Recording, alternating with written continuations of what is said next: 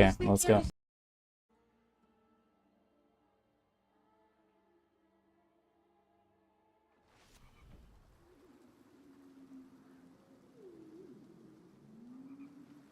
How's everyone doing, guys?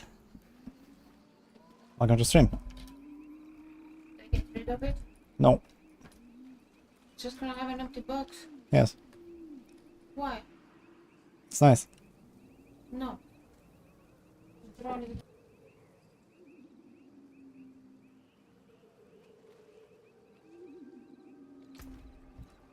Alright.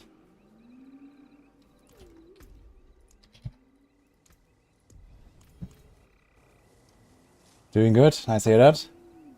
Morning. Okay, we already started today. We have more blasting to do. I'm quite excited.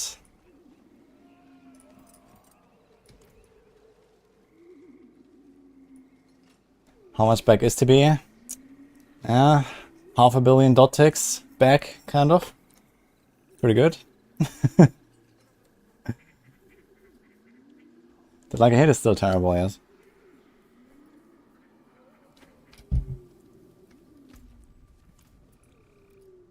Hello.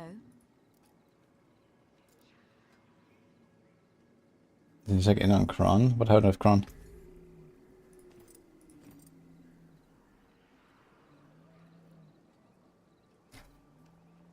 You fell asleep, Mr. DB. Yeah, I did it pretty late last night. I still, I stayed up very late. Okay, thank you, sir. Nice trade. Goodbye, not farewell.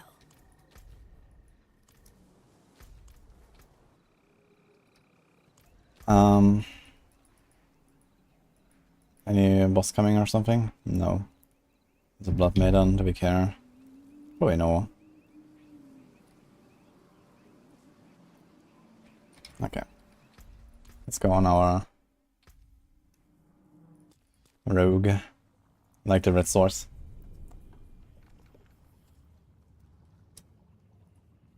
Anyway, welcome everyone. He's having a time of his life, it's hysterical. What is Grunx doing? Is he playing rogue?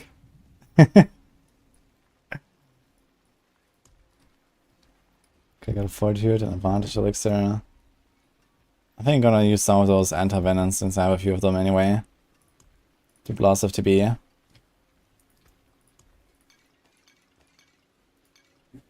So let's do that. I'm still missing gloves, man. So I think I'm gonna keep gambling gloves until we get something. Maybe I'm gonna get some TB gloves at some point. Didn't really expect I would play more TB this season, but well, you never know. It's pretty good too. Or if he has flurry, it's the second flurry glove I get. I forge more than horseshoes and nails. What do you need? Maybe I want to use this Harper Fire, but nah. Actually not. We want to have the Harper Fire on it. There's power in this Rogue and just spamming out to the Twitch partner. Oh, I get Twitch partner. Nice. Yeah, Chronic has been doing really well recently. Not a bad pull, that. See some steel you need? Is Heartseeker bugged? The answer is yes. an equitable transaction.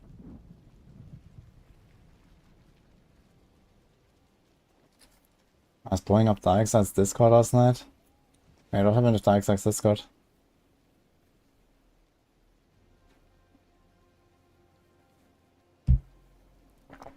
Hi, Visena. And thanks, Jamie, for the Prime. Appreciate that. There's another one when I was offline still from Nick Stutz. Thank you too, if you're here.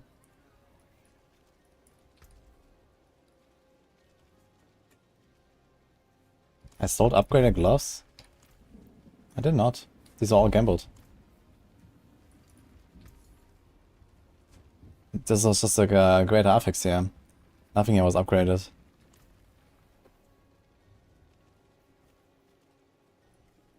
I was messaging a group he was in.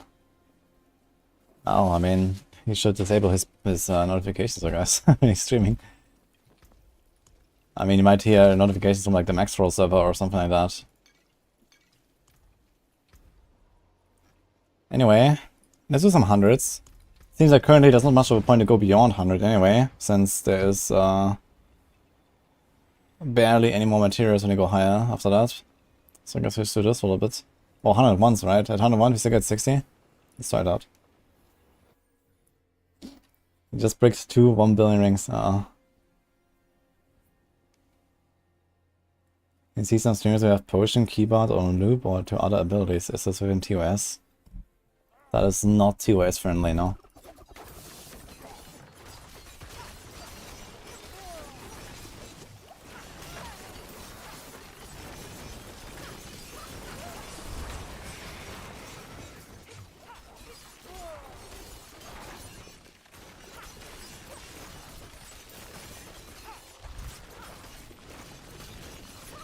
I mean, potion sounds very strange to macro that in any way with like other abilities or something like that. Like, why would you do that exactly? Sounds like a recipe for disaster.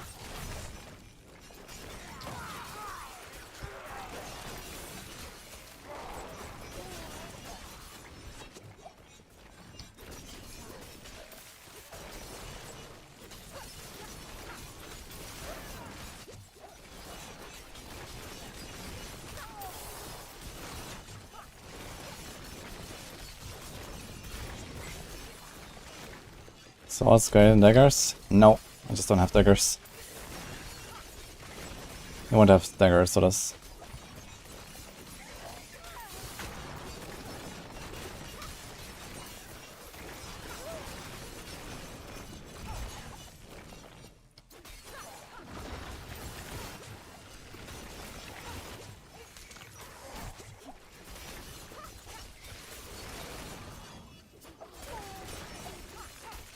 Actually, there's more stuff here.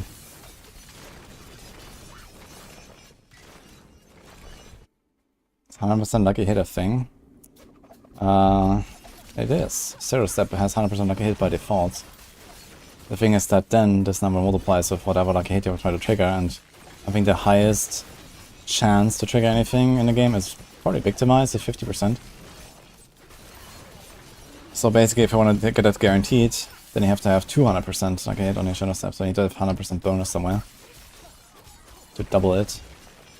Which is actually what we've done for the Shadow Step build. I'm not sure if there's other effects that have a higher... actually I think there are some effects that have a higher than 50%. I think Icy Alchemist maybe? I think has 75% lucky hit chance. So in order to trigger that guaranteed, you would need like Shadow Step plus... Not too much actually. 33% lucky hit chance bonus, I think. Would probably be enough.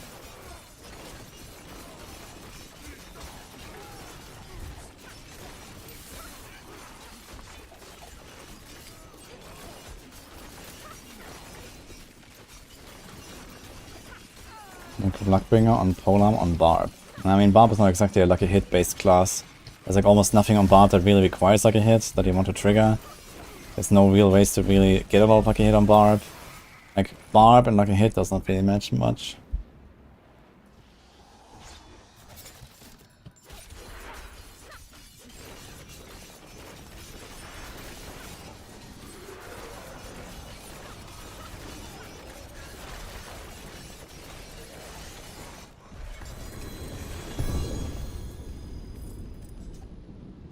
Okay, this was 59 Ethan, so this is correct.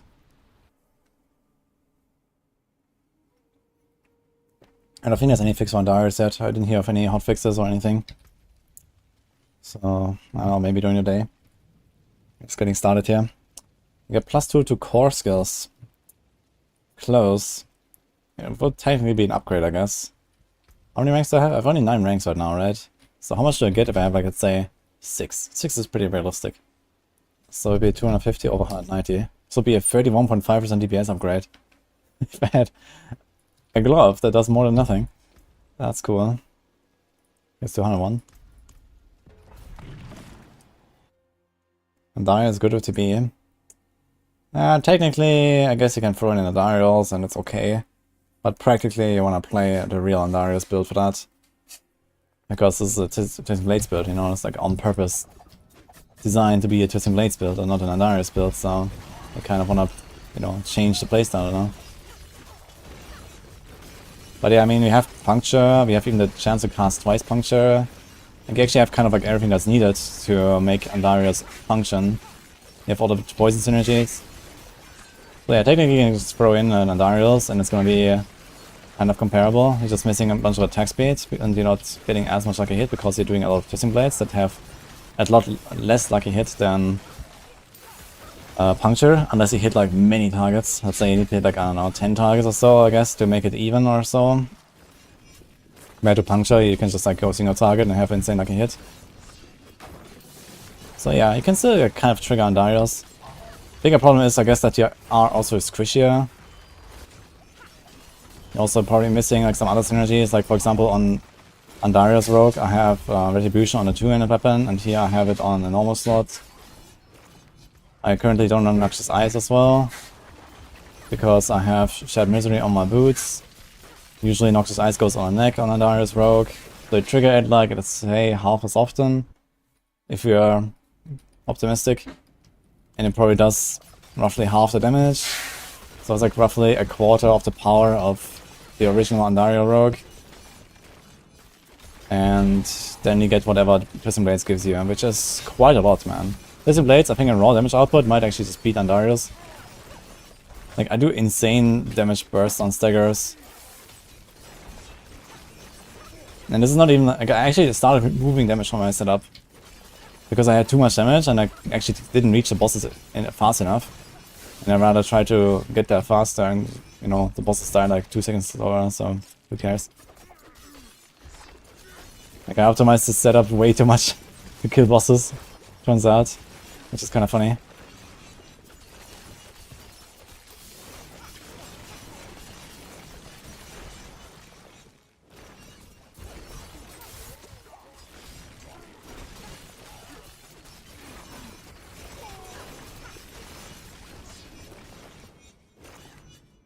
Bleed or normal bash best now.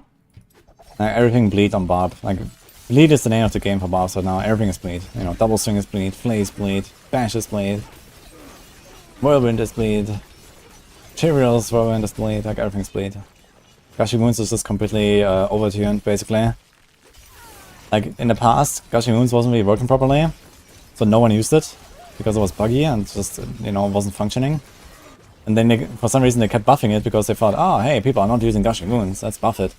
But, you know, they kind of forgot that it was bugged, or didn't know. And then they fixed it, and well, here we are. And now we have a key passive that was like 10 times stronger than the next best key passive in the entire game. So that's nice. Now everything is bleed. Barb's ticking for like 10 billion, because why not?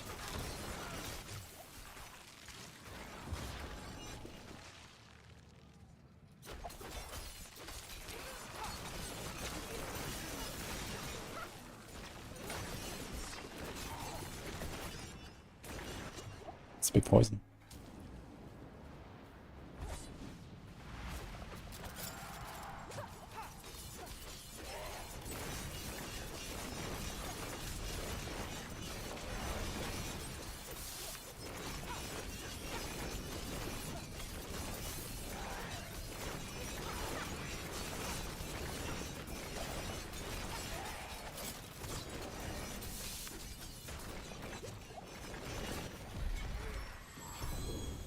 So this was exactly 16 fire now.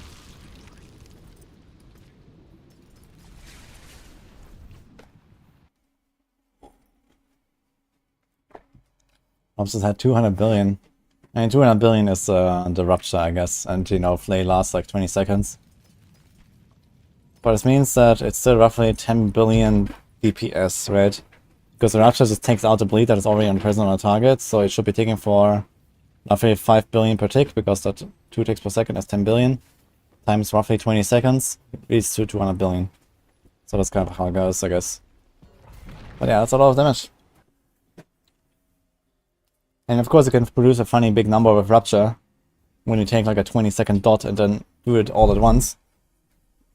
But yeah, it's quite ridiculous damage. Like, you have to at least remove a 0 or something from Gushing Wounds. So that's kind of like my suggestion there.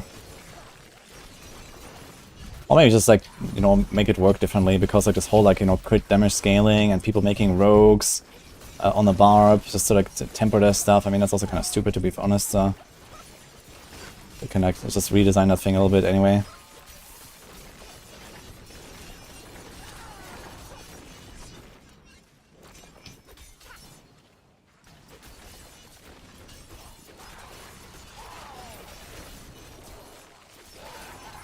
What's up?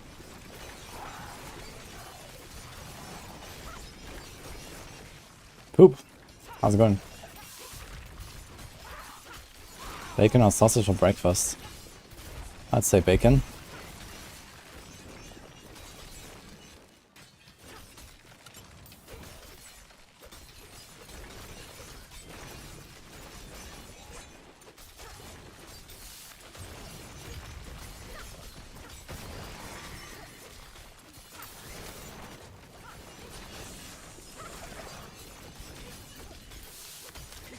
I need to try the inner side TB version today as well and see how that will go.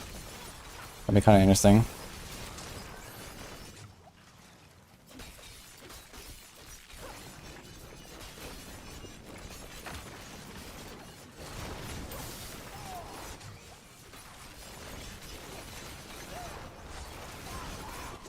Man, that's a big explosive.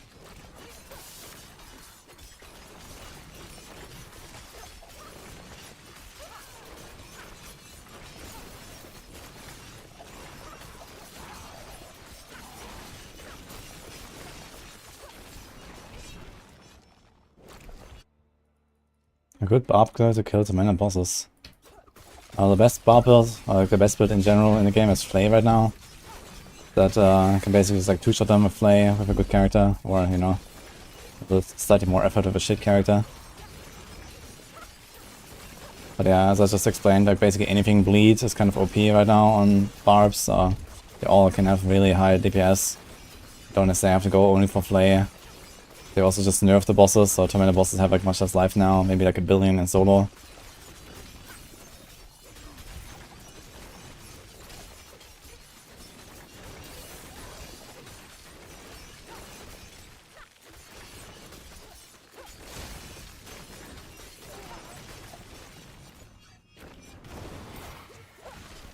I do have a pretty big problem here with like clearing the maps fast. It's kind of hard because the AoE is so much smaller and I have to like, kind of like walk up to these guys. And even if I try to go fast, man, it's tough. Like I cannot really stay below like 3 minutes. I could try to YOLO it more with just like no calm point TB or something, but then I guess we're not gonna have the damage. I guess it would be like an inner side thing now to try. It's like a 4-minute run, that's too long.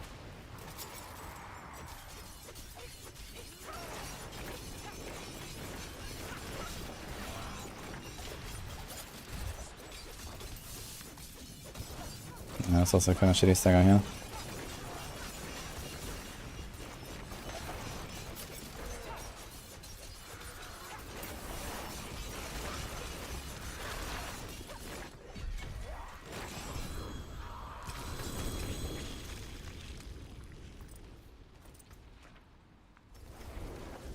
Nice crossbow.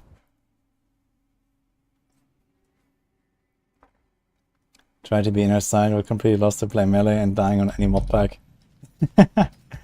Yeah. The problem is that they nerfed like a hit on twisting blades so much. It's gonna be kind of tough to even proc stuff like Shared Misery and all these freezes and so on. That's kind of a real issue.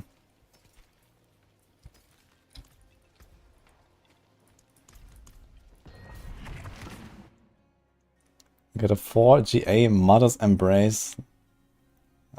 That's a vendor item for sure. Building is a twisting blades in the description, I don't know. What's that mean? Sustain energy so well? I have 1 energy per second roll and I have a status.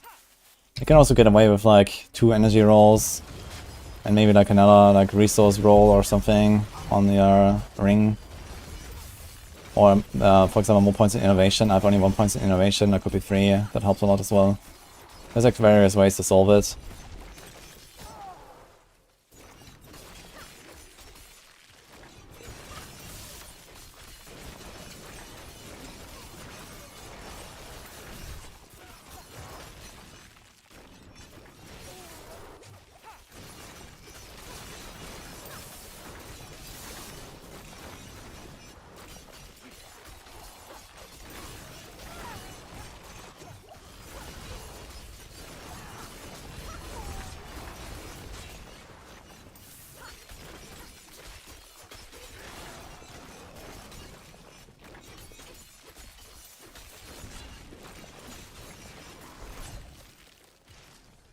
I did not announce anything about the Andariel fix.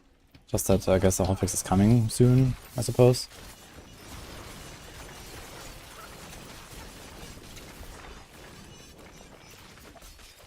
I would expect maybe even today they're gonna fix it.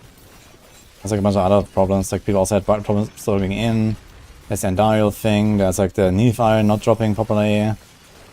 There's a lot of stuff actually kind of like broken with this patch, so I guess they're gonna fix that soon. Depending on what they can hotfix versus where they have to do like a real, like, you know, patch, I guess. Like not everything is hotfixable.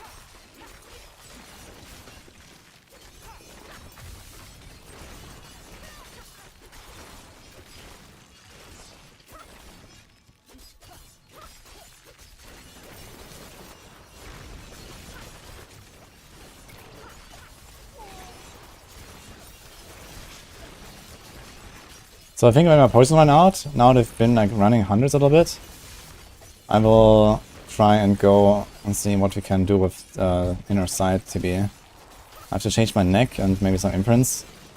That should be it. It's gonna be kinda scary, I suppose.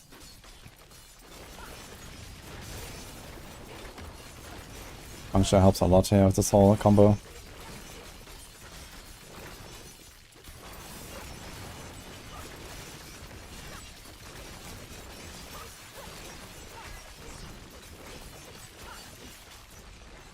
What?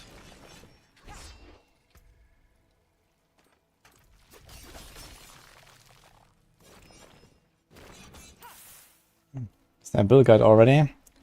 Yeah, there has been for like over a year. And I just freshly updated it last night as well.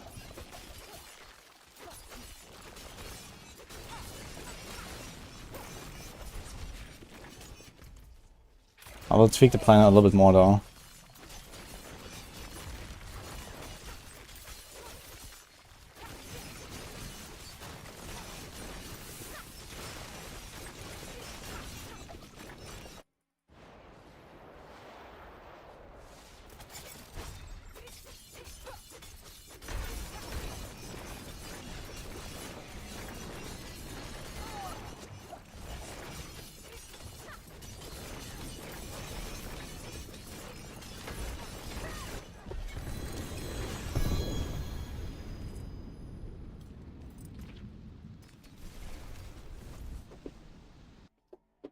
Barb is too strong now, much stronger than other classes. Yeah, but that only just happened, right? So I guess you can cut a diff some slack there. That never happened before, so let's have the Barbs have their time in the sun a little bit for once. Follow the stars, then. First Barb problems.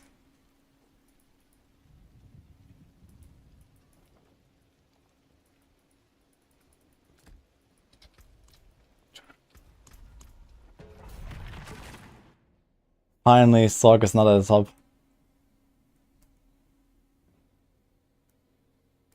How's TB working out? TB is pretty good. I went for my build on Druid, but a non-seasonal one. There's currently no seasonal theme that does anything to your builds. And I mean, in general, like all the seasonal themes that we had in the past also didn't really change builds in significant ways. So usually it's pretty much the same. Plus minus a few tweaks. This is at least what we got from previous season themes. They were usually just kind of like a fabulous way of saying you deal 50% more damage and take 30% less. And that's basically it.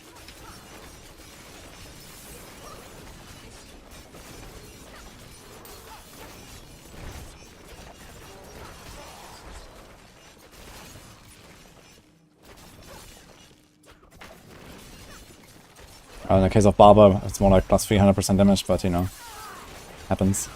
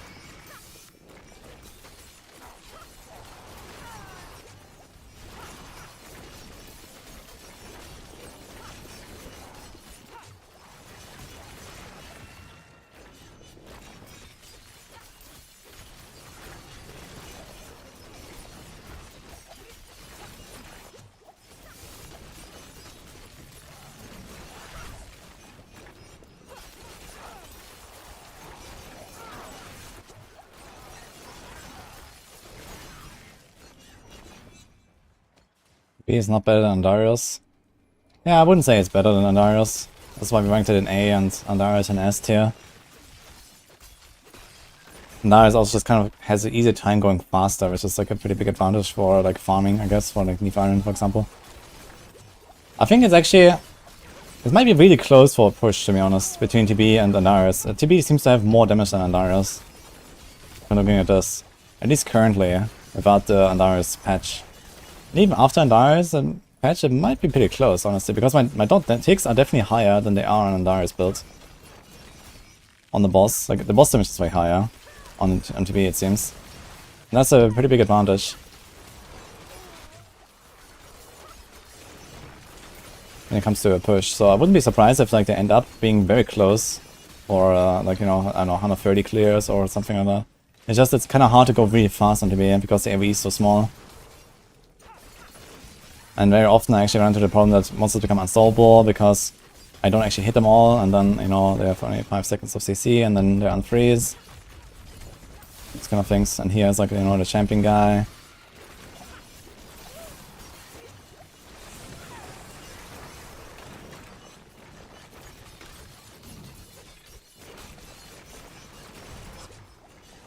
But yeah, boss DPS is higher, for sure. I can't beat that with Andariel. Yeah, I'll take us to the best.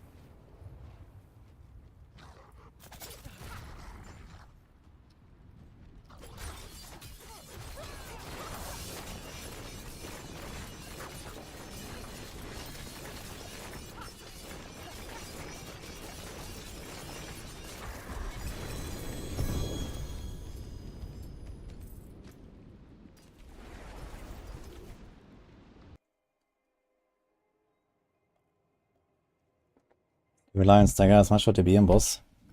Yeah, there's a close quarters build. Like, there's no builds in the game that rely more on stagger than close quarter builds.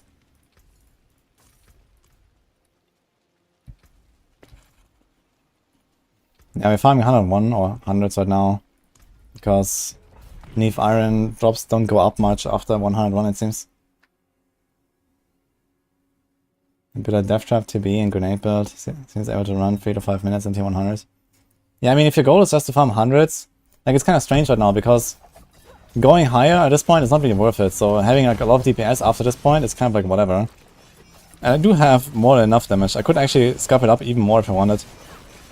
To try to include other things that would help me with DPS. I could try to run like a Death Trap build.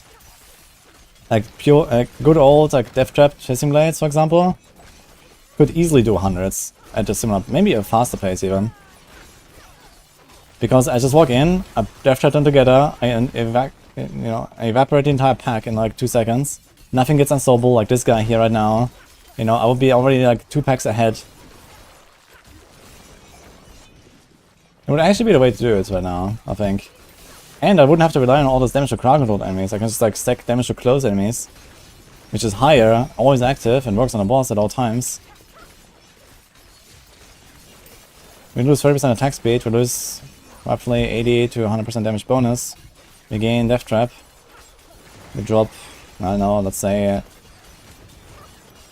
Dash, which is kind of shitty to drop, but it's okay because they have perma 200% move speed.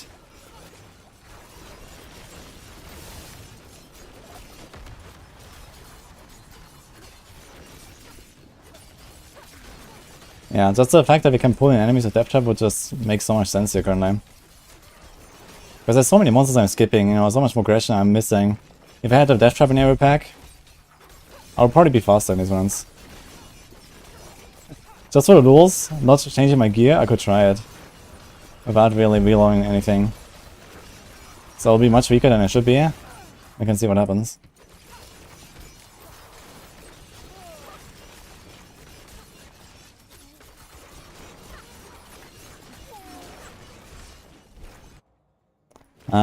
Okay, I have to be very careful with my Death Trap usage because I'll only be able to get my exposure procs when I press Couch Drops, which I generally don't want to do because you don't run Poison Trap on this setup.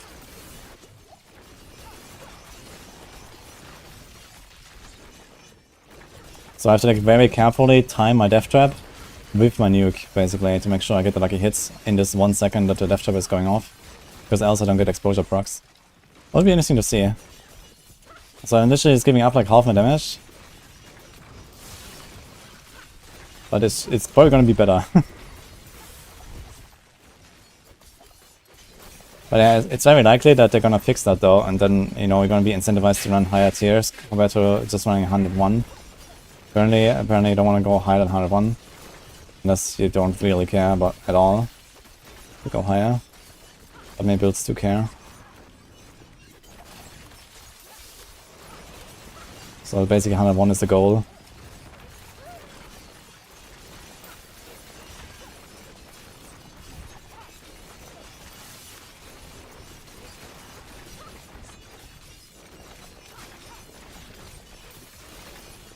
Is Polarized hitting for 1 billion yet? It is actually.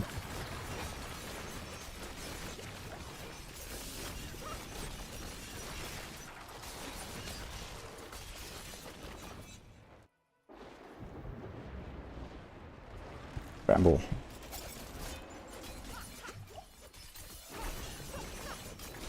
What if he's still inside the trap? Looks like it.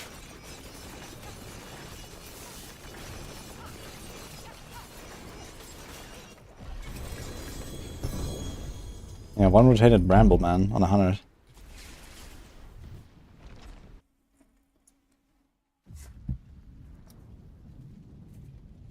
Good luck, Rick.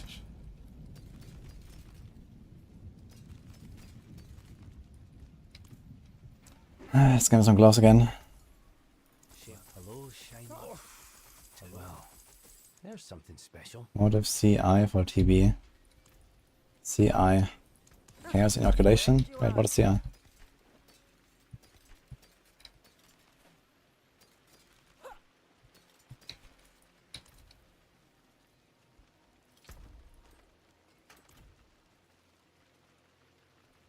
Stealth poison trap possible. I've cleared I think 82 Alderwood with poison trap only build in season 0 back in the old Night Mansion system.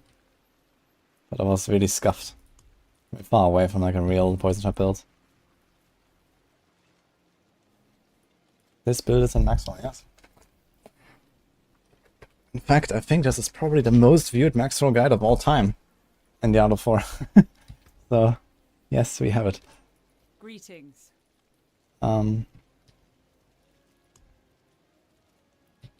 I wanted to try in this. So, it's kind of shitty, just like changing this. But let's try it. And also need to get 3 points somewhere, so... We could take out 2 here. Do we have any hope of killing something with Death Trap?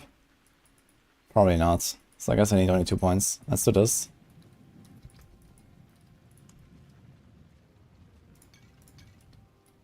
So how much do I lose? So all these crowd control rolls should be close rolls now, I guess. Or percent damage rolls. Let me see. Actually, percent damage. So I have 65 crowd instead of 90 all damage. And all damage is always active. It's times 2, basically. So it will be quite some more damage. Like 20. We'll probably get like 20-30% back from what we lost. We lost roughly half. We gain like plus 20 again, or all plus 30 from here. Plus it's always active, not just against crowd-controlled enemies, which is kind of helpful. But let's see what happens. I wonder if I can actually reliably reset a Death Trap. I think really, if I want to do this, I have to cast a Death Trap and then puncture into the pack. Well, let's see. Oh, Snows then, thanks for Prime. The amount of mats increase was lower past 100 before. That's untrue. It was always plus 1 material per tier. Starting at 61. Starting on any tier, actually. Start with 10 Opticite at tier 1, and then you get 20 Opticite at tier 21. Sorry, tier 11. 30. Okay. At 31 you get Ingolith, but yeah. Okay, this worked.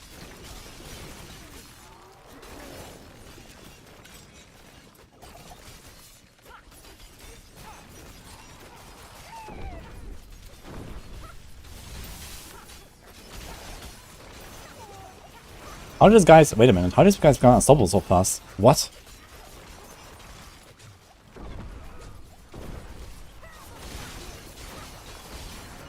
It seems like there's actually a bit of like a delay with like how long I can attack these guys. And still get my death to resets. Kinda interesting. And the death trap was long over and I still got resets. Which is kinda strange. I need to pay attention to this.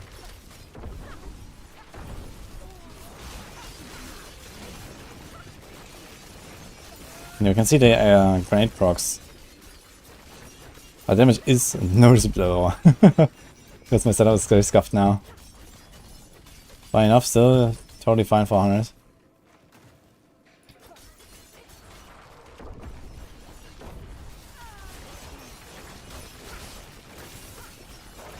Yeah, these guys become unstoppable really fast. I'm kind of surprised. I wonder if the knockback has something to do with that.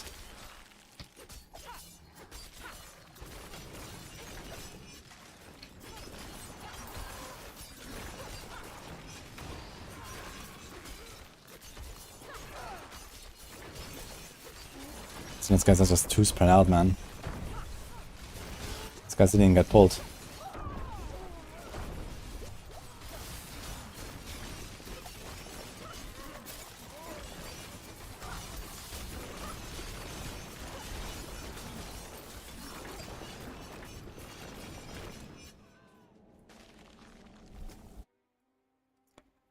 Now you don't get just 60 when you do a pit 120, so you do get more if you go higher. But you don't get one more per tier.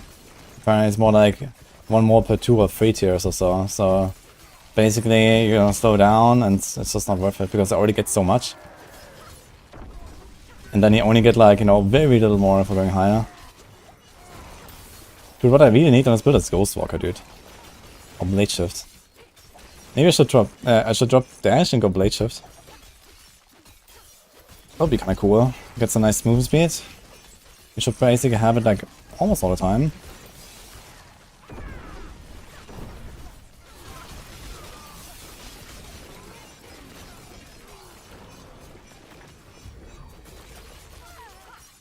I may actually slow it now because my damage is too low after all. I think like even unscuffing my build with better rolls will not save it. Exposure just doesn't really offer any kind of damage, so.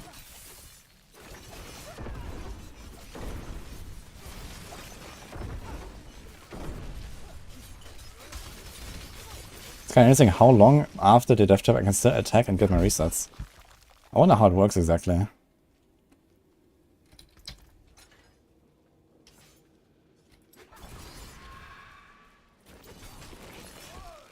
Does the death trap have any hope of killing anything?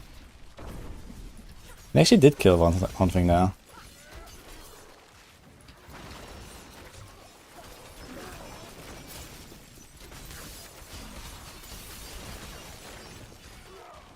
Wonder how fast I can reset the death trap on single target. I'm gonna check it. Just out of curiosity. Should be pretty fast with the puncture lucky hit that we have these days.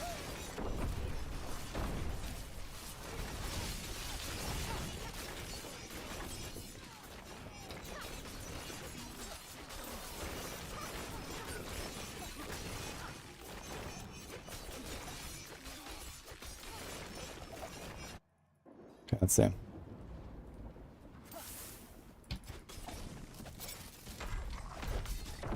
That shit doesn't really do anything. But, okay. Wait, now I just stop getting procs, man.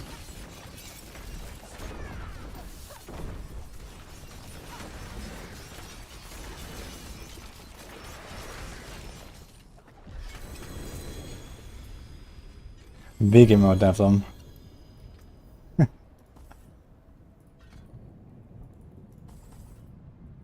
We also lost 6% damage here from not having deadly venom, so that's also noticeable.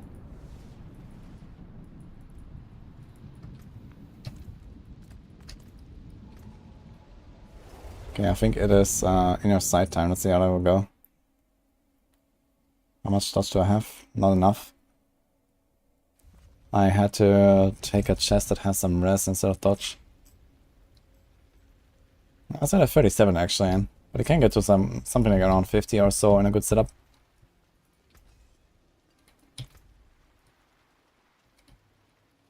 You can masterwork this up higher still.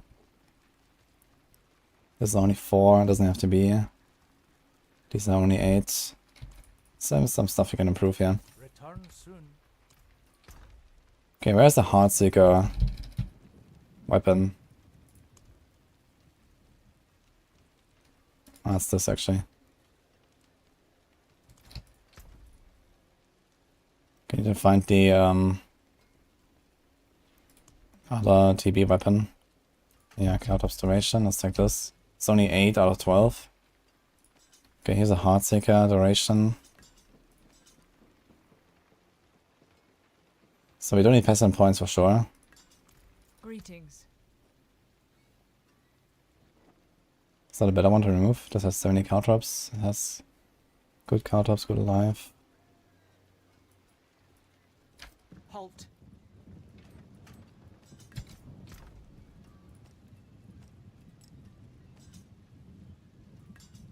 Okay, do this. I'll keep the Shared Misery on the boots for now. So you have to put a Cursed Touch. I'll keep it on Calm, I guess. Retribution, Corruption, Bursting, Flight Dancer. Okay. So you don't have to change very much. Just this one aspect here. Better than I thought. We need a Cursed Touch to...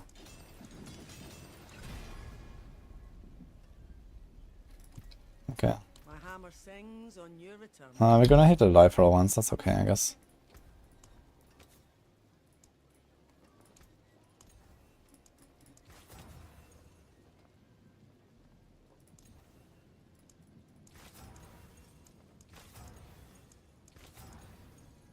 Nice.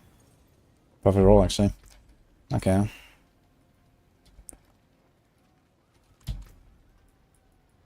So we change this, this, and this. This is our activator for close quarters. So my Heartseeker duration is 53%, which is 6.12 seconds. Okay, so roughly every 5-6 seconds I need to cast it once.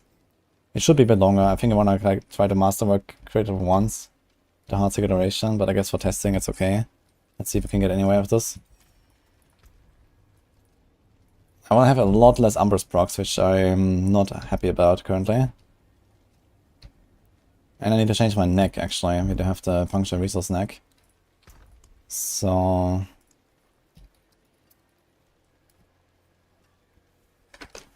I'm using sword instead of dagger. Because all my daggers already went into the barrage build and I had nothing left. That's why.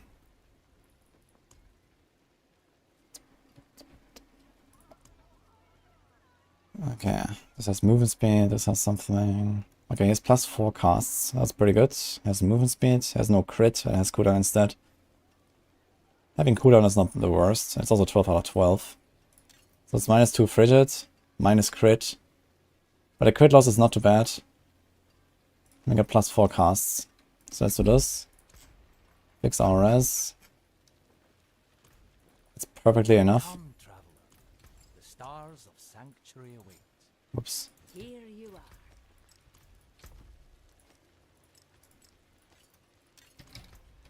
Okay, so I have 69k life. Lots of decks. Ready dodge. Card observation, card observation, card obs lasts 20 seconds. We have lucky hit here. Not here. I suppose this attack speed should be lucky hit. And I guess the life is okay. The dex should be crit maybe, but I guess this is fine. What's my crit? So this is 34, 44, 69, 84,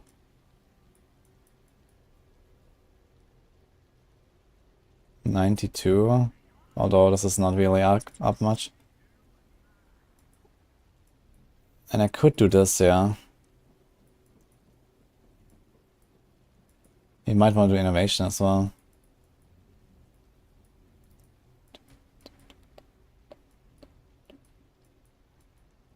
In fact, I thought I was supposed to have precision imbuement. Where's my planner? Oh, I don't have the DB planner in the command. Should add that to command, I guess.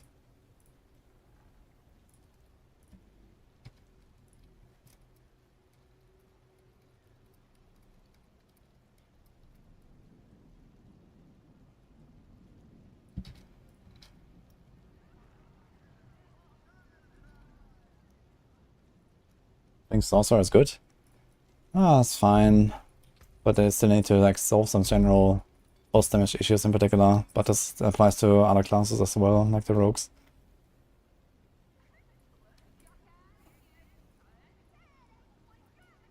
So here I have precision imbuement. I'm not sure where it's coming from. What did I remove? Remove the shadow step points to get precision imbuement. I guess we could. Don't really want to though. Something to keep this. It's quite a big of damage upgrade though. 9% crit chance, that's pretty big. Since we get a lot of extra damage here. But let's just do this. So same as before. We just change the Heartseeker.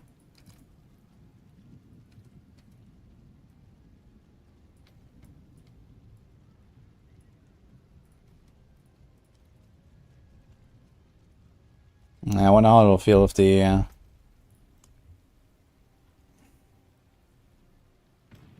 like the things have like no defensive glyphs, right? These are all completely offensive glyphs. Besides maybe efficacy and giving us extra life.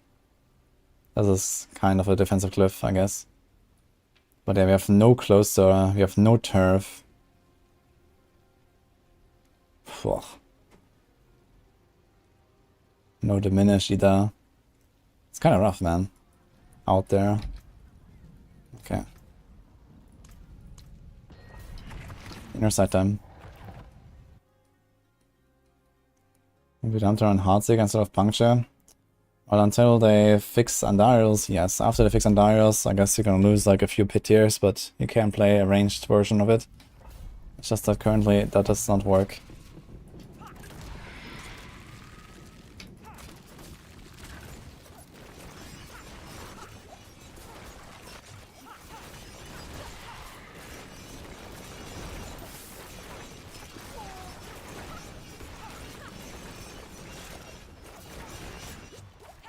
Yeah, I didn't do a bursting venoms there.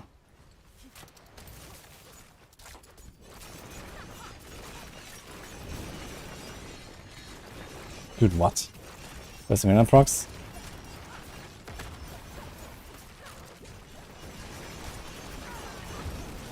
I'm hitting like 5 targets, 6 targets with like 10 imbued attacks. Didn't get a bursting venoms. Do I have it? I do have it. That's insane. Like, I'm easily proccing the Accursed Touch, as you can see, and the bursting venoms is not far off. It has like almost half of the proc rate. See how easily I'm triggering Accursed Touch everywhere? I think there's always something wrong with bursting venoms, just not triggering, you see? Like, everything here is vulnerable from the Accursed Touch. They all have the thing. There's one pull down on the side.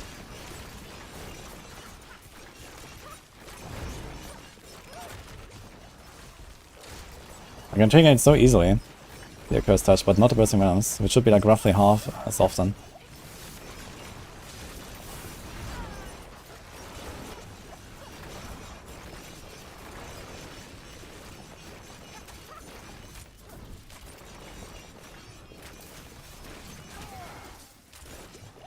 Oh.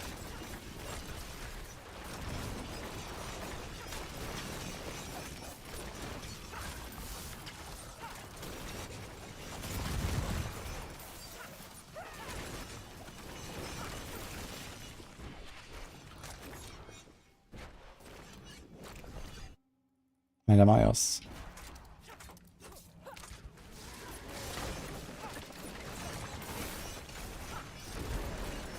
Look, everything has a fucking curse. Really easily. That's the thing. It's so weird. Not sure why this happens this way.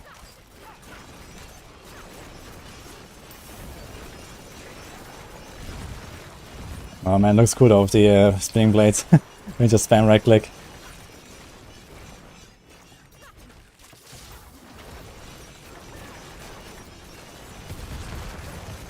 to get used to this a bit more, just spam it.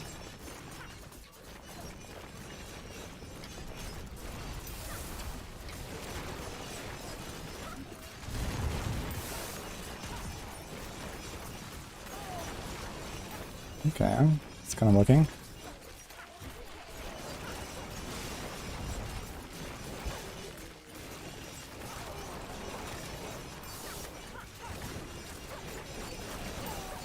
I think if it wasn't for this puncture resource generation, this might actually be the best setup, like the best version to play. It's just the puncture resource generation making home points so beneficial. But it's not bad compared to what they were doing before. They can still get better. Let's see the boss.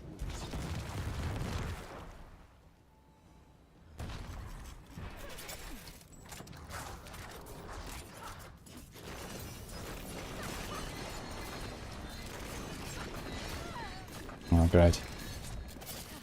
Also, most scuffed nuke ever, man. So now it's just spawn exactly when we're doing our stuff here.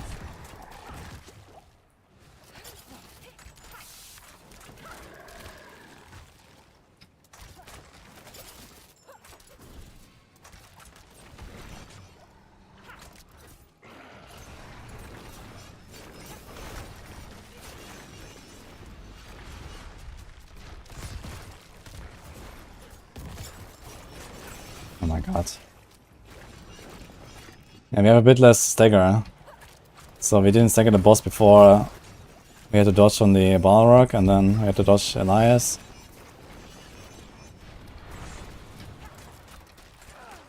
Where is he?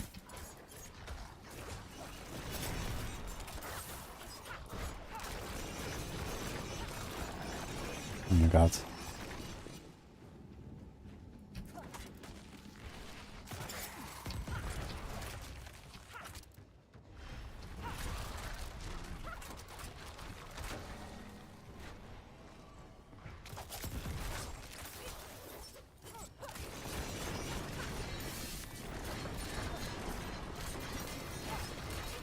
A boss that doesn't go invisible all the time.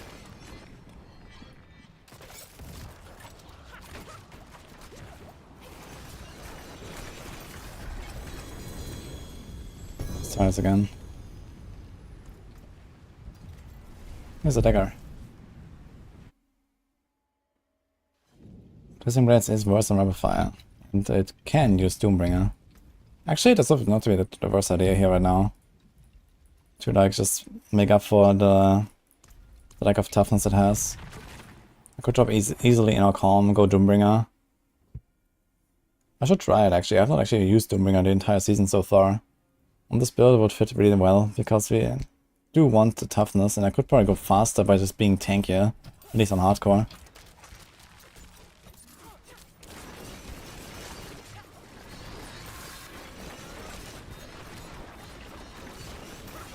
Kind of interesting how close my resources is.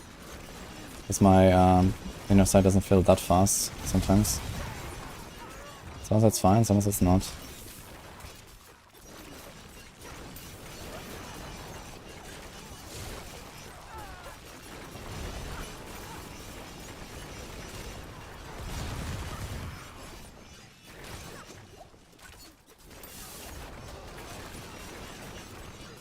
Yeah, I think using a bow instead of a crossbow is kind of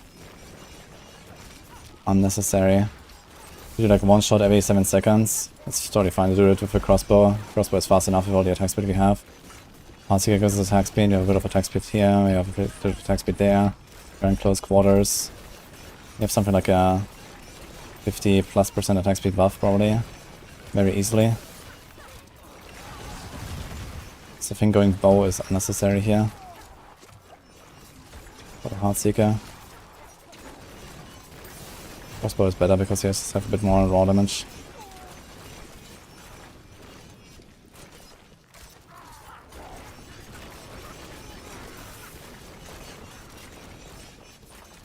And the idea is to make Barrage stronger. I do have ideas for that actually.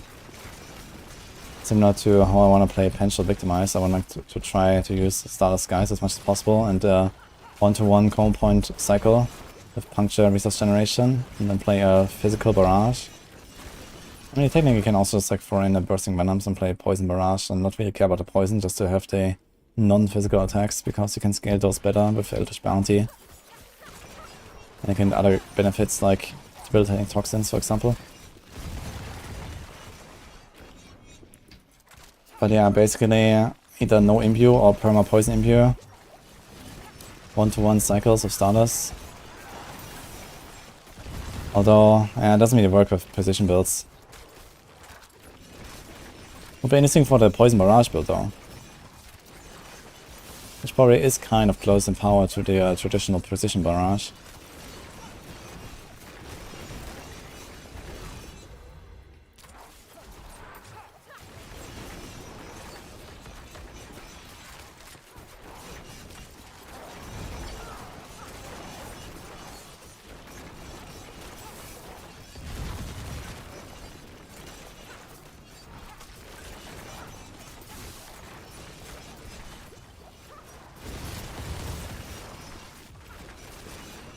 Actually, putting out at Calibs doesn't feel too bad sometimes, because they have pretty high attack speed here.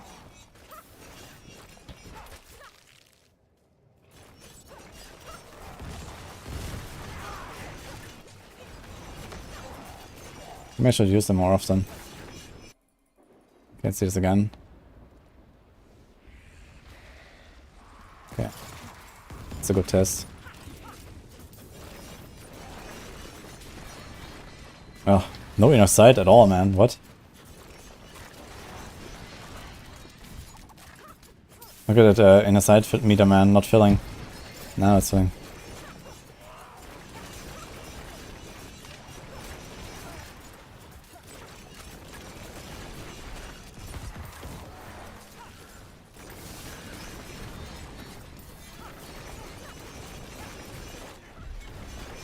Okay, we definitely have to invest slightly more into resources if we want to make this work.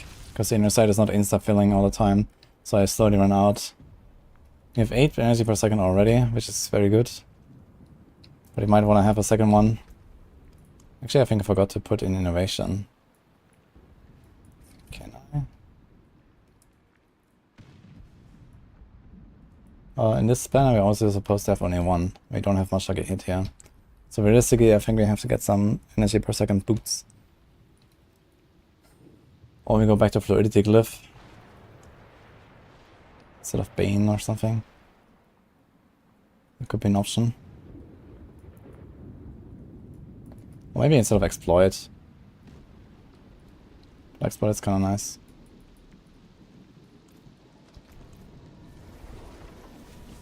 Should you tap or hold down Heartseeker? I'm talking about the Heartseeker build, doesn't matter.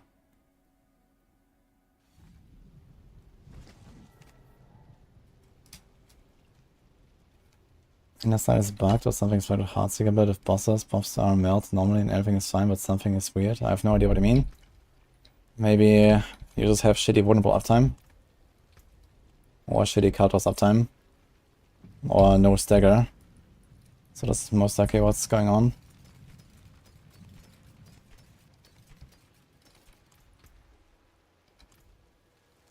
The finest cut. Much thanks, friend. So I can do something with the stagger.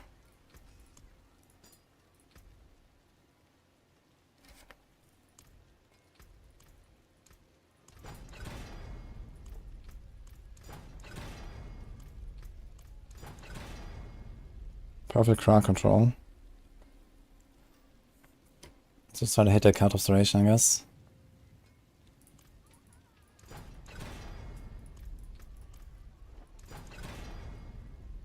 $37.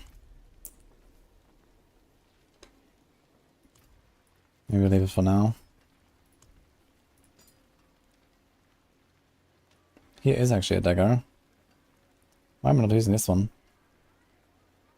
Pestible points. Okay, we actually have one dagger. I just realized we had one. Also, for some reason, this is a... I just noticed this is an 871. Whoopsie.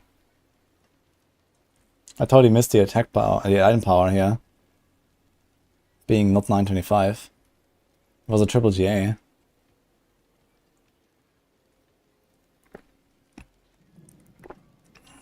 So... Can I actually do anything with this? There's 2 timbers left. But it's also a sword. So it's actually ditch.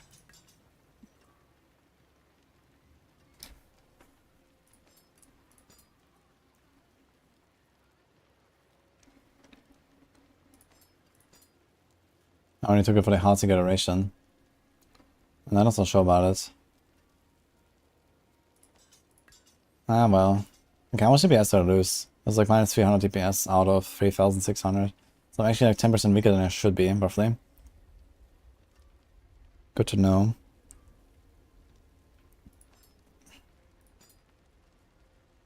Actually, I have 2 daggers now. With Cut of Duration. That's cool.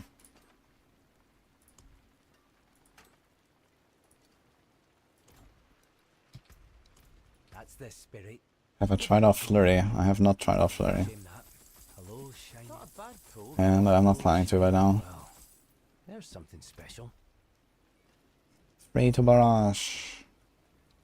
12 lucky hits.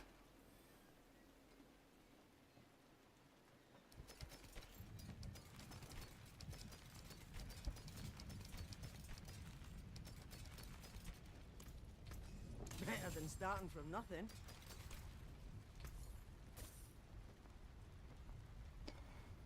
Do we care about these though? Actually, maybe I'll put this on the Andariel Sorc now I think about it. This might be something for Andariel.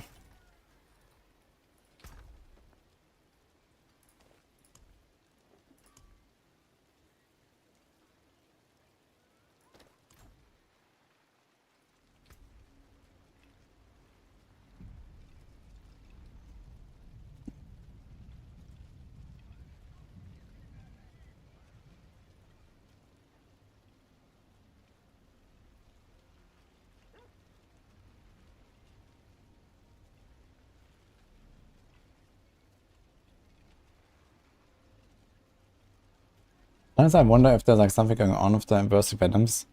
Having some weird action, for example with Blade Dancer. I've not really tried as much with like other skills. But I generally notice that bursting venoms just does not seem to proc nearly as often as it should, from my gut feeling. And we just saw this in action. I mean, Accursed Touch is constantly proccing on everything. And this has a bit more than double the chance. Yeah, Bursting Venoms should, you know, whenever I see 2 Accursed Touch enemies, I should also get a pool, pretty much. And I don't. I'm not even anywhere close to that. Maybe like a 5th or something like that. So I wonder if like, maybe only the original hit has a chance to trigger it, or just the Returning Blade and the additional hit, and not the spins, for example, or something like that. It's very strange. Yeah, I know Pestilent Points helps it proc. Unfortunately, this is a build that doesn't even run Puncture. So Pestilent Points is not really an option here. It's just that Bursting Venoms does not really seem to produce the result that I would expect. Even considering that the lucky hit on TB is significantly lower, because we see other effects triggering. We can watch Accursed Touch happening. But we do not get our Bursting Venom procs. And it's very weird.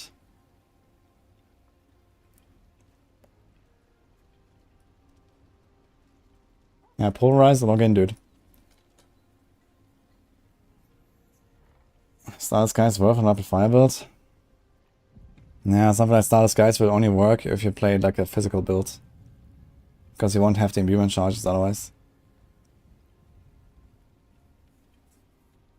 Spit us on max roll. Testing blades.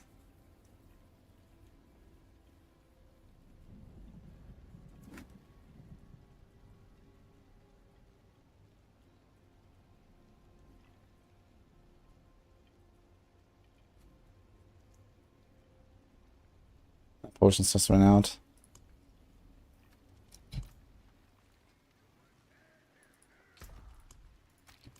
I think one adjustment I will make right now is like Shared Misery.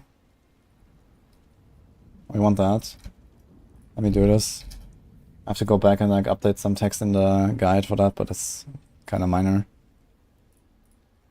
Let me put the double puncture cast back.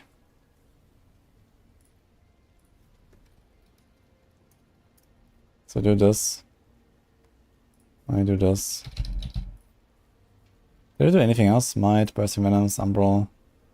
Yeah, I was also running Pestilent Points, just for the consistency.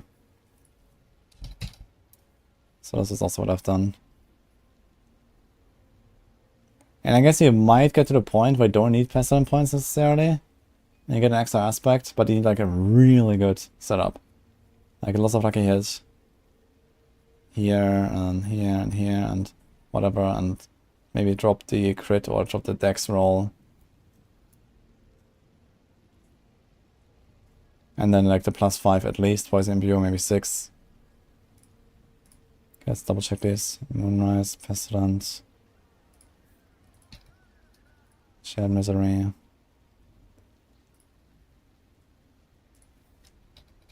Share casts twice.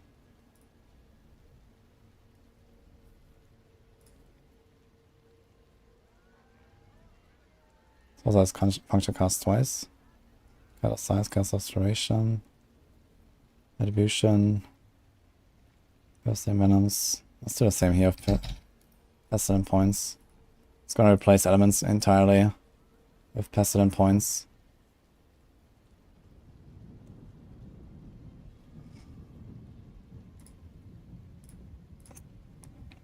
We have pestilent points here. We have hectic. Well, this might need something else actually. Clone elements for this. Because we have Voltaire Shadows, we have Shadow Imbue. Poison, puncture thing. Yeah, that's hectic in the setup, so. Bossing, bursting venoms, pestilent points.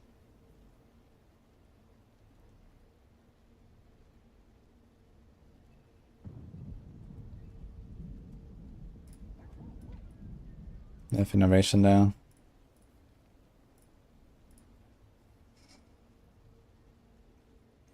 Okay.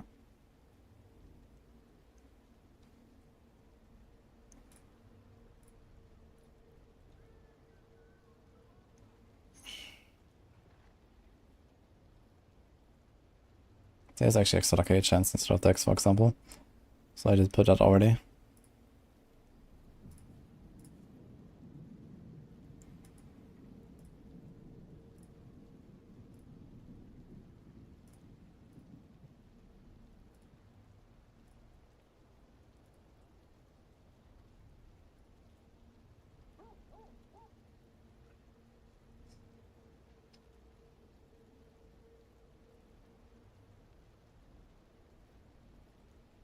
Instead of Moonrise, we could actually try to include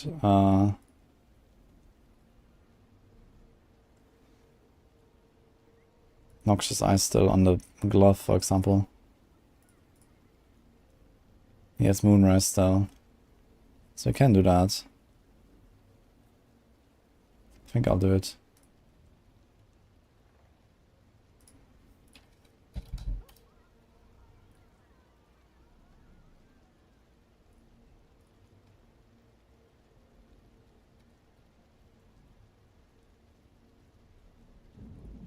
It's like the standard variant without Ubers.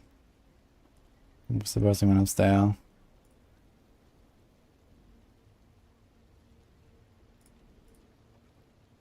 Moonrise I keep here, hectic.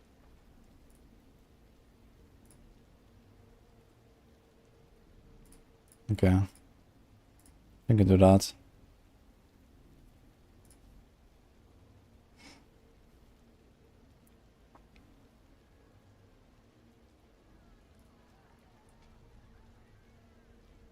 There's Free Innovation, no Alchemist Fortune, which is more than fine, I think.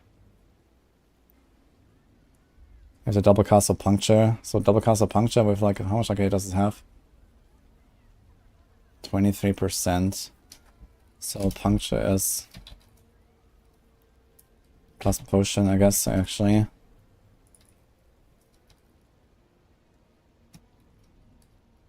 So it's 144% lucky hit.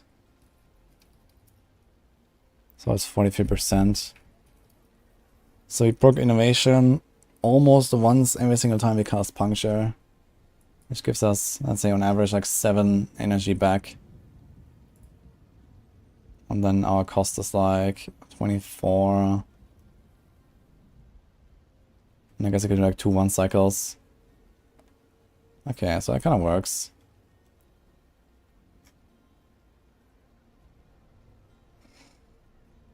And then when the boss is crowd controlled, you can do 1 1 cycles and actually speed it up. So that's actually kind of nice.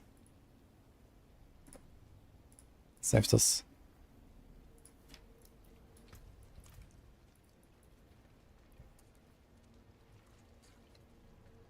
Verifiable updated. I don't think there was anything to update actually. Well, the one thing I need to update is actually Andariel's. I have to do that. So let's go over that real quick over here. Any boss coming? 24 minutes. Okay. Let's do an Andariel's update real quick. So here. I have to make another variant. Oh, there's already 2 variants. 1, 2. Okay. Now we have to make 3. So we have to get Deadly Ambush in here somehow. I wonder what we'll lose. So I guess you want to pick up the life. So we do a typical strat.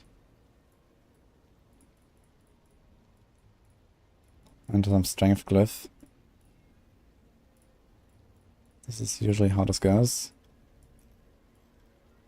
Now why do we add it? This is 2, 4, 6 points. Not too bad.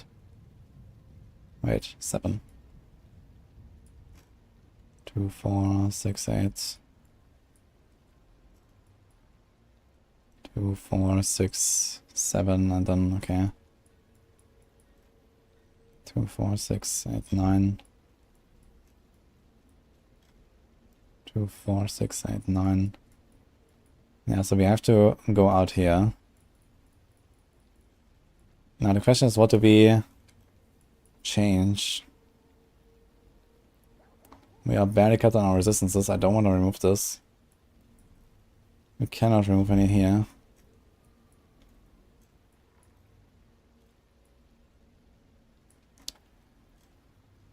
This is kind of shitty to remove. We need this. Yes, we also don't want to remove this. So basically the only thing we could think about removing is actually bananas. It's 22 points, so basically I have to do this, I think. And put control glyph up there, for example. But it has 49 on a control glyph, which is very good. There's a lot of int here. There's also a lot of int here. We can do canny. If you do that, we also have only 2, 4, 6 to the exit, which is shorter than the 7 here. If I go all the way. 2, 4, 6.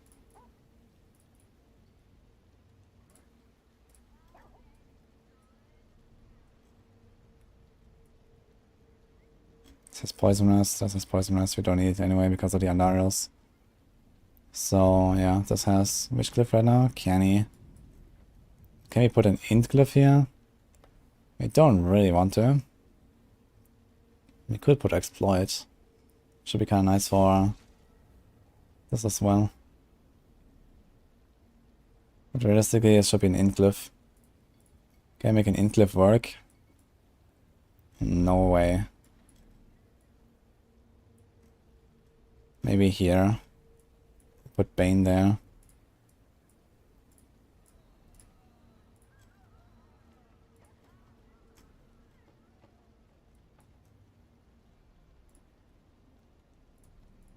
We do this. We do...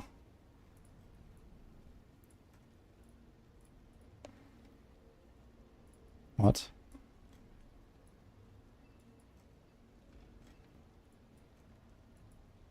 Delete. Control. Canny.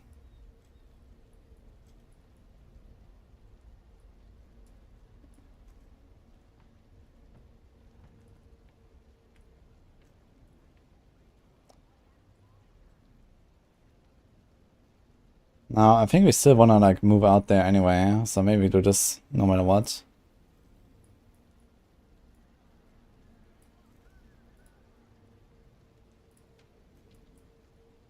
So we got Bane online.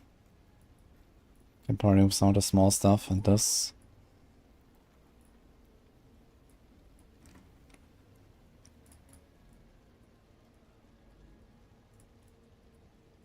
Could also be cool and do this.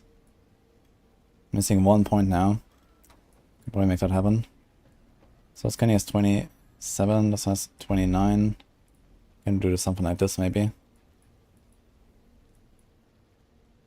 Or a cold rest. Do we need a cold?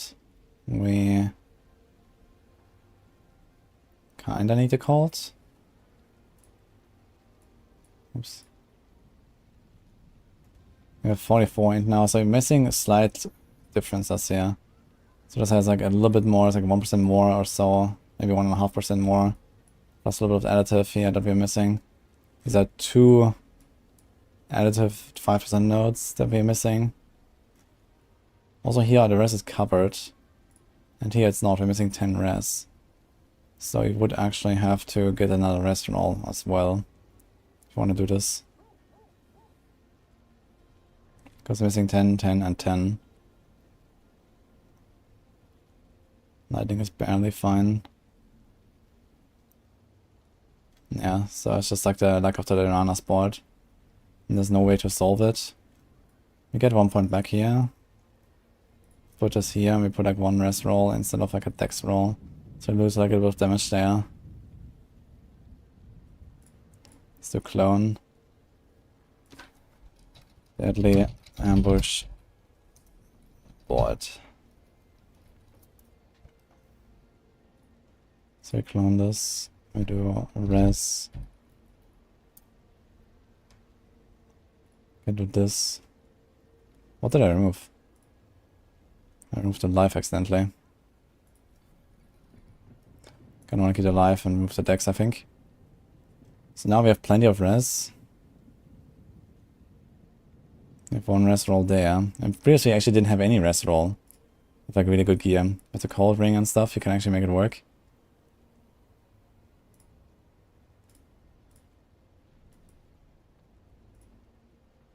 So now what are the advantages here?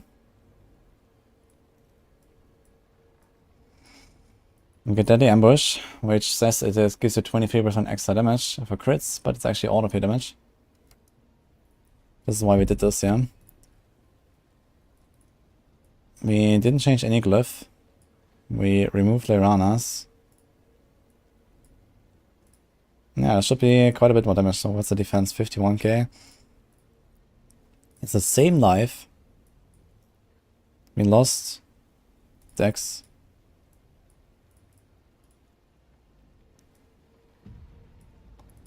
The same turf, Bane, control. Yeah, we lost like maybe 1 or 2% DPS and we gained 23% from Deadly Ambush. So this is like very efficient. Like it's, because there's only like a few points here, like it's so efficient to pick up Deadly Ambush. It's so good. So just didn't have to do extra res.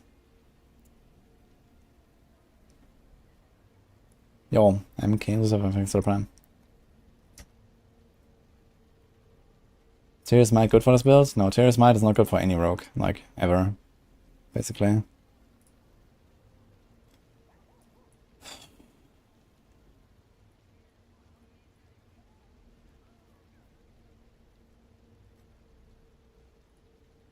Now for starter gear, would you do the same thing here when we don't run Eldritch Bounty? Questions, would we actually like do this anyway? Would we actually run no Deadly Ambush? Hard to say. So here like Moonrise, Elements, instead of Pestilent and Bursting.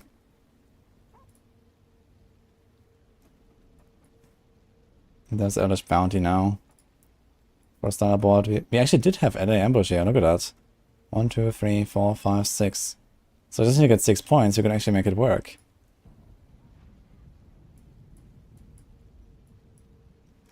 So maybe we could actually keep this.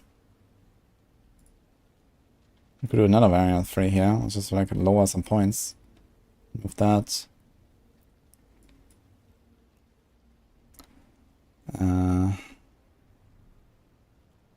And this would make it very easy then. It is quite a lot of damage to crowd control though. That we don't want to lose, yeah.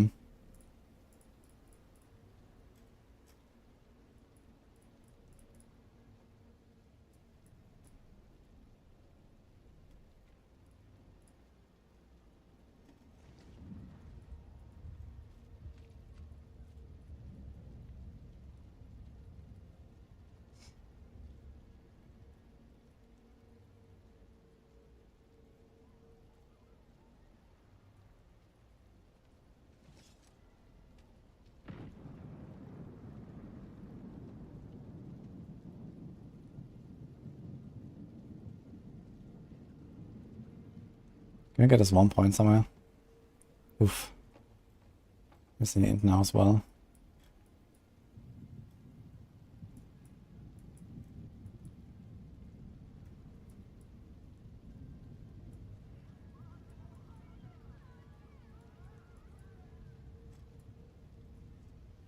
Can take this.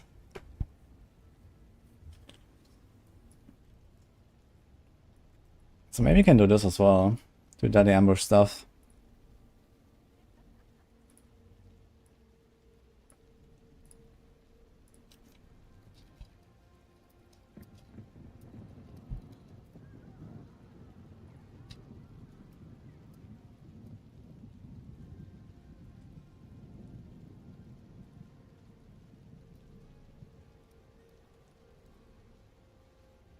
So we do this.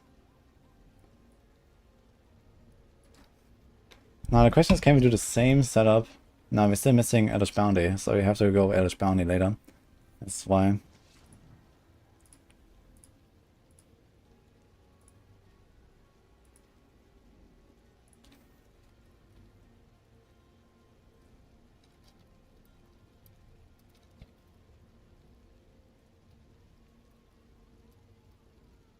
Thing is, we don't know when they fix that ambush, so I'm just gonna do all of this in one go.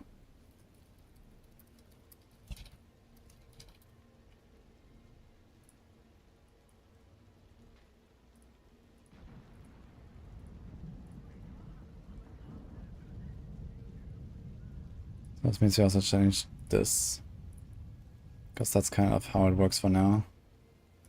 We delete this. We have the res covered. This is missing 0.2 res.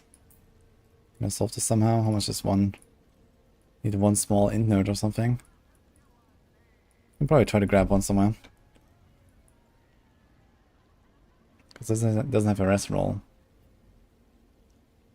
Actually, no res roll at all on any gear.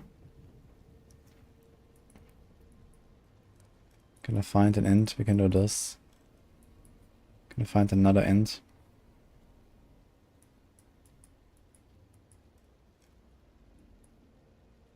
Here. Would also give up a dex. No.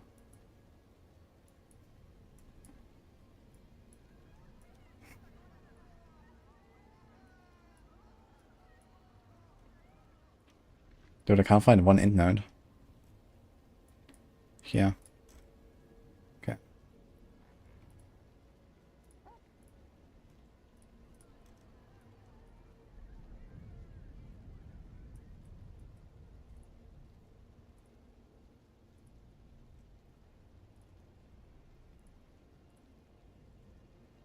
Oopsie.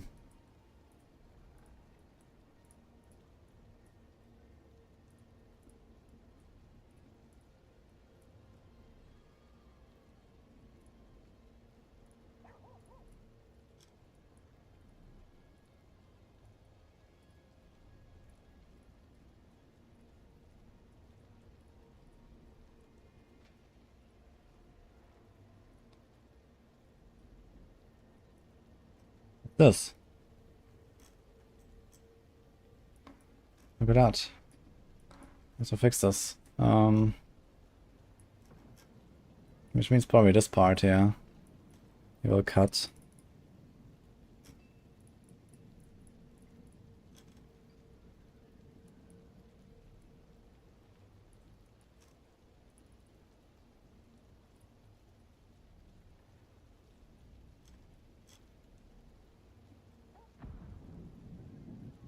Okay. A lot of points suddenly.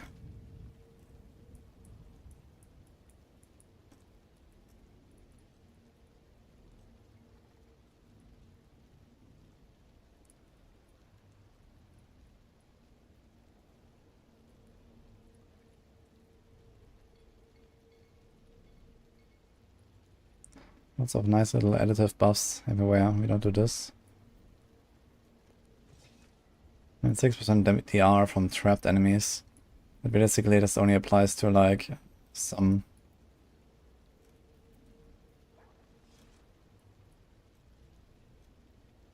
Okay. Oh, that's actually a really nice board. That's a really good board. Everything just kind of worked out.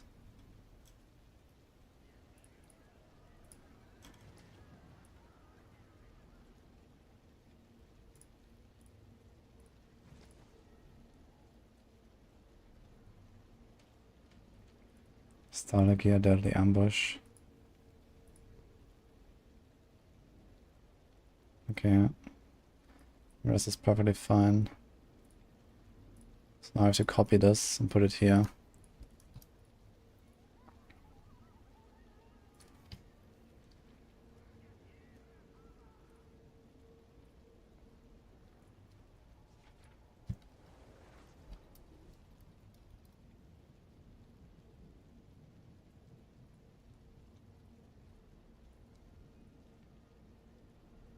I copy this and put it here.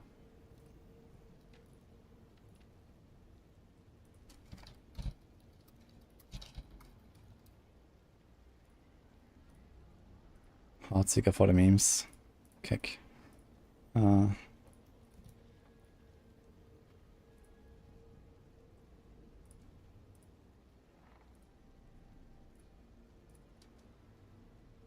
this actually cannot run Eldritch Bounty anyway. So we have to take this here instead.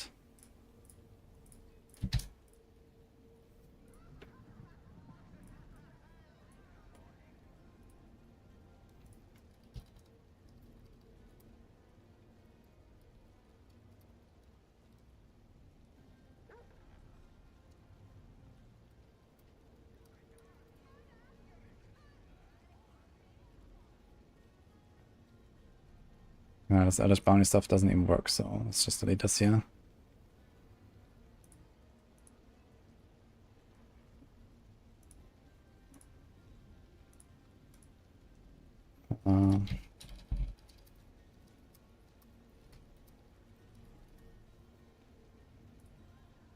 So I do this. Rest is fine. Do this. Rest is fine. Armor is fine. This is fine. No deadly. No deadly. With deadly. With deadly. Okay. Okay, here we go. So that's the new Andariel.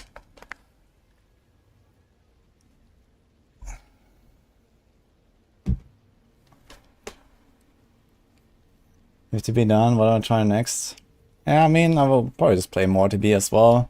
But there's also other builds I want to try. I mean, I can kind of leave the stuff in the stash and respec, right, if I want to try some other builds. Since I have most of them prepared, I want to try more of a fire.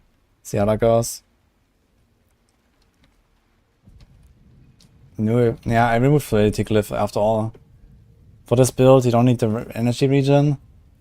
I mean, which glyph could I replace? There's only one, I guess, which is Turf. But you need the defense on Andariel, so you want to have the defense, especially when it's go Eldritch Bounty setup. Like this setup in Planar Gear only has 51k life, which is really low. And it doesn't have the Trinity R from Shaco. It's like a relatively squishy build for rogue standards. So you definitely don't want to like overdo it, I think. And remove Turf. And like, for example, when you are nuking the boss, sometimes you just don't have Fluidity Glyph up. There's also nothing really great to buff here with Fluidity either. So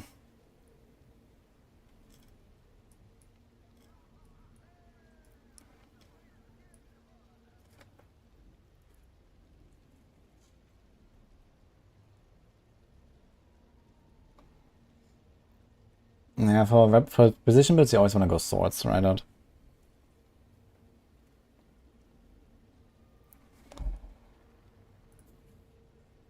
Okay, for this Heartseeker build, guys, if you want to play Heartseeker on Andariels, it's here, but currently you have to wait for the fix. So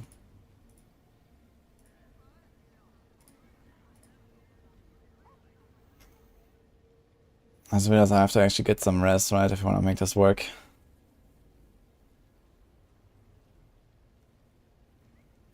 I have to get pants of res.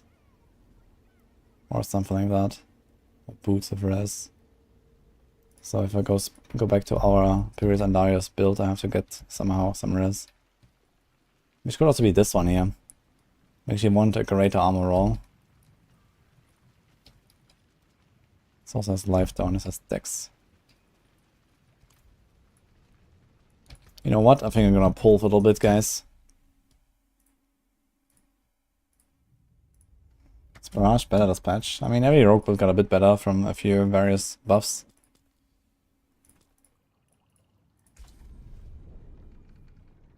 I don't use Tears on rogue.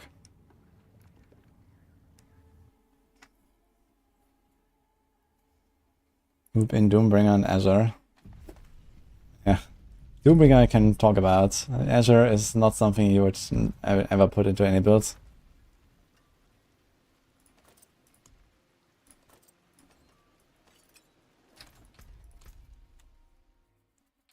Time to smash. Exactly. Let's go. I wonder if the transmog is saved now since I actually uncooked that thing.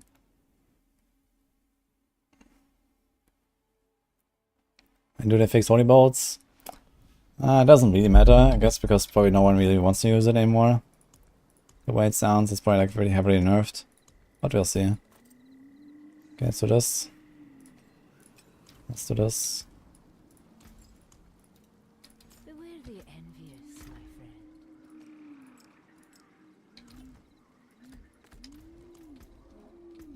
Let's progress a little bit here on the Druids. We do have a pretty nice 1GA item though. Already. Wait, did I? I changed some stuff here, right? Because I was doing Helltide. We're smashing our way through Helltide, so we have this. Anything else? We have heightened sensors. Okay, okay. Rest is fine.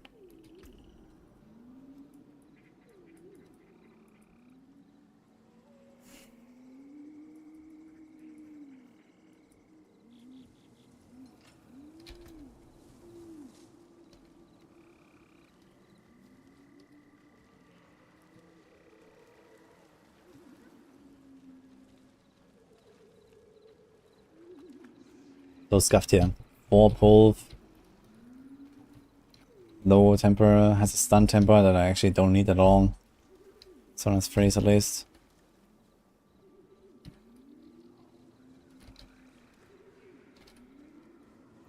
Does this thing have tempers left? It does have tempers left. So I think instead of resource cost reduction, I'm actually gonna put resource generation on this.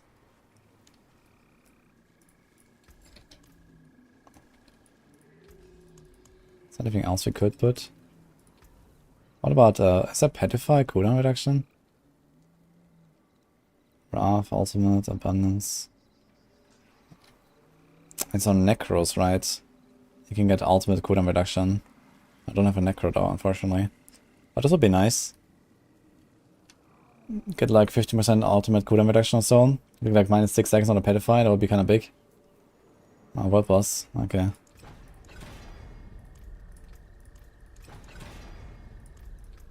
I'll try to hit resource generation, come on.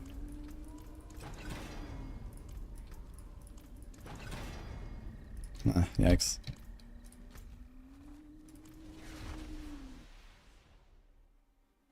People set their profile price as sus.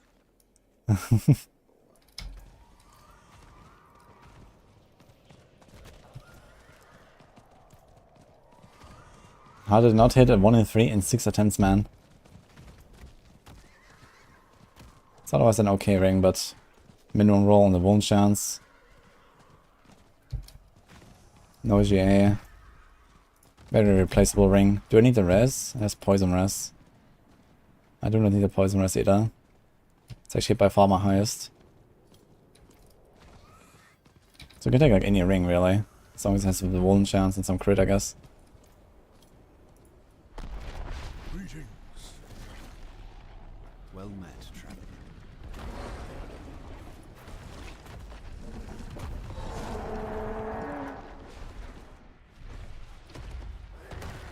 Oh, I'm not sure if I hit him. That was some chunk. Okay. Let's go. Hello. Alright.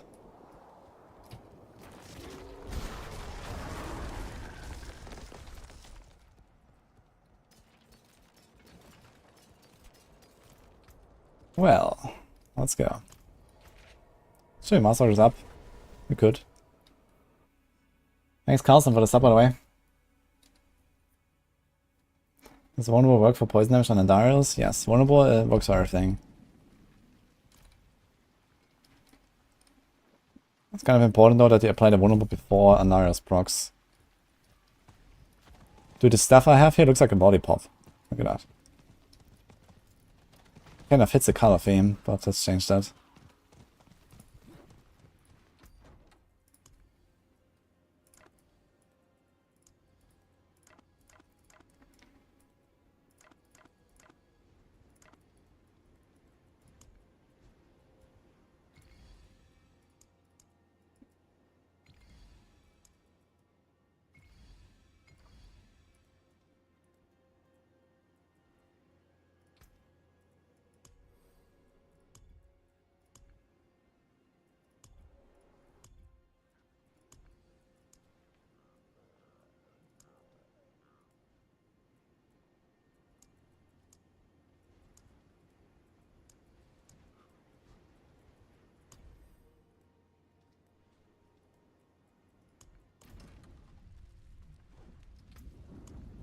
Any more fortitudes?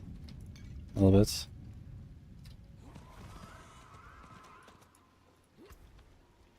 Do we do 100? Let's do 100.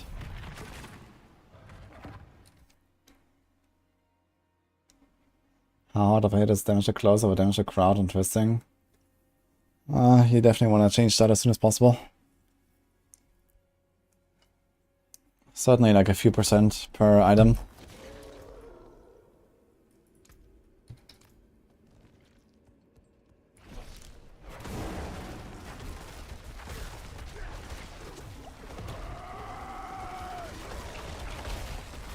I need to turn on damage. For this build I actually want to have damage numbers on because I know when I overpower and stuff. It's kind of important to know. To like, you know, understand when it's happening, when it's not. We don't have that many damage numbers on this build, so let's go. Okay, let's do it.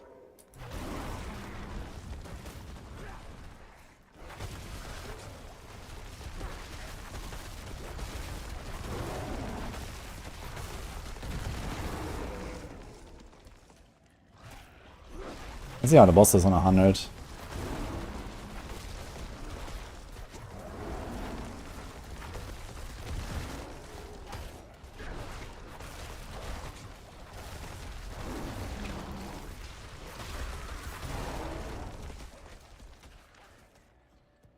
I have to add amulet? Yes. Yeah.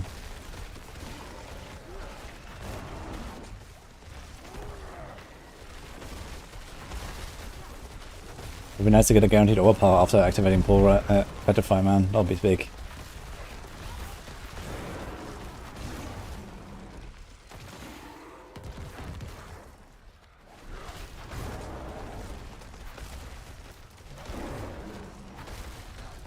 And the thing is, my starter guys actually does run out quite often. It's definitely something to consider, so I don't really need the resource on starter guys. I wonder if I should just make a second ring and go retaliation on it.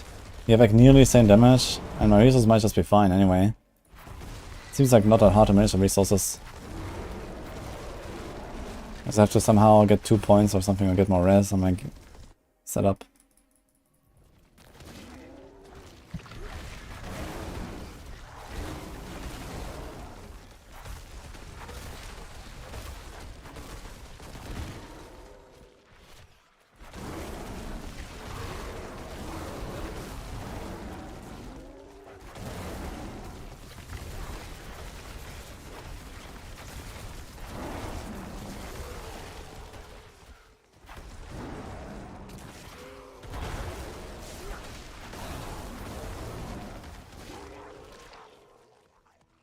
Feels good though. Easy chilling in 100. See the boss.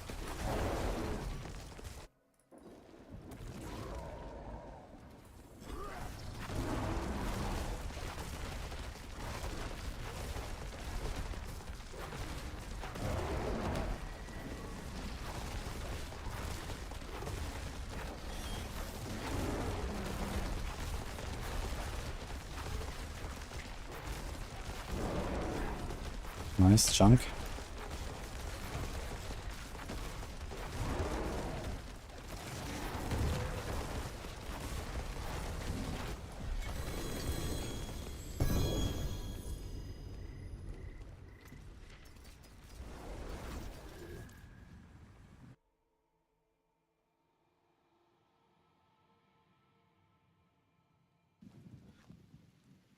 Use and strength. Keepers does not keep a max HP for 3 seconds.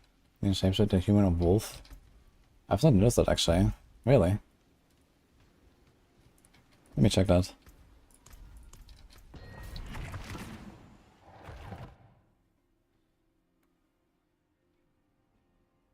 Can I see that build? It's in the description.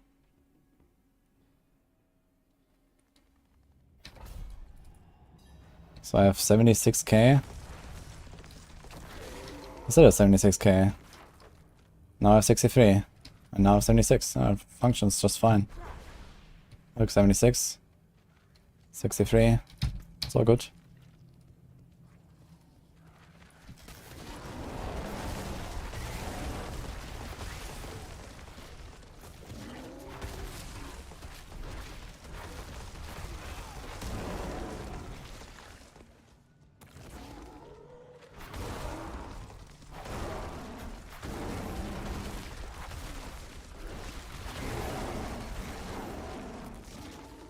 It's kind of cool, just like one-tapping entire elite packs on 100.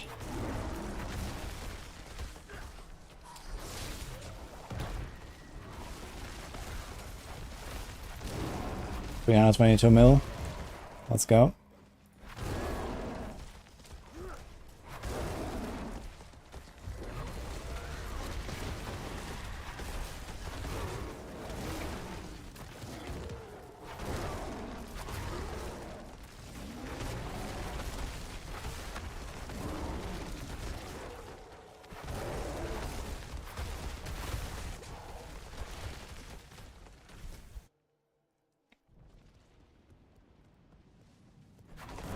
Let's use a bow and TB. Yeah, I put a bow into the inner sight version due to the Heartseeker, but I think we're gonna go with Crossbow anyway. Was it a 400 something there? I think it's all 400. Maybe it was 42.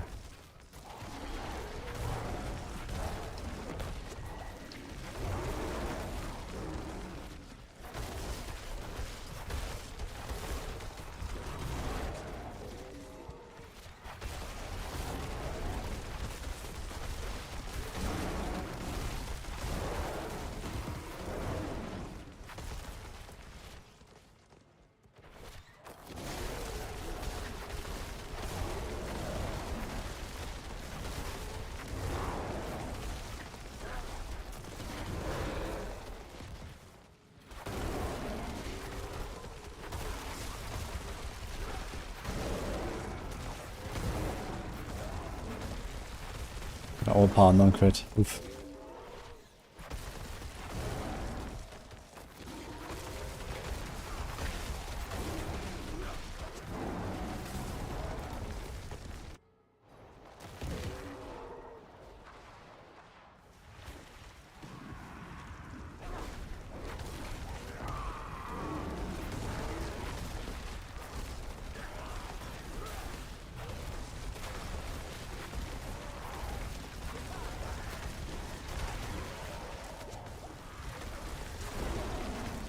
Nah, Pedophile is no longer up, man. But it doesn't matter.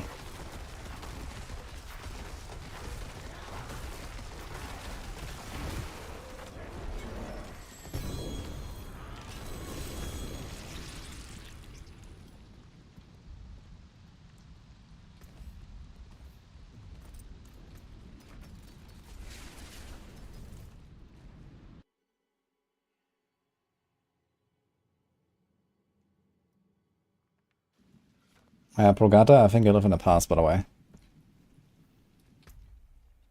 This is not how vulnerable damage works anymore.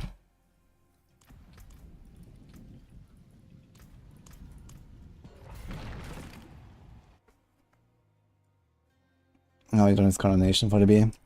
No build uses Condemnation in 2024.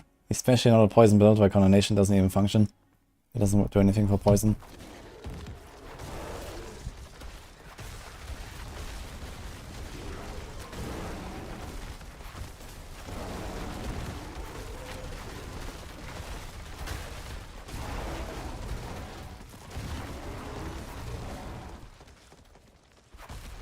Lazy ducks.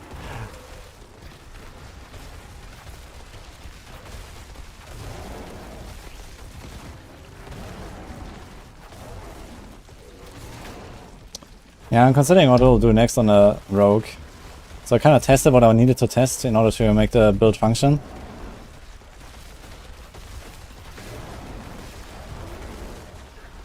That's a crappy spot to be in here.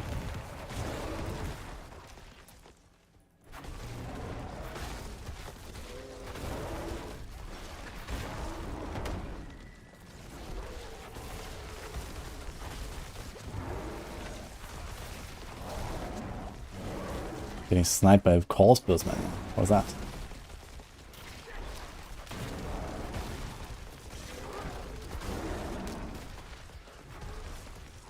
I wonder if like the active ravens thing also gives us the extra crit. Raven, it says ravens, enemies hit by ravens have 8% extra chance to be crit. I wonder if this only applies to the passive portion or to the active. Does anyone know that?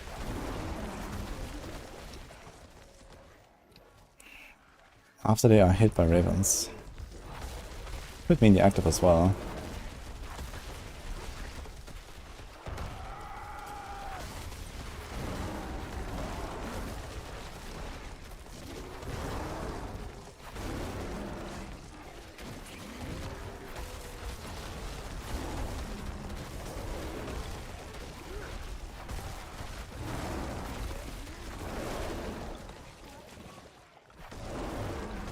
Poison, we always get a crit chance out of crit damage. Yes, crit damage does nothing for dots. Exception is Burning Instinct on Sorcs. Well, I guess Gushing Wounds on Barbs as well, so... But for some reason they actually made like, you know, dots in this game. And gave us stats like damage over time, but then damage over time builds don't actually want those stats. Just go for crit anyway, just like any other build. Kinda weird champ. Accidentally left click on our enemy here, I love the pedophile now.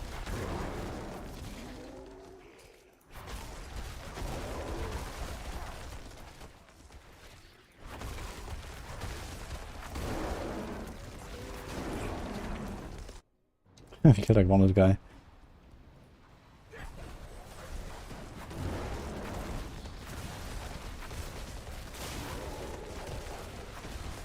Okay, we're gonna have like a nice stack of nuke here.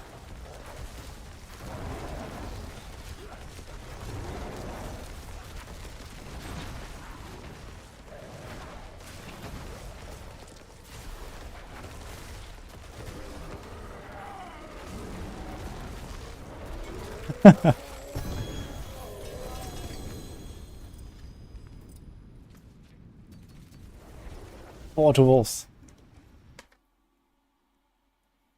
Yeah, I can easily farm 100 plus pits, so I've tried some lights, I've been doing it earlier.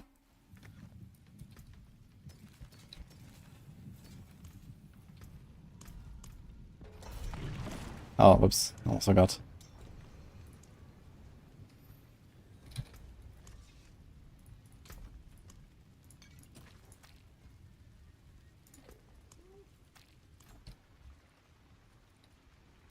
Greetings.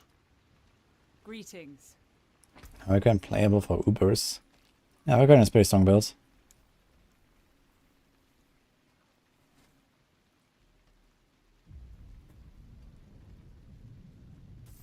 I think the Andariel's build is also linked in the YouTube description. You can always find the builds there, guys, if you're looking for anything. Yeah, I appreciate that. Andariel Rogue. Maybe put it in the Sorc tab. There's Andariel's Sorc as well, yeah, if you scroll down. What if the pit is closed now? The pit is closed. Okay.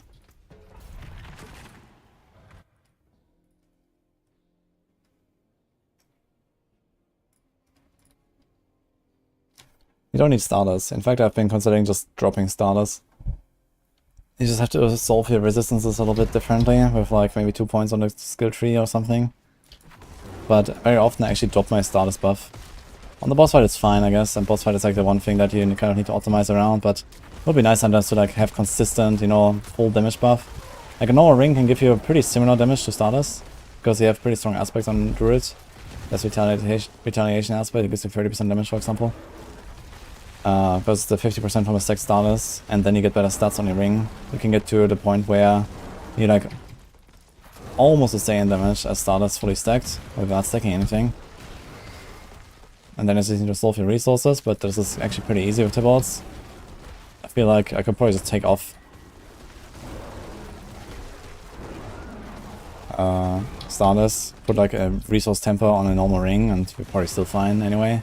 Because even when I don't have starters stacked, you know, it doesn't even cost that much.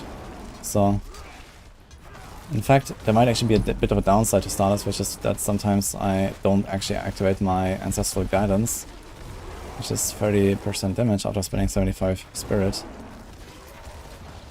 So that is actually just not up sometimes. So I think I might try a normal ring, and then we also have like more vulnerable uptime potentially. We just need to get a bit of res somewhere. Okay, I don't have any res anywhere.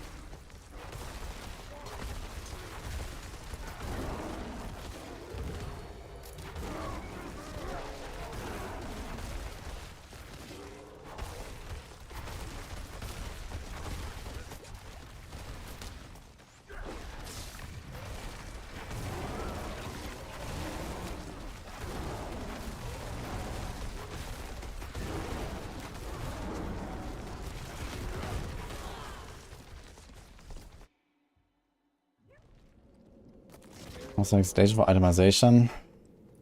Not very much for next season. The expansion has the opportunity to bring some cool stuff like, you know, base crafting, rune worlds, or, you know, whatever, these kind of things.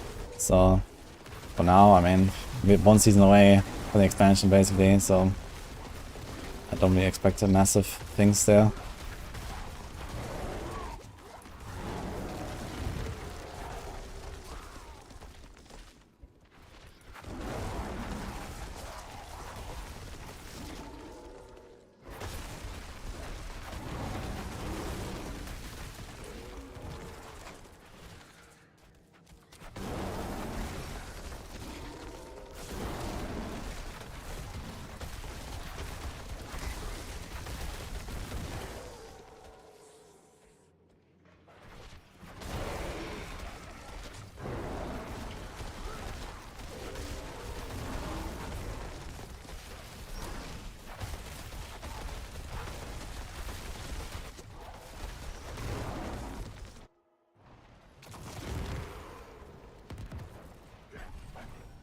Life will be shorter. Yeah, I mean, it just means there's no mid-season patch, but it's like still a valid full season, right? Almost, so there's like no mid-season update, but even this season they haven't really done like a mid-season patch anyway, so.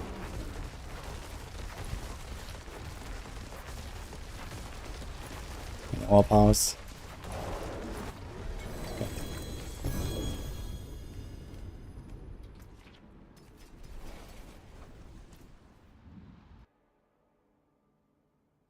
Why have PTR if they only make small changes?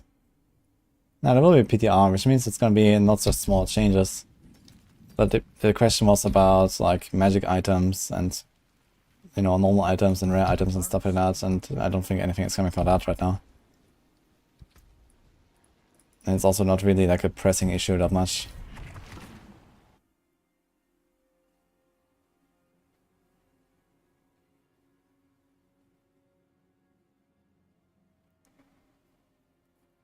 There's something stupid about the pits. Till 115 they are super easy and then hard ramps.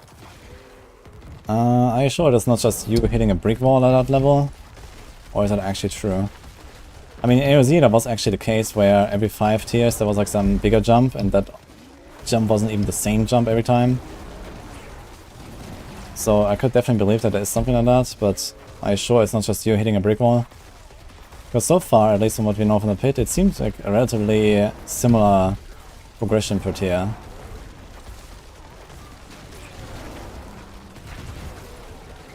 About the breakpoints or something.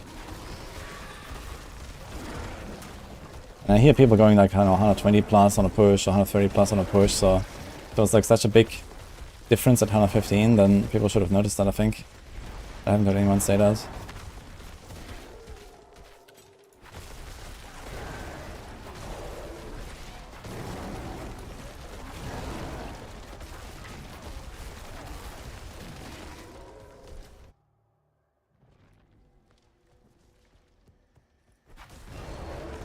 I'll drop siphoning strikes for second wind.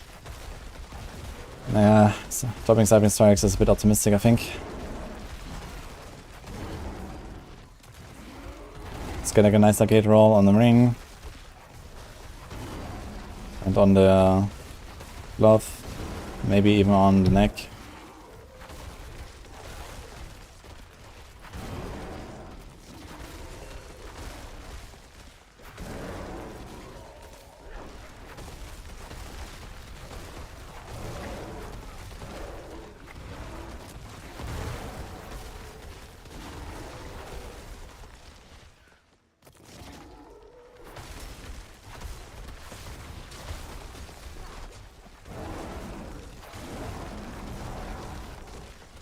I was saying, having metamorphosis on a druid like this is actually really nice, man. Just be unstoppable.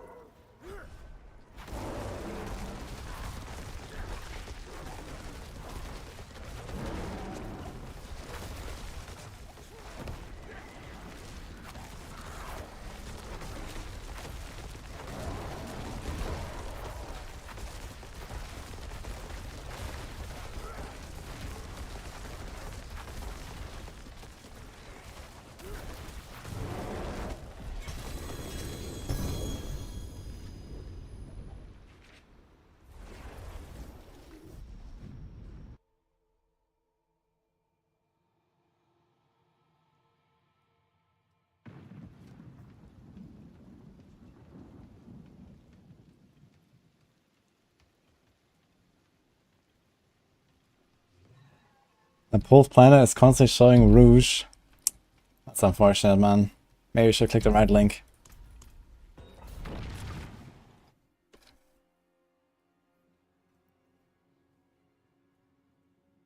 Heartseeker is bugged. It's bugged in a way that it's stronger than it should be. But this has been like this all season.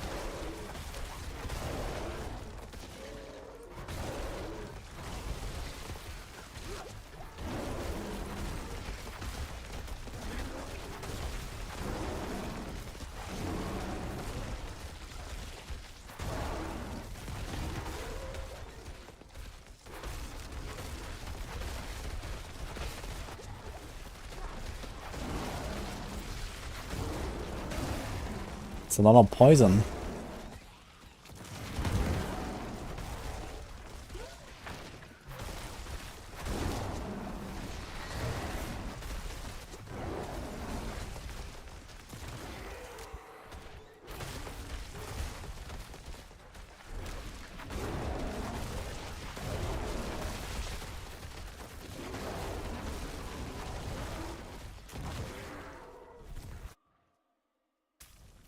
Kind of feels like you're playing D3.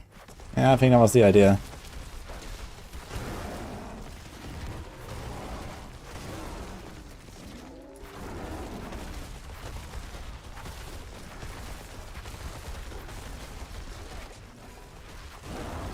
Insatiable Fury make provocation talent always triggered or Paragon edition. No, Insatiable Fury has makes no difference for that. It just like automatically transforms you into a bear when you are idle. That's it. After 3 seconds of doing nothing, you will be a bear instead of a human. That's it. Insatiable Fury is just like, it's just kind of okay because it has the R. Like there's not many good ways to get damage reduction on Druid. And this is like one of them. You can get 30% damage reduction there. I should actually run this with a Heroes, I guess, for extra defense if I wanted. This will be like the tanky version of this. Right now I have how many ranks on Pulse? 16, and this is with only 4 on the glove, so if you get up to 4 more on the glove. Those extra ranks don't really matter anymore that much at that point. And something like Tyrius Might would be really good because it has nice DR.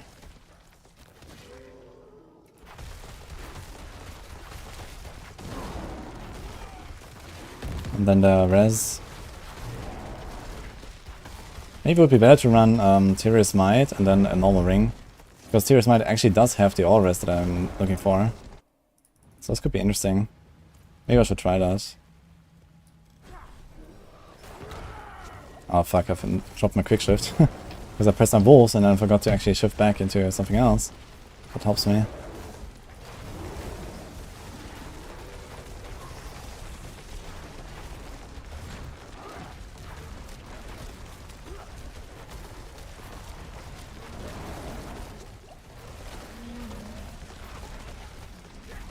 I'm petrifying.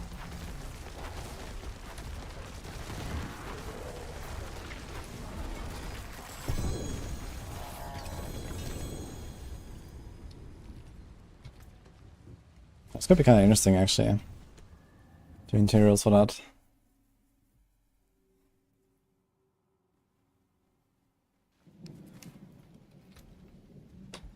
Because the DR that rolls on Insatiable is very similar to Tyrius, right? So Tyrius has 10 DR, I believe. And this is 8 Master with 1 crit, so this is 30, 155. Yeah, so it's 15.5 at this point instead of 16.3, so it's almost the same DR. The armor is irrelevant, the physical damage is irrelevant, and then there's all power damage, which is kinda nice. But probably not more than like a few % damage increase anyway. It's so little that maybe the Tyrius Might Bolts might actually contribute more.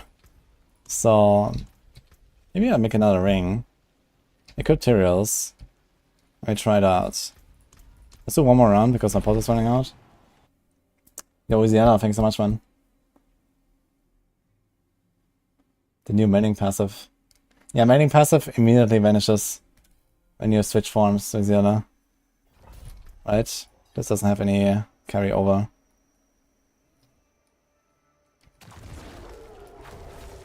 $86k. Yeah, here you go. Wait a minute. Interestingly, 86k. I didn't have the 86k when I entered. Oh, look. It's buggy with Insatiable Fury. Only if I don't automatically transform, I get it. Oh, interesting. Good that you mentioned it, man. Yeah, if I transform for Insatiable Fury, I do not actually get the buff. Now with 86k.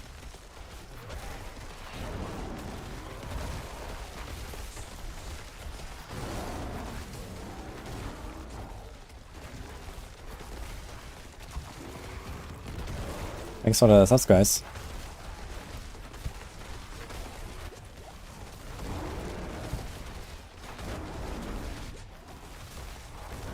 I mean, this means most of the time we have our buff here.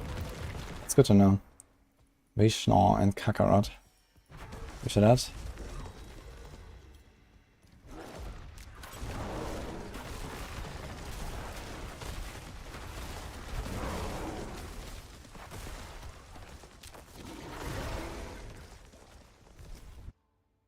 How can I have so many bugs every patch? Yeah, they're pretty terrible at QA, it seems, in D4. I'm not sure what they are doing, exactly. Like, everything's just bugged to shit. Like, they should just, like, not update the game for, like, a year and just, like, fix everything. How about that, man? Oh, man. I mean, the thing is, as long as the game is fun and they do, like, cool stuff and people like it, I guess it's okay. But, man, the fact that you can just, like, never trust anything that they put in the patch notes or on tooltips is kind of disheartening, man. And the thing is also, you have to like learn like 1,000 exceptions, right? If you want to be a good theory crafter, you can only be that if you know 1,000 exceptions, or at least where to find the information about them. So, you know, you cannot make a good build if you don't know what is bugged.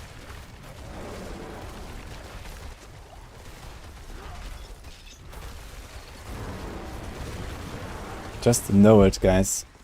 5 head.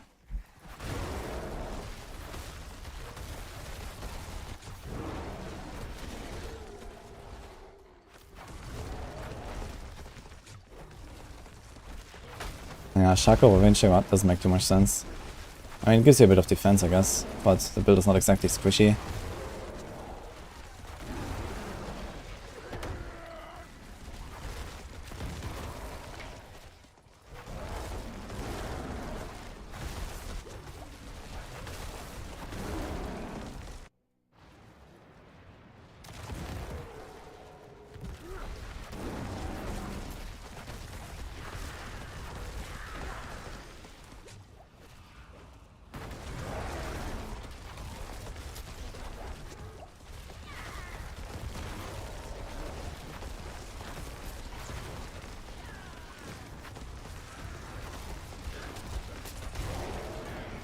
Oh.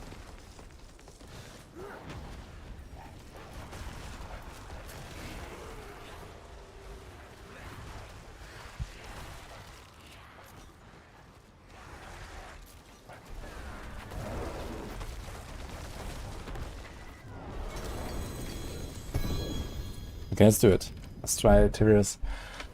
Kinda excited to see that actually.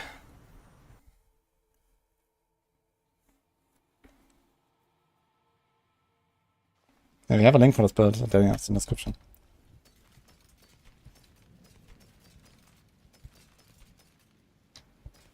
Don't want any access like that, right? We didn't use this on the Barb.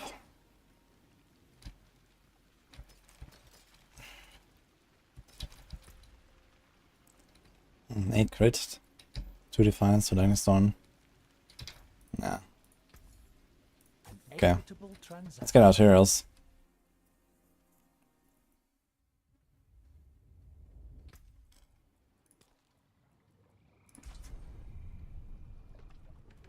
If we're gonna split push, I think that's like a confirmed 125 or 126 or so already.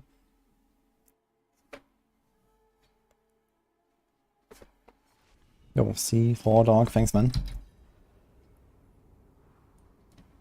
Okay, first time I'm gonna use this chest here this season.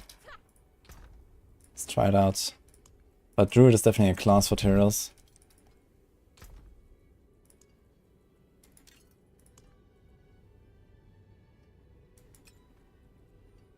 So we have a 3 to heighten senses. We have a double crit, 3 to quick shift. Yeah, I don't think I have to keep this 100% if yeah. Pretty decent roll, but okay. Raise the father.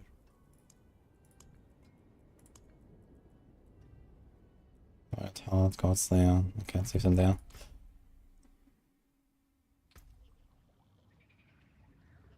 Yeah, Godslayer for Heartseeker Rock is quite doable for speed farming in particular.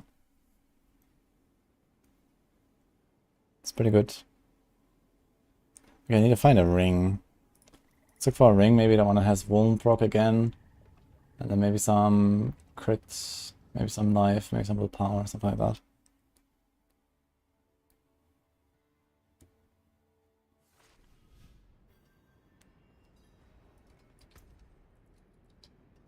Now, Godslayer won't do more damage than a Shaco. Well, it will do kind of similar damage, but you lose 25% or 20% for HP basically. So it's quite a loss there.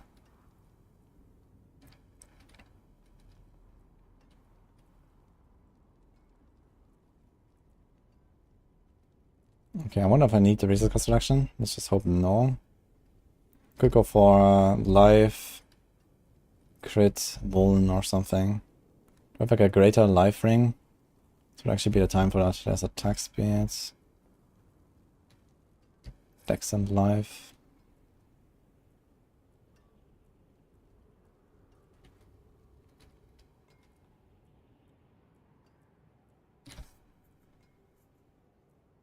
Don't think I want attack speed very much.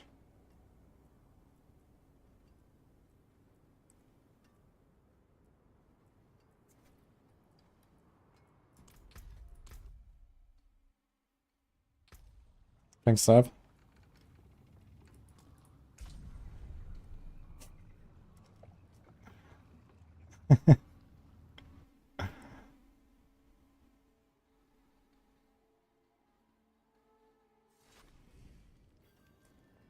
How valuable is provocation with constant quick shifting? Well, the thing is you're not constant quick shifting on both. It's staying mostly in bear. You have 8 seconds to quick shift.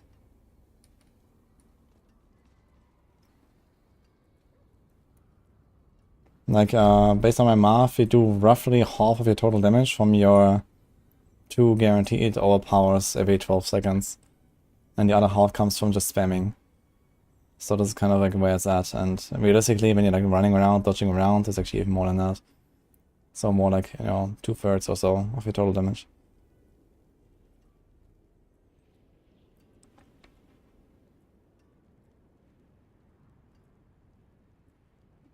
I have so many rings, and I don't really want any of them.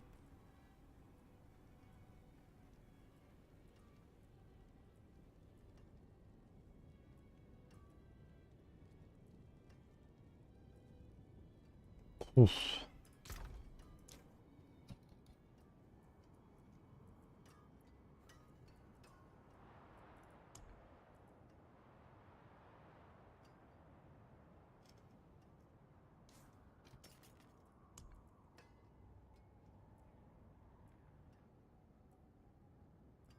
Whoa. Moody, thank you so much.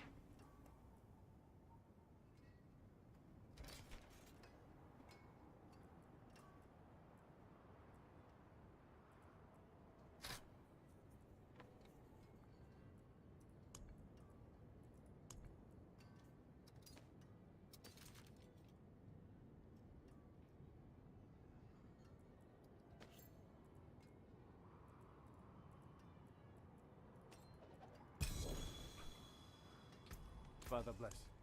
What do you need?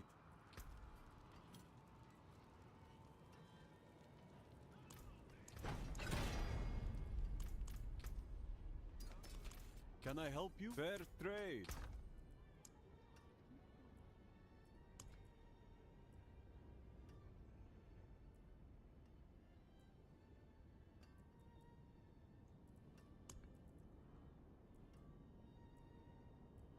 Don't we have like any rings saved for this purpose? That's insane. Not the stats I really want.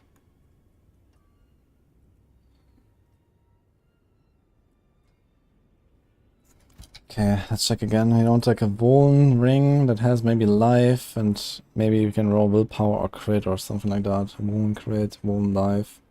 Like a chance to make Vuln, not a normal Vuln.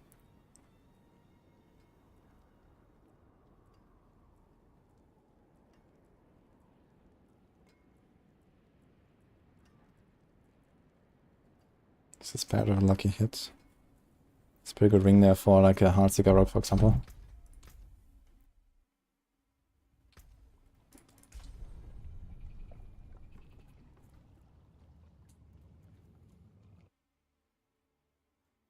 The glyph increases physical damage, does increase all damage. That's a good question, actually. I mean, chip. Let me see that.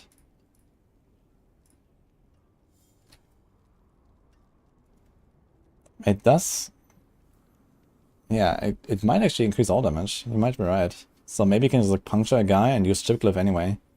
On the other hand, if you don't actually deal physical damage on your build, then you lose the primary effect. And while additive damage is not really that important these days, it's still something like... It's 80% additive. So this is not negligible. It's like also like, 5% DPS or something. So don't really want to lose out on that, and you have to stack it up. So it usually goes into physical builds. But yeah, physical specifically says non-physical.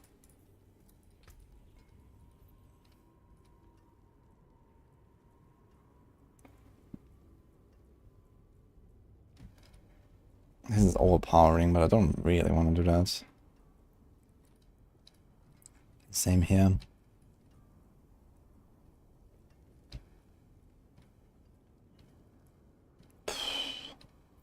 Guess I have to choose one of them.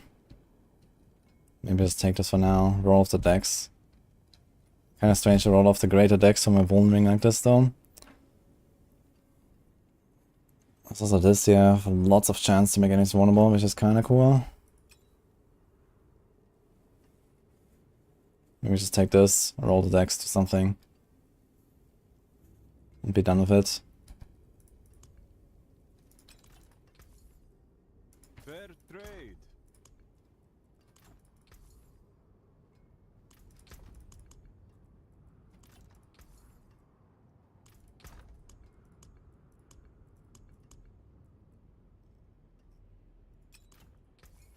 Anything? Raise the father.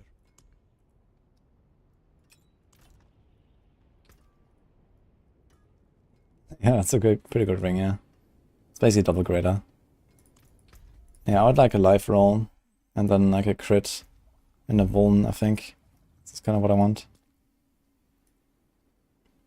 Or willpower is also fine. Let's just see how this works. I don't need like a hit chance. Yeah, I want crit or will, and then chance to make Vuln, and life. So this is like my ideal ring, I guess. What is? But anyway, let's do this. Good thing is like a good life roll will actually almost make up for the loss of the all part damage on the chest as well. So that's cool. Let's do this here.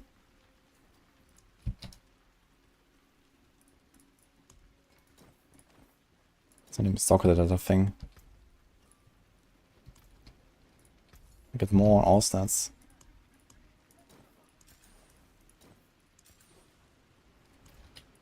Can we craft rubies? Schools in Sanctuary. Barely. Okay.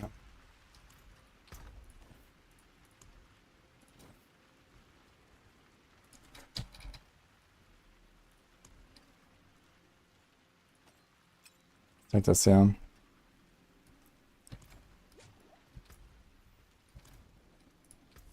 Shine on, my friend. Maybe my resources are actually fine. Anyway. And we could just spam away. And we can go like double, maybe even triple like ultimate cooldown reduction and just have like kind of almost perma petify. On Necro you can like temper ultimate cooldown reduction. It would actually be possible, I think. To not run the armor here, for example. Go ultimate cooldown reduction, ultimate cooldown reduction, ultimate cooldown reduction. Maybe you can get to the point where this is actually feasible. And then you have like, how much is that you can put?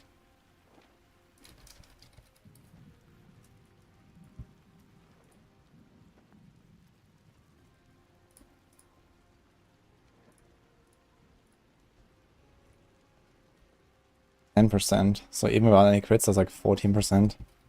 So base cooldown on this is 50. And then it's -10. So wait a minute, so first it's 50. So it's actually like really beneficial, right? It's like 50 and then all the cooldown. So let's say adjust the Shaco like this. And then 1 to 3. And then -10. So yeah, you could actually get to the point where you have like pretty much perma petrify on the boss. Because it lasts like 15 plus seconds, 18 seconds cooldown, because first you take a 15 seconds base cooldown that is reduced, and then you get -10 seconds off flat, which is really big. It's actually insane.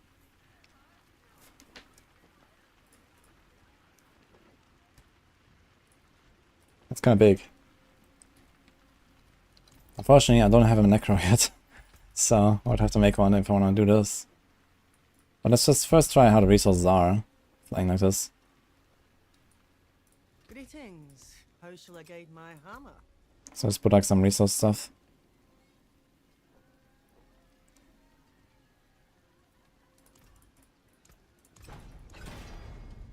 Okay. Also have to hit, what's my damage to crowd control? 129. Okay. So we're gonna try to hit Earth crit as well, I suppose.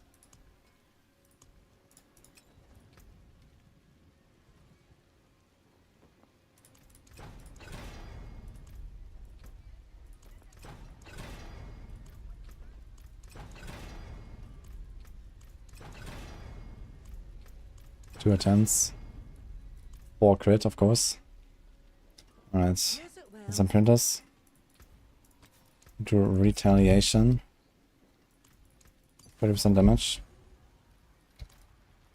And let's go here. Roll the sec a little bit. And now in willpower. So we have like the same life now and stuff. So this overpower damage is kind of pointless there. Actually, a life roll might give you more overpower damage than the overpower roll. Which is kind of hilarious when you think about it. But for some reason, they designed a great system there of overpower. So now we put a socket there. Also, we should have too much rest, right? Actually, not yet.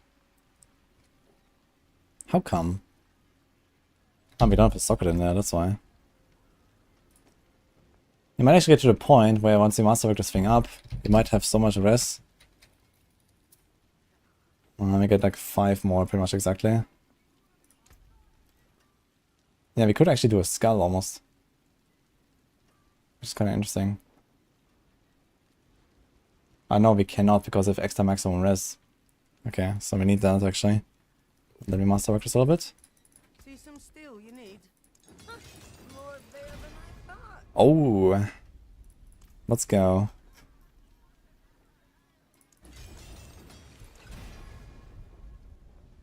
I made the auras. That's actually mildly helpful currently.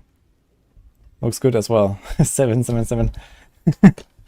So that's kind of cool.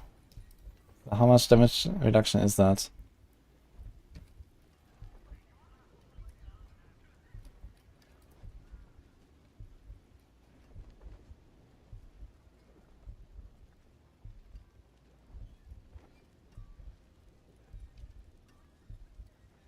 It's 35% extra EHP. It's pretty good for elemental attacks. And we have the damage reduction, which is like similar to the Insatiable Fury. So now the big question is only, do I have resource issues? The answer to that is probably no. But let's see. Gotta masterwork this thing up a little bit. Some solid bits here. That's a lot of wound chance now. We have like 86%. Half of that basically, so 43%. Every 2.5 pulls we're gonna get wound. It's gonna be pretty consistent. Let's put it to 8. Oh my god, man. It really wants me to make her invulnerable. Alright, let's go.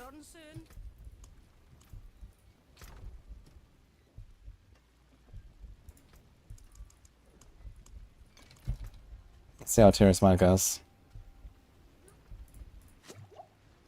TB, thanks for Prime, by the way. Okay, let's just turn off this a little bit. So my damage right now is 1.3 from retaliation, and then we have a willpower. Those are kind of 10. So it's like 8%. So it's 40% extra damage just from willpower and the affix. Then we get a crit. I guess you can say the crit is like 6% or so. And then we have the overpower damage that should be live. We lose the crit as well. I guess we're gonna have to remove this again. Because the other ring also has crit, and I think it's a kind of similar value. So it's kind of the same as the other crit. And we also have the vulnerable uptime. So for the vulnerable uptime alone, I can also do something like a at least 5% upgrade or so. So yeah, Stardust Guy is fully stacked at 50%, and this is like basically the same. It's just the resource difference, and you have some rest from here. Okay, that should be better, as long as I don't run out of resources. Let's see. Because I have like these, you know, I walk up to the boss, I don't have Stardust Guy stack, and then bam, I don't need to stack anything. Shouldn't a Heartseeker planner run ambush? The glyph? You can if you want.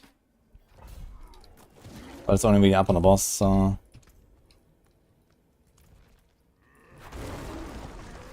And now we also look cool, man, with our arrows.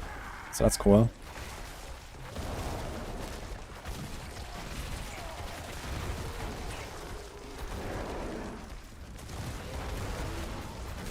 We're gonna be pretty tanky now, I think. Victorious Might. It should be tankier than before. Which means you could maybe even remove defensive passives and put them in, like, you know, the extra wound damage, for example. Since you're gonna make stuff vulnerable out more. Resources seem fine so far. But I do have a bit of, have to pay a bit of attention here with our starters.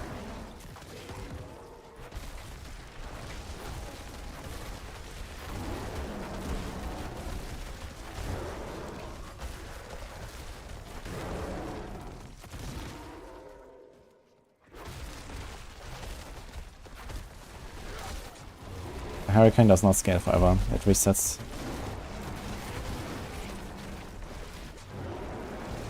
Else we would have beaten Pit 200 already a long time ago. Probably around day 2 of the season.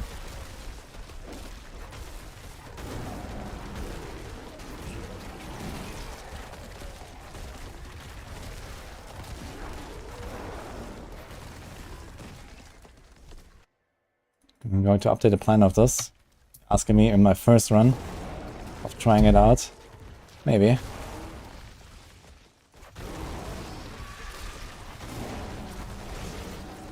Or maybe I'll discover a better setup and don't put it into the planner out of spite. We'll see.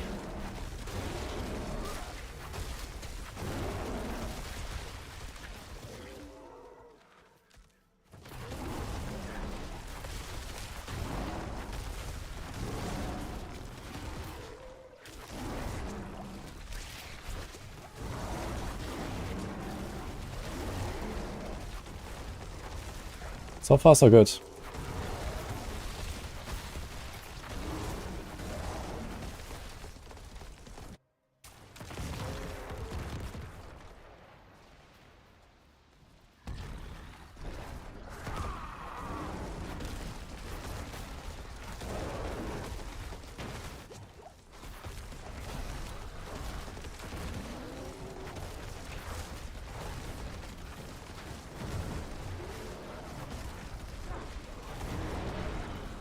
Ah, almost got him before the stealth, man. He's almost staggered.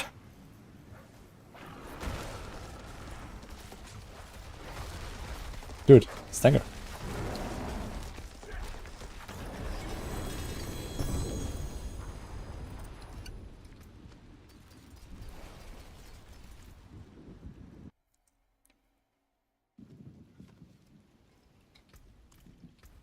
One thing of this season's uniques. Well, there's like a few that are good and everything else uses vendor. That's how it works. Depends on the builds you're playing. I think Barb is good.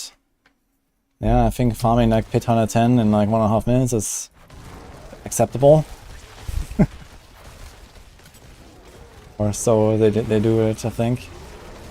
It seems pretty nuts right now.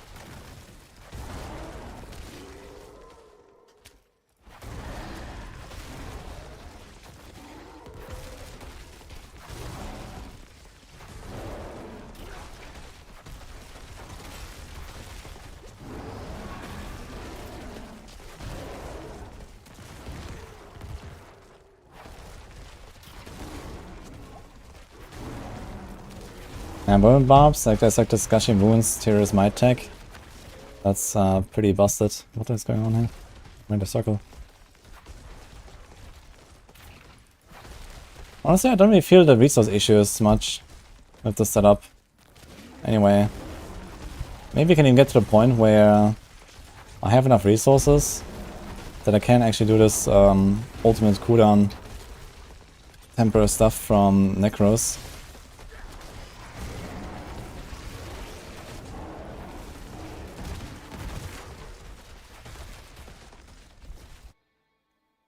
No, thanks to Alex guy, I appreciate that.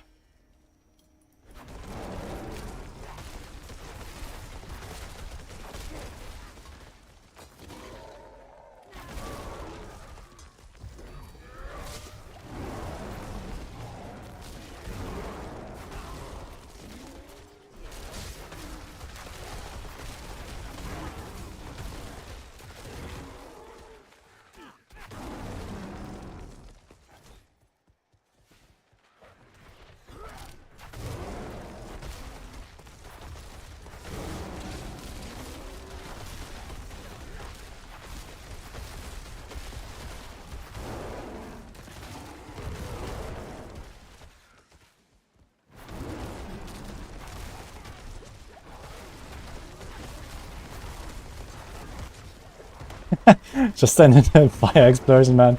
Didn't even do half my life. What? Okay. Nuts. Just tank it, man. Tears might.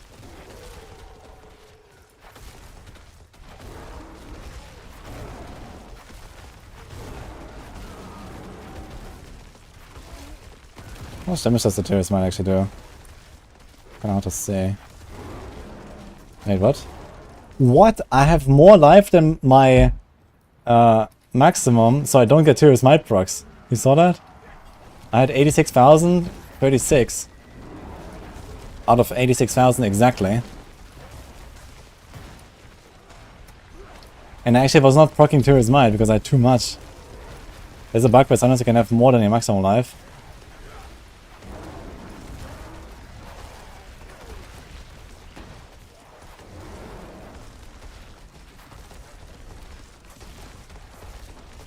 Okay, it's getting a bit tough here. The resources.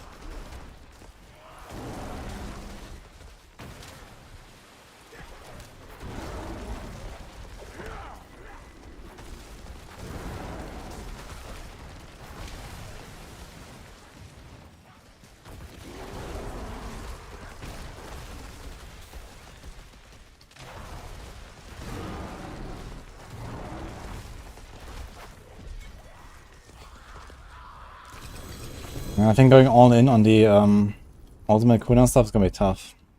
We have one really decent resource construction roll, and here's a pretty decent resource generation roll. They're not maxed out. Maybe we can get away with like one ring that has resource stuff, and then double ultimate cooldown.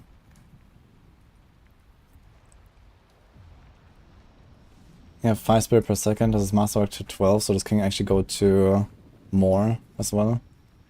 I should probably get this to 12. It's pretty good boots.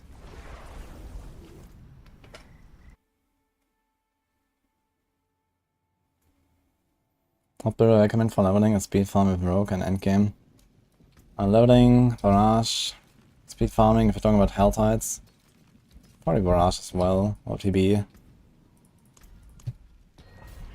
Maybe leveling TB actually better now. Maybe TB could probably beat barrage actually for leveling. Hard to say.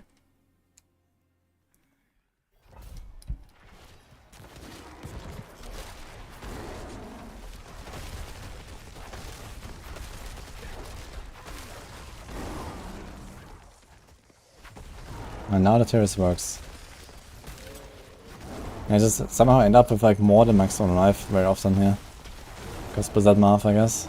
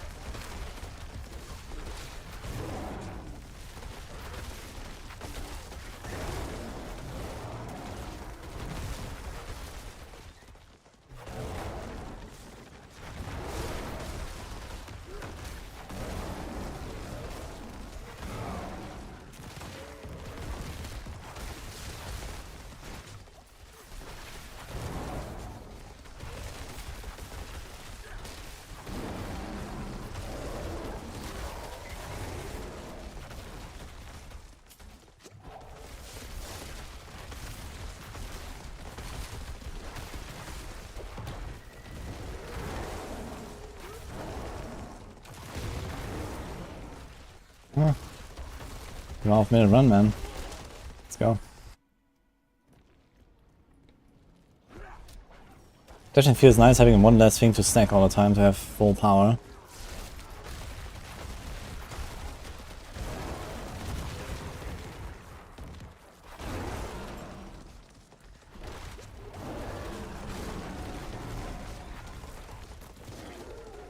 A sub 2 to the boss. Kinda nice. Oh, maybe not. Okay, let's call it even.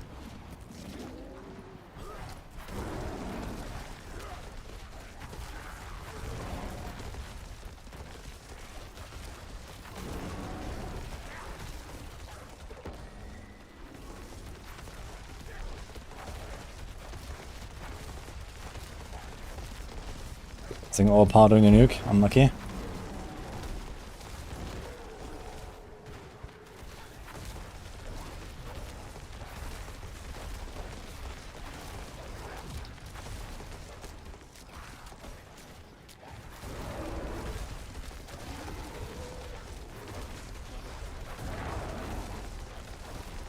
Why is this guy so tanky compared to the other bosses, man? What's going on? Wait, does he not hit in the middle? Or what? Did it dodge it? It's kind of like a big misplay there for me. And you see that.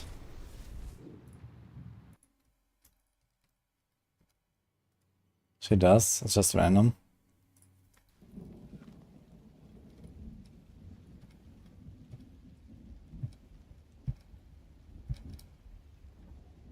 Wait, is that the damage? What? It was like nothing. 10% was nothing, or 15 maybe. Yeah, here's that's fortified. And I should fortify from... Do I take 45 from taking damage? I fortified there. No. I guess that's fortified anyway, right?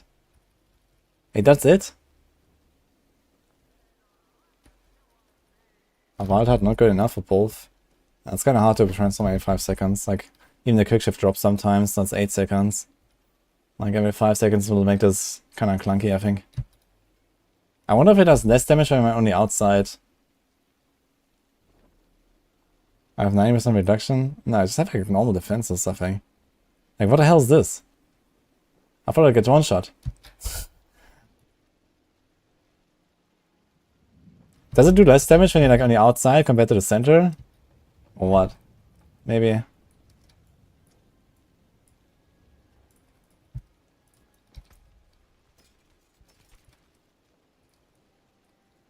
The boss got nerfed hard.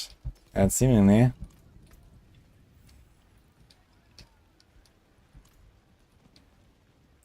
Should your master this to 12? How was my master looking actually? You say I have 7.8k in ETH iron. Let's go. I don't have fucking freight crystals, man. So I guess we're gonna start salvaging. Boom. Oh, we hit a spirit per second.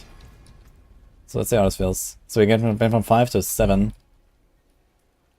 Which is over the course of, let's say, 4 seconds or so, where I usually activate my tibbles once. It's like 8 spirit extra. And with rounding. So it starts at 4. It was at 5.2. And now it is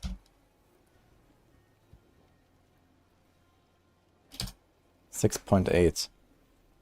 So it's actually 1.6 extra per second. If it actually respects the rounding. Who knows? So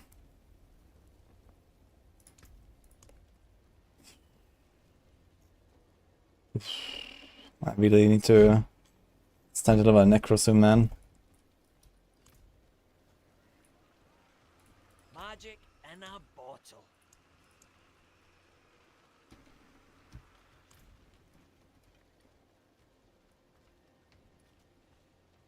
That all liveness there in Paragon board. Notice you don't take damage from pit anymore. But it seems actually like it's way easier to die on the way to the boss now than it's on to die on the boss. It's kind of interesting. Maybe we should also try to tank one of the Balrog mortars to see. I should try to tank a few things for science.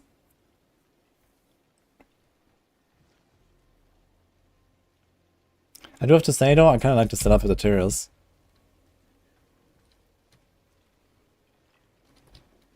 Also has like basically 2 really good DR stats. Which is nice on it. Even if it's not greater.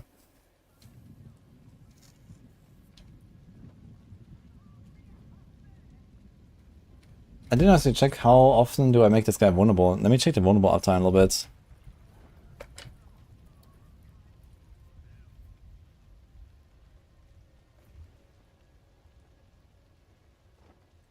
Yeah, it is.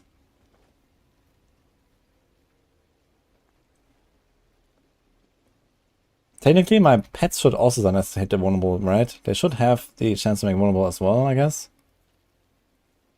Don't we see that happening though? So far I didn't see. This might have been one here. After the Metamorph. Unless the Metamorph procced it. The Metamorph also has like a hit chance, right? Does it still have like a hit chance? It looks like it because yeah, I Metamorphed in and I hit it. I think it used to have 100% lucky hit. So I should actually try to Metamorph through the boss as much as possible as well. Instead of around him. Like I'm still sometimes playing as if I still had Nature's Reach, which I don't. So I don't really want to be distant. I want to be close to him actually. Sometimes I'm actually too far away. Like, that is wild, man, that it only takes so little damage.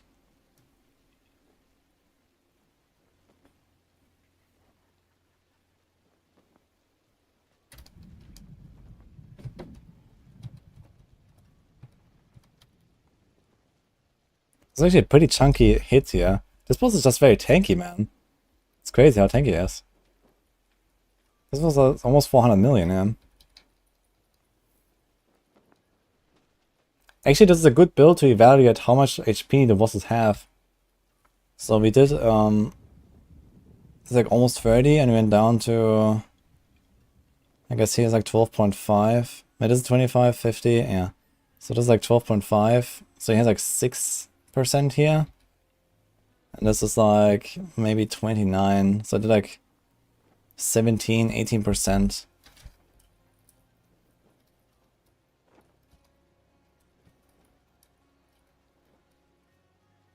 And 381 million. So it's roughly 2.2 billion. So this guy has like roughly double the HP of a Andariel. And how long did it take me? 2, 3, 4, 5, 6, 7, 8, 9, 10, 11. 55 seconds. Kind of long actually. But this was a really long boss fight. Most of my boss fights are like 30 seconds or so.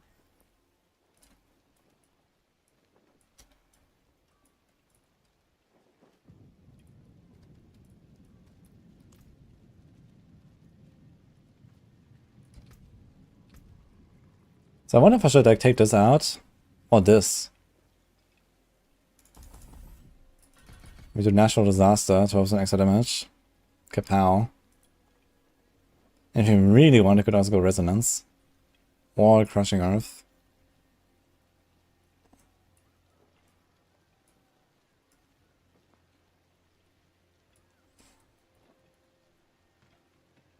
We have fewer ranks on Polarized now, actually. I just realized I forgot about this. So we lost some ranks here. It's 3 ranks, right?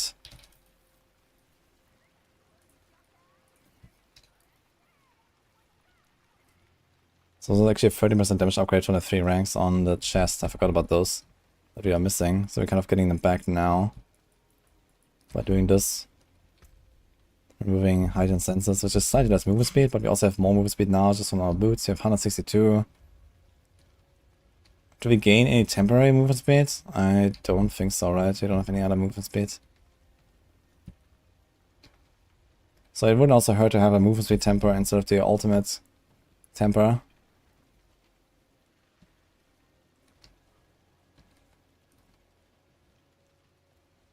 Where's that 38% coming from? 20. It's 15, okay.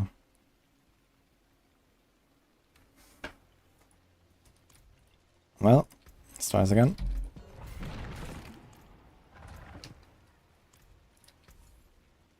Well, shame that. Not a bad tour. Hello, shining people. Well, all finished, are you?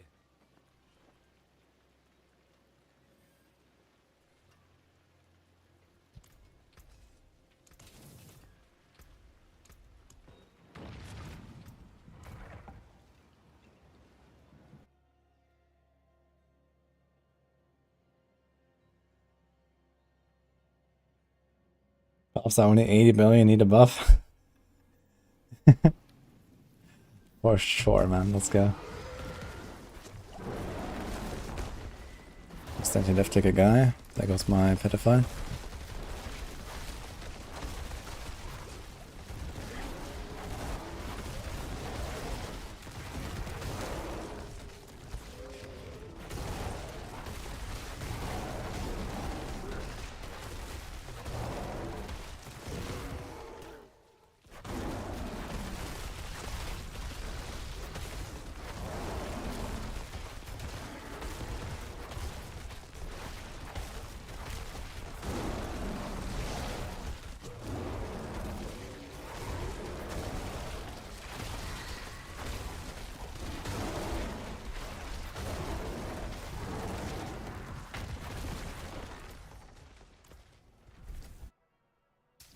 TB critical doesn't work anymore. Now let me tell you a secret. Every poison build is also a crit build. Every rogue build is basically a crit build because of Umber's aspect anyway, and siphoning strikes. I guess to a smaller degree something like Andariel's. But compared to non-poison builds, poison builds actually benefit more from critical strikes and not less. To a blended poison implement.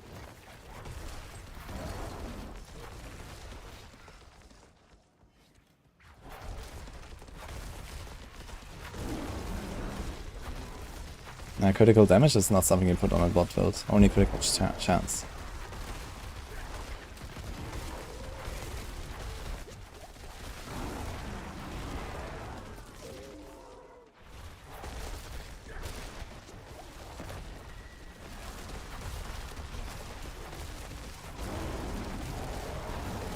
I just almost one-shot this guy through the damage reduction aura. I just realized there was a champion I didn't see, but then I saw the icon. I was getting like a crit all power with Petrify and the Venom up. I was like, what the hell? How does this guy live? He lived because of the aura, but barely. I think the aura has 80 or 90% DR. It's quite a lot.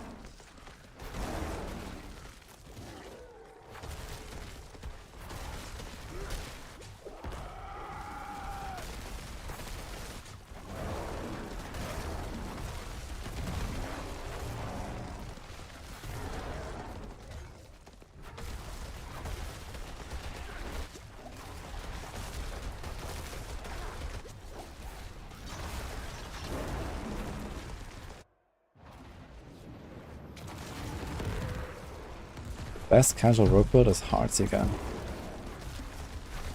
It's the strongest and also probably the easiest to play.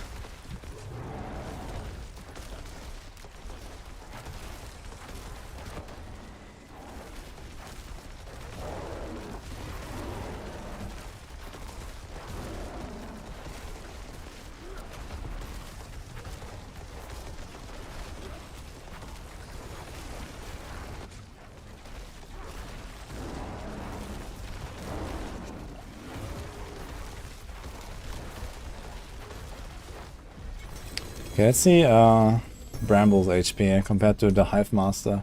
I wonder if it's like noticeably different.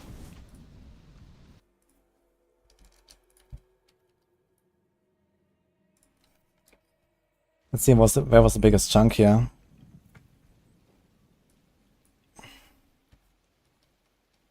Here was a big chunk. Okay, that should work. So he's at like, let's say 77. And he goes down to the middle here should be wait, that's 50 and 35, so this should be 62.5 in the middle. So this is like a bit less than the middle. Like 60, 61. Let's say 61.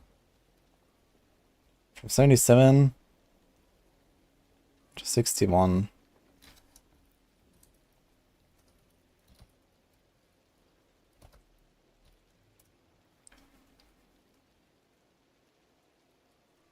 They're not 16%.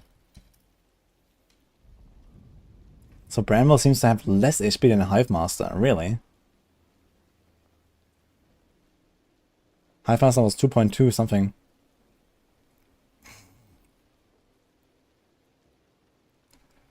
I'm not looking at the damage number. The damage number always changes depending on a few factors. It doesn't really matter. I'm just looking for like a big bonk to see the damage of see the HP of a boss. Okay, here there's some big bonk as well, I guess, somewhere. Wait, where's the second hit? Ah, here. You can see if we get to the same result. So this is in the middle, so it's like 37.5. And has maybe like around a third missing from the middle. Or a quarter. So a quarter of the way from 25 to 37.5. It's roughly like -3. So let's say 34%. So it's 9 extra. Okay. And he goes to... That's 12.5 here. It's 25, so it's like... Let's say around 17. Or 18. So this is like around 16%.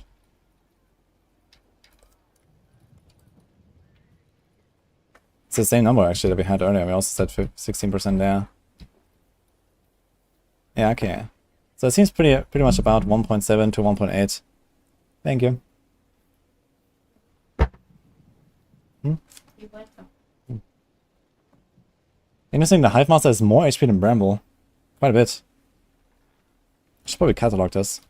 Let's see what happens. Since we're like farming this with Polarizer now, this is a very good opportunity to understand the relative numbers.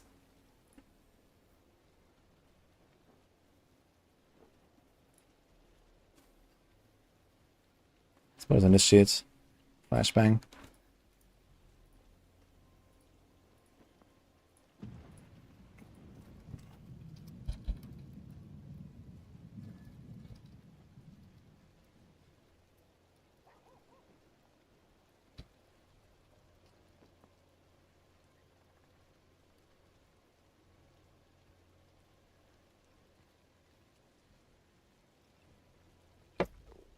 Thank you.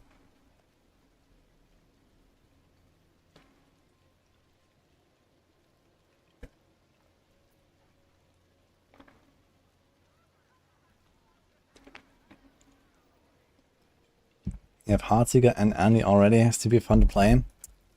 I mean, TB was never not fun to play.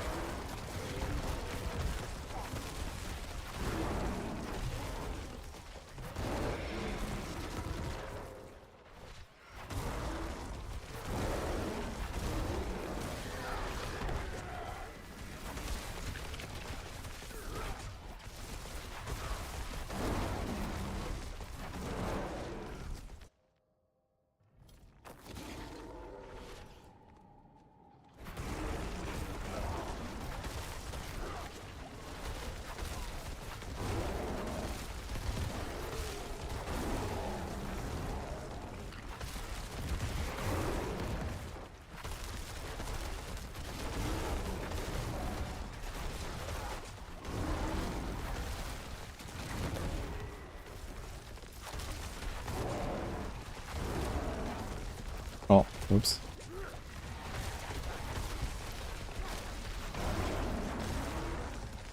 The potato druid, man. Pumping. It's not that potato anymore, actually. Got some nice amulet, actually. That's not bad. And I have like a bunch of good masterworks now. I got a 1GA weapon. It's actually in a pretty good spot now, this druid.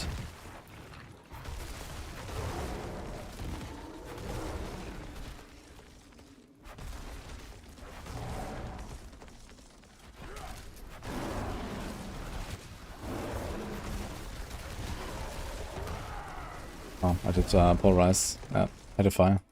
Not a bad idea. Okay, let's see this guy. Maybe we can do it both anyway.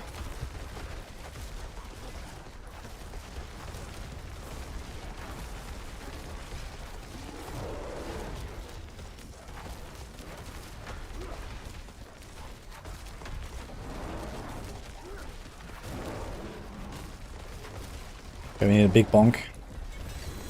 Yeah, we got 2 bonks there. Unfortunately, no pedify, but let's see. Scourge of the Land.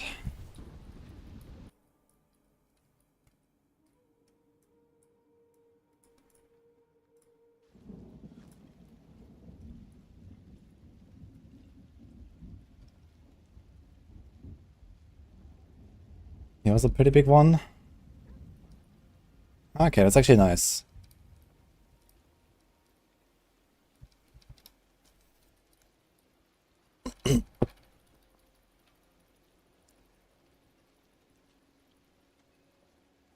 So this is like over 20%. What about the next one? That's also nice. You can actually do both to verify. That's good, okay.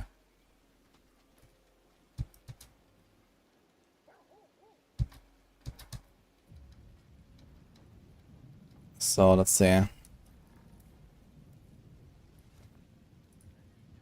So how much does he have? He has 75, he has 50. He goes to basically 51, maybe even 50.5, let's say. And this is at least 70, maybe 71. So he has 62.5. And then somewhere here would be like 68.75. So let's say it's like 71 to 51. Or 72 maybe. 72 to 51, so 21%.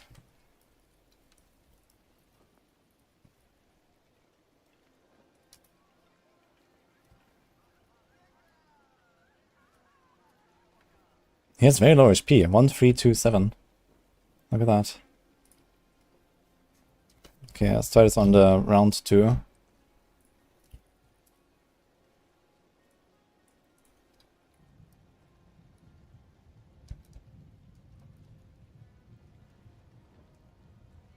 Here we go. So, how much does he have? This is like 37.5. So here is like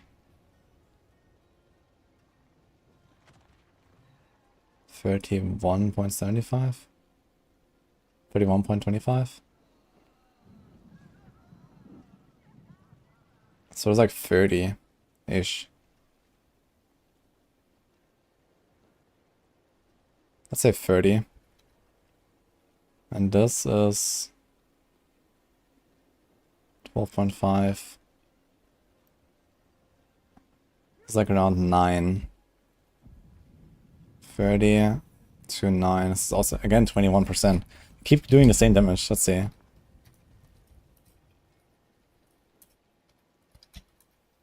$1.4. Okay. So it's gonna take the middle now, say 1.35.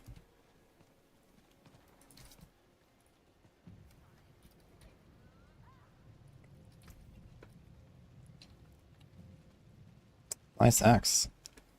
I don't think I need it though.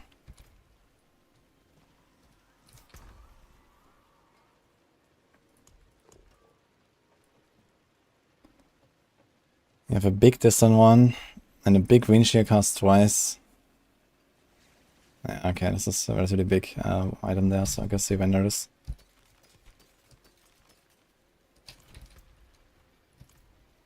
Yeah, have a wee gamble. Hello, shiny. Well, hello, shame that. All finished, are you?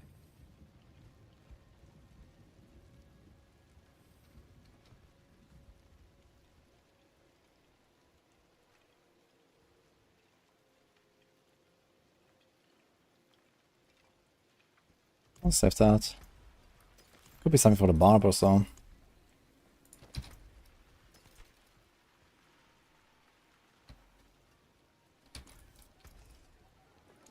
I'll keep my forge hot. Return soon.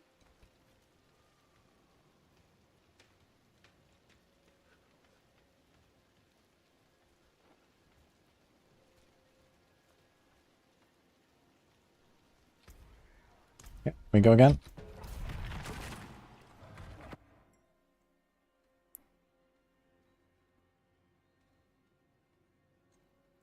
Can Druid core and raft builds be viable without shepherds? No.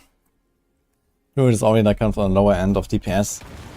You can't really scuff up your builds without shepherds and hope to succeed in any kind of meaningful way.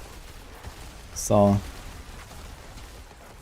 don't have the luxury for something like that. You have to get the damage.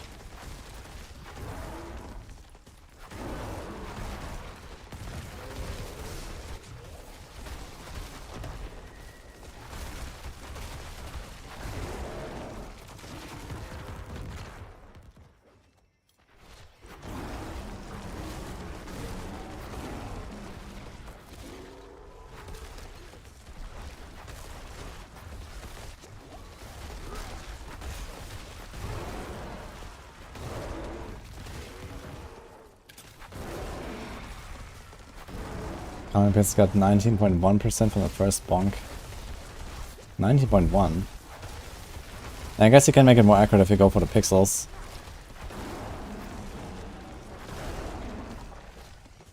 But that's like a bit too try hard. Would be nice though to understand the exact scaling per TM. But I guess someone else can also do this better than me.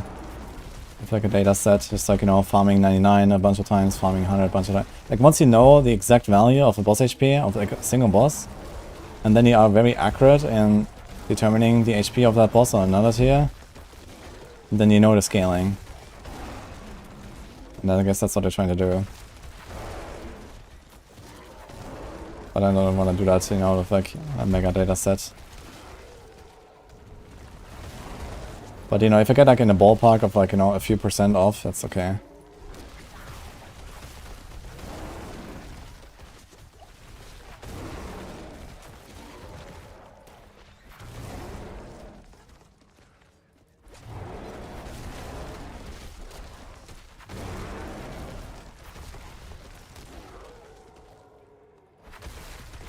Druid is not strong enough in your opinion? Why not? What are they trying to do exactly? Wanna kill Lilith in 2 seconds instead of 3? Or like, what's the problem?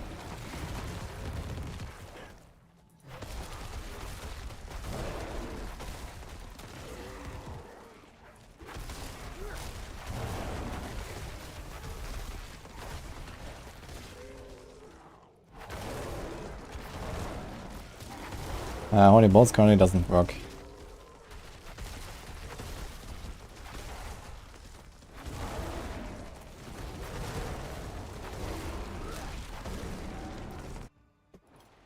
Right, let's see. The nuke sharpshooter's health. Let's see. Let's see the C hack.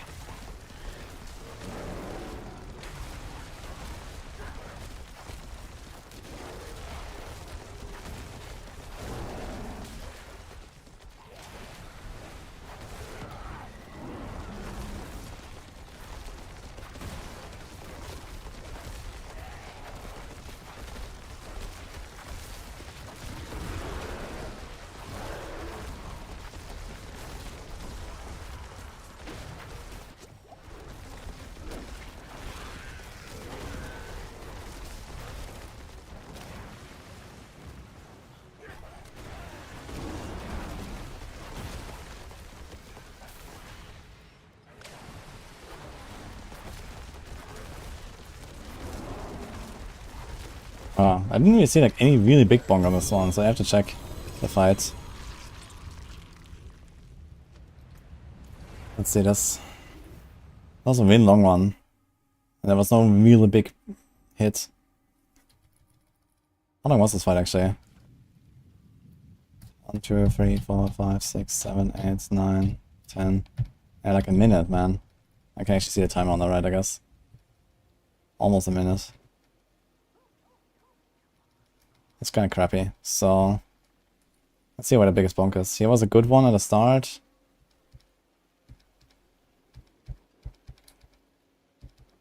Ah, 47 and 110. Should look more towards the later stages because we have the heightened senses.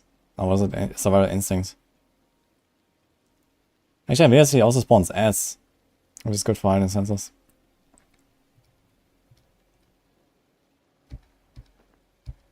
How did it do like a 3 million overpower there? What the hell is that? Yeah, 3.3 million overpower.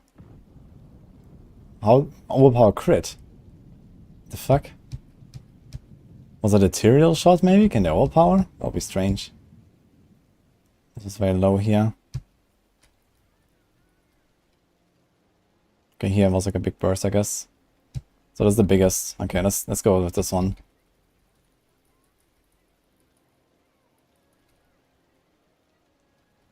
So the 60 million is already out, and here's a 21,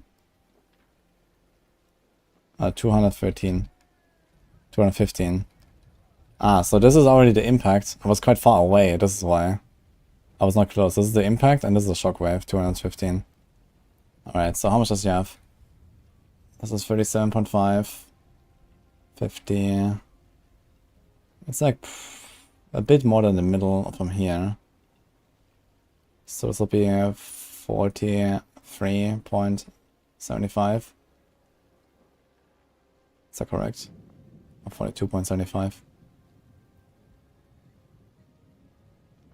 Should be 42.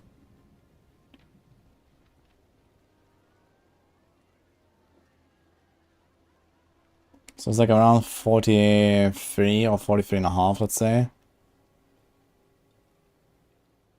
So does it check out? It's like 5, 10, 15, 20, 25. Well, it's more like 45, I think. And this is probably like 31 or 32. So we did like 11%. No, less. More. Is that 45 to 31? So it's 14.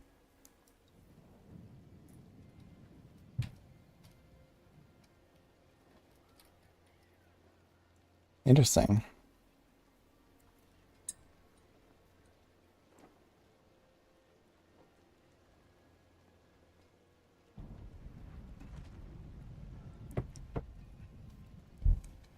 I've not tried Andariel Visage of Heartsiger on Rogue yet. I'm not really planning to, but maybe people will bully me into trying it out. That seems like surprisingly low for Seahawk, man. Seahawk always feels very tanky. Does she have like maybe some damage reduction or something? Because my damage just didn't feel great against her. Like this was a super long fight as well. Even at the end when I had full survival instinct stacked, I did like a 60 million for shockwave. Like what? I guess the venom wasn't up or something, but that's also kind of strange.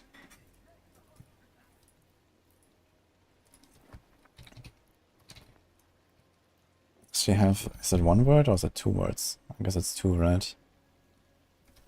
One. Okay. Seahawk. Interesting. So Hive Master Omega tanky for some reason. Why is Hive Master so tanky? Kind of doesn't make sense. He doesn't look like a tanky guy. Like Seahawk I would have expected to be the tankiest. But this is crazy. It's not even close. He has like 50% more than the Seahawk.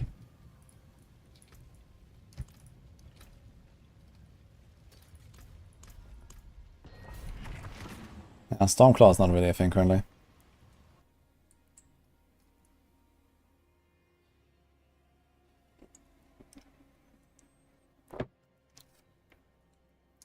Druids have a lot of build variety right now, actually. They probably have the best build variety out of all the classes.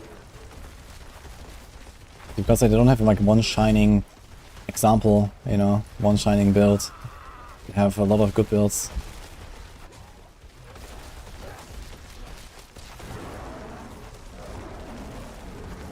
Druids are really well balanced currently. They're also not really overpowered for like everything in the game. Like they need to bring everything to Druid level basically.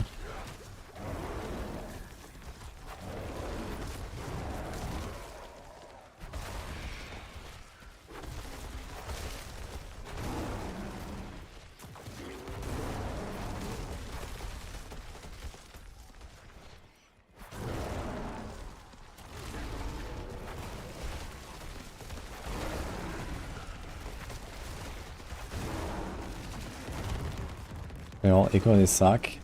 Yeah, this build looks terrible. Agree.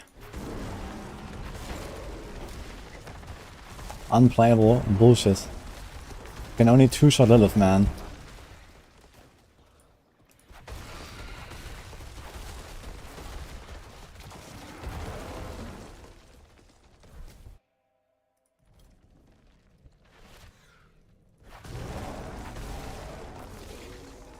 Good. I can't get him off down there. That'll be cool.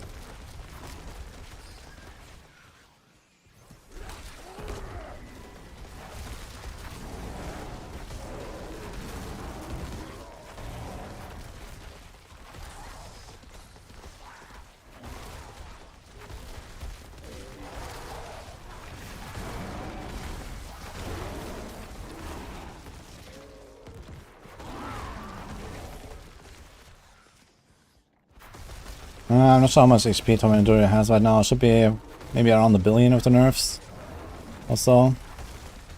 So like half of a boss here. A bit more, like half to 2/3 of a boss here in a T100. I can kill Andariel in like 20 seconds, I guess, or less with this right now. And if I go a bit ham with like Godslayer Crown or something, I could probably get to the point where I just kind of like burst him down in like 10 seconds.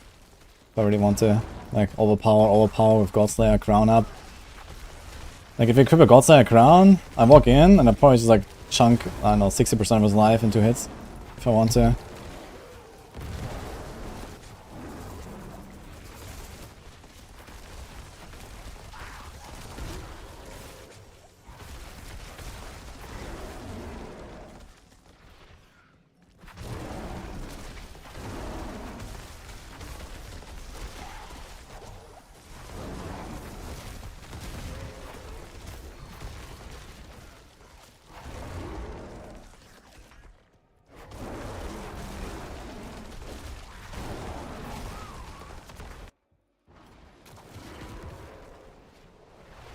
I don't think I nerfed Pit Boss HP, by the way. Okay, I have another try at figuring out C-Hack.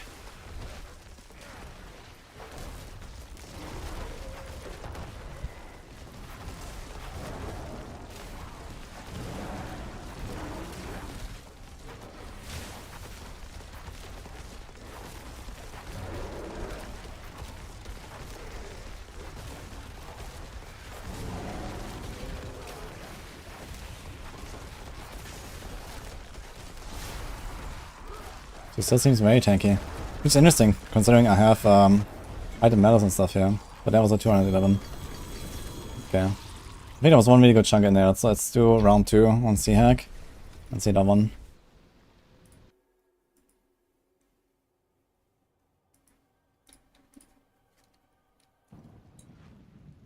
I don't think there's anything about Andis. Okay, here was a good hit of somewhere. Okay, that's very good.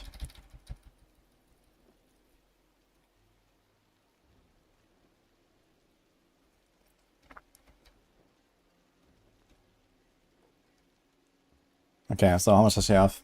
It's probably like 30 or 31.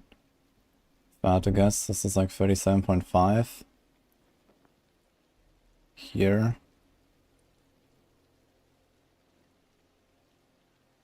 25, the middle of that is 31. 125. It's like 30, I'd say. I'd say this is 30.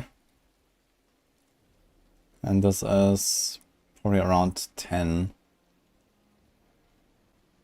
Here's the middle.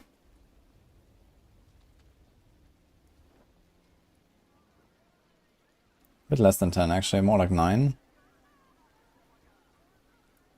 I'd say it's missing like around a quarter to this 0. Okay, so let's say we did 21. And this is 107.3 plus 228.6. Okay, 1.6. That seems more realistic. A bit more than before. Although almost the same that I had earlier already. So let's say 1.6.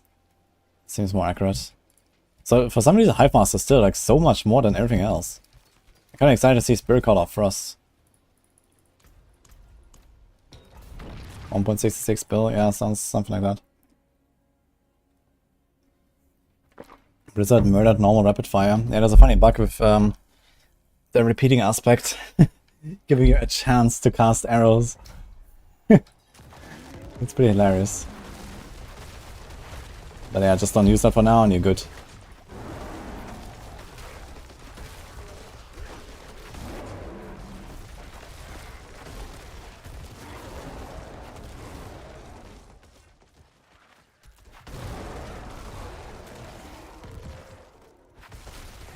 One arrow hits too hard, man. Yeah, we're not playing Barb.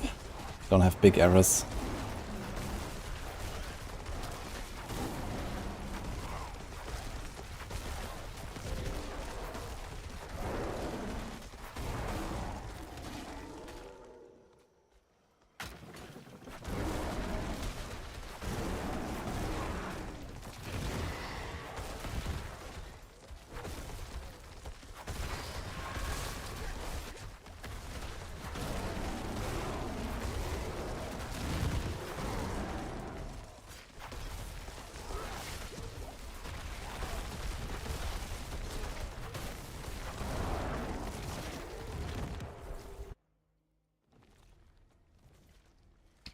Where does one come from? I have 2 rings with chance to make 1. Although I think 1 is probably okay. Depends on like what exactly you want to invest in. There's also a glyph where you can benefit from 1, which I'm not doing right now. This is the Earth and Sky glyph, I believe. I'm running Fang and Claw right now though.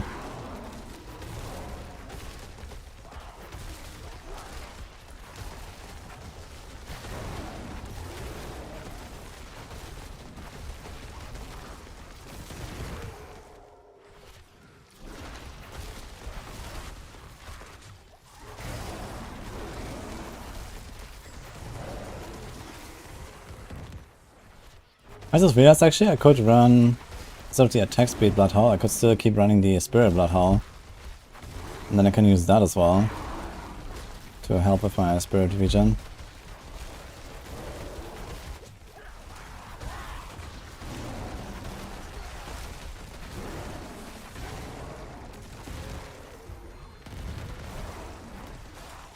Run Tectonic for additional like a hit chance. That seems like a massive waste if you ask me. Why did you do that?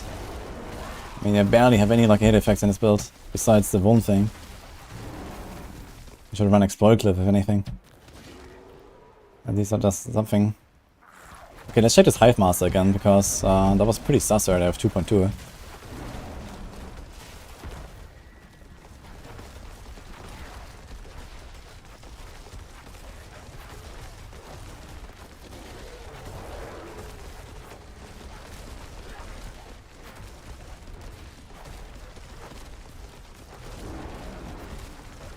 He's a tanky boy, man.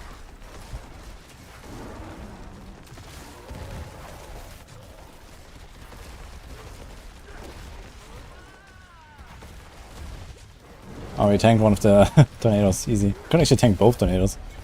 That's crazy.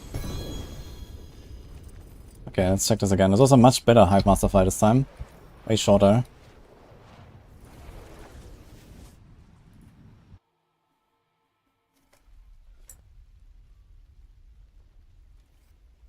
Should do what Rex does, have 2 chats combined. This is not allowed on Twitch. I have two Twitch chats that I read. I mean, okay, you know, I could have a program that combines it for myself, but I can't combine it for the chat or for the stream, so.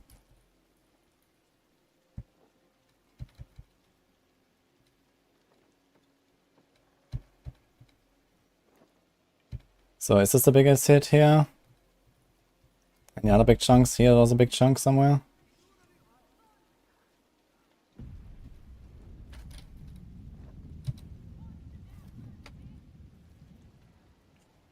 So this is like around 250 mil.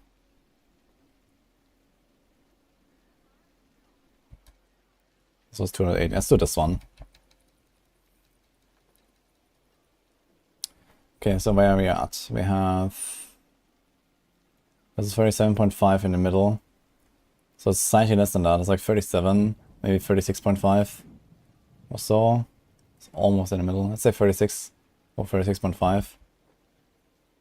And this is like probably 20 or 21.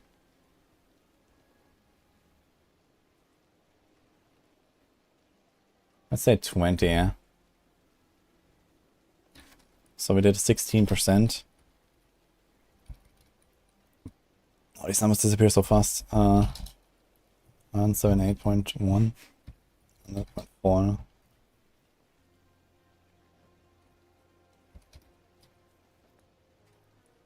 So this is a much different number now. 174.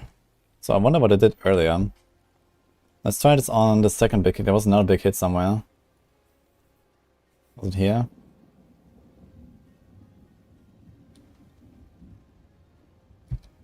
Okay, that's pretty good. I was actually... Interestingly, I didn't crit on my initial hit, but I did crit on a shockwave. I didn't realize that I can have that. Okay, let's see this. So this is 178.6 plus 13.7. And how much life?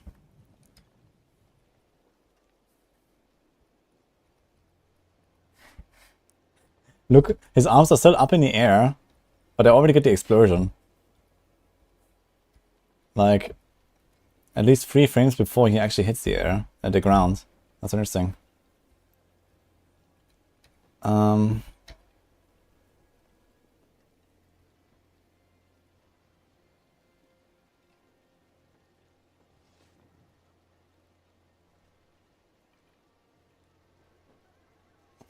That's a tough one.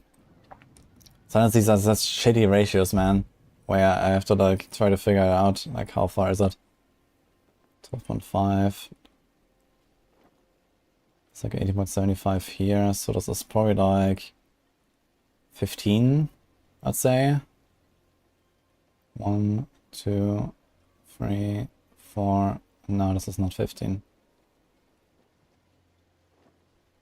It's probably like 16 maybe, if this is 8.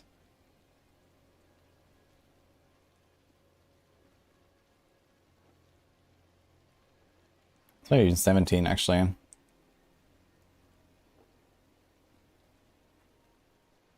Or 18. It's kind of interesting, because 20 should be somewhere here, right? 20. 15.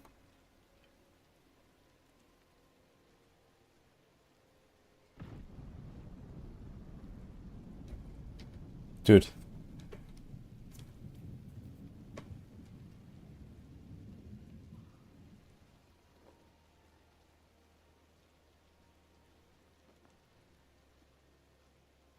I'm gonna say 15 on this. Plus 5, 15, 10, 5. Yeah, okay, I'll say 15. And let's say this is like 4 or so. It's probably like 11%. Or maybe 12%. Not looking very good. Let's say 12%, let's see. So I put that as 1.6. Let's put that as 1.75. So I think whatever I had here earlier was kind of off. I'm not sure what happened there. So maybe this Hive Master was actually just off here when I did it the first time. So maybe say something like 1.7. We have 1.6 here and 1.7 7, but it's like a very small hit here. So for example, if I divide the same by this, then you get to 175. If it was 11 instead of 12%, for example. So I'm just gonna say like 1.7 for now. 12%.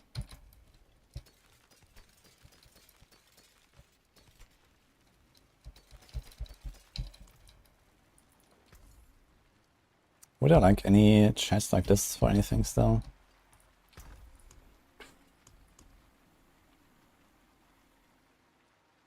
Probably not, right?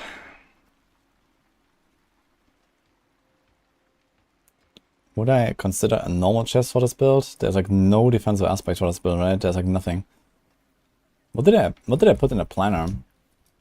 On both. For pre... it's just the unique chest, right? Because there's no chest. And what is that for defensive powers?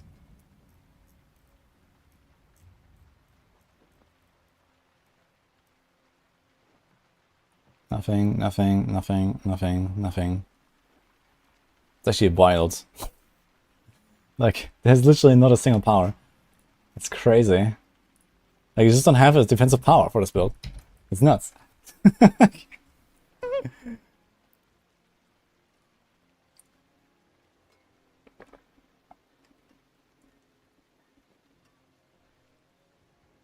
Should be a way to screenshot it, have it powers into temps. I guess we could like do this with Photoshop pretty well, actually. Like the health bar is always the same, right? Then you can just say, okay, there's like this percent, this percent, this percent, and you just like overlay it. I should actually do that with Photoshop, you're right. Maybe we can make this more accurate with Photoshop. Oops.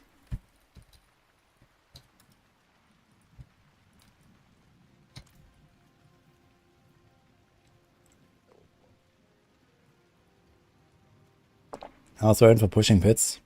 Yeah, it's not that much of a push build. It's mostly flay and a bit of bash. That's not good for farming.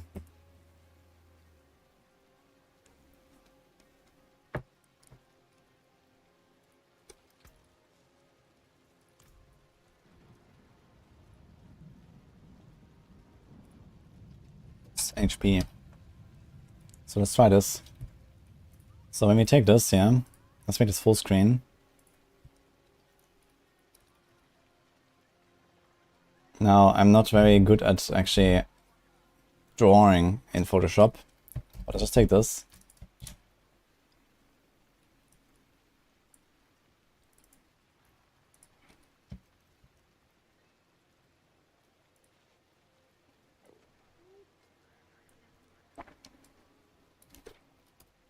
So we can just do like a full screenshot basically. Now we would have to kind of like draw. Let's just do a line, I guess, and then... How can I do this?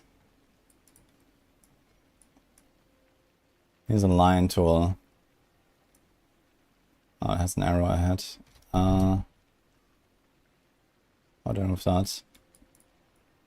I'd basically have to like somehow cut it into like specific parts, right? Where it's like, okay, 5%, 10%, 15, and so on. I'm not sure how I can do that though. Usually I just did this for my thumbnails, and this was not something I needed.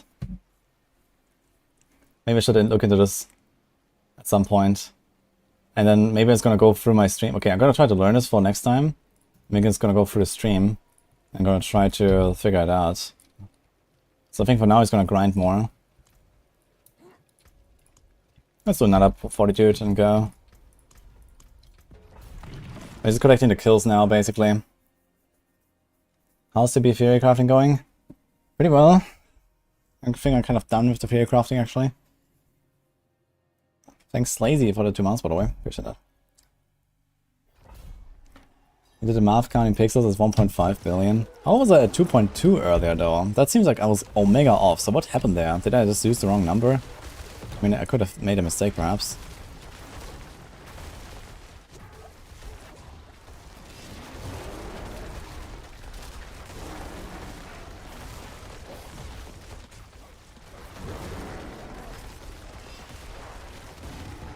Coming here with my damage, by the way.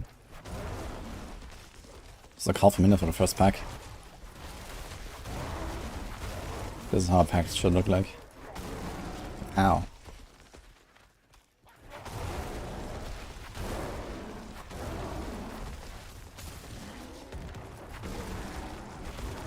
I'm gonna ask someone for a crash course in Photoshop, so I can draw a ruler, basically. That's what we need. And then we just kind of like put it there, and then do it as layer 1 on top of the screenshot. And then you can see exactly the difference between screenshot 1 and 2, basically.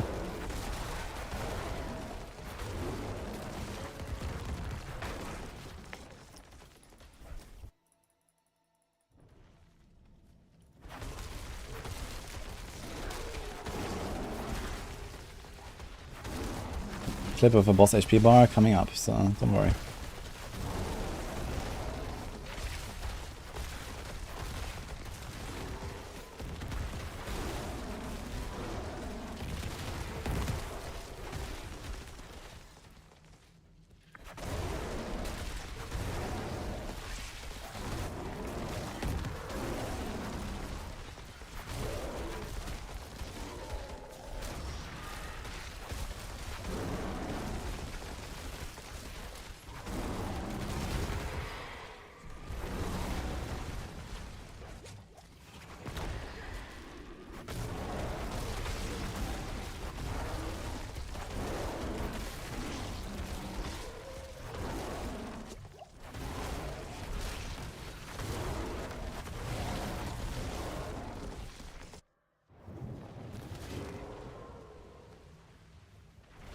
We do have an updated build for the B. So does Maxwell.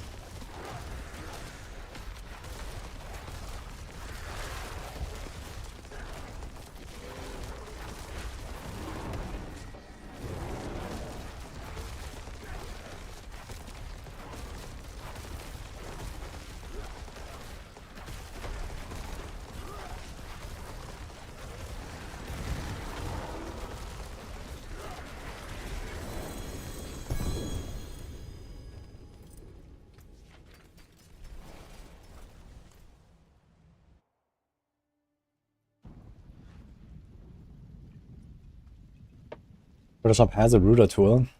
Control R. I'll check it out. I'll do this off stream. It's fine. I don't have to learn it right now.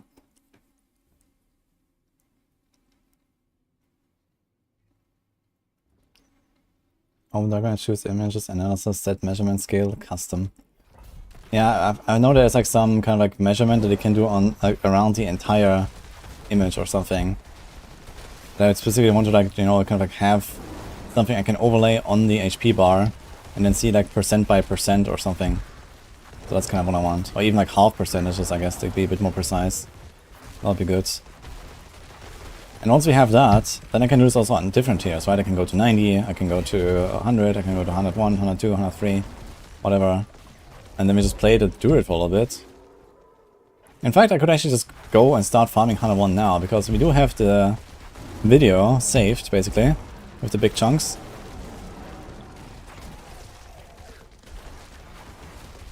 And I can just always go back there and do it if I want.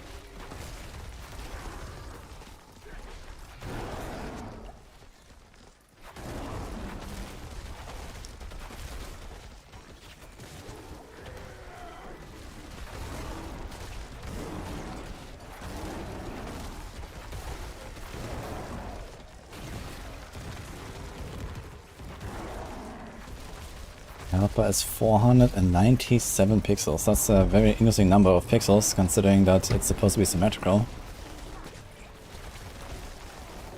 How does that make sense?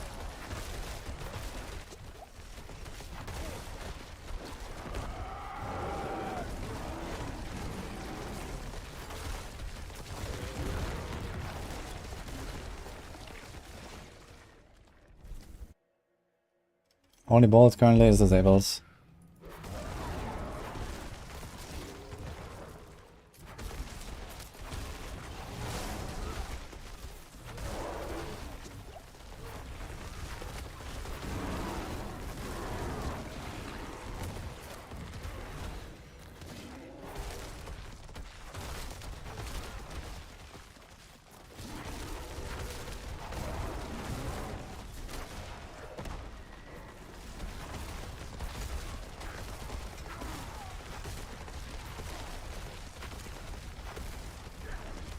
kind of funny how using Metamorph has such a high lucky hit chance that I just kind of like almost guaranteed proc my vulnerable.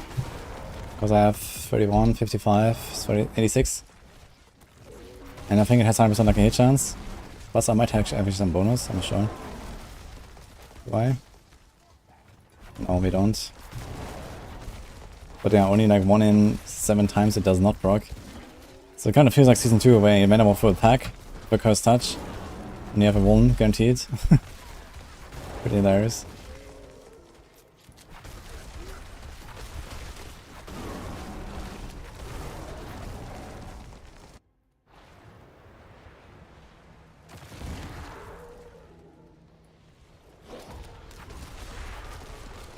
Let's do some napkin math on this guy as well.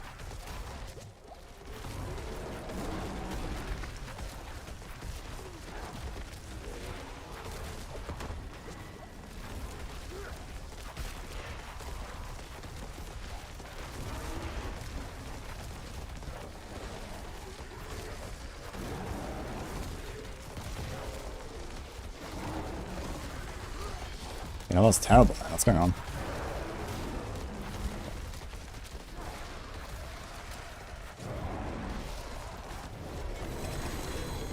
Better ending than it started though. Let's see this guy.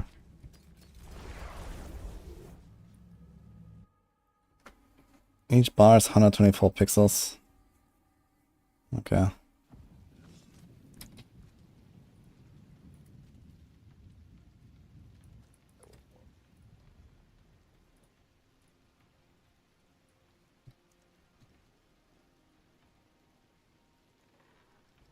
There's no news about Andariels. Okay, where's the biggest hit? Here was like some big stuff. So this was pretty good. And this was pretty good, so I have 2 in a row.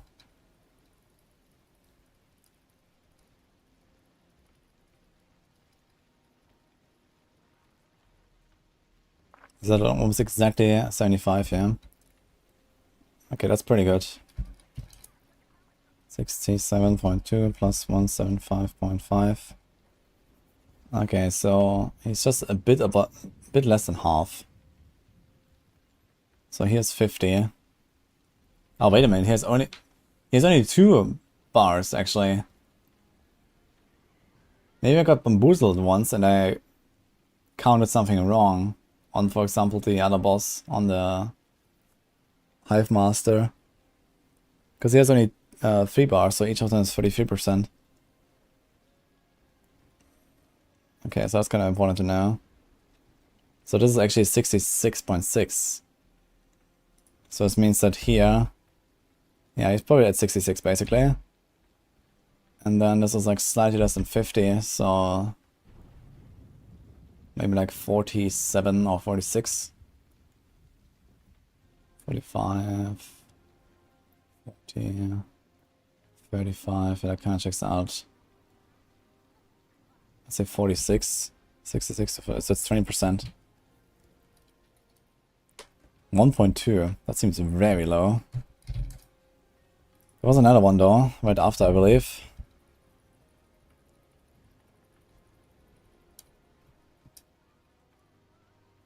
So it was at the same HP still, 46. 2, this is 33. And this is like 16.5.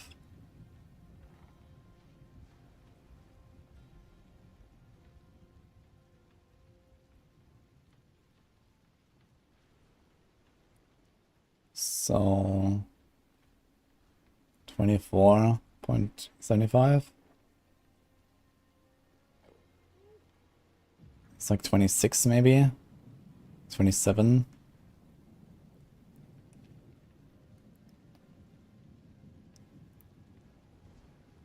Let's say 26.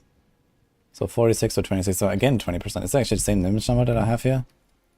Let's see how much this difference is.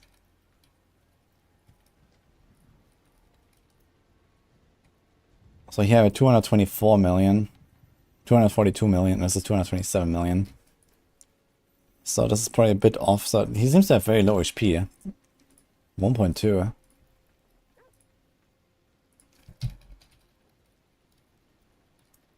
Scourge seems like, considering how big Scourge looks, he has so little HP as well. It's kind of strange.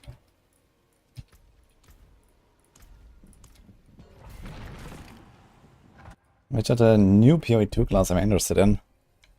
Probably the... all of them, actually. I mean, Hunters looks cool. Mercenary looks cool. So those are probably gonna be my two mains, along the Ranger. And, I mean, the Monk is also amazing. So all of these, like, agile classes, for sure. I also like the big bonk. Two-handed guy. It's called Warrior, right? I believe it's Warrior.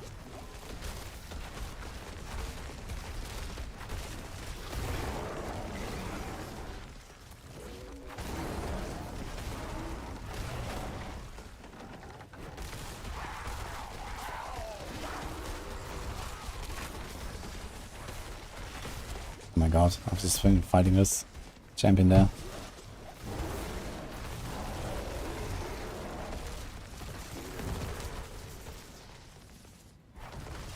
Let's take it sigil does. That's an interesting question. I've not heard that before. I found Nightmare Legends. Really fast, at like 70 plus or so. Somewhere at like 60 or 70 and the sigil powder caps out, I think. From salvaging. And then you do all the butchers and all of the events and all the curse chests and stuff. They usually give like extra sigils or sigil powder.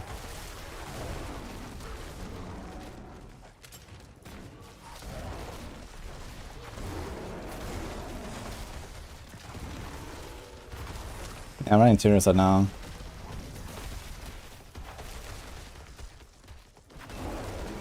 It's kind of nice because I don't have to worry about losing my Star Skies buff. So while I appreciate having a Star Skies, I don't think I really need it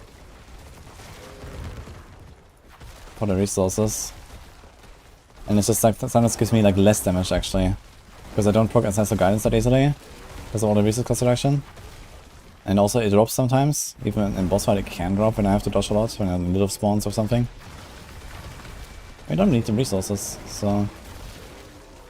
Turns out Tibbot's Will does the job.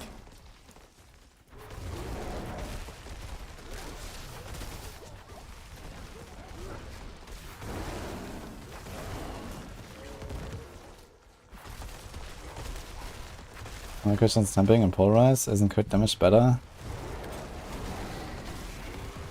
On Polarize? Nah. You want to make sure that you get the crits. You don't really care about the crit damage. Like, most of the damage comes from the all-power hits anyway. And the all-power damage has so much additive damage that, you know, there's a little bit of crit damage doesn't really matter. You want to make sure you actually get the crit for the multiplier. You have like so much damage and so much value in just critting, thanks to Envenom and stuff like that.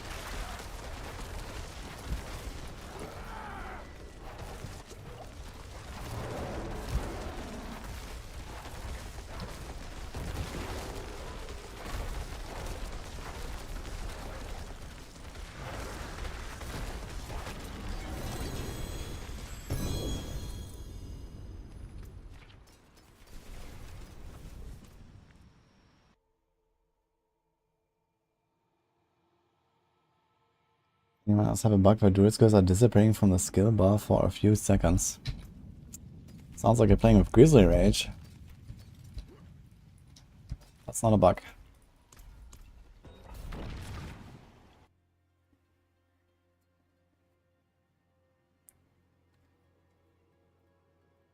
Now the Tyrius damage is irrelevant for this build here. This is not a build that relies in any way on the Tyrius damage. Tyrius is just exclusively a defensive choice, which is a better defensive choice than what Insatiable offers. And it allows me to not lose, for example, a willpower roll somewhere else to get an extra all-res roll, because it has the all-res as well, which is kind of helpful. And I removed Starter Skies to just run a normal ring. Like, basically I started by removing Starter Skies, and then I was like, now I have to fix my res. And then I don't really have any gear to change. I mean, I could roll this willpower to all-res here on the boots, but I mean, also do 130 willpower, which is like around 8% damage or so right now. And at that point, I just said, okay, fuck it.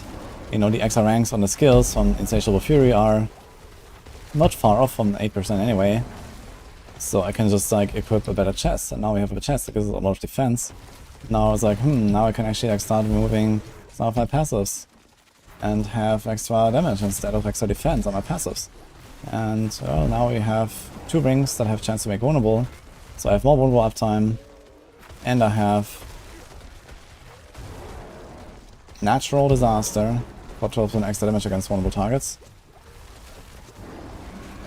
And that gives me way more than whatever Insatiable Fury could ever offer, together with the extra willpower roll that I got on my boots. Plus we are quite a lot tankier than Insatiable Fury, because we have the same, almost the same damage reduction roll.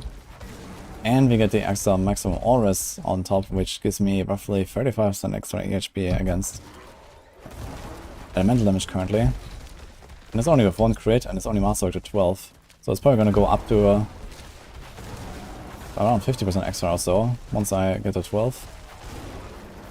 Plus we had 7.8, and we'd have to get to 10, so we're not gonna get to 10 that easily. We are gonna get 15% of 5 more, so 0.75. Not that much, but maybe we can get a second crit. Could reset it, for example, get a second crit. Or we just leave it as it is and hope to hit something not useless, which would be either the maximum Auras or the damage reduction. I guess one of the two is fine. Could have a lot of EHP.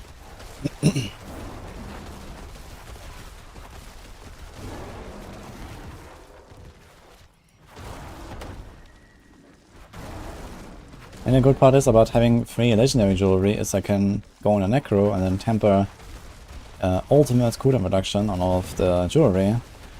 And we could actually get to a point where we have pretty much permanent petrify uptime, and that's getting pretty crazy then on the boss. You can have like 15 to 18 seconds petrify or so. That's not even max rolled, not even masterworked once.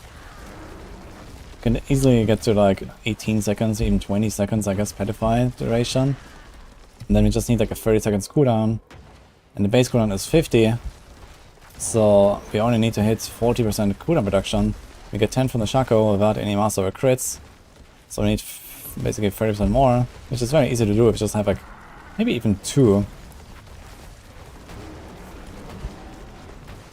of the Necro rolls.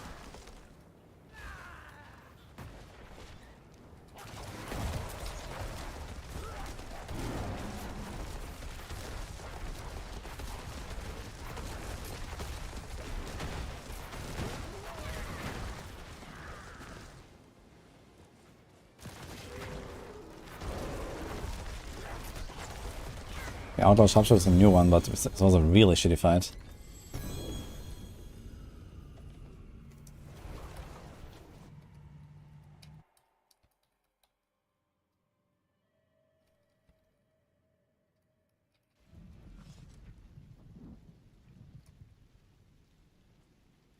Like this.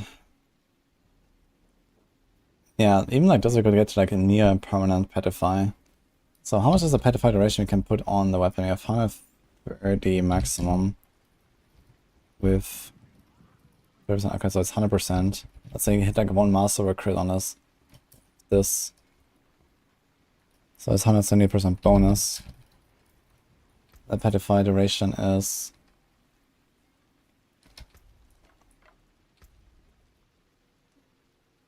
7. This already includes the upgrade, huh? Yes. So it's 7. So I get to 19 seconds. Yeah, it's very easy to do that actually. And there's only like a tiny gap. And then you have like some real boss damage on this build. Oh. Unsaturated aspect.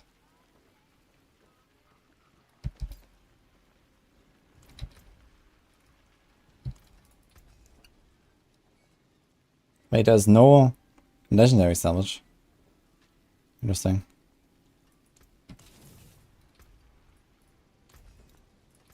What's still got some good in it? Hi, Icebird, how's it going?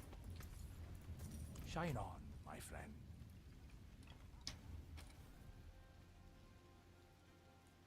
I dedicated the borders at 10 for Dolmen. I could imagine that it was causing performance problems because of how they function, you know, like all the knockbacks and numbers and like spinning around you and like, you know, moving with you. I could imagine this was probably like a lot of calculations.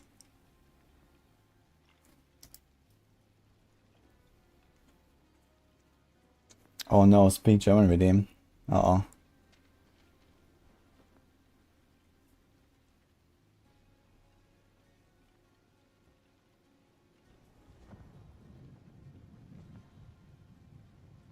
Ja, Ursula, ich glaube, das ist keine gute Idee. Mit der Grizzly Wut. Weil dann kann man zum Beispiel diese Passive nicht mehr benutzen. Und du kannst auch ein paar andere Sachen nicht drücken.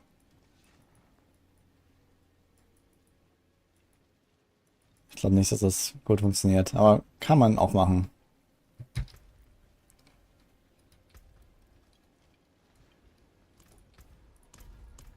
Ja, ein Versuch wert auf jeden Fall. Aber ich muss ein bisschen hier Glücksspiel betreiben. Für Handschuhe. Okay. Gibt es irgendwas? Das könnte vielleicht sogar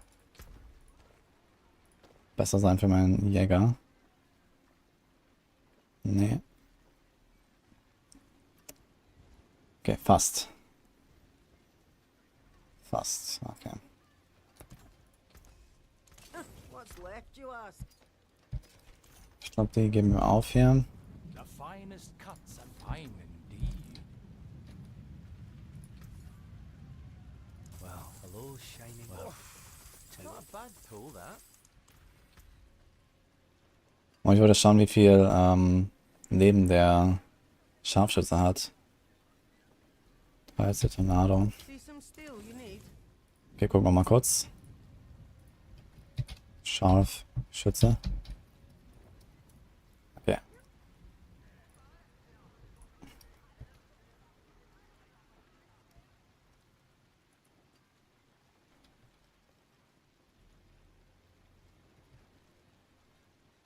Gibt's da irgendwo einen großen Bonk?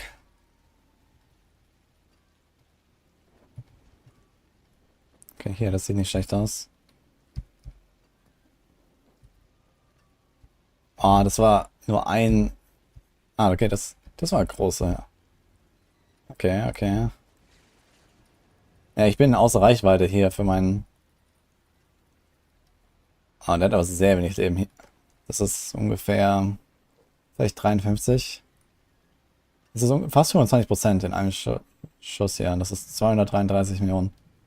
234. So.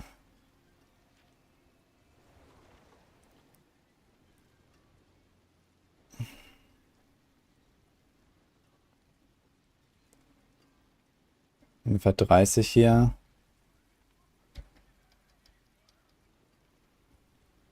Und das sind vielleicht so 53, 54.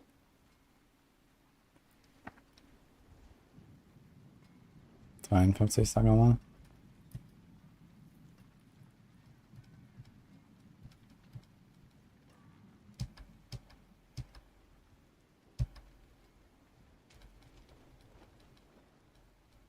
Ist sonst noch irgendwas?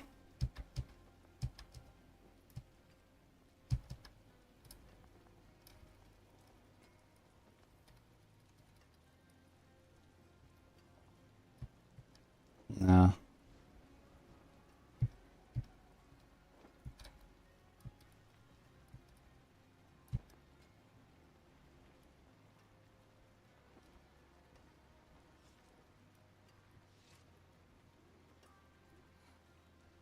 Okay, also sagen wir mal 23%. Das heißt, er hat ungefähr ziemlich genau eine Milliarde Leben. Okay, interesting.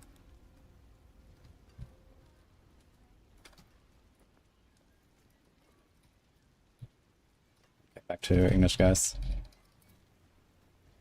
1 billion-ish, it looks like. But you have to do the calc, because this looks like exactly 23%. That's hard to say, really. He's squishy though. Let's do one more.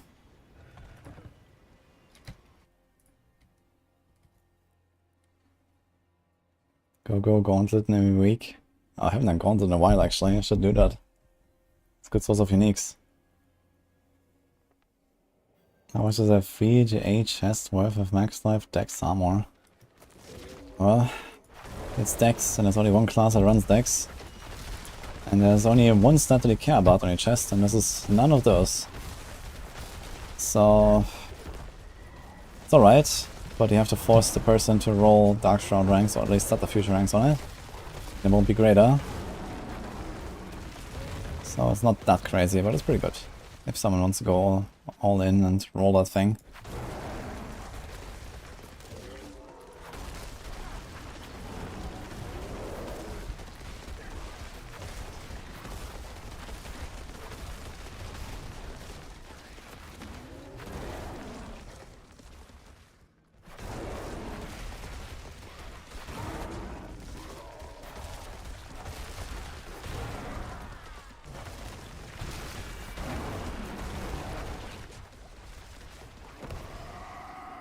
Always been ready to follow. Yeah, it is ready. But I think I'll actually adjust it to the Tyrius version. I think I like that more.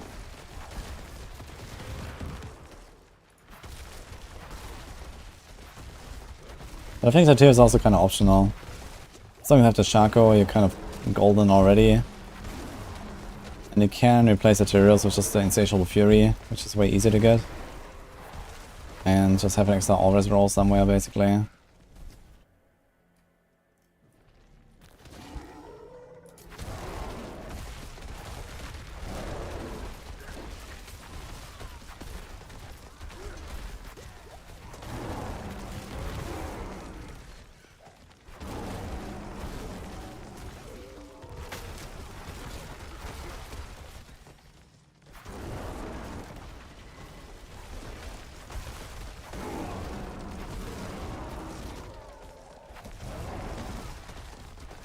I missed the part where I explained the Tyrius benefits.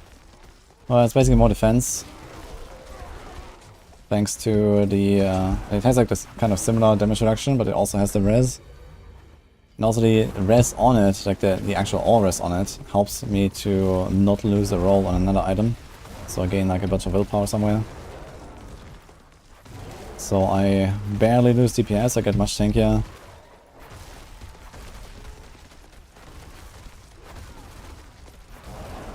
Depending on, you know, if you have a greater affix on it for the maximum all res, or you master the maximum all res, then it can get a lot tankier actually.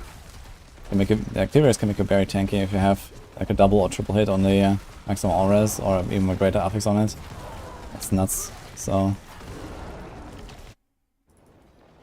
I can update the planner.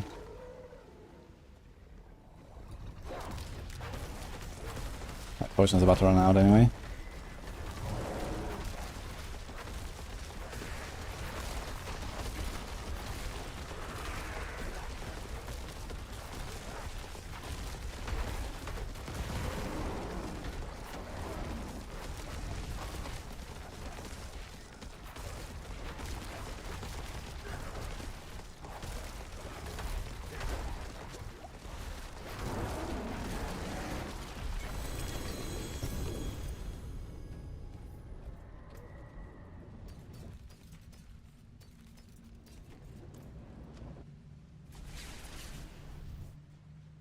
I think I've lots of dash without actually spending points on it.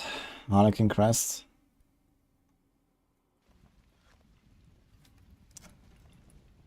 I mean, if you don't have Harlequin, then you just follow the other version that doesn't run Harlequin. There are different versions here, including this one without the Ubers. There's a point.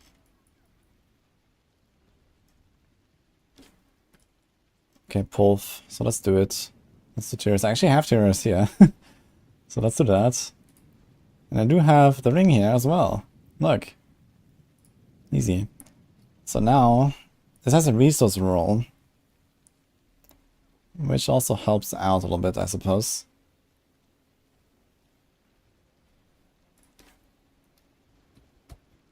Let's go from 7 to 10. Which is actually an Necro, right? Should I go? Okay, 10.15. Okay, I guess. Should be 10.1 though. Anyway, let's do this. That's a lot of res now.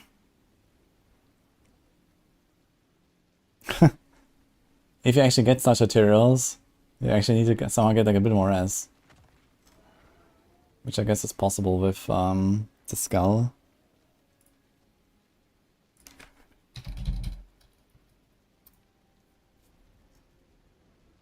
There we go, now we're 4 point something overcapped. Do we have any res that we shouldn't have?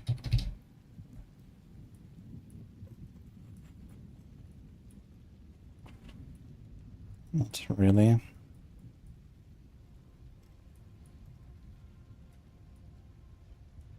Okay. 81 auras is kinda legit, man.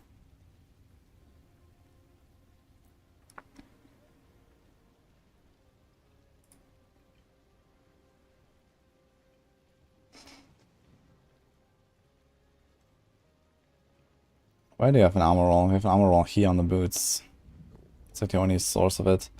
So the only way for me to do this would be to not have a greater movement speed roll and then have a greater armor roll, which is kind of sad.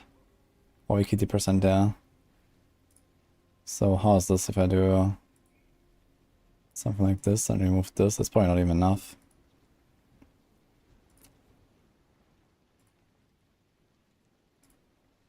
Yeah, this is a lot of investment here. If you look at something like this here, we lose 18% move speed if you go for this GA and the 2 Masterworks instead of this. That's kind of big.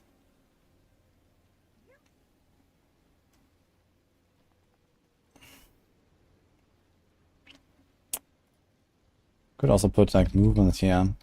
We don't necessarily have to go for perma pedify. It's kind of nice to have perma pedify, but it's not really required. Maybe just go more speed. Make these runs faster. It's also good.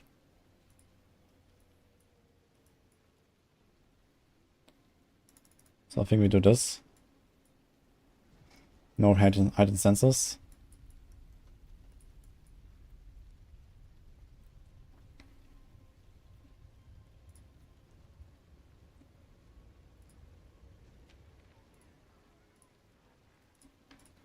And let's do ultimate cooldown reduction. Do we have to pedify duration? We have to pedify duration already.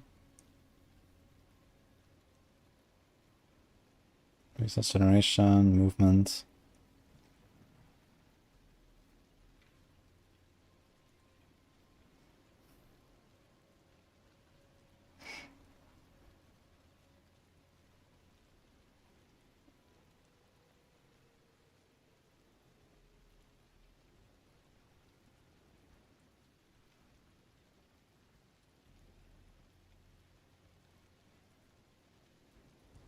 Okay, normal setup.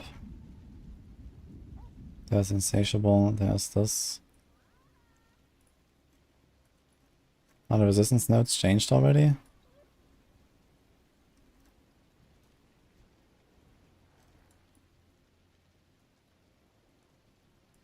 Actually, this does look changed.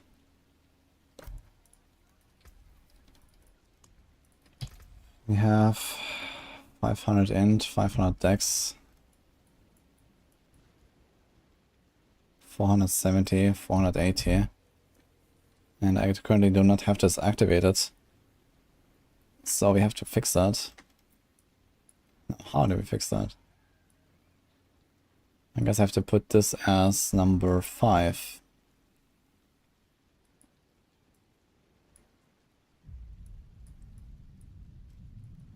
What about this thing? This as well, I guess. This can be number 7.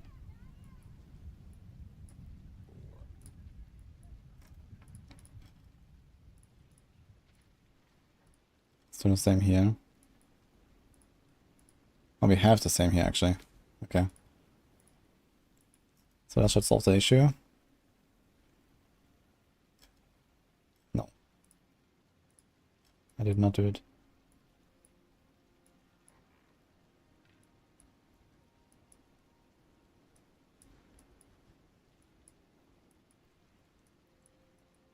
Okay, so this is 5, this is 6, this is 7. Do that. Now what about this? This is activated. And then we got this. Okay. Okay.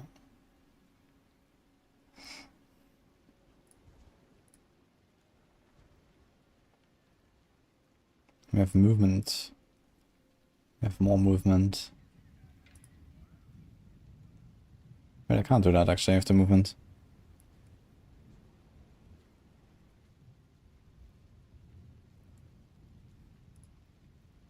Unless we change this. So we get 18 movement speed here, and we lose 18 there. It's actually exactly the same, huh? It's kind of funny.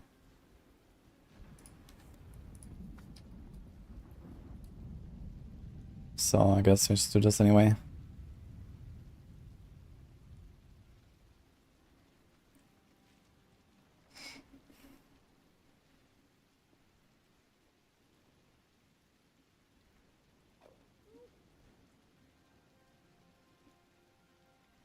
I like that extra move speed, man.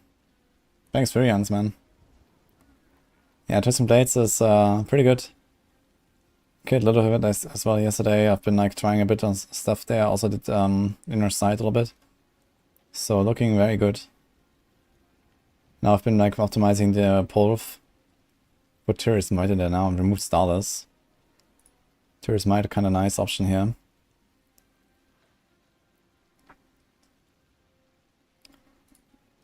Did I do this? I want to try to get the 3 points in Natural Disaster for this.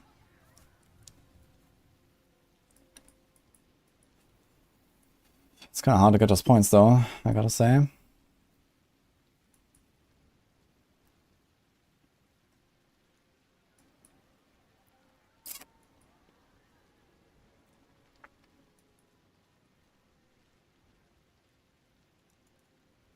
Maybe do this, honestly. Or maybe just leave it. I have only 1 point there. And then we save. Why do we save these points? 1 from the wolf, I guess.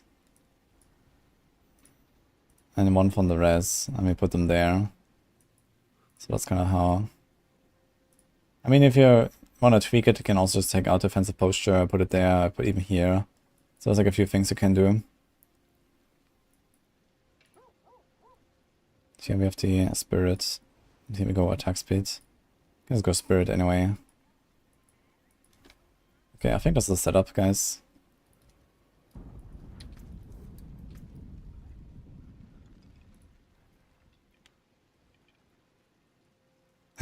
Yo, Sagari.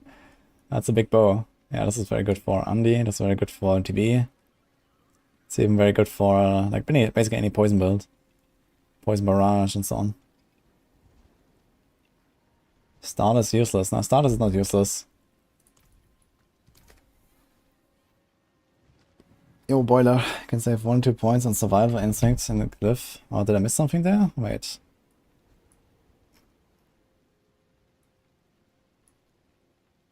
This has Dex.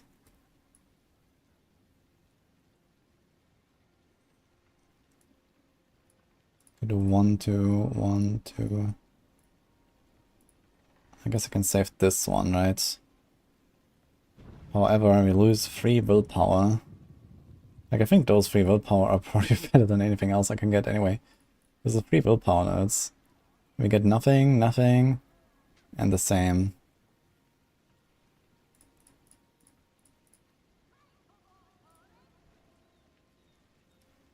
Not sure if I want to save that. Okay, where can I put it? Am I missing a life node? Not even here am I missing a life node. We got this one as well. We got those life nodes. Now it could be interesting to not give up the point for Ancestral Fortitude and rather have 1 more in Natural Disaster. So that point is roughly worth like 2-3% damage, I guess. Which is kind of okay. Better than like 15 willpower. 15 willpower is probably 0.7 DPS. So we could do that. But you only get 1 point back, which is a bit of all rest, which is not enough. You actually need at least 2 all rest points.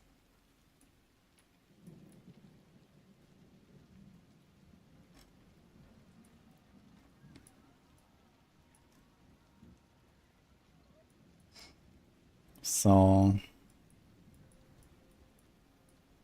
like some nice 1-pointers. I mean, there's like some small 1-pointer things and stuff, but since you're playing overpower, I don't really care too much about getting extra points in our gloves. We're actually getting to the point where we could play Earth and Sky again over Fang and Claw. It's 10% against Vuln. This is 12% against Close.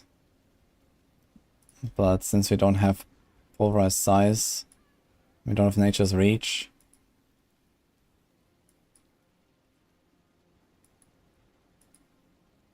I think I'll leave this like this. I tried the Nature's Reach stuff.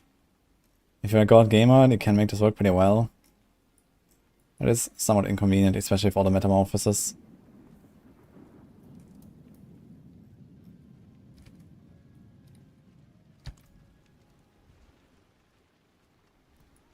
Don't waste the mats on Pulv, dude. It's so dog water.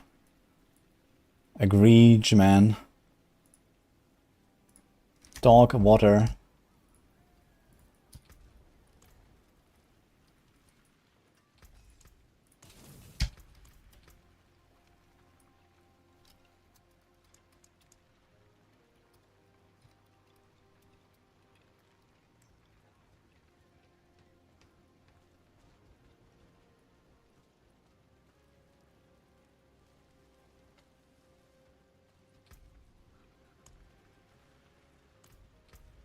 Let's do another round.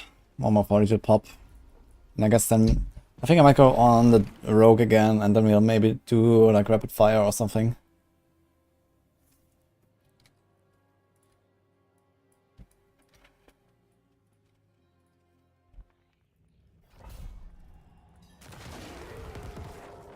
It's coming in slightly below Hurricane, NATO, and F landslide.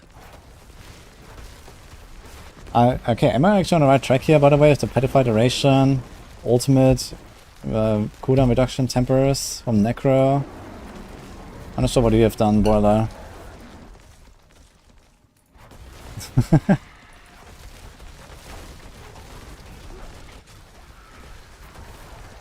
There's no like a hit cap for Heartseeker. Well, technically there is, but I think that's unreachable for any kind of practical purposes.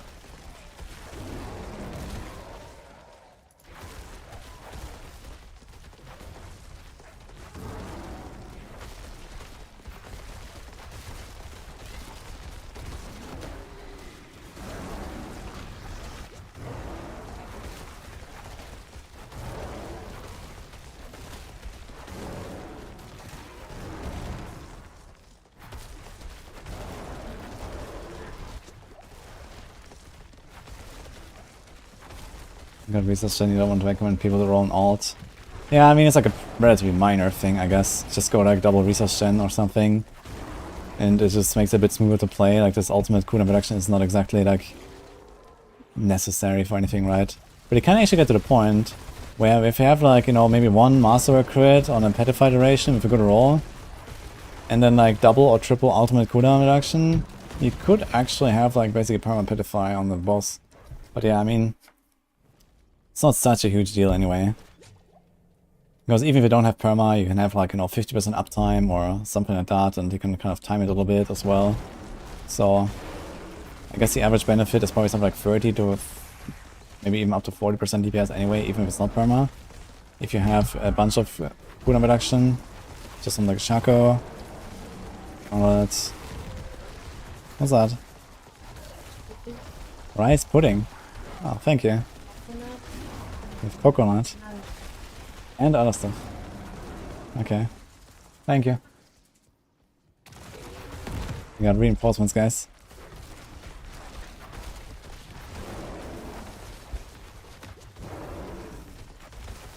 Nini. I should have the gun. She's prepping a lot of stuff. for the move. So I'm smashing stuff and she's prepping stuff. Moving stuff.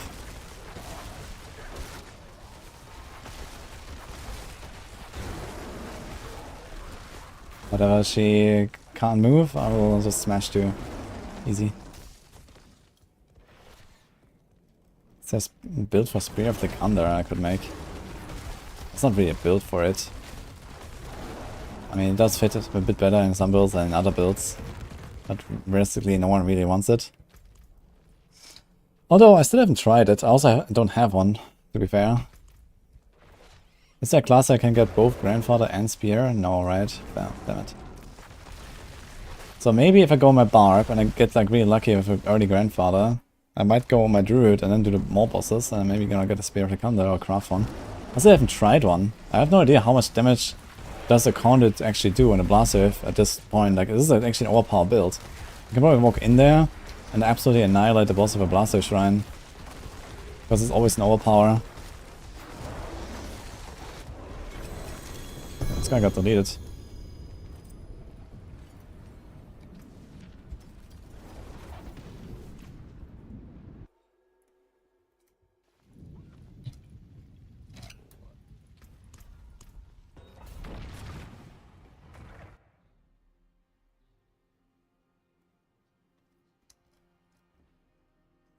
Complete pyramids don't get timed out. XTD business. Oh man.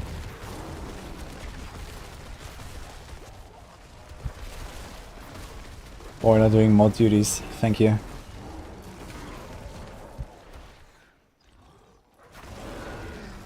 There's no fixes yet, as far as I know. It's already kinda late. Ah, okay, late. It's like almost noon in Blizzard land. So...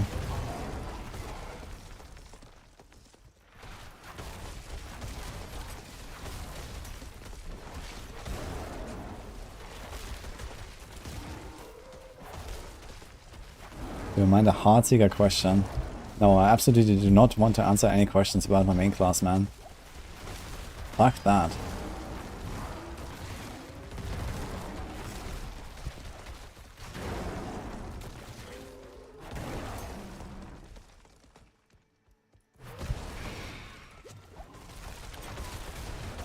That's insane, 500 million. I heard it's dog water. I should not invest anything into it.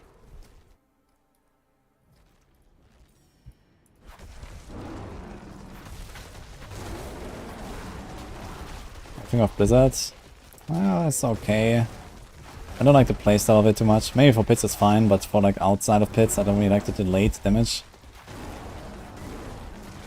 I haven't tried it in the pits. I guess this is where I would play it if I were to play Blizzard more. Basically anywhere you have to loot stuff all the time, like in Nightmare Dungeons or leveling and all that, it's like very annoying.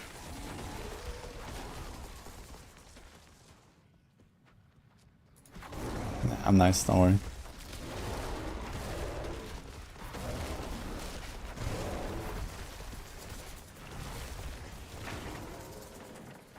Why crit chance and Ani gloves? Because they want a bit of siphoning and they want a bit of dark shrouds.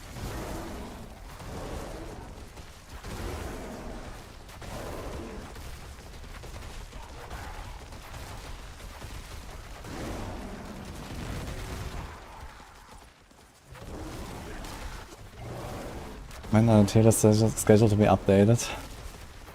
Yeah, roughly 3 days ago actually. They were scheduled.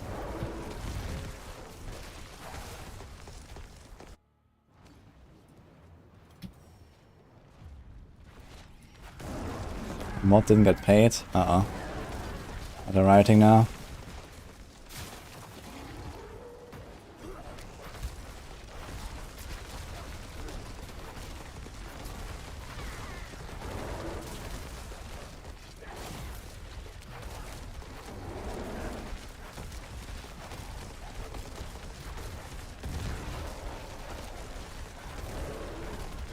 Yeah, close.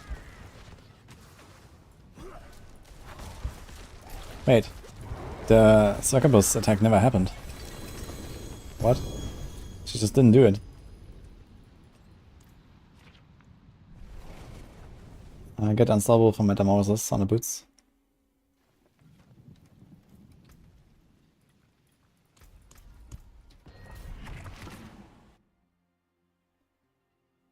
Is it true Maxwell is pushing out another pit leaderboard? Mods arrive. Yeah, it looks like it. So at least the moderators, a bunch of them have agreed to go for another week later in the season. So yeah, we're probably gonna do it actually.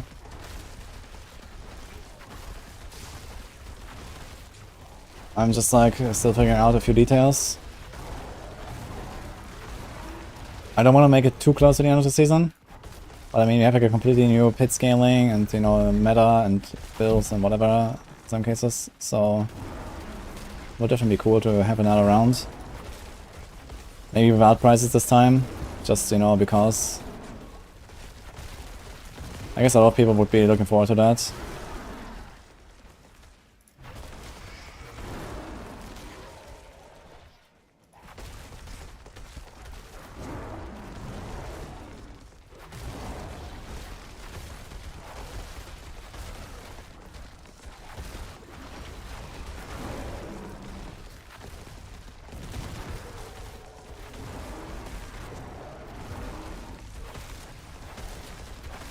Barbarian, Prox Greed Shrine is how I made 1 billion gold in a couple days. That's kind of... I mean, how many shrines are there? There's like 6 or 7 different shrines, right? So it procs every 30 seconds. So let's say get like one of them on average every 5 minutes. How much gold does a Greed Shrine give you is a question. When you're like speed farming really fast and like hell tides or so. Probably quite a bit. If you get like, let's say 100 kills, probably get like a few million. Yeah, it's not bad. So per hour I can probably get like comfortably 20, 30 something million or so just from Greed Shrines. If I had to guess.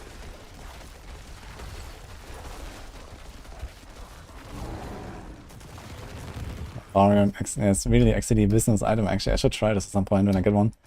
Just make a... Ah shit, Necros can't wear it, right? Only Sorc and Druids. Yeah, I don't really want to do much more in the Sorc besides the Sorc, so I'm probably not gonna farm on the Sorc. Would be like a prime candidate for this stuff. And Necro can't do it, and Necro is what I want to farm Helltide with, so yeah, I'm kind of almost over like Druid and Sorc for now. Although I do enjoy Pulverizing. I think for the leaderboard, I might push Pulve instead of Windshear. Just because. Maybe like Windshear as well, but you know, you can do this because it's fun and see what you can do.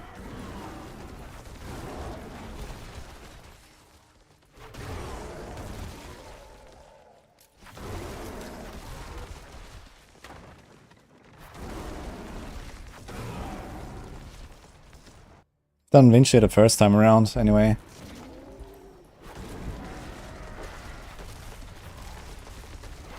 So I might push like Andy Rogue or TB. I think TB and Andy is gonna be pretty close in the push actually. Not that close in farming, TB is just kind of like too slow paced I feel compared to Andy. But the damage is higher. Ooh, that was a big chunk.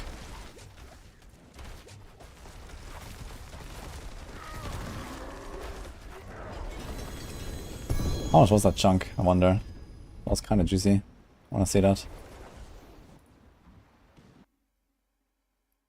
Andy's not fixed.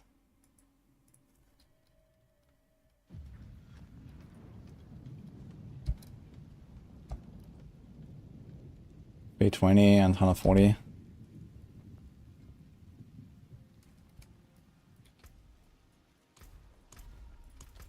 Rope is on 38. I should play until the world boss, man. And go kapow. Yeah, TB does insane damage, man. Like 1 billion DPS or so. It's pretty good. It's actually legit damage, man, on TB now. If you really want to optimize the damage for the stagger. But if you want to make it like an actual, like a bit of an AoE build as well, and farm build, you have to make some concessions there and remove some of the damage. I have a shared misery, for example, in my setup now. I felt I optimized it too much for boss damage, because that was usually like a major weakness of the thing. And now I just like, I can't really clear well. So I actually removed some of the boss damage and went for more clear with shared misery, and you know, like the defense is not really crazy as well. There's no defensive cliff in the setup. There's just Might, Umbers, and the Shaco. And it is okay, but it's not comfortable. So would be interesting to try to push with it.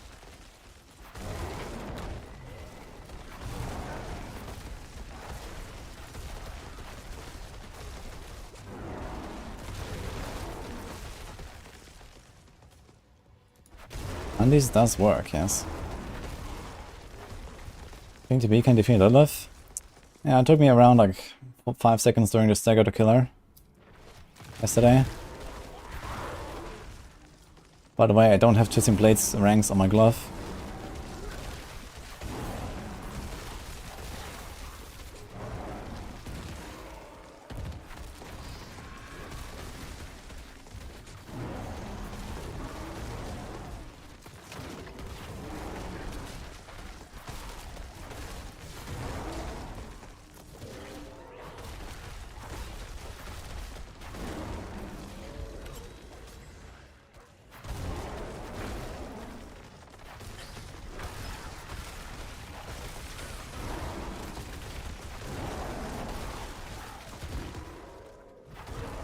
What did Flay Barb do?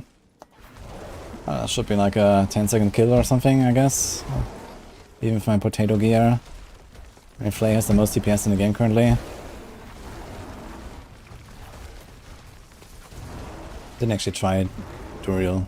I guess I can do Lilith for like a target dummy. But basically the expectation is you walk up, you do like 2 Flays that trigger gushing wounds, and that's the end of it. So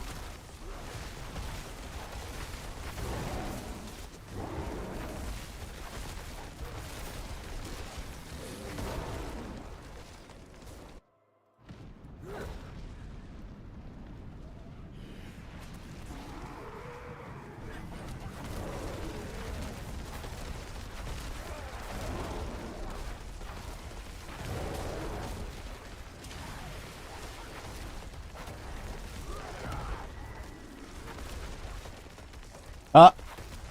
Let me attack! That is weird metamorphosis bug.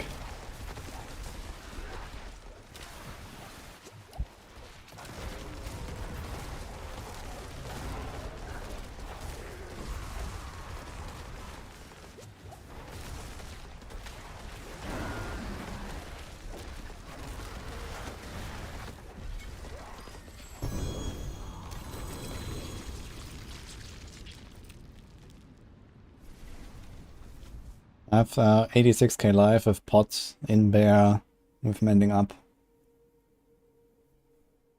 Maxos Powers got updated. Yeah, and the man is here in chat even.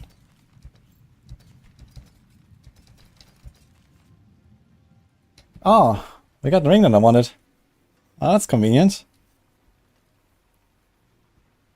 Okay. I guess I just put willpower or crit on it.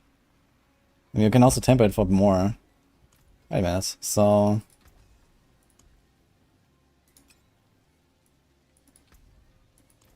yeah, I wanted life and vuln.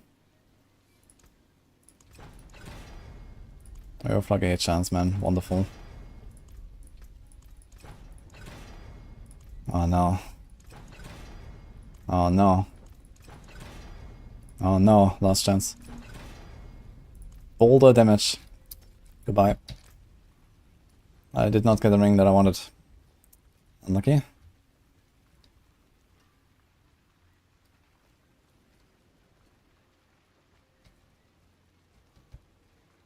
Do you want to keep some generic movement crit amulets around right now?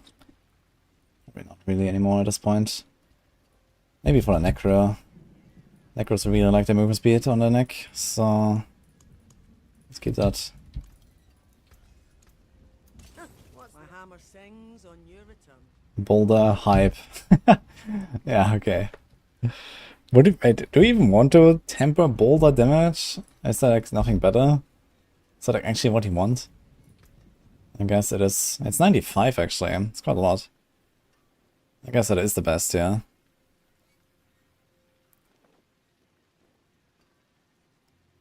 Need like a little bit of crowd control for the Earthbound Devastation, but it's usually like one item.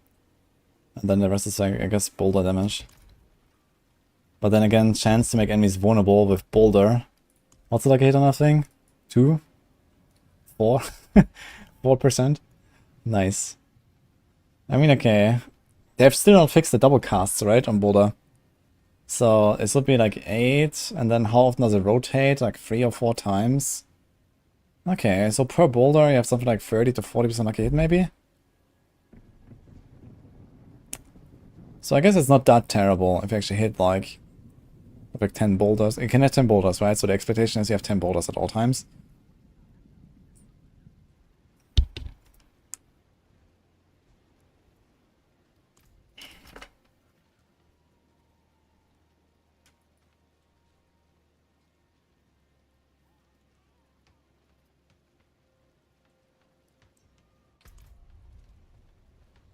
They fixed it. Now I heard that, like, okay, I did not see anything about the double cast being fixed. So previously, the double casted boulders from the Tempers did not do any damage. They were just cosmetic. And now this gives this weird, like,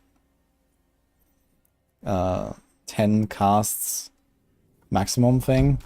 So this means you can only have 10 boulders if you get double cast all the time. I'm not sure if you can hit 100% double cast, right?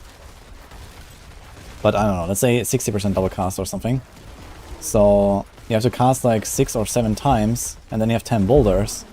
And they rotate around you for like 3 seconds or something like that. How do they rotate exactly? Never really investigated that. But probably at least 3 or 4 seconds, right?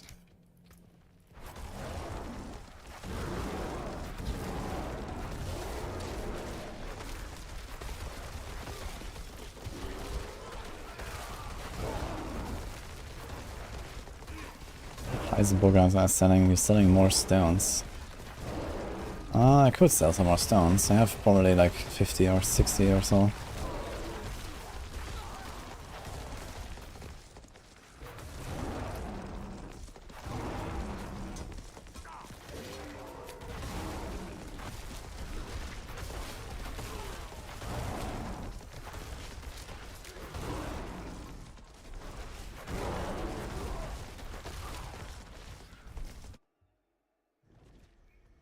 This buff don't bring a lot of ingot in Heartseeker. The buff has a 0 impact for something like Heartseeker. So it's still the same decision that you had before the patch, which is, do you want to be extremely tanky? The answer is yes, then do it. If you like your damage, then don't do it. I mean, Heartseeker is like definitely one of the builds that is already tanky enough, I think, especially for the playstyle.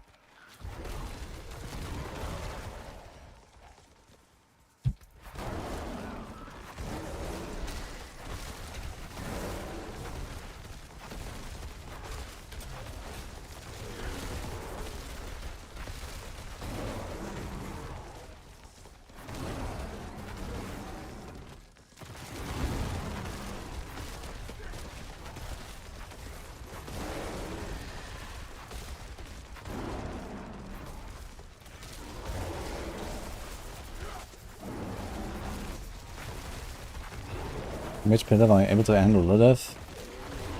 I guess if you can do some T100s easily, then you're not gonna have any trouble against Lilith. But you can do it earlier for sure.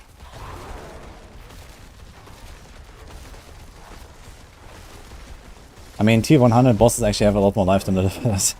So.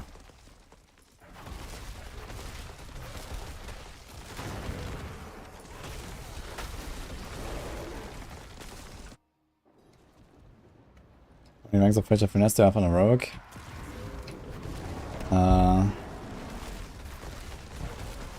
On my TB I have like 6, I think. Or 8. I think I have a normal roll and double masterworked, and it goes to 5, and then 3 from passive tree. Having a 5x ranks is pretty good.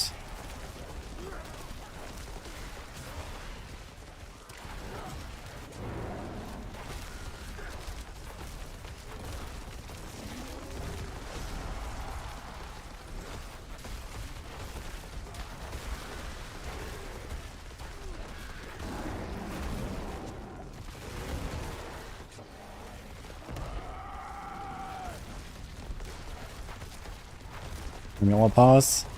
With stagger. Guess not. Okay, Barb was in 13, I believe. Or 28.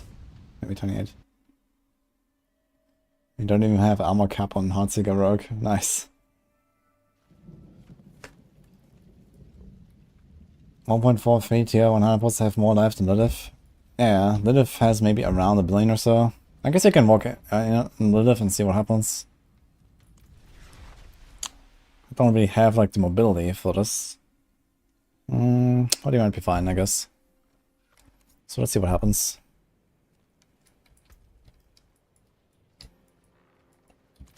I do have the Metamorph. I usually like to have multiple evade charges for Lilith. Or dash. But let's see if we can just do it. I think Petrify plus a stun proc plus a phase proc will almost just stagger her in phase 2. Let's see what happens. Phrase scrolls. Quest complete.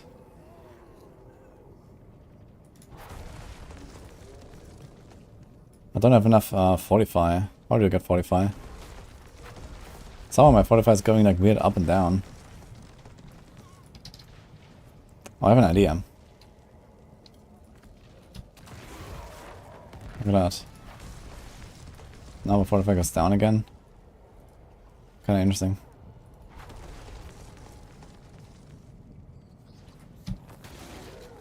Okay, easy.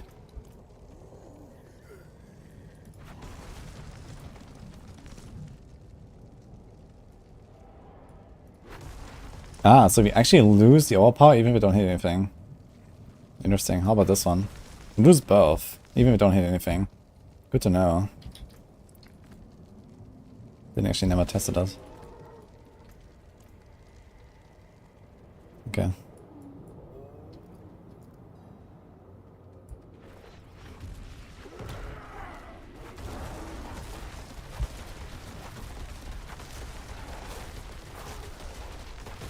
These boys are actually hard to kill, man.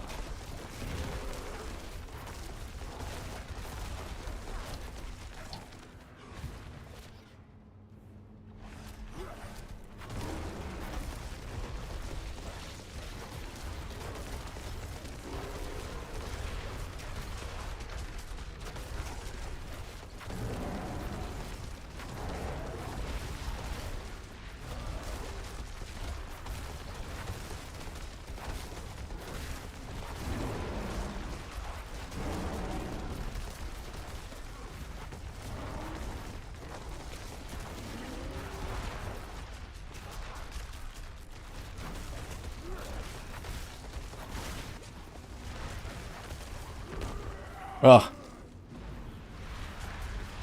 Wasted.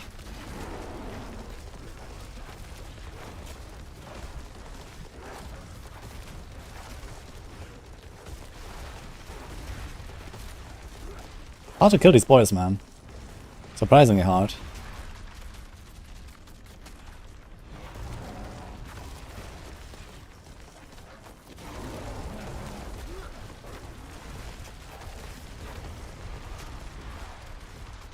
I have a stack already. Oops.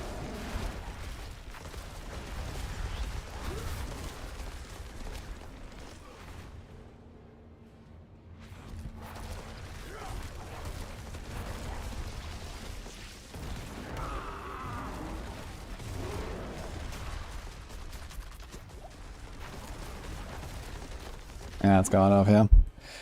It's a bit, not used to that. I can try another one. It's a bit scuffed though. With the Metamorphosis. Maybe it would be better off actually having evade charges, but I can't really just change this now. But geez, it doesn't really seem to do much damage. I had 2 stacks and I didn't even notice when I got them. I mean, I think I know when I got them.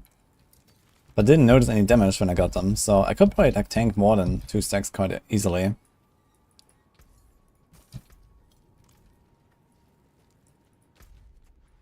Hello? Yeah, I tried.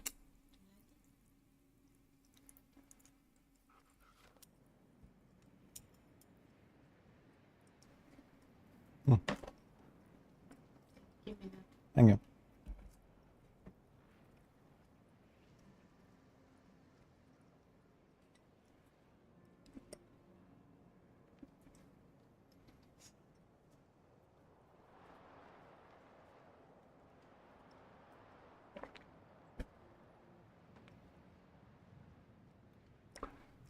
Oxidia, I need to check that actually. You're right.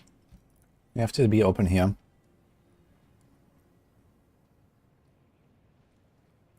Did not save it. Here it says elements, a cursed touch. Article.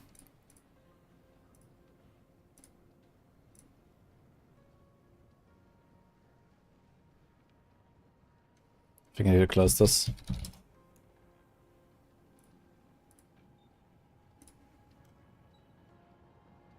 By some points. Yeah, this is elements, yeah.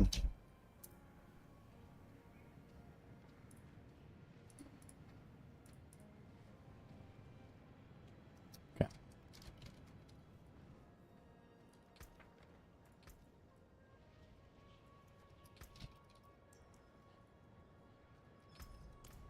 Oh, my pot ran out. Is there like any good pot I could use for Lilith? Maybe it's time for the crit pot. It's actually not terrible for something like this, yeah. Because why not?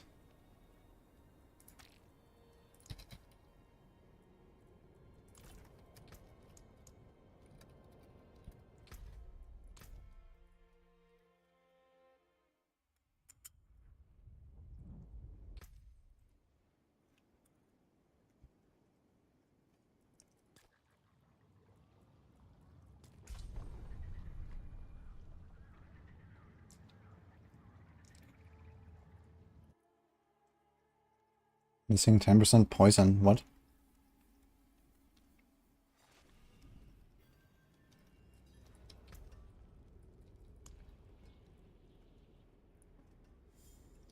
Okay, no stones here. Try landslide Druid. Nah, I did a bit of like landsliding when I was doing the Andariel Druid test. But maybe next season.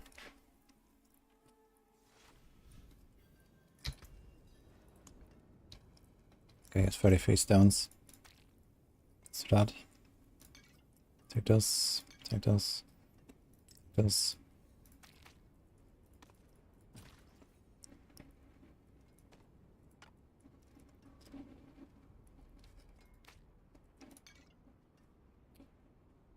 It's a lot of stuff we got him.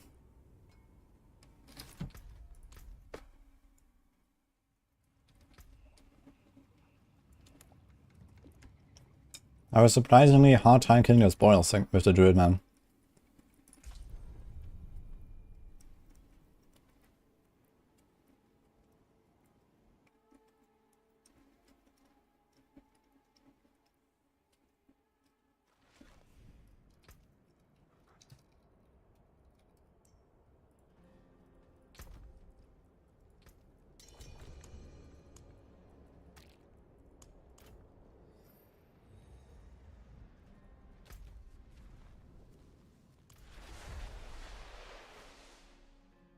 Should be an overpowered version of Grandfather buff Druid.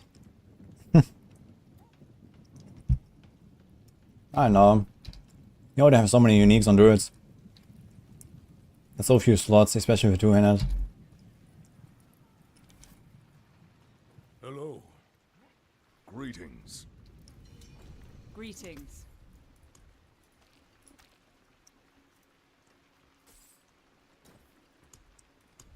$200 million for 20 stones. Log in. Alright. What's that? Wait. Did you just give me that?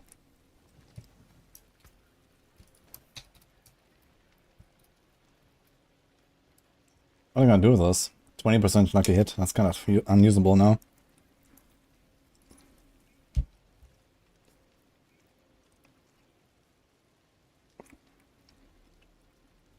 Okay. I guess it's a vendor.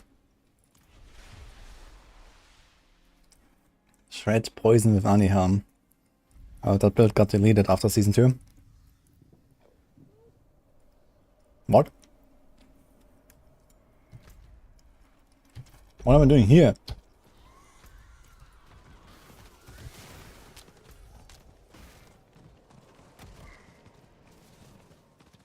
Heartsick is very squishy even with Shaco. Have you considered rolling maximum life on a gear? And putting maximum life nodes on your Paragons? It's pretty big.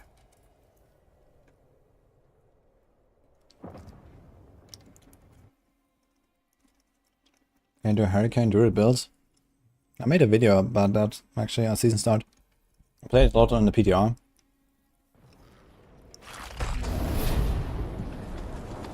Hasn't really changed.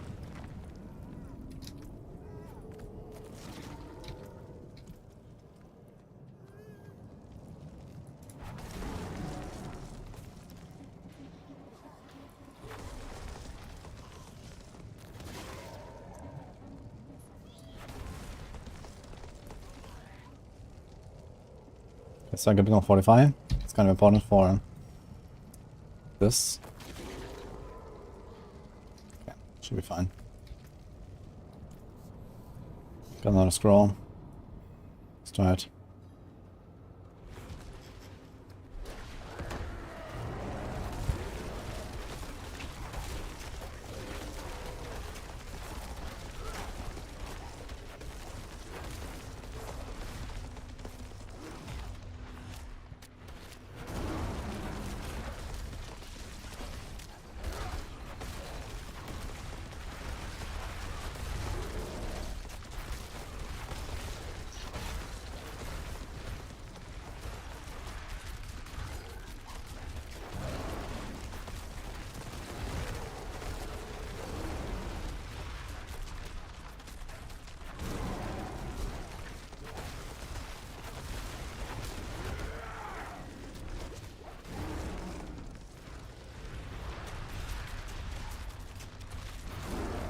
Oh, let's go. Oh! Oh!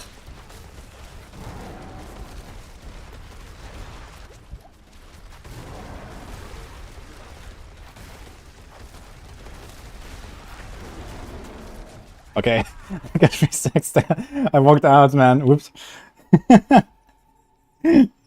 Ah. Kind of tough on Druid. I have too much trouble with the boils. If I could kill the boils consistently.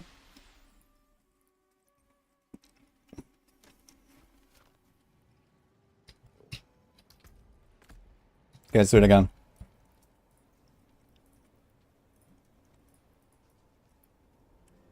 Save a scroll? No.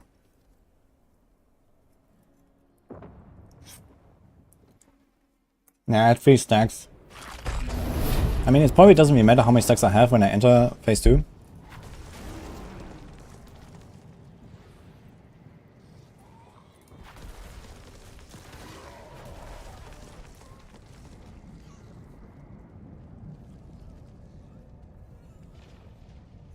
There was also some big bongs there.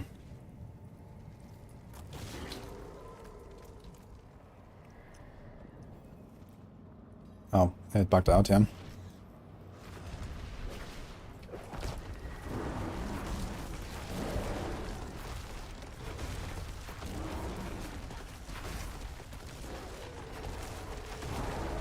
Ooh, let's go. Wait, she spawned a second round.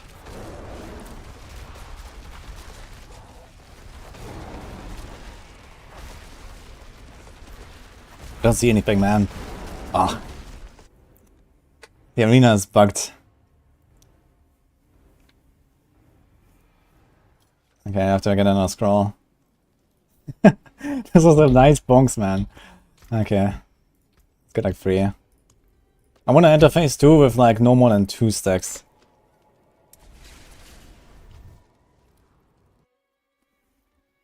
I don't feel too comfortable with my movement speed here. Without dash, without movement speed cap. Bit scuffed. Can I get some more? We could get something here. Don't really want to give up damage though. Oh, interesting, we can just do this here. Let's try this. I should reset the light. I shouldn't go in without the light. Applying Vuln first with Metamorph. Yeah, I was like Metamorphing first, but I should Metamorph for her, you're right. That gives me a high chance to apply it.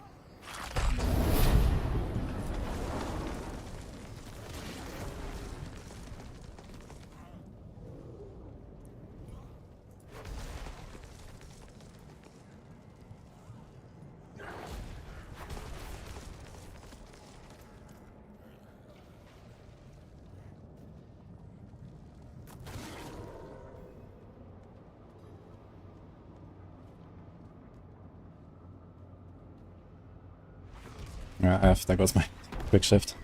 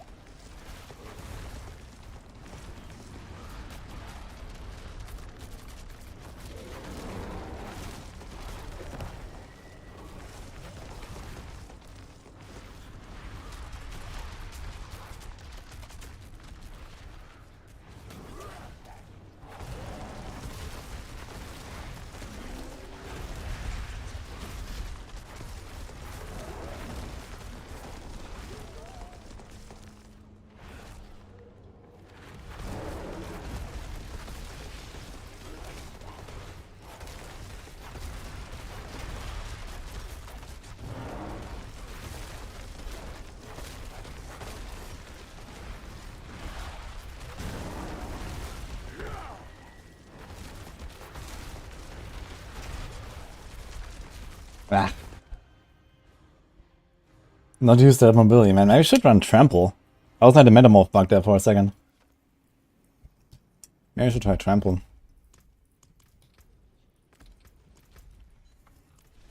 It's a pretty different fight when you're used to having dash, man.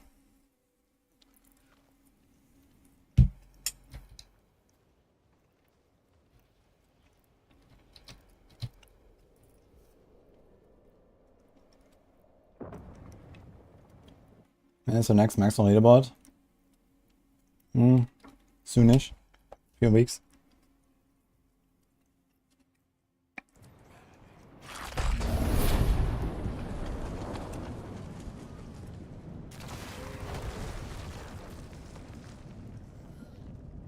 I mean, we should have move speed on the neck here instead of the life. This life is useless. Maybe I'll put that in a planner too. Now I think about it.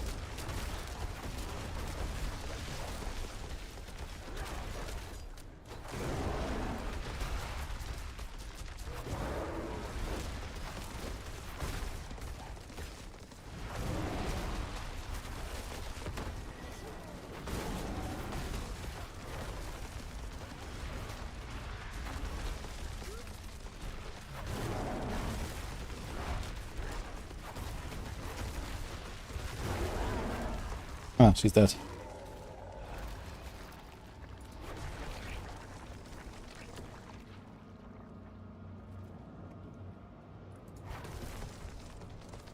Don't have Petrify ready, but maybe.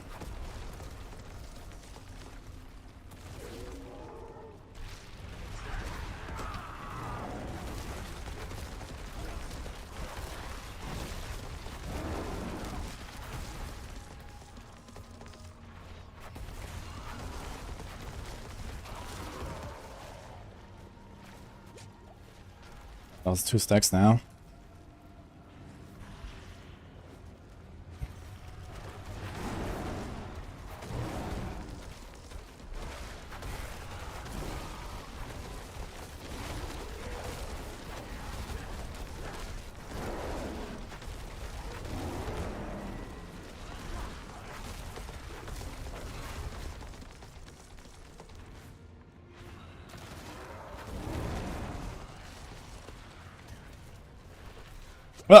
Metamorph bug.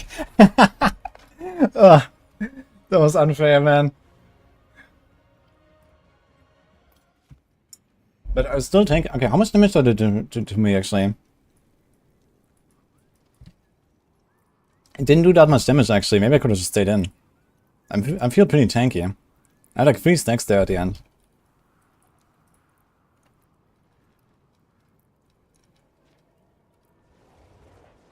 Yeah, look, just standing there, there's like 5 things coming. Oh man. That's a bullshit, man. Look, you see here the dots? I'm giving the command. Yeah. It's just not moving. Okay, it didn't actually hurt me, man. Look. So this thing hit me. I mean like almost full, I'm like maybe 98 or so %. And I go to, I don't know, 85. So I could probably still have another stack or 2.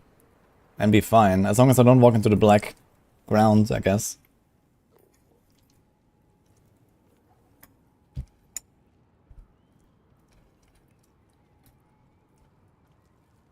Okay, it's killer.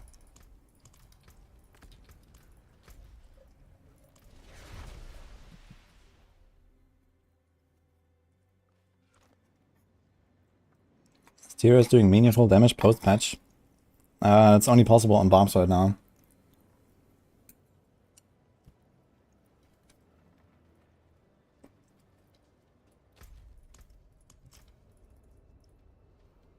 Let's try again.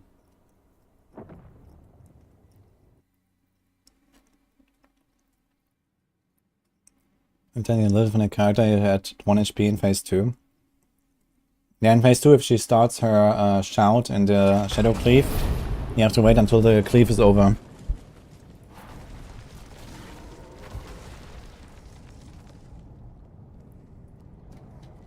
So I have to dodge all the 4 hits basically.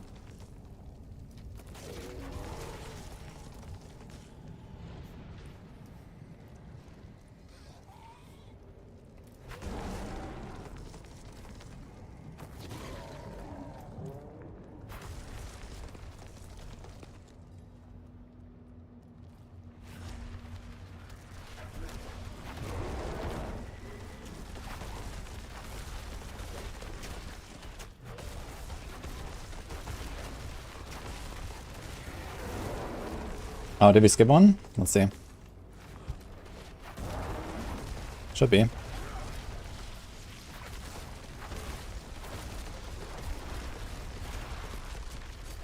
Okay, this time we did it properly.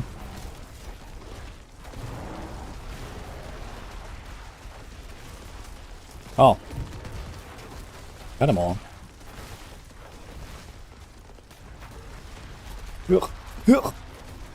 Run.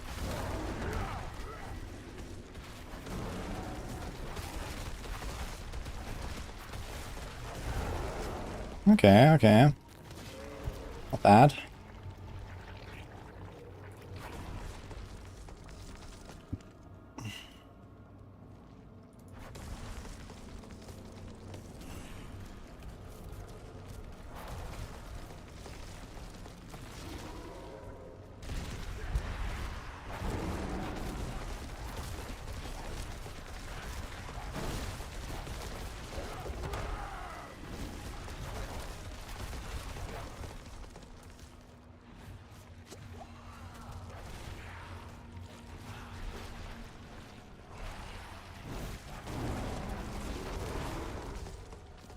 I got a stack somehow. What?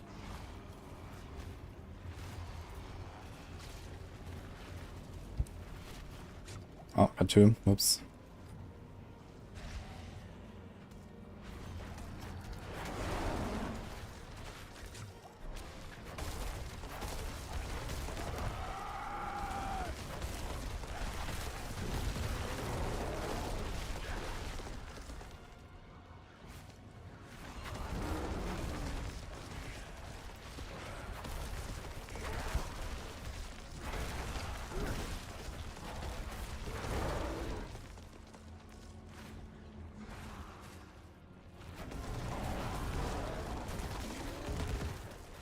Oh man.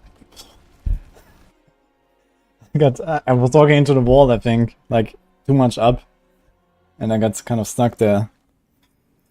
That's really nice phase 1 though. Let's try it again. You just scroll down.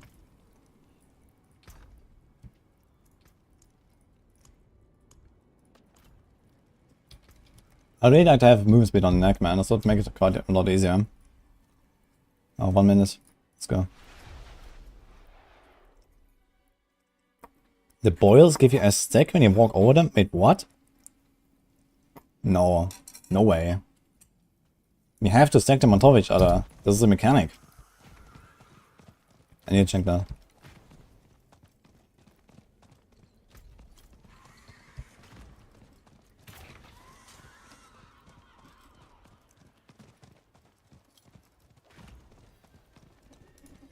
Alright. Let's get ready. It's a Shava. But with a good shockwave from here I can one-tap it. Let's see.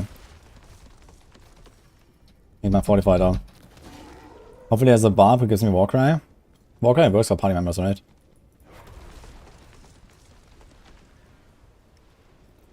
Uh, 12 seconds.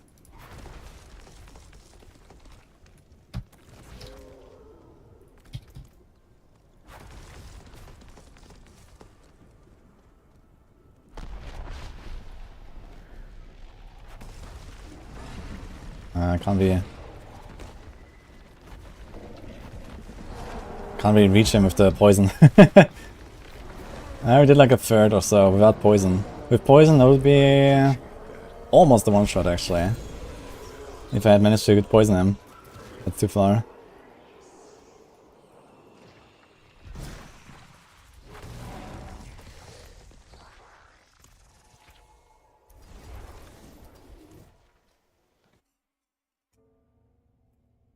When spend 1 billion to get +3 in Venom. Oh man.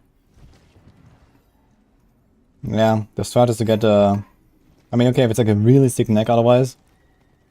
It has like another passive, greater affix or something. And crit or movement or something. Maybe. It is done.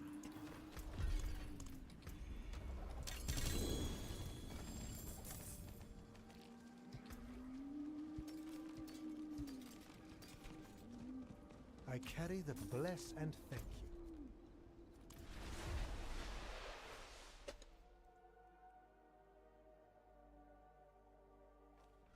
I'm playing TB. I might do a bit more TB and then probably respec to rapid fire. Let's try that. Done a bunch of TB already yesterday and today.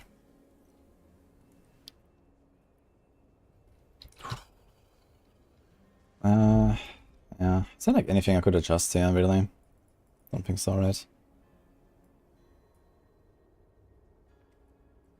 What if I drop the Bloodhowl and still with something like Windshear? I mean, Bloodhowl is not really required for anything. You can get movement speed down. And actually 2 extra points. It's not the worst idea for boss fight.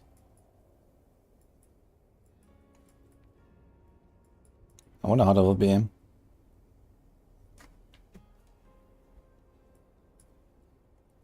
At last 5 seconds.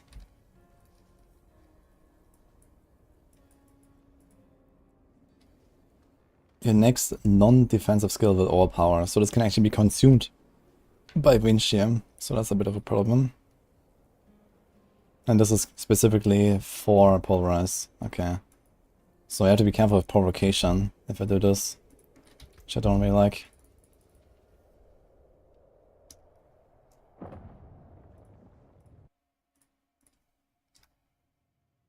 I got 300 amulets from Vendor and Helldive Cache is not a single one with Venom on it.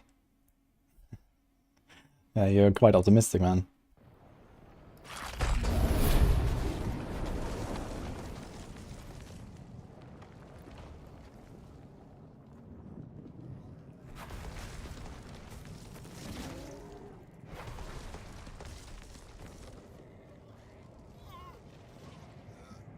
Drop Howl, go Claw. We could also do, we can do Digitigate. We could do that. We have a bit of excess speed. Claw is not a worst option here. But then I need points for this, so where do I get them?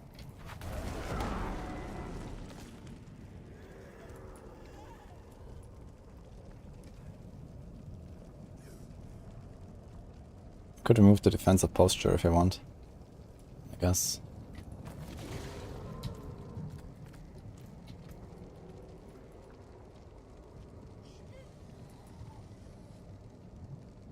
It's 12%. And this is also 12% actually. They're both 12.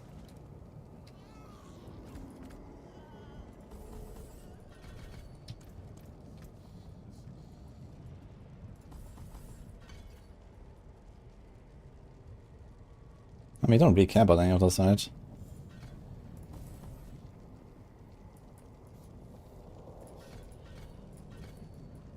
What did I remove? Wait, that's my quick shift. 3 out of 3. Oh. I thought he had more quick shift ranks. But also something else. This is Violent Impulses and a Venom.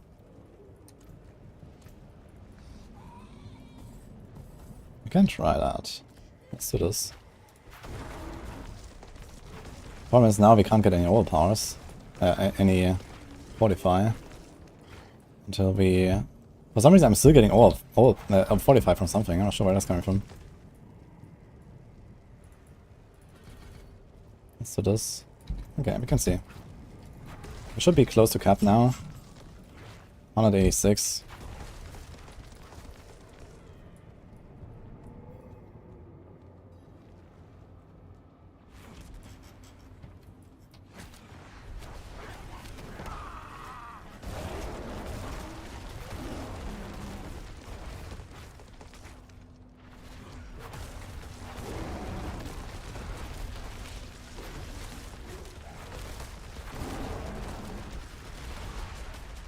Two stacks and I have Metamorph back, that's amazing.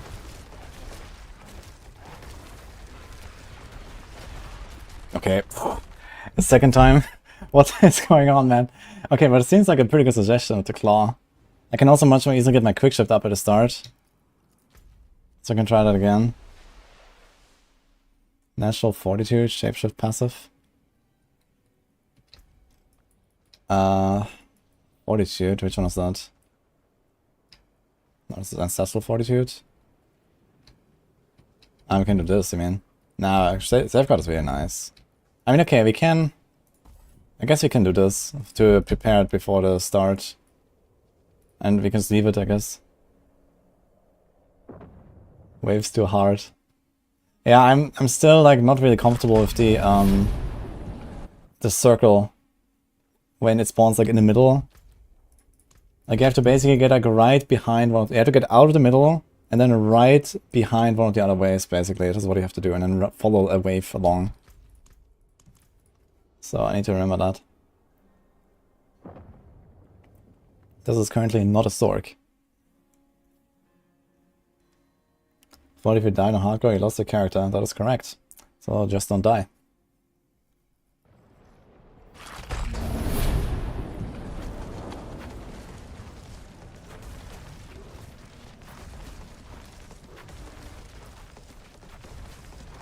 Claw helps a bit to keep this up here. Maybe for push I might even do Claw anyway, for the shifting.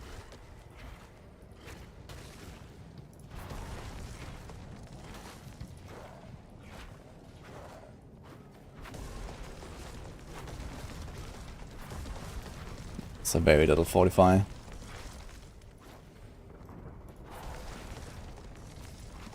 Might have to put a second point in there. Get a more consistent fortify. Already removed defensive posture though.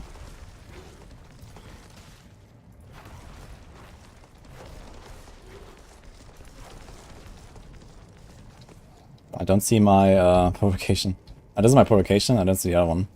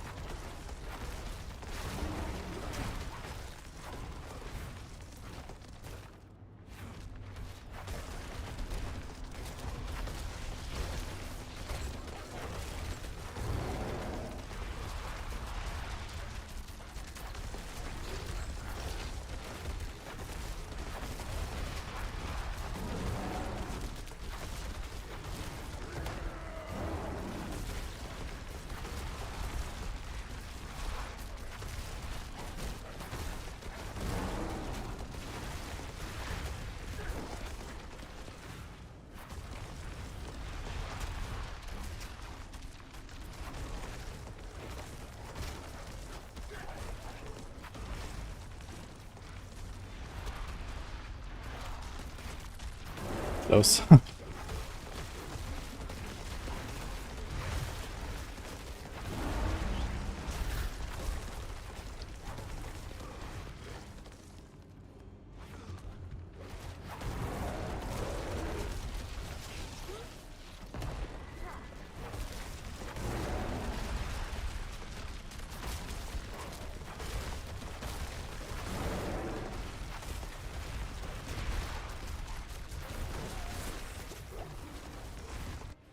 They kept exploding, man. Couldn't get them. Okay, we tanked 2 of the boils though, with 1 stack already present. So that's kinda nice. Then I had to get out there. Ugh.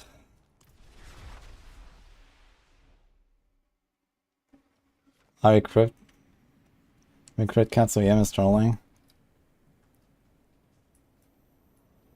Yeah, like, Earth Might is not the way. Like, you have infinite resources easily with Tybalts.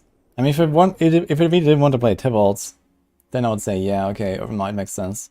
But you have to get to a point where you have enough lucky hits to actually trigger it consistently before you run out of resources. You know, you have like, I don't know, let's say 5-6 pulls or so. You have a bit of resource cost reduction. And in those 5-6 pulls on a single target, you have to trigger Earth Might consistently. That's kind of tough.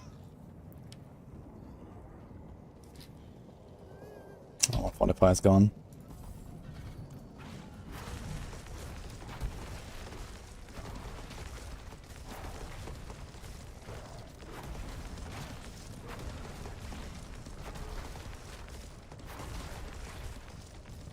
In farming 101 pits can provide better gear. It's faster clears for GA farming. I mean, there's no advantage of farming anything in the pit on any level, I think. I don't think there's any scaling of like greater affix drops or something like that. So, just farm whatever you can fast and that's it.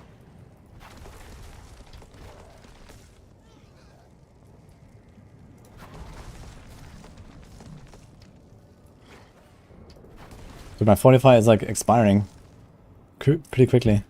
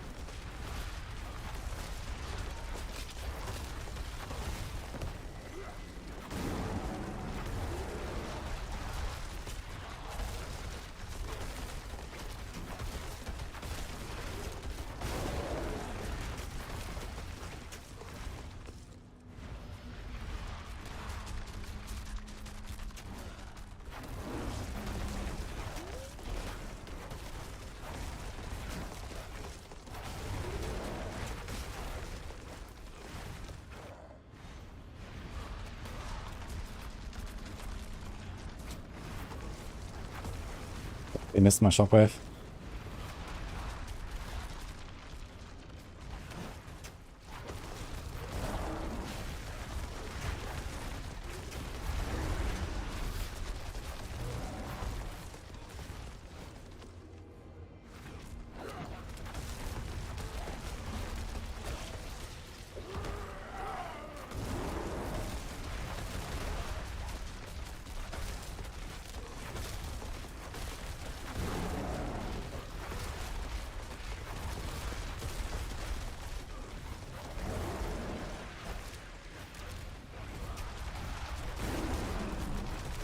That was nice.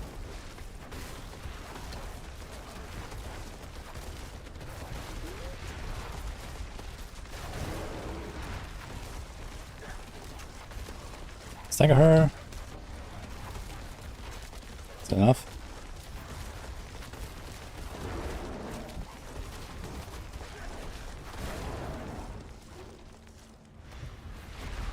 Okay, I'm getting better at the triangle thing. It's just like a new system you have to learn.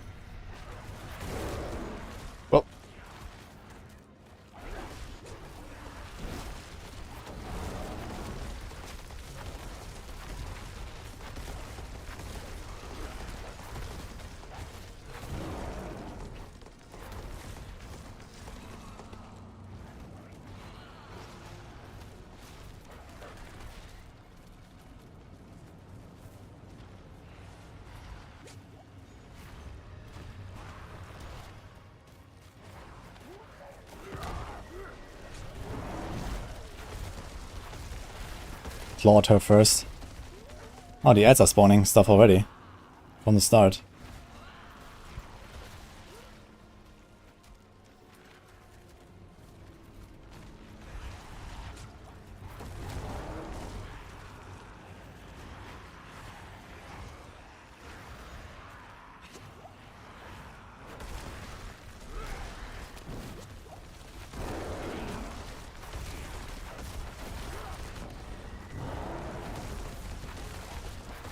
Okay, here we go.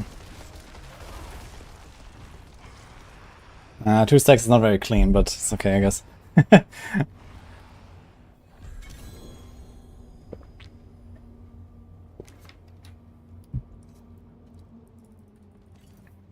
I did play the triangle waves a lot better this time, so that was nice. So I think I kind of figured that out at least. And I need to get better metamorphosis timing. I guess realistically, I should be running this with trample. Maybe I should just ignore the petrify altogether. And just go trample, for example. So I don't have to worry about my evade being ready. Because I think I got at least 1 stack when she pulled me in without evade already. And I got pulled into like a skull or something, I believe. But yeah, at least we got this done. That's cool. Thanks for the 5 subs. Jeesh. And a subscription. And Mark's little bits. Appreciate it, guys. And Effie was here earlier. Wait, I missed that actually. Thanks for the sub as well, if you're still here.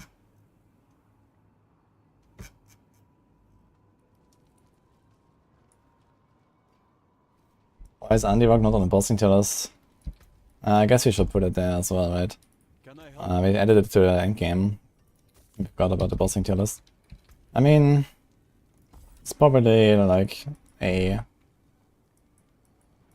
It's basically like we 1-stack kill bosses, right? But maybe not necessarily in 4-man. So I'll probably get something like A, I guess.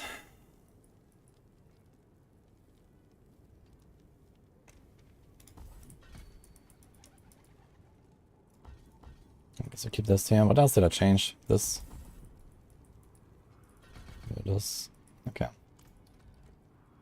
And you're missing the blood howl. So there's 3 more points I have to put somewhere. Here. My question is, do I really need the 3 points in blood howl? Maybe I just don't. I say 3 points. Actually, kind of shit to just not use them, because on a boss I can't really do anything with them anyway, right? But it's very comfy during the run to use this. No idea where to put the points. Here.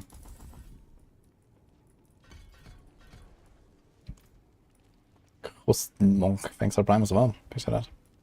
Hi, button. Alright, I think we've done enough here with Pulp for now. I'm gonna come back to this though, because it's just fun to play. But we have work to do. I want to see if there's like any other stuff I would consider changing on my TB rogue. Oops.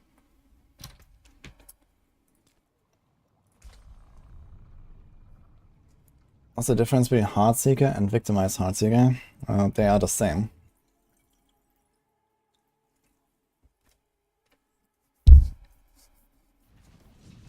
Does Weapon Mastery double dip like Malice? As far as I know, no. Because Weapon Mastery does not go into your sheet. I think Weapon Mastery is only applied when you actually deal damage with a certain weapon. Versus Malice shows up in your character details here, which is stupid, but that's how it works. So Malice increases your vulnerable damage in this number here, basically.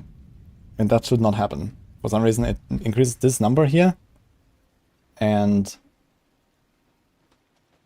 when then Victimize calculates the damage, it goes off this number. So it's like wrong in 2 ways. Because, for example, here it says I have 62.7% of this stat. So Victimize should go off the 62.7%, but it does go off the 95.2. And Malice calculates into this number here and increases it. If I take out Malice, it will have less. You see this?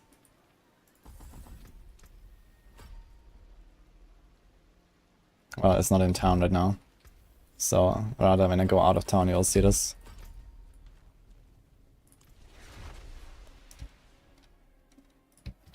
Actually, I need to update this command, yeah.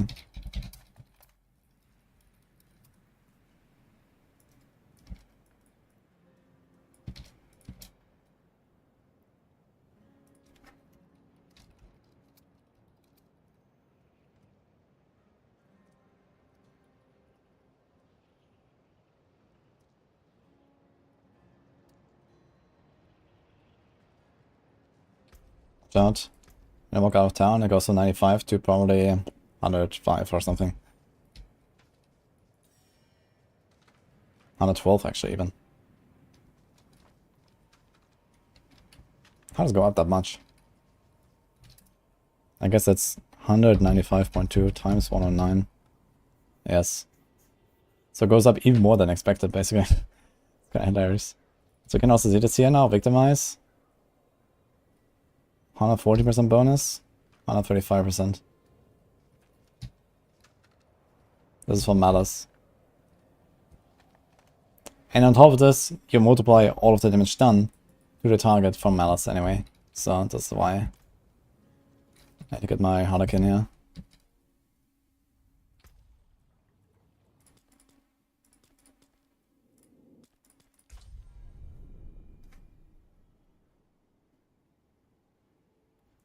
Which build is best for a Spear of Thunder?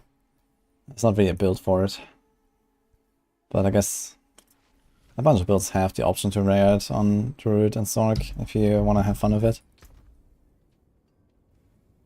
I would especially do it like maybe in like Helltides and stuff. It's just nice to get extra speed from the shrine and, you know, greed shrines, stuff like that. Okay, my status is already in a stash actually. TB is back, how does Flurry look? I was even trying.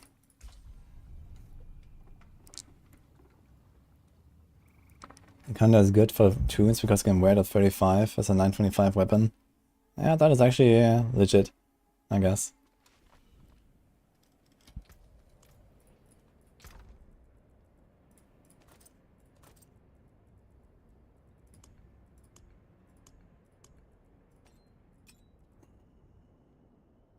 Do you still try to get a TB glove? I don't have a TB glove. I guess he's gonna keep getting gloves. Is that the ambush variant better? Yes, I actually changed the planners to include deadly ambush. There's actually a few more rogue builds where I have to go over them and include deadly ambush because we learned deadly ambush works for all of your damage, not just crits. So this kind of goes into every single rogue build now.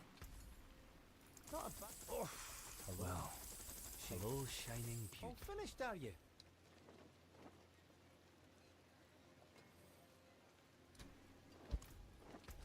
8 lucky hit, 8 crit. They have a nice life there.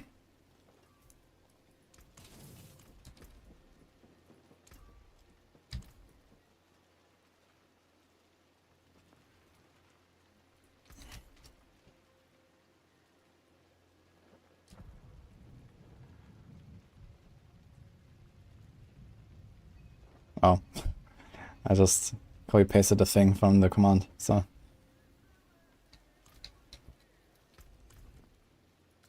Let's do this. Let's do this. Ding, ding, ding, ding, ding, ding.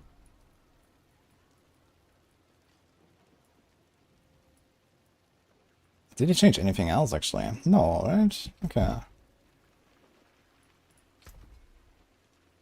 Do you have anti-venom? Yeah, we have like 1 or 2 more. So let's do like 1 round of pots. Maybe we're gonna experiment a little bit more.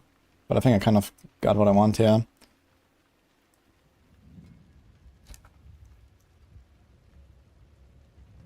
Never mind. I was running with branching volleys on my neck. That's a kind of interesting development. Alright. I guess we're gonna do more inner side stuff.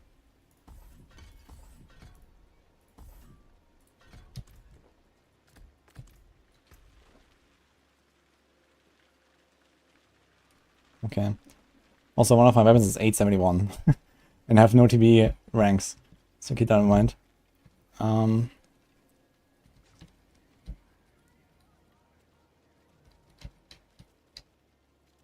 I wonder if it would be worth to still just run Pestilent points. And puncture casts twice. Maybe that would still be the way, actually. I could try that instead of the Heartseeker stuff. I mean, don't do Inner Calm, I guess. Just to like make it more consistent. I'll try it. So we have like the other dagger. Yeah, Pestilent points, count obscuration. We don't do this. We do this, and we change our crossbow.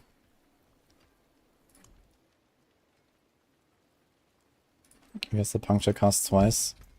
I think I might try this. Just to increase the consistency here. And we can still like puncture stuff if we want to. We don't really want to, but you know, occasionally. Rose glass, this. We also have a lot more lucky hit here with that puncture cost twice. Which helps us slightly. We still have to fix our res. Heartseeker DB, yeah. But I think there's something wrong with Bursting Venoms. Bursting Venoms does not seem to proc as much as it should. So that's the main problem I have right now. Like, I would expect more procs, and they're just not happening, so I wonder if there's something up with it. It always felt like there's something up with it. Because it's so easy to trigger Bursting Venoms when you have Pestilent points, and you think it's only every third cast. Like, how can it be that good? And okay, Dissing Blades has been like a hit nerfed and stuff like that. But I can do like 20, 30 TBs and not get a single Bursting Venoms. Which has roughly half the chance to trigger compared to, for example, a Cursed Touch. In a Cursed Touch, we can just see, right? We can watch a Cursed Touch on the enemy and have it like everywhere, easily. So something doesn't really check out there. I actually have to do a Cursed Touch on this thing now.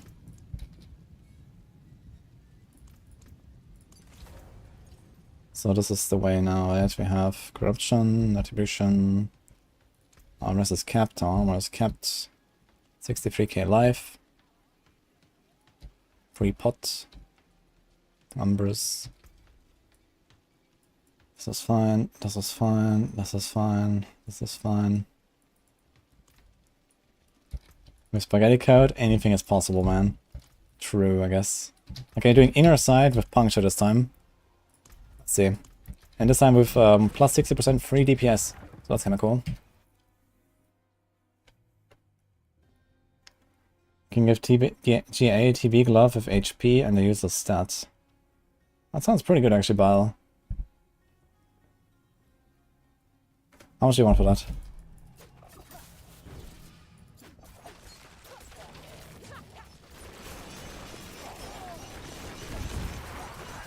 I should have the damage numbers on.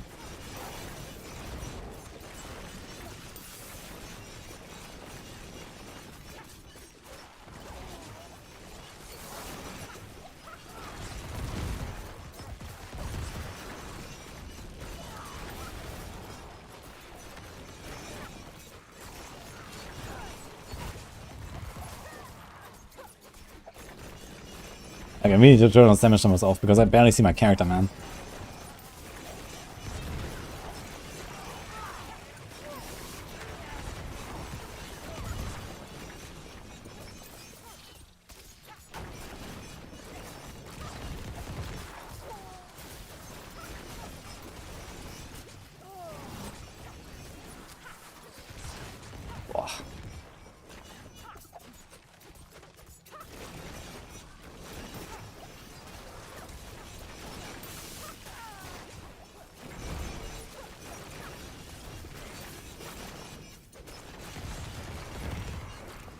On potions.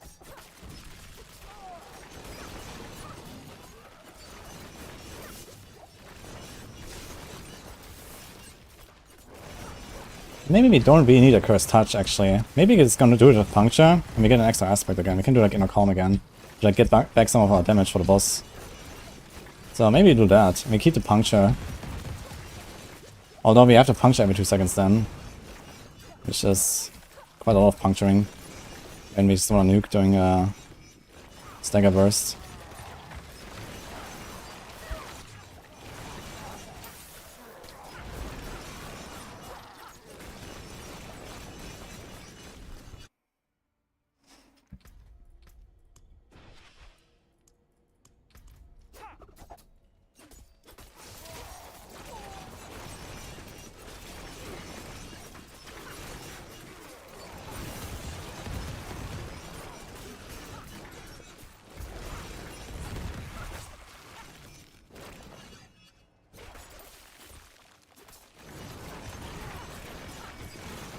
Much better now, I can actually see things.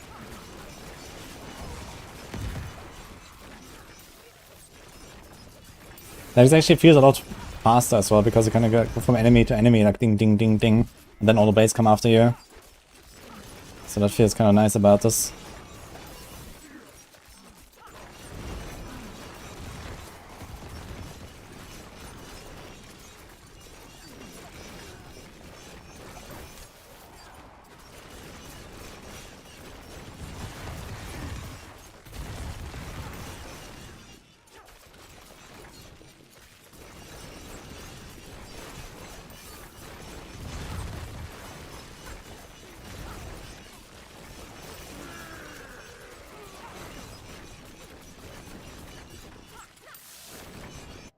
Let's see.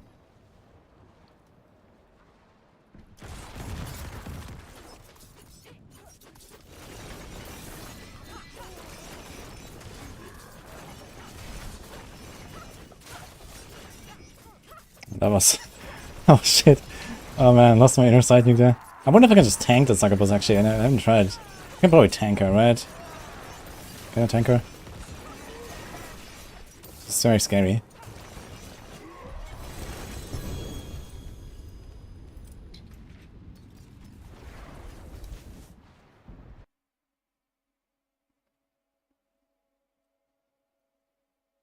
But I need double tap of poison imbue. There is no way to interact between Andariels and poison imbue.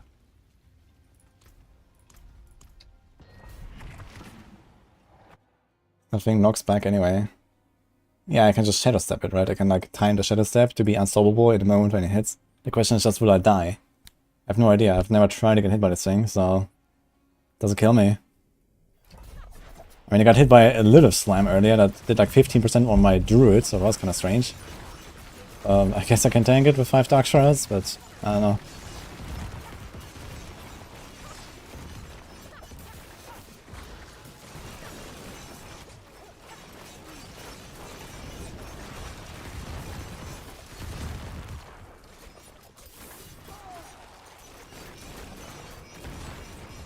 What? Nice layout, yeah.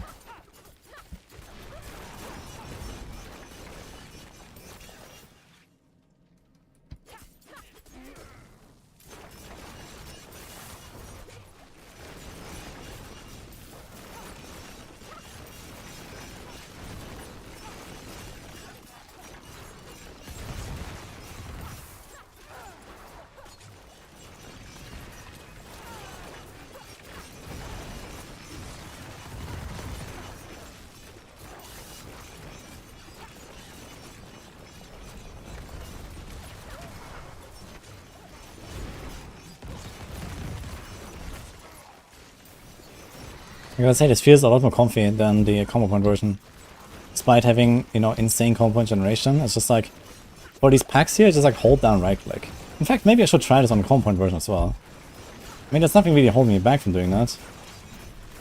Besides like a slightly less synergy. I could still play this with combo points and just sometimes not use the combo points and just go like from, you know, enemy to enemy, ding, ding, ding, ding, and run.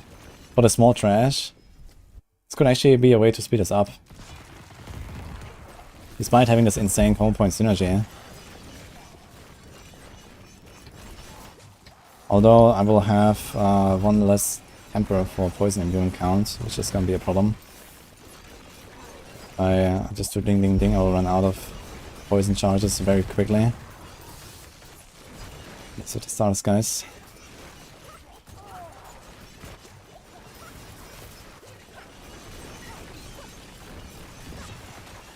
But it does feel pretty nice right now, actually.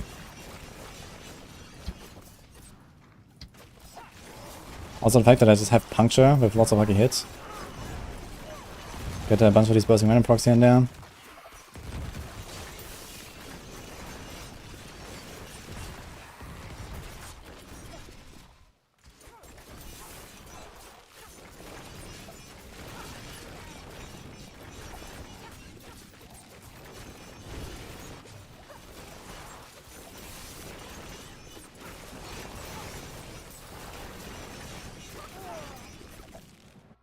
Siehst again on the boss.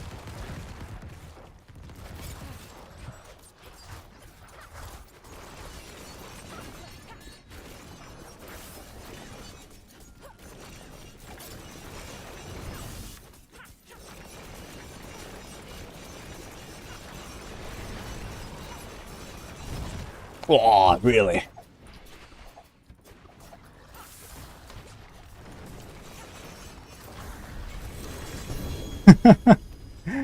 Too much dot on him and he just disappears on him.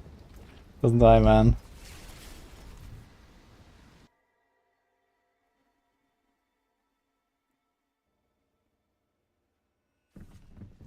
Just discard season 4 in its entirety, just hold down right click. It's more like left click this season, no? Hold down left click. You build an Andy or TB rogue? It's tough to say, man. I think there's a chance that TB will actually push higher than Andy, but for farming, Andy is probably a bit better. It's very hard to go sub 3 minutes on this build. It's just small AoE. Like Andy is just like, you know, walk in, the entire pack is dotted, you run away, that's it. Like it's like I consistently can reach the boss in like 2 minutes, 2:15, 2:30 maybe on Andy. And I cannot reach the boss faster than 2.5 minutes on this build. It's just too small AoE. Yeah, like I have to go from enemy to enemy and stuff, and yeah, okay, I can like try to fly around a bit more.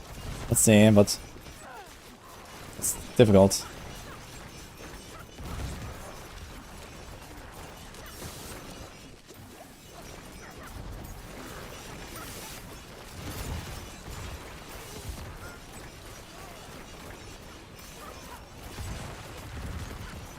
You can try to up the pace a little bit.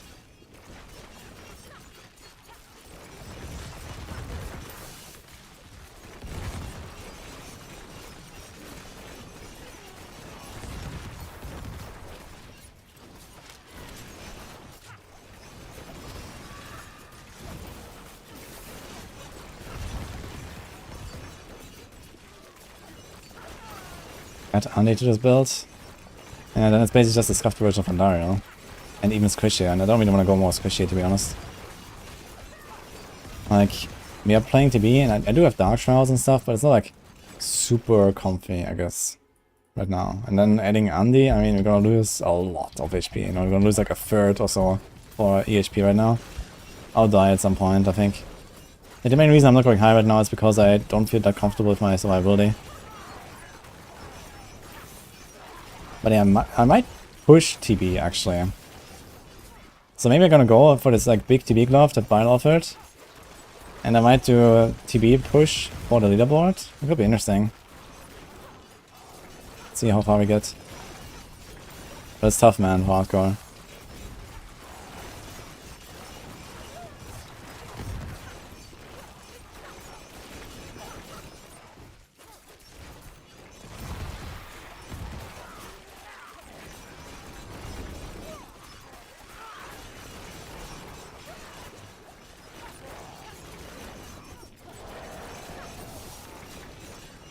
Look, even though I try to go really fast, I'm still gonna miss. I'm gonna hit the boss in 3 minutes.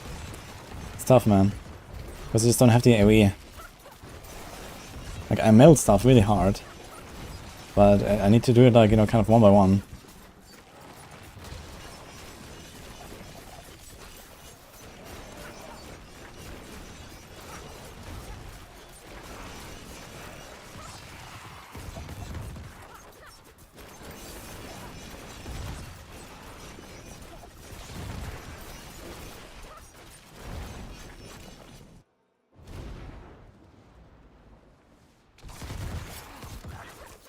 You can't trust you're ready for this guy.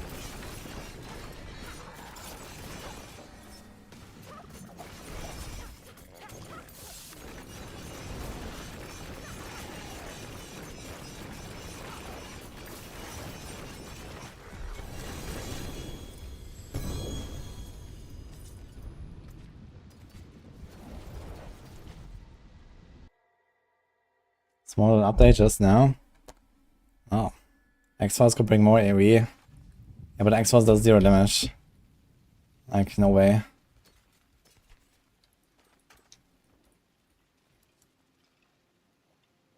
Nova.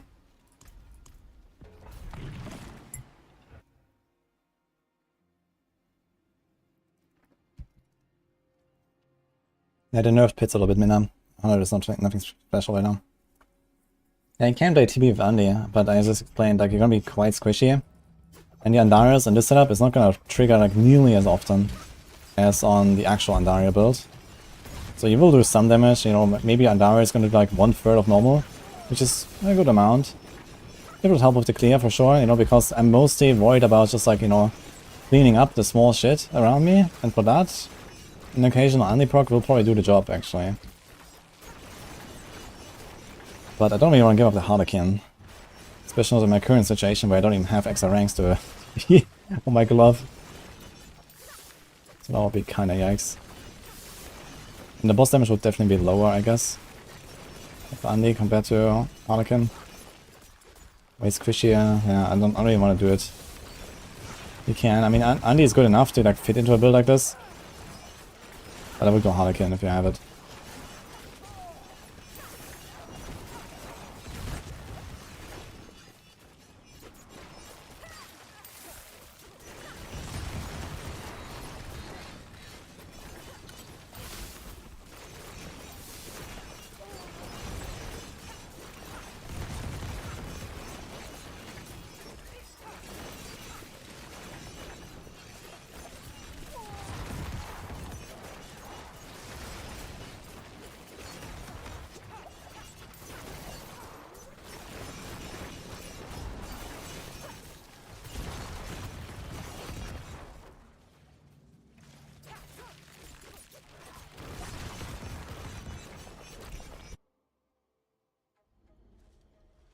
Yeah, and you also save some points on...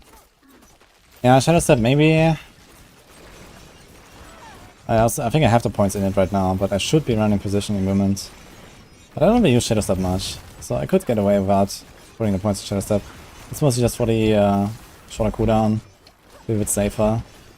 Yeah, 9% extra crit is kind of big.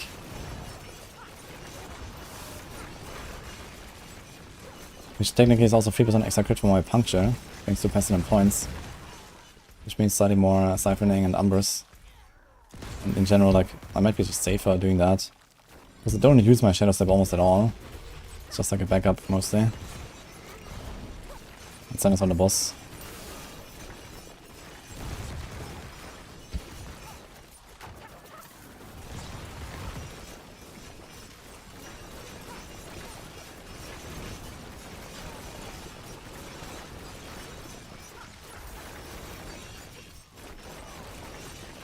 I see this again, over 3 minutes. And I don't even feel like I'm going slow. It just takes so much time to clean everything up. That's the problem. Like, I feel like I'm actually killing stuff fast, you know, everything is fine. Like, these guys are not getting unstoppable, nothing.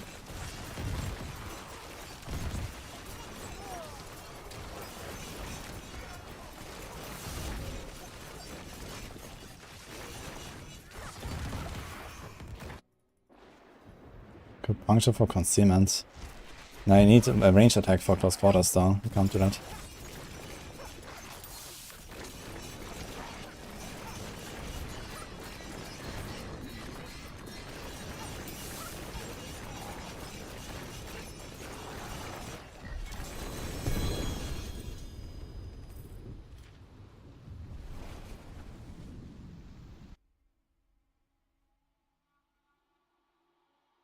How about other rogue type, like Ice or Shadow? Yeah, neither Ice or Shadow really has boss damage. Poison is the way to get any boss damage. See some steel you need?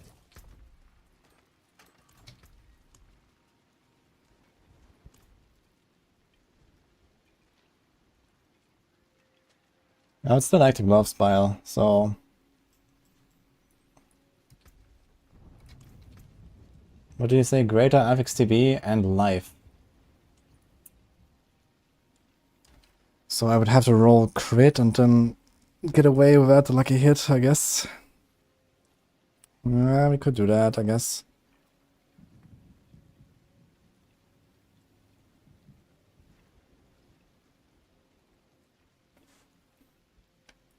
I don't know, I can offer you like 40 mil for that glove.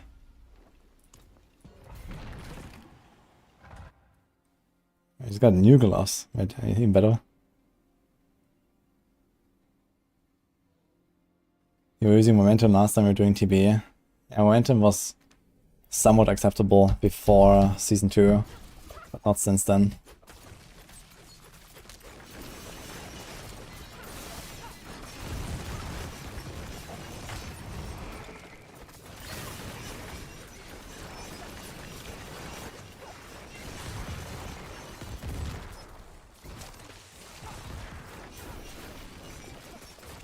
Yeah, momentum would be really nice if that was like in any way acceptable. The XRDR would help. Speed would be cool.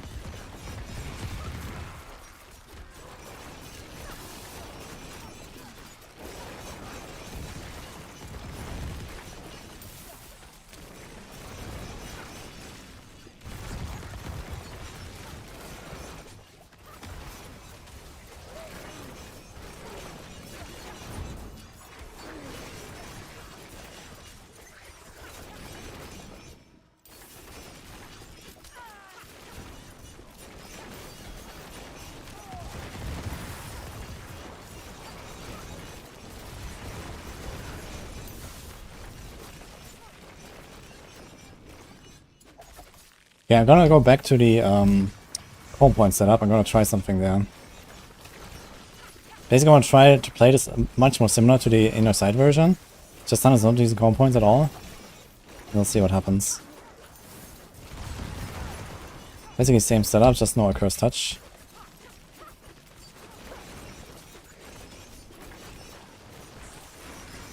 Or maybe even keep a accursed touch, I don't know. Why not?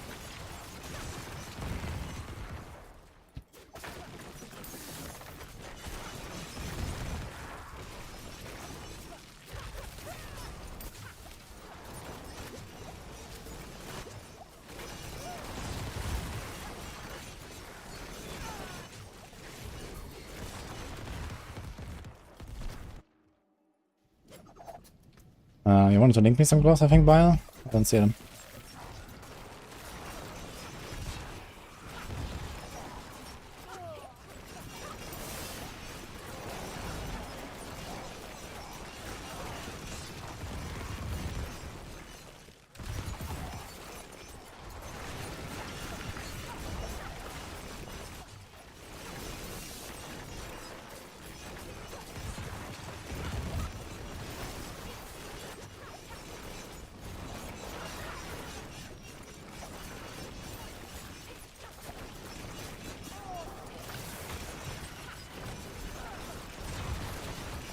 There's a Blood Clan Shaman. For some reason, for the Moon Clans here. So I actually don't have to be that scared. But goats, you always pay attention, man.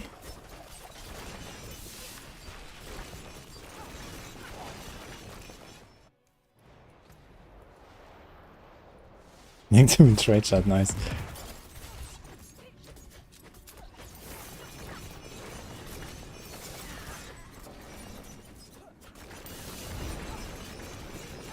He missed me completely. Nice. Yo. Ugh. Okay. So we got 40B, lucky hit, that's pretty good. 30B resource.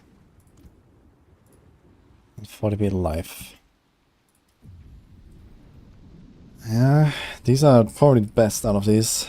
The 40B lucky hit, that's kind of what you want, and then roll crit instead of life. That's how you do it.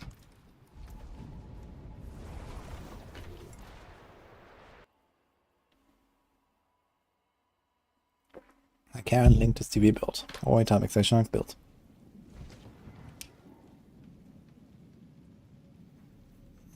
What about TB tempo that makes a return faster? Useless. I mean, I guess if you make like a Helltide build, you can do it. Or like Helltide, Shadow Imbued, Speed Farm, that would actually be slightly helpful. Fun Gauntlet this week, bring a Poison Rest. Maybe I should try it.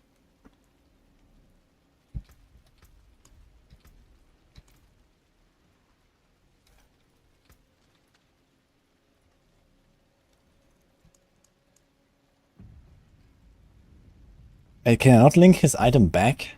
Like, I'm trying to link him the item that I want. I want this one here. The one with the lucky hit. Well. Yeah, it's 2 combo points. Do you change anything here?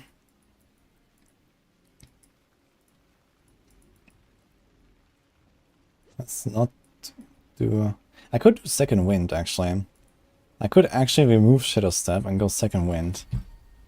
It should be kinda interesting. Energy cost is 30, so like every 7 TBs. This would be like near permanently up. Or we do precision improvement anyway. It's a lot of them.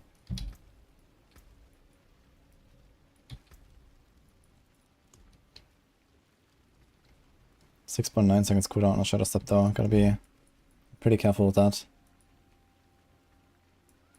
So I can easily get CC'd and die.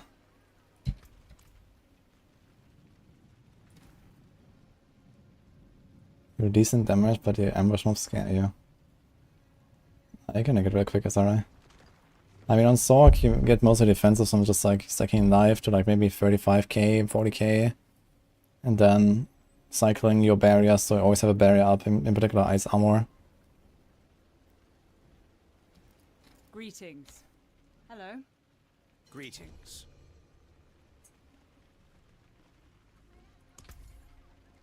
TB tempo for bossing is the play. No, it is not, because you get them faster, but in a fight where you just like constantly attack the boss, you have exactly the same amount of attacks over the entire fight. And like, it changes literally nothing. All it does is you deal less damage because you don't have counter tempers.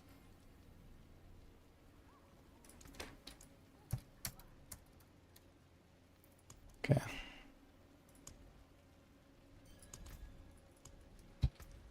Okay, we got gloves, guys. Incredible. Oh, let's not break them. I'll be seeing you. I forge more than horseshoes and nails. What do you need? Damn. Close. Close. Okay, 59 crowd. And we have 3 chances to get freeze. I want to get freeze. Nice. Okay. And I guess you roll off the life, huh? Kinda like my life. It's a great affix life even. So I lose like almost 3k here. And this is still a normal life roll. So it's like 2.5k. Some pretty big life bonuses currently.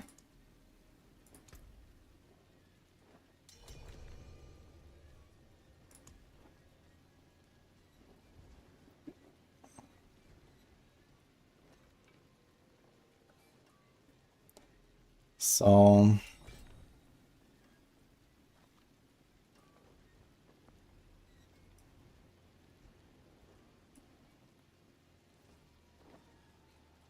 kind of tempted to just keep the life, man.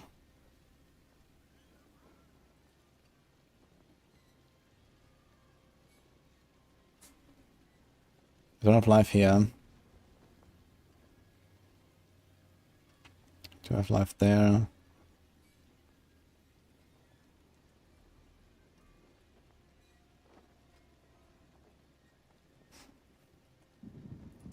Maybe I keep the life, man. Ah, fuck it. So that's also 71.5. Dude, it's like 5k life, man. It's kind of crazy, actually.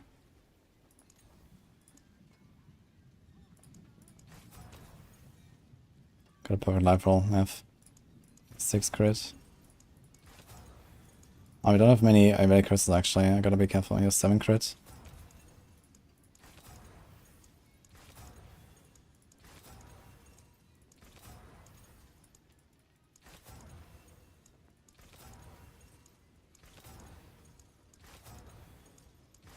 Okay, see this for now. 7 crit is okay. So that's a pretty substantial boost here.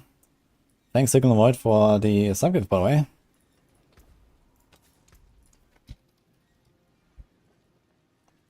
So kind of similar like I hit to before, right? 6.5. It's 8.6. It's like slightly less, but I can masterwork it up higher. Still, you need some solid bits here. Let's try to hit the TB, at least on the first.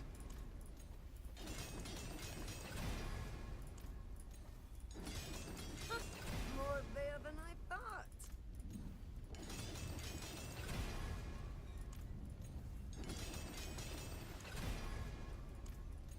There's a good one. There goes my goals.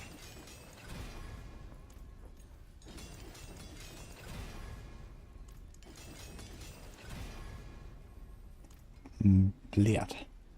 Okay, so we currently have 30, 45, 55.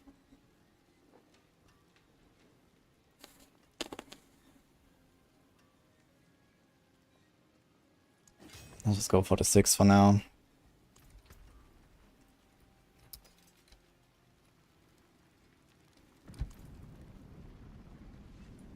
Greetings. How shall I guide my hammer? What's left, you ask? Oh.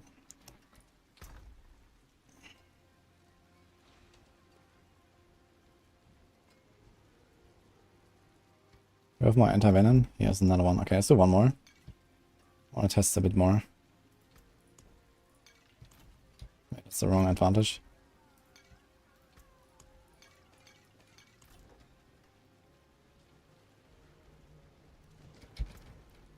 And get more weight crystals. We should farm some Helltide. Helltide get many. Okay, also doing combo points again. So I have to change my amulets.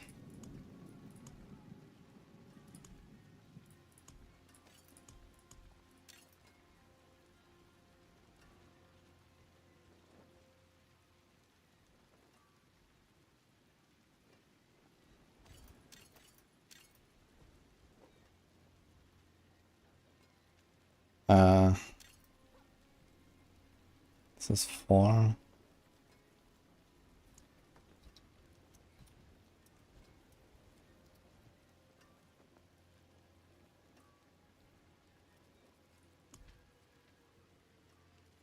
Oh, this is the one. Do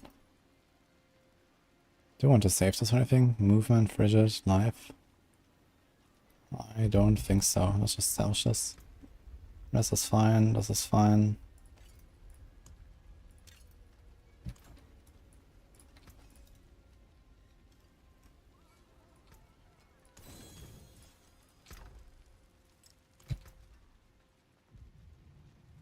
Thanks, Mika Freeze. Okay, plus 6 ranks acquired. So that's an improvement of 31.5% DPS. Okay. Pretty cool.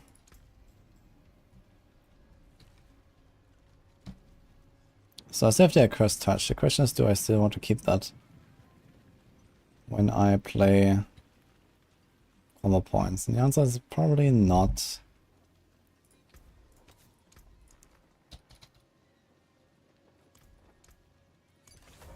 May your road be filled with wonders. Yeah.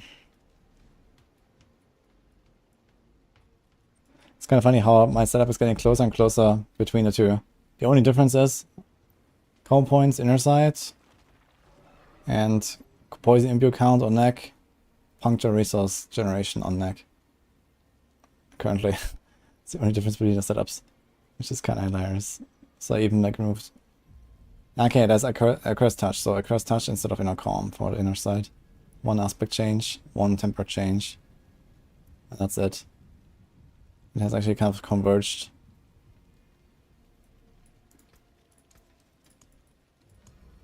Ding, ding, let's go. Big love. I do have a guy for this back here. Been out for over a year on max roll. Aerosol is not a viable option, can.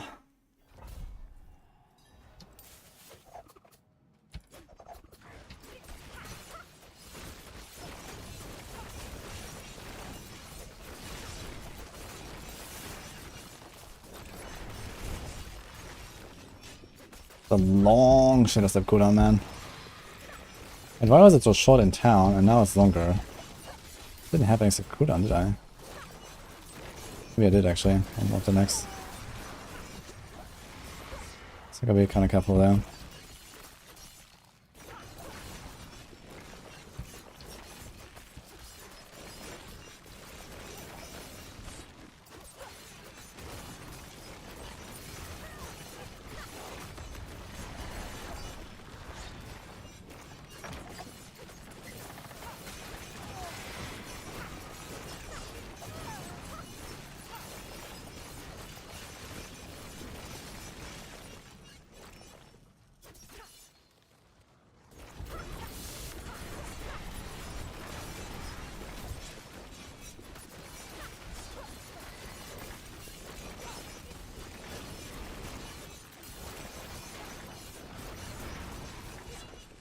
Okay, pretty good. Lots of speed. Moon Clan, my friends.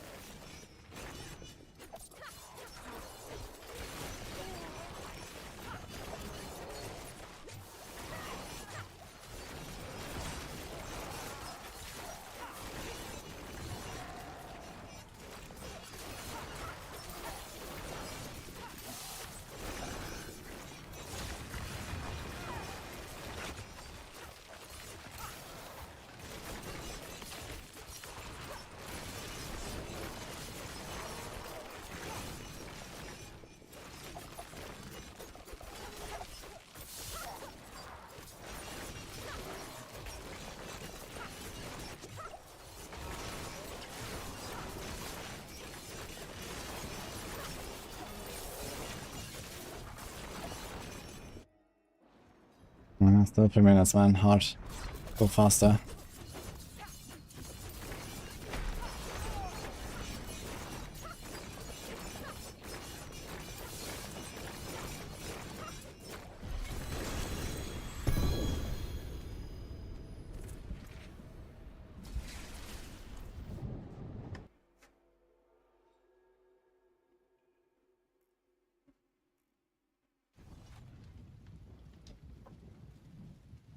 What kind of damage numbers does this build hit?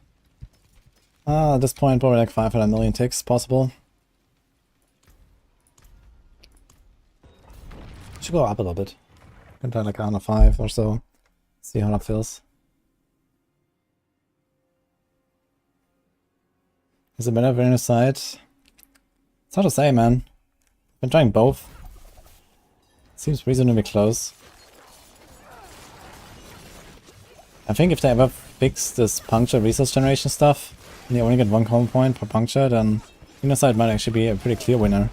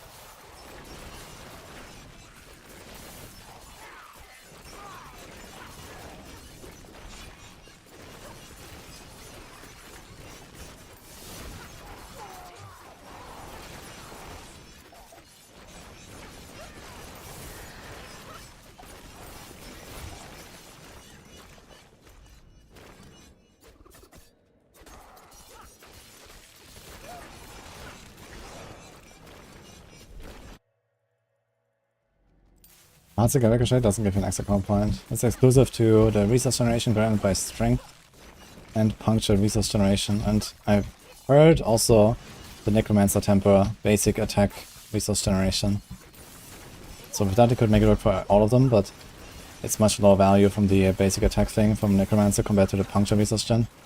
So maybe you can get to a point where you can get 2 combo points reliably, or like for example 1.5 from like a Heartseeker, and then do like 2 shots every time. So that could work. Where we want to do with Heartseeker. But realistically, only Puncture really is that feature.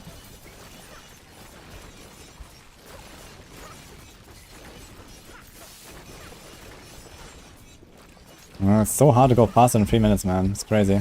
Even when I pay attention and stuff.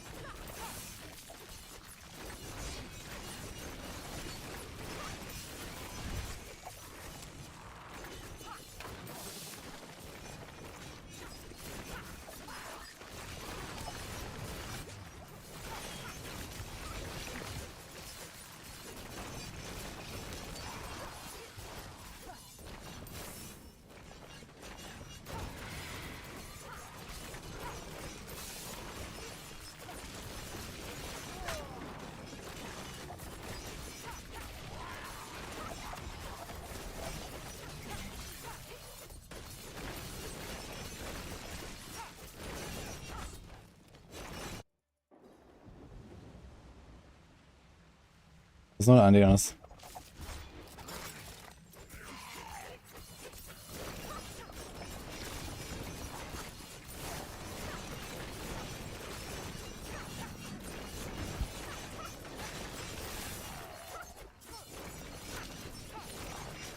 What's the other cow drops?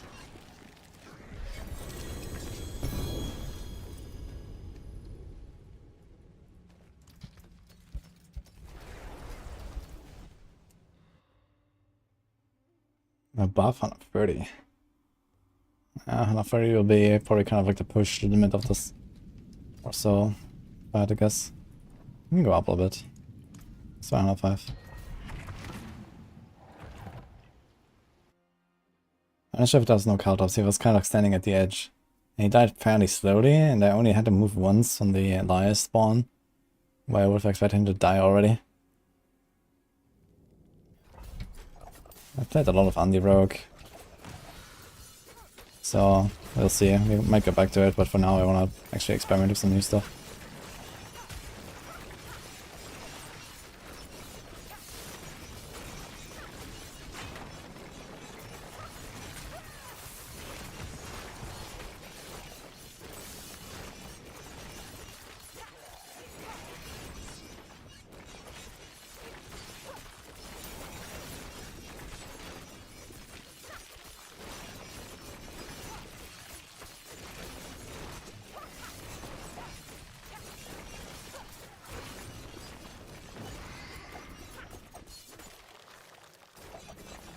Like hit 103. I can also do 101, I could also 60.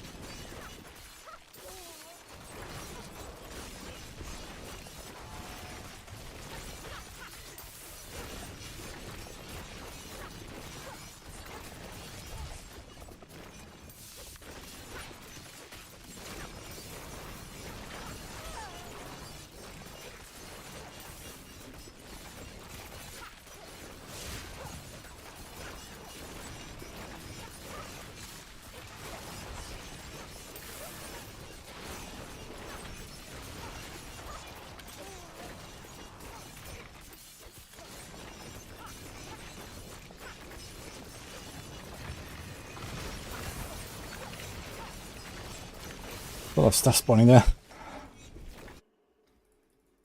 It still seems like some 3-minute run.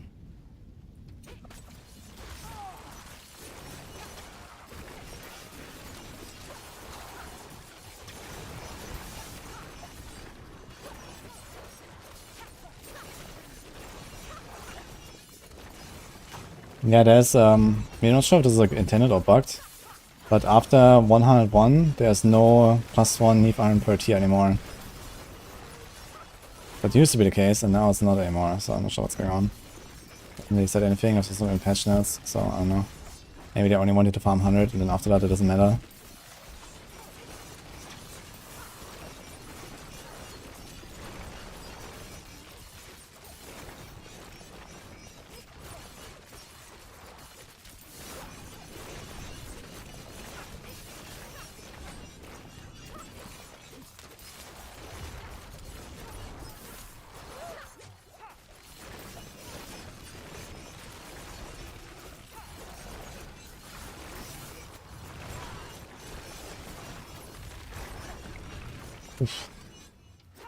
Explosions. It's like one of the scary parts of having Shadow Step as unstoppable instead of concealment.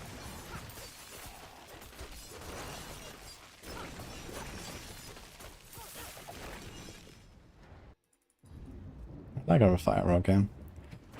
Definitely want to try it out again.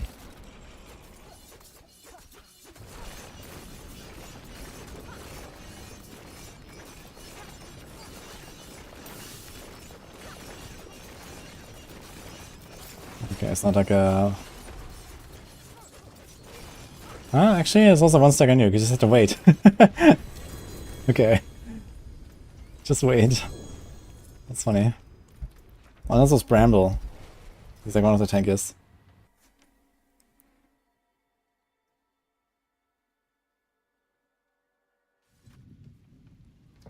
I was pretty unlucky though, but it didn't matter. 110. We're probably gonna go to like around 5 minutes now. I don't think there's more legendary drops in higher tier pits. Like it does scale up to some point, but I don't think it actually scales up anymore at 100. I'll be kind of surprised if there's like more legendary drops, or people also say sometimes like, is there more better Apex drops and stuff? I don't think so, man. Maybe we're gonna try to make use of the counters a little bit more in the higher tiers here, because we can like really delete these elites.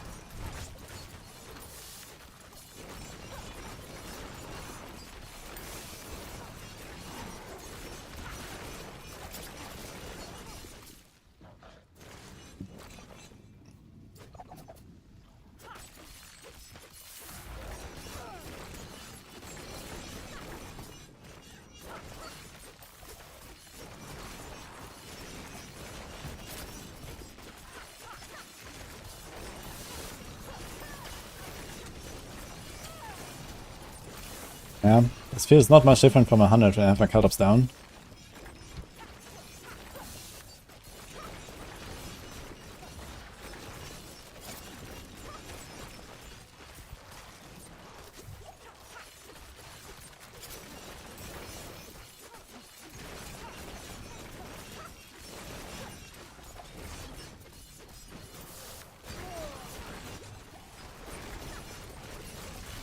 Although the small trash monsters don't really die that easily now.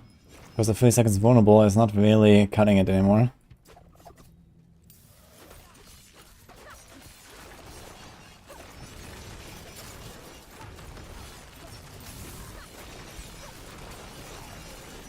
Did I ever get the cut-ups down in the right place?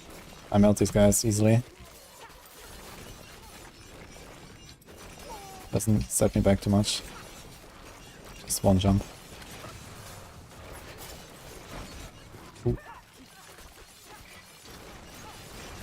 These guys can actually hurt quite a lot.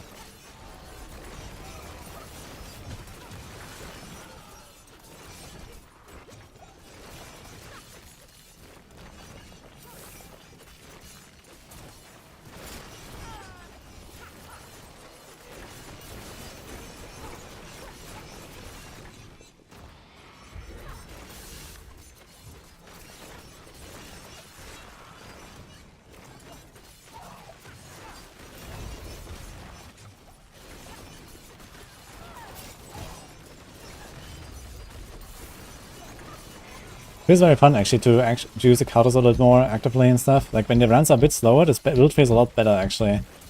Like when I'm trying to speedrun on low tier, it's a constant struggle. Okay, how much do I have to hit? When can I run away? Like here it's like, okay, I can do the cow drops, I melt this stuff, you know, I do it a bit more tactical. And it seems very nice. You see, that's like where the strength of the build really starts shining. I'm not really that much slower 10 tiers higher. Because I have a lot of raw damage.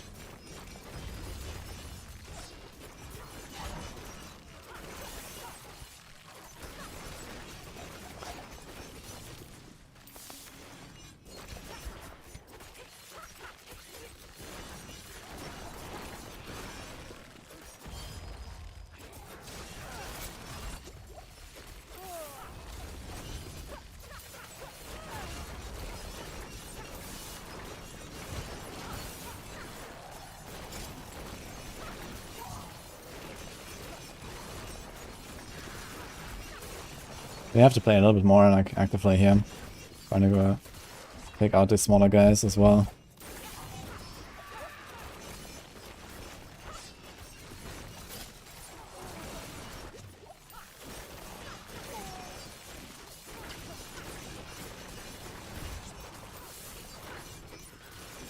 What is this layout, man? What? Let's go all the way back, man. I didn't say that. Is Poison Flurry dead? Yeah, welcome to Season 2.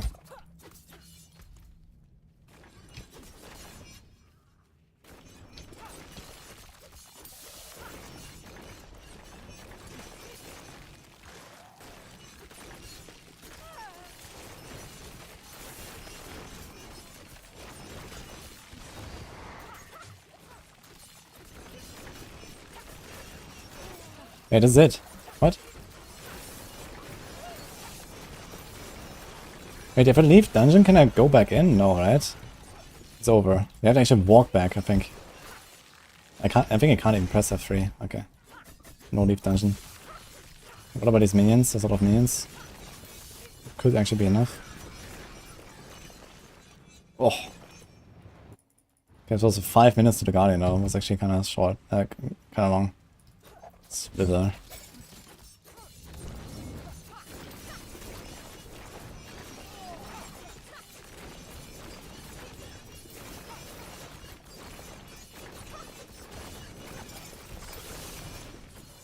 That's a kind of crappy nuke.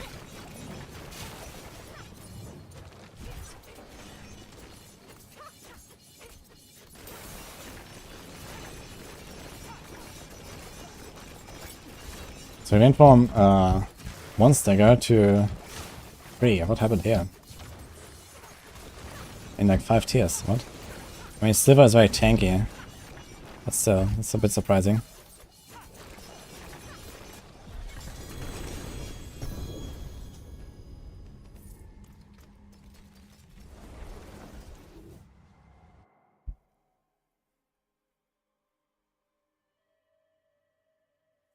Getting more leg drops in 111 than 101. Interesting. I haven't counted them.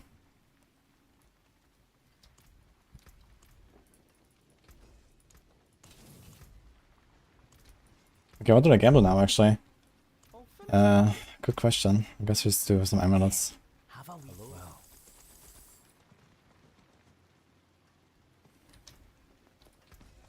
Use it well. 15.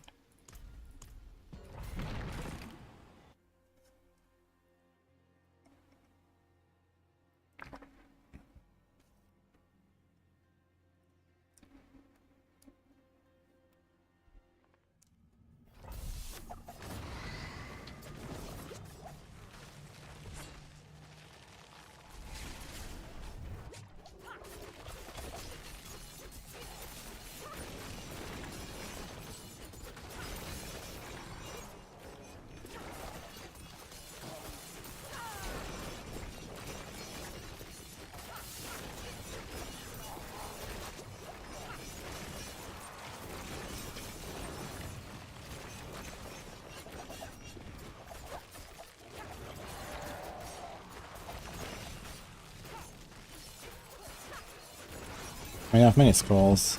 We just scroll out. I wanna restart this one.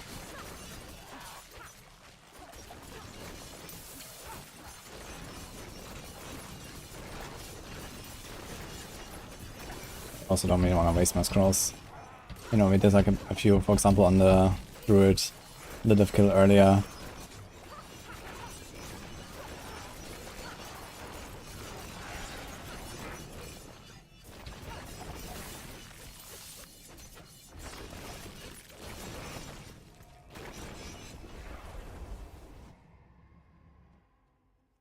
Also, it goes up a lot from 105 to 110. Yeah, it seemed kind of strange. So maybe there is actually some extra scaling now. Maybe they actually, like, you know, lowered it all the way to like 100 and then they increase the scaling. But we have people actually clearing higher, right? Like, people told me that they still went up from like, you know, 110 to 130 or something like that after the patch. So that doesn't really check out if there was some insane scaling.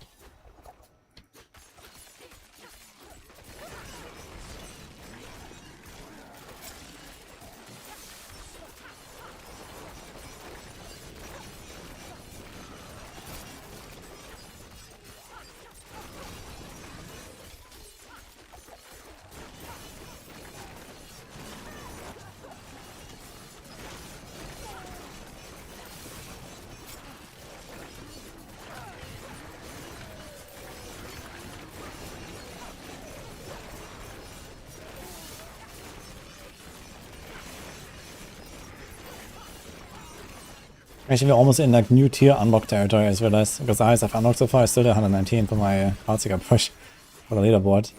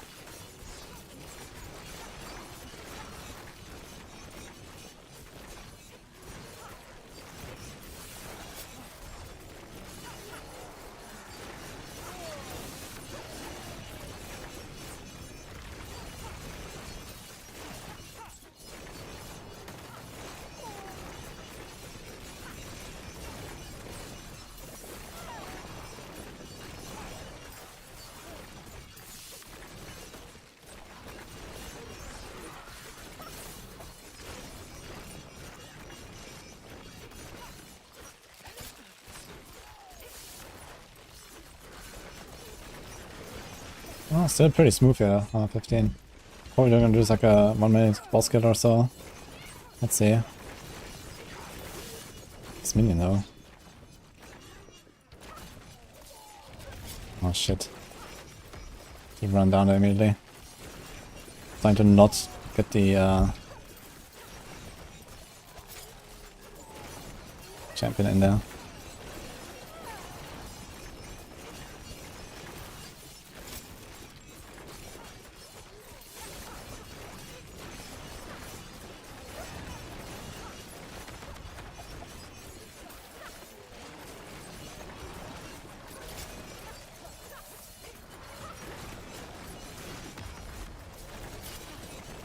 Very long fight though.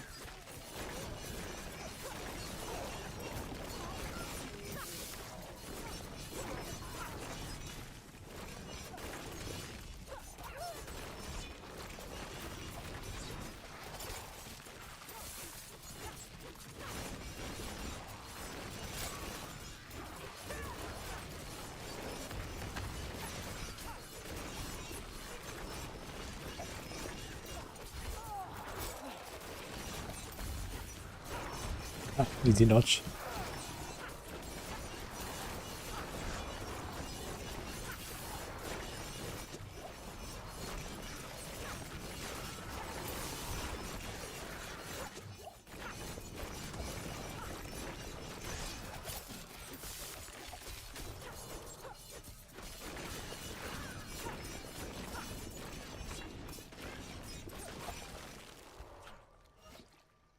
This minion was almost dead there, unlucky. My one aspects are Pestilent and Inner Call right now. And then Bursting Venoms, Corruption Amulet, Starless, Late Dancer 2 minutes. Oh, nice.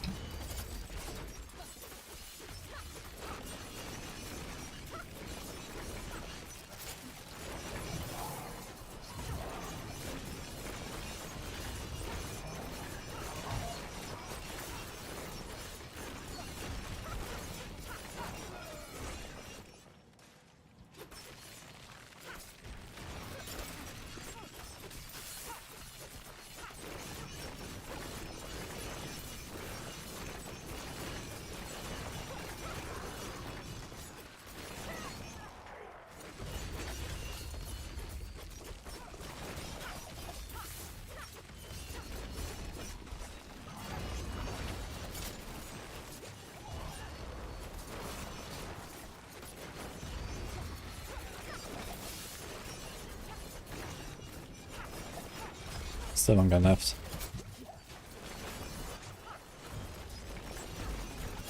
Okay.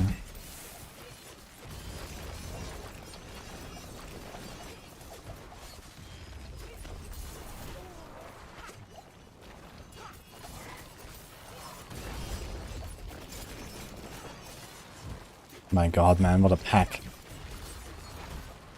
The explosive inside as well. The knockbacks, the big hits.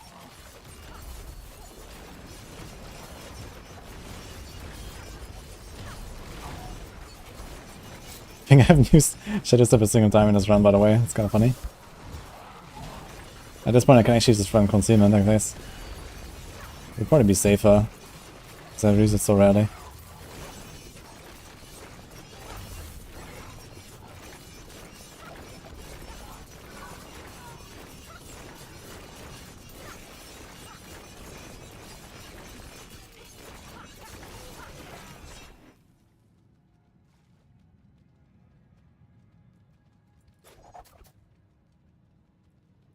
I have to hurry up, man. My posts are running out.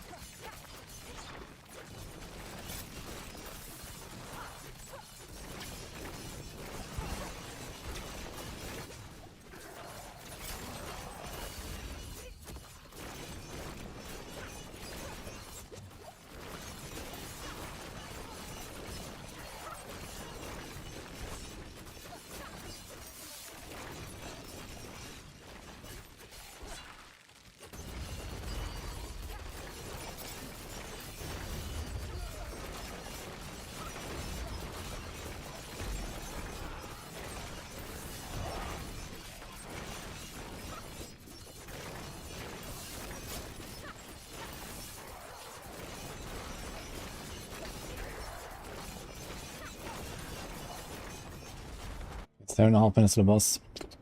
It's gonna be in like 1 minute though. It's a bit optimistic, especially on Slither.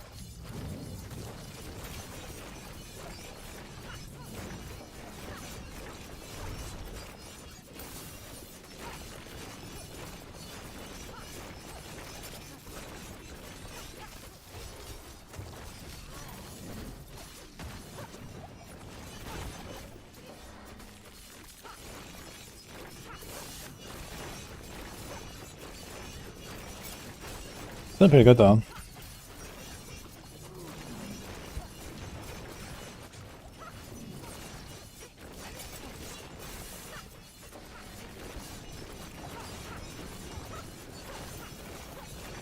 More staggers.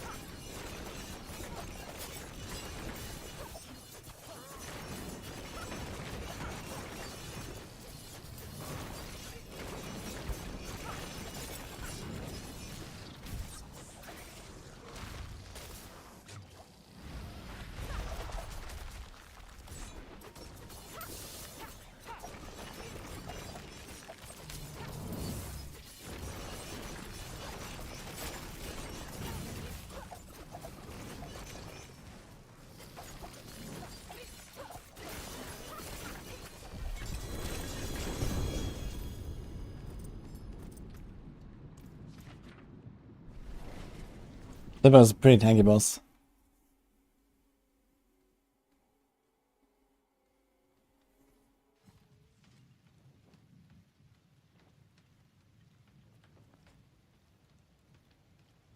I did update Andariel, I guess.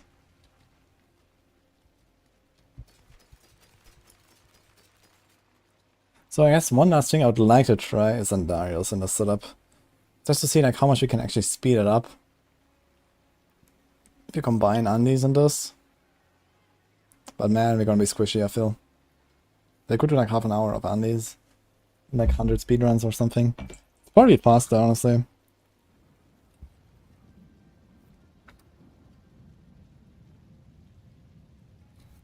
Fingered fail 120. Probably not. I think even hardcore I can definitely push to like 125 plus on this. Like this was just one random run against a shitty boss, shitty monsters, like nothing really amazing here. My setup is not even like fully masterworked and all that, so... What do you consider a Doombringer? You can run a Doombringer if you want. Doombringer would be especially interesting for an Andariel setup, actually. So I was talking about this the other time. So we dropped this one.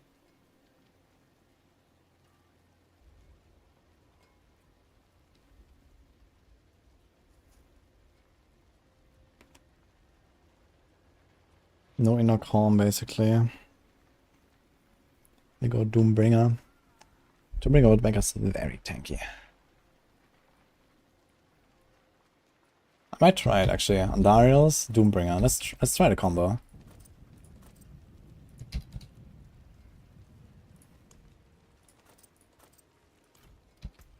I have to get my Doombringer.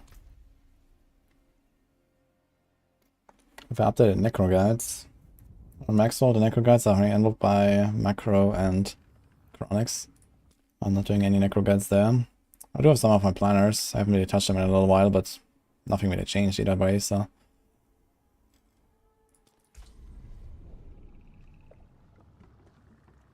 The boss could be shittier than Slither, but it could also be a lot better, so.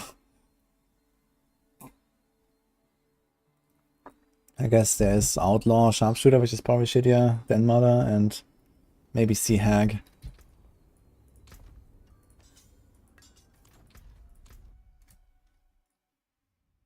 Yo, dono from Coco. Yo, thank you so much for the dono. That's a big one, thank you. So Doombringer is basically there to make up for the loss of the Shaco. I'll probably have kind of similar EHP if I get one or double master with Doombringer. Could try to hit the maximum life at least once. Because that's really the only purpose here. More there than I thought.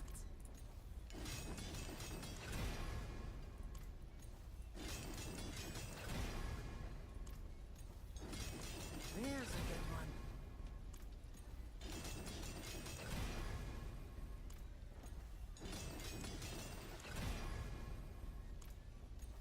You saw with Rex here.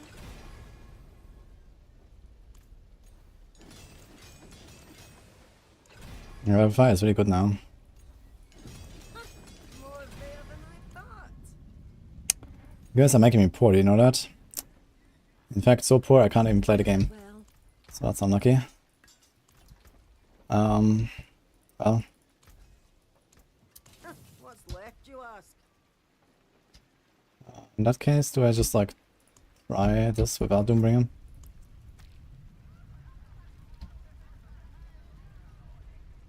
Do I have another anti-venom? Here. Do you have like a... take like a Redamine bus, you know. Magic in a bottle. Can do one. Because it also needs Veil Crystals, interestingly. It needs Ruby Fragments, actually, of all things. Let's do that. Ding ding.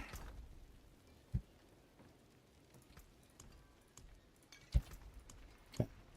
Oh shit, now we also lost points, man. Okay, so we take this. Here, here. And... slaughters the R-man and stuff. Like, losing 4 ranks here, 4 ranks there, 4 ranks there. Like, okay, my TB is like... it's like minus 16% on TB.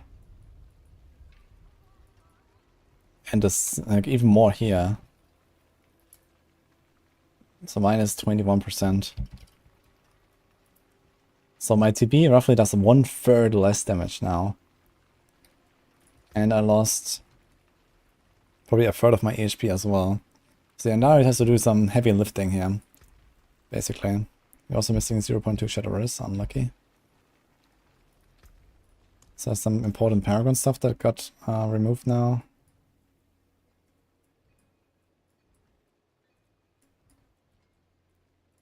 Nope. Okay.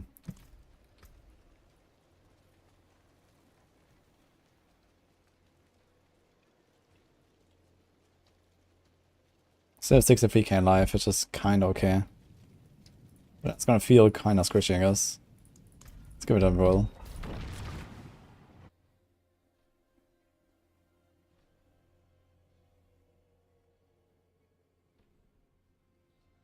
Yeah, it's roughly 1/3 less damage from throwing Shaco, yes.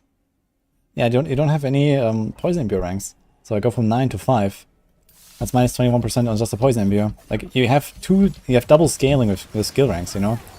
You scale skill ranks for your TB and then for your poison imbue, like, you know, you lose 8 ranks basically. pretty big.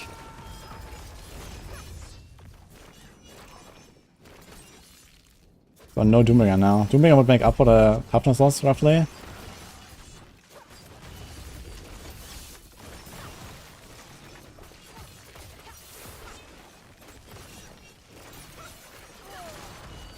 Yeah, weekly definitely feels a lot more comfy though, I gotta say.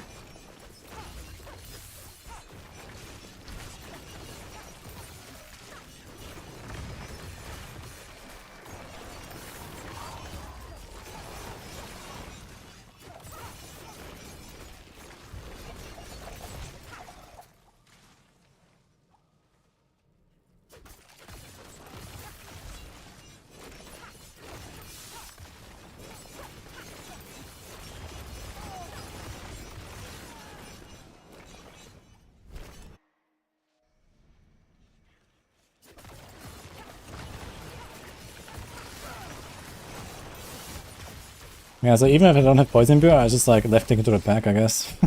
It's just like on the Andariels, so it's kind of interesting mix here that I'm playing.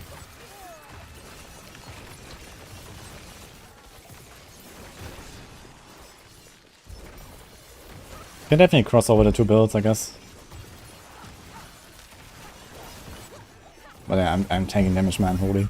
Just this one explosive there, I think not really much else hit me. I jumped like 1/3 of my life. A bit yikes. And have anti-venom running, man. I really like the Doombringer on this. Just to like feel kind of as before. My toughness.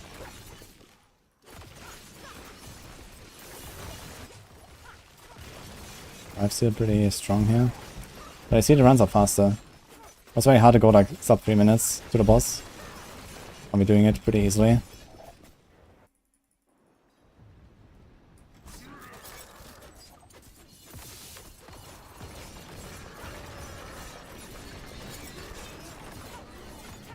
I don't have poison goo.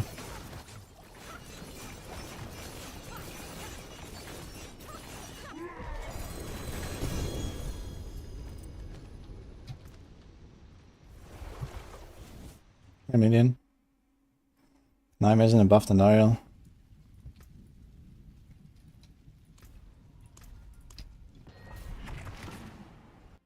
Yeah, considering how much faster this is definitely nice. And maybe it would still be better with a Doombringer in it. So Andi, Doombringer instead of Shaco and an Aspect. Damage on boss is definitely going to be lower. But you have enough boss damage, you know, we only really care about speeding up the clear currently for farming. And Andariel does that relatively well.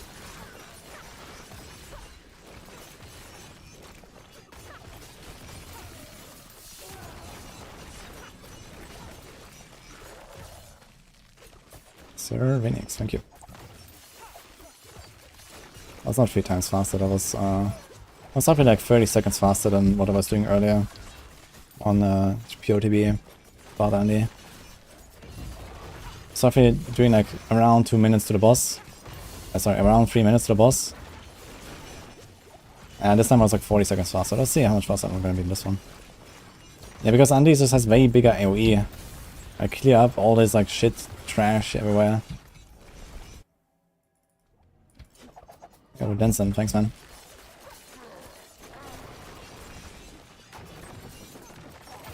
And here, even sometimes when my poison beam is down, I can still clear, which is also an advantage.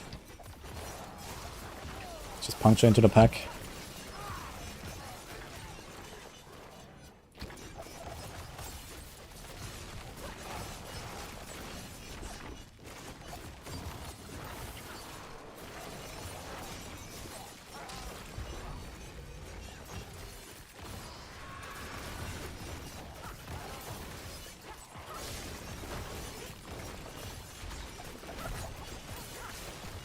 Gets me around 2.5 minutes pace again. It's also nice here, I got vault. I just puncture one guy to proc Andariel behind the wall. Or like explode behind the wall basically. Kill him.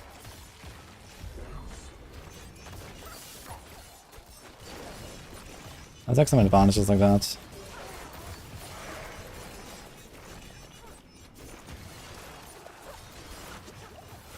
Also I can puncture my way into the pack already, which with the buffed Andariels would actually be helpful to start clearing the pack. Start DPSing while I'm running into it. While I'm singing out my shared misery and stuff.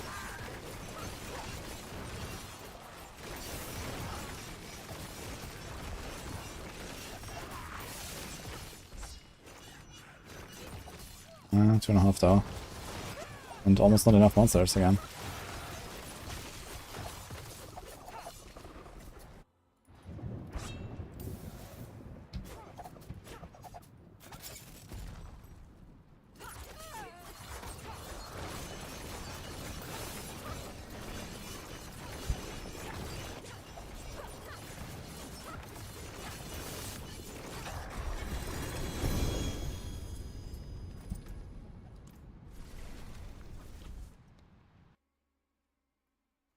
What class and build will I recommend between pushing and speed farming?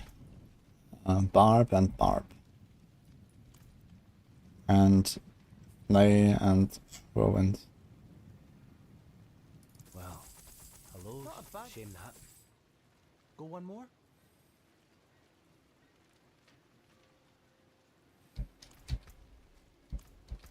That's a pretty good Heartseeker bow, huh? And it's gone. Use it well. Okay, how much do we have? 40 baked crystals. How much does it cost to actually masterwork the floor?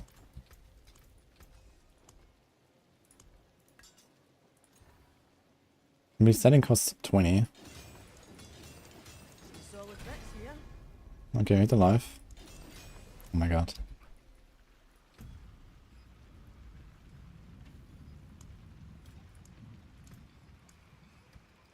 Oh, an exquisite concoction. On the morrow, traveller.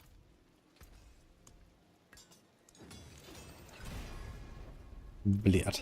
Okay. So 40% life. If I equip this. So my passive goes down. This is 63.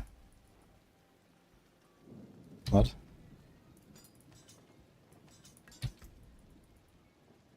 This is 72. So it's like 5, and then maybe another 5 during the CC, and then the damage over time. 8% damage, so that kind of checks out, but it's a bit less. I got a life difference. 82, 63. That's 30% extra. Because we have a double Masterwork life roll there. Card Restoration obviously makes a difference, but not so much in speedruns. 69 instead of 189, so that's probably like minus, let's say 5% on a typical boss fight. And then you have the inner calm, that's like 10% all the time, and then maybe 15 or 20 on a boss. Well, let's see. So you should have dropped roughly a third of our damage or more. We gain roughly 30% life. It's not a terrible trade.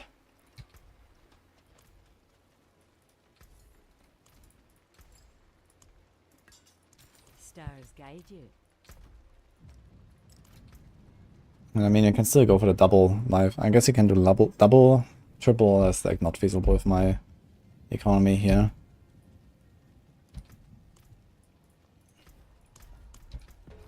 Now we can go a bit more YOLO. Let's do that. Can this be S tier? I mean, Andariel is an S, and TB is somewhere in A, and right now I'm combining the two. Which, yeah, it's pretty good, but I'm not sure if I would put this above like normal Andariel, basically.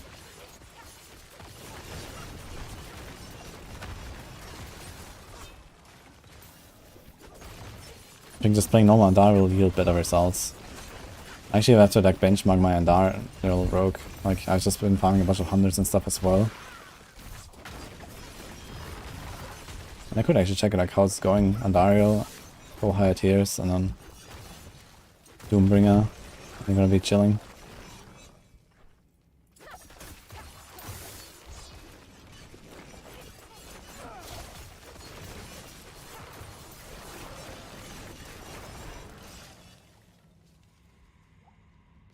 Morning Sepgear.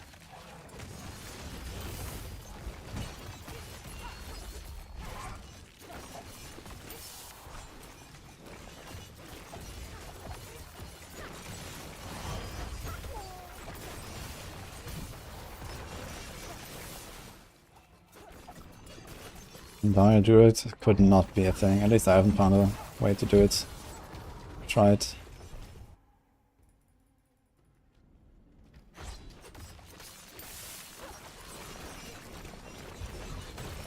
It's kind of surprising, to be honest, considering like Height and Malice and Tracker and Bane and Quick Shift and whatever, these kind of synergies there.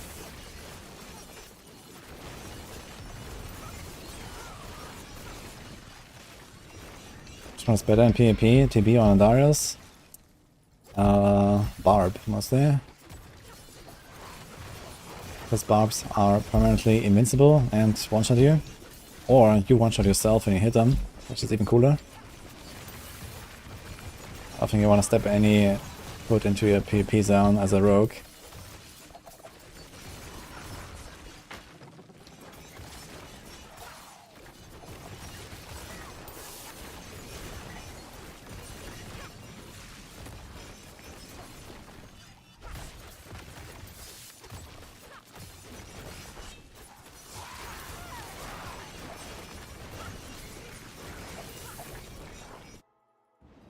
And the Necro win? Probably possible.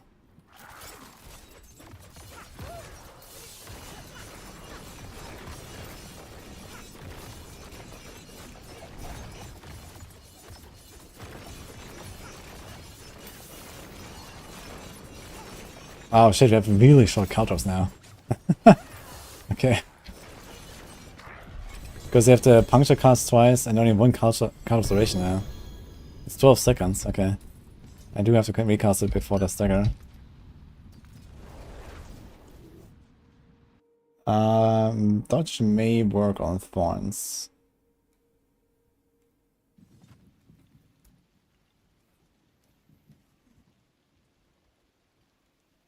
Trying to cook it on the Necro, let's go.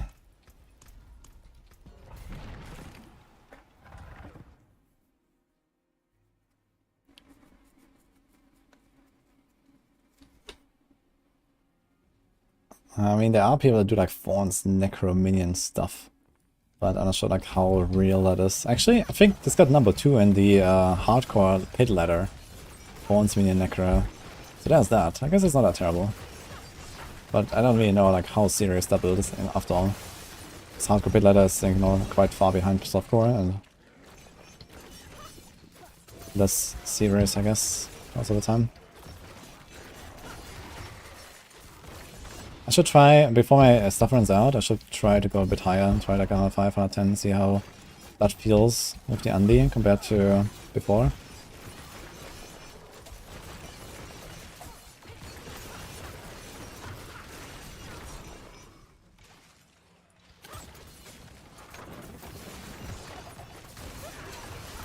But yeah, the higher we go, the more we're gonna feel the impact of Doombringer being less CPS, because the cut of duration that I lost actually matters more. The inner calm that I lost matters more. Here it doesn't really.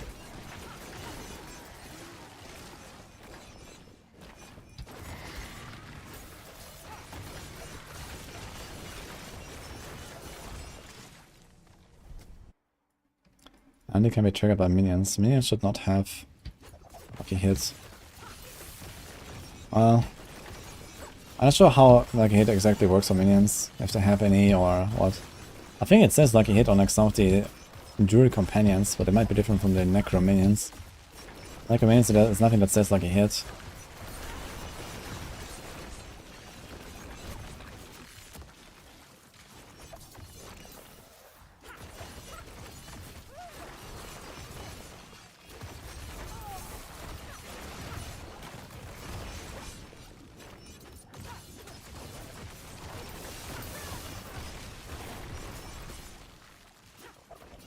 This was 2 minutes.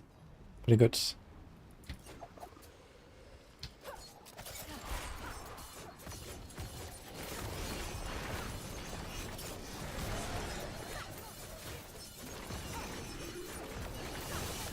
So 105 and 110.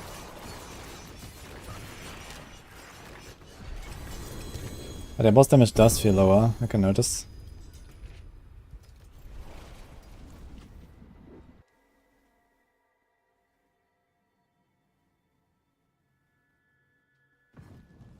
Rogue, friends told you rogues are squishy AF. Really? I think they just play too much Barb. Unless is not fixed, but they're playing it anyway.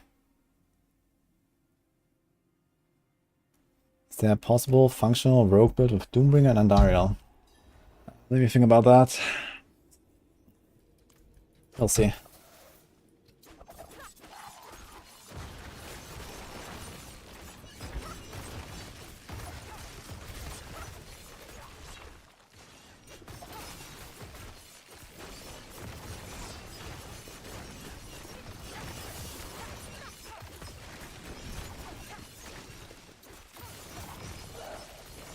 I actually didn't calculate the Doombringer proc into my HP calc, which actually does work against most enemies, which is kind of nice.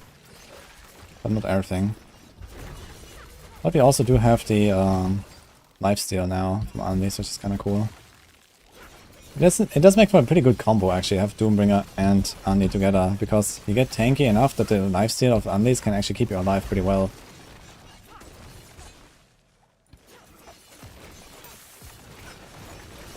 So 98 hardcore rope because of bug. Oh, what happened there? I also just realized with the lifesteal of Unlis, I can feel a lot safer when I actually get crowd controlled here by these snakes, for example. Moses are kind of like tank through it when I have everything bottled up.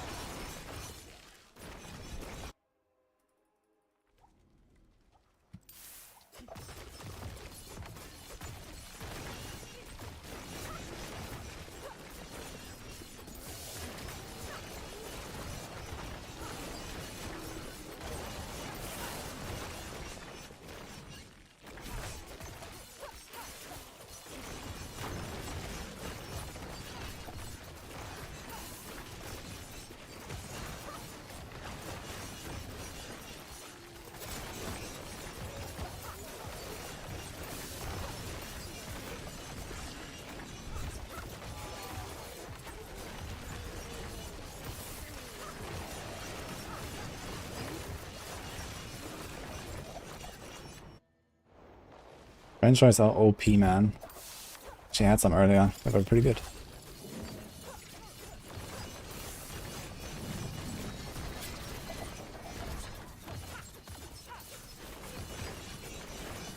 Slither again, man. Slither, tanky boy.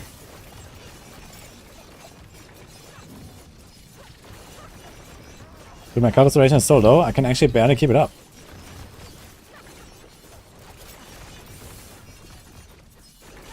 Still a nice 2-stacker kill though. But the higher we go, the longer these bosses will be, like really, really quickly. Why is the enemy not moving? He's too lazy. Or maybe too tired after getting killed 200 times a day by myself. Okay, 110, let's see. Either 5th or Uber Druid didn't get a single Uber unique. I don't know about the Tormented Druid or the normal Druid. Normal, that's pretty normal. And Tormented? Very unlucky actually. So I think this was like a around 5-minute run, I think, last time with pure DB.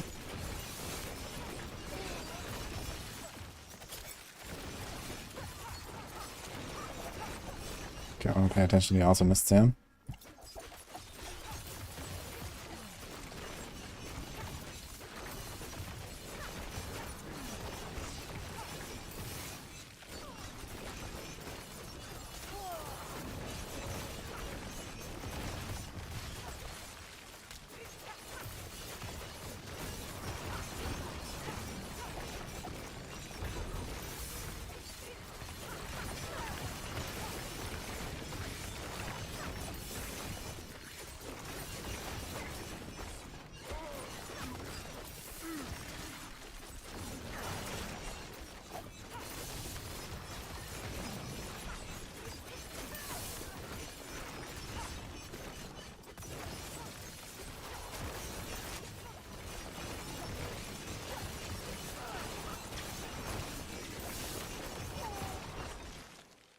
Pretty good.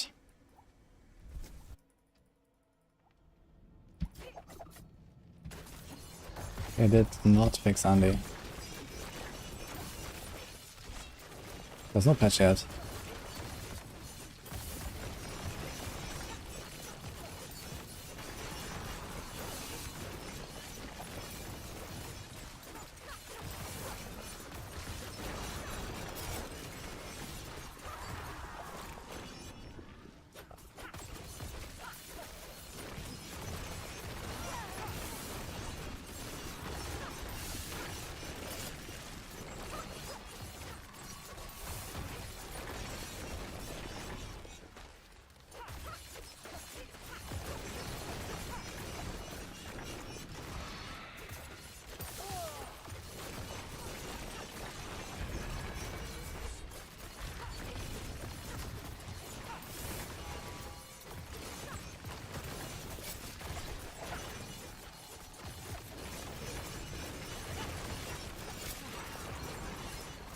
I'm not fully masterworked yet. I still have like 8, 10, 9, 8 there, something like that.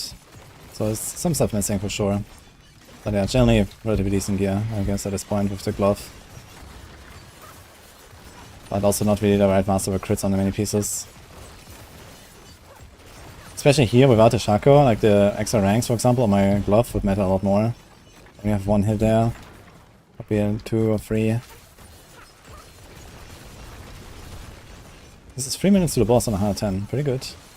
For like 4-minute clear.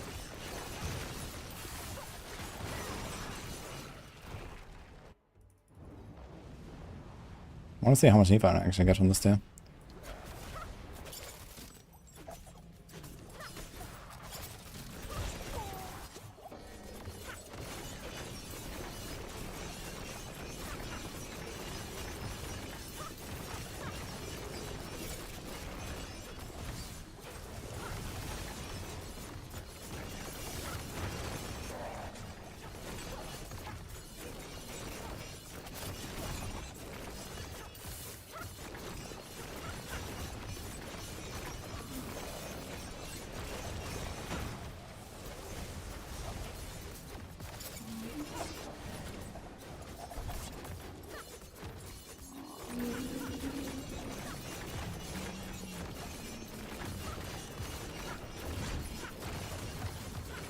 A really short cut-off duration is turning me off, man. I mean, like with only 1 weapon for cut-off duration, I would like to... I actually haven't hit once. I was on a perfect roll. I'd probably like to get like a double hit or something. Or maybe put like a cut-off cast twice and try to double hit it or something. Then only go with like, for example, 70% chance to puncture the cast twice. Although that's kind of scuffed. But yeah, like Doombringer and only 1 counter duration and then the puncture cast twice. There's a lot of stuff missing here. A lot of jumping. But it was decent run, man. This Andariel is actually legit. Like the combo between the two. But ultimately it gets kind of into the territory of like an Andy broke, right? It's like puncture more, TB less, and I guess you can kind of like replace TBs with punctures and slowly get more to Andy build. So then just drop TB and go flurry. And whoops, we have an Andy rogue. So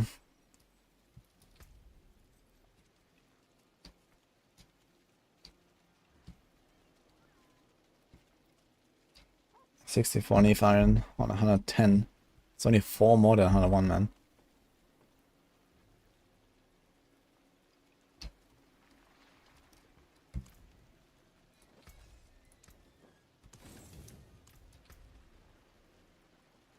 Okay, interesting stuff though of the Andy. It does feel a lot more comfy though of the defense, I gotta say. With Doombringer.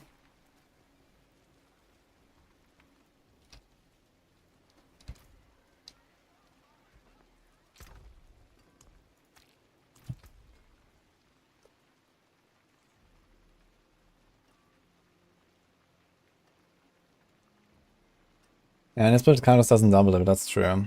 but it's still like it's just like too short because you know usually I want to do the caltrops at the start of the fight and then do the first stagger all the way with the first caltrops and then do another caltrops, stagger him again.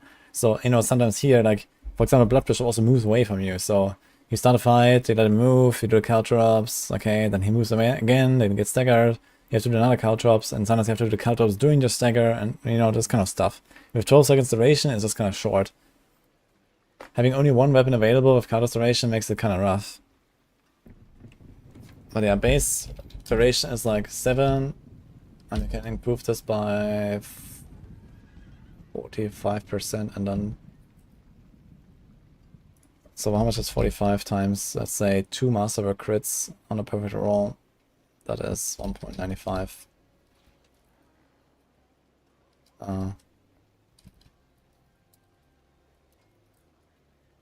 Oops. So it will be 13 seconds. So it will be 1 more second. It's not that much. Kinda uncomfortable. Yeah, I also really like dislike this Kados meta, man. I mean, Kados is, you know, interesting what it does, but I feel like Kados being like a DPS skill that you have to put into every single rogue build is a bit annoying. It would be cool if like maybe they just kept the damage buff to the standard, and then you can still go for the Kados duration and, you know, still use it if you want or something. But yeah, it would be nice if there was something else going on as well. Maybe just like, or maybe just like don't make it scale with the duration, right? It's like so inconsistent. Like, you know, the Blood Bishop moves out and then you have to do new culture ups and you have to stack, and, you know, it's like so annoying. Like, just make it like, you know, some 25% buff, streamlined or something, and that's it. Or, you know, you wouldn't have to feel so obligated to use it all the time.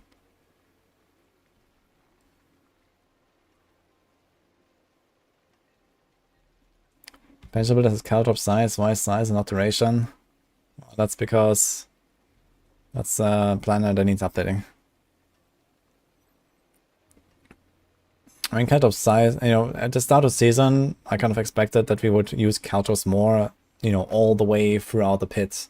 But the reality is we only really care about the caltrops on the boss. So everyone just goes caltrops duration everywhere and no caltrop size. If you care about using caltrops here and there, then, well, caltrop size really helps.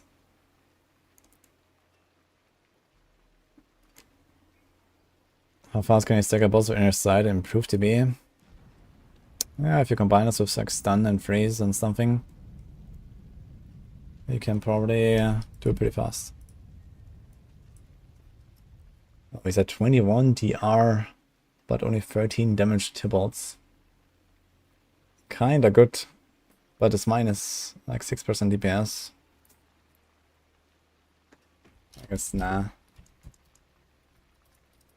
I got some. What if TB stamina was area size rather than return? Would that be cool? That would be cool, but it doesn't really solve the problem of the temper being terrible, and you would know to run it anyway. I mean, maybe would put it like on like a weapon or so, but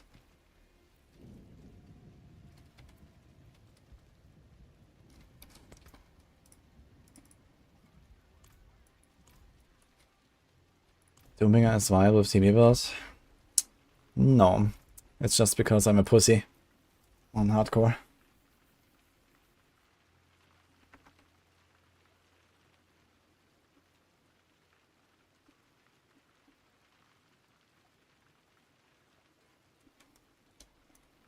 Yours is more, yeah, the flat damage effects no longer have damage value just based on the item power. They also scale off your weapons now. This is why that has a different value.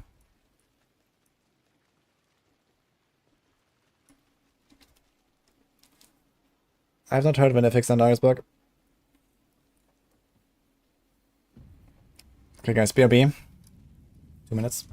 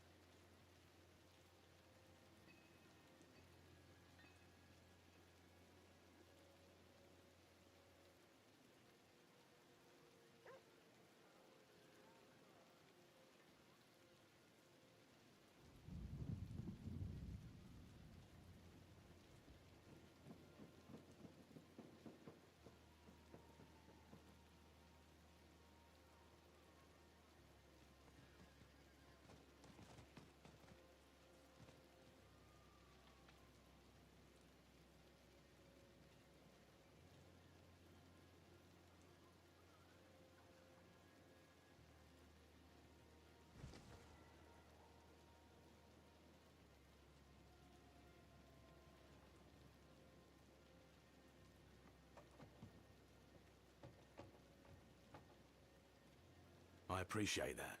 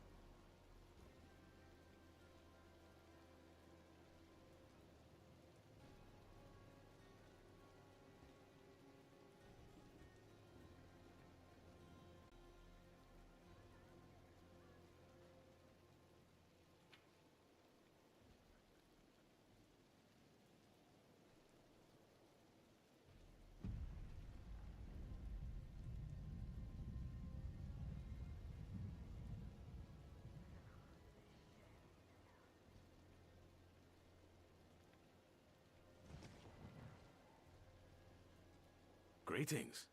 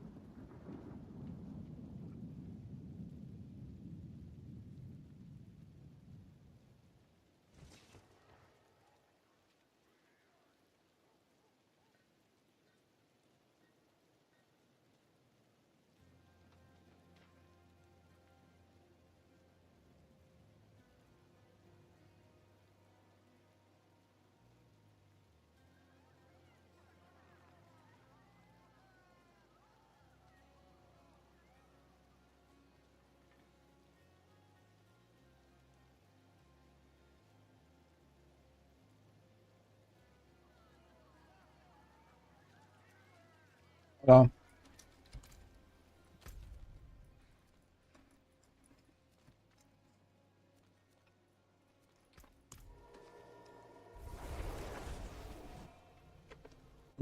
Big snack, yeah. I had a little snack.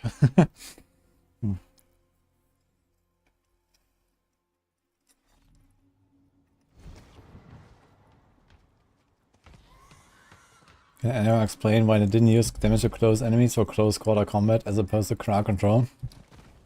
That's a very good question. Next.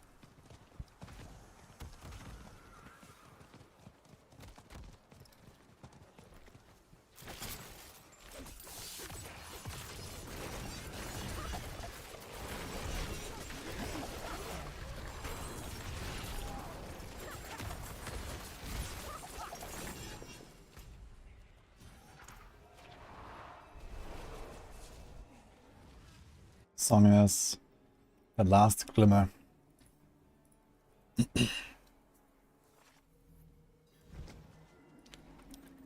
Why did I continue after the first crit? The first crit was maximum life here. Like about a Doombringer or what? I talk about aggro burn. The triple crit life least. That's kind of funny. Although for an Andy build it might not really matter much actually. If you have like a decent attack speed roll. You need to get 24% from your gear. So even without any crits, this would be I think 14.5. So I need 9.5 on a ring. And that's very easy, even without any masterwork crit here. Just an attack speed roll. Actually, even the minimum roll, no crit will do that. So it's fine.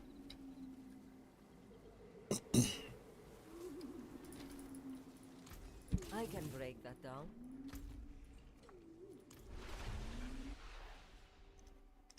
Are we testing DB? Yeah, if we're running Doombringer a little bit.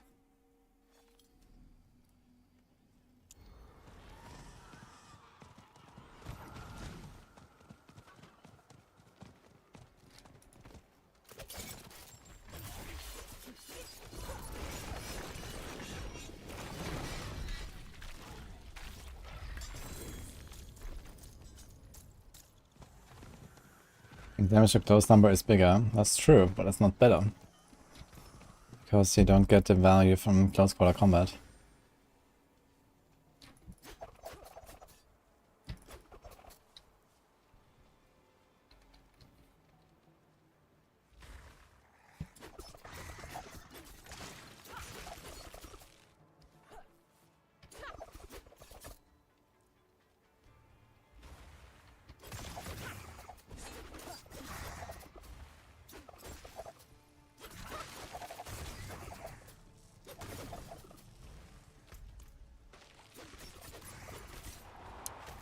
Bonus damage to close health with close quarters? Yeah, not at all really.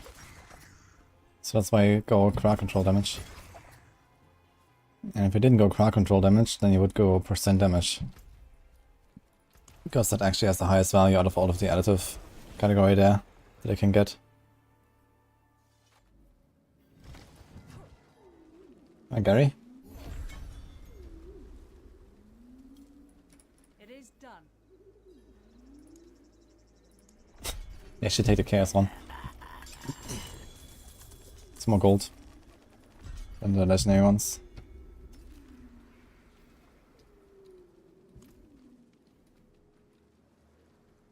How can I help?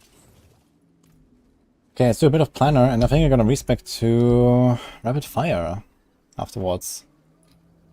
How about that? So I need to check if there's any builds I still need to fix. I think Poison Barrage would be one of those that I still have to fix. Let me double check this. Yeah, actually, I have not done this yet, right? There's no... Is there a Deadly Ambush here? There's Deadly Ambush, actually. This would be easily fixable. You only need those 6 points. When I can get them, so 1, 2... Let's try to fix that. At variant. So we start here. So these days every single rogue build needs to have Deadly Ambush. Even the dot builds.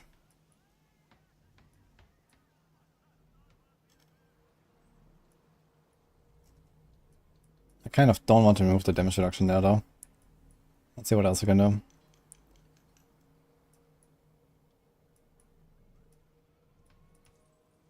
Could do some DR there.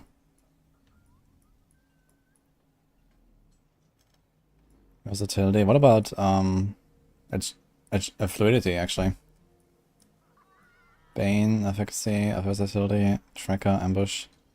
So ambush could be replaced. How is this?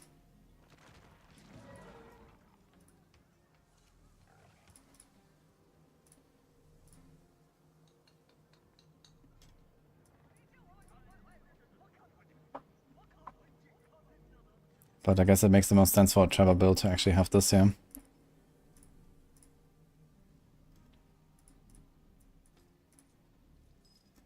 Eh.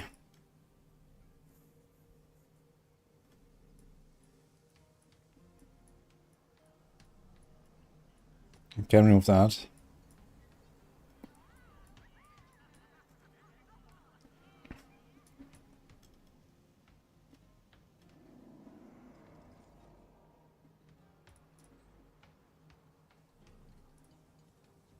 We could do this, I guess.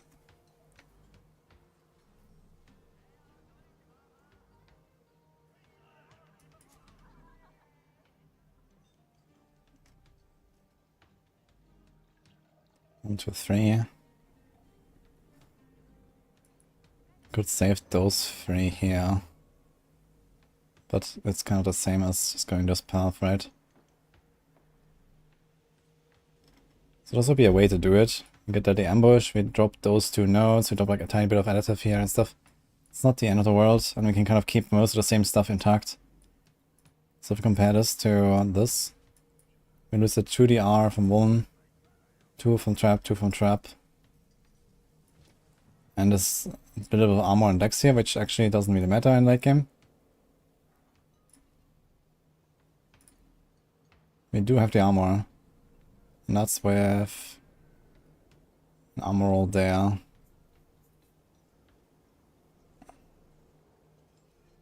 Okay. How much dodge does it have? 24. Lightning Rest Temper, Shadow Rest Temper.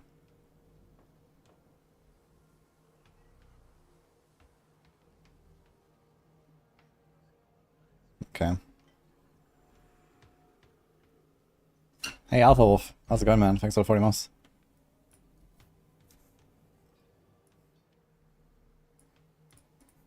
Oh boy.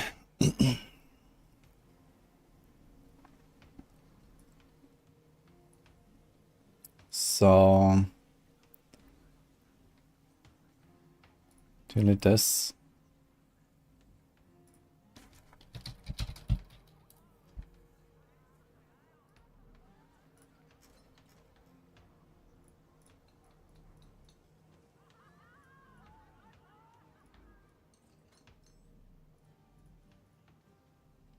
Uh-oh. So I have to do a bit of magic here if you want to make this happen.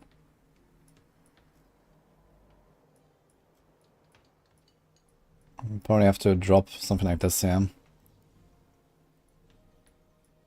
While leveling. Else we're just gonna do this. I have to do like the steps here, step by step for the Maxwell guides, so...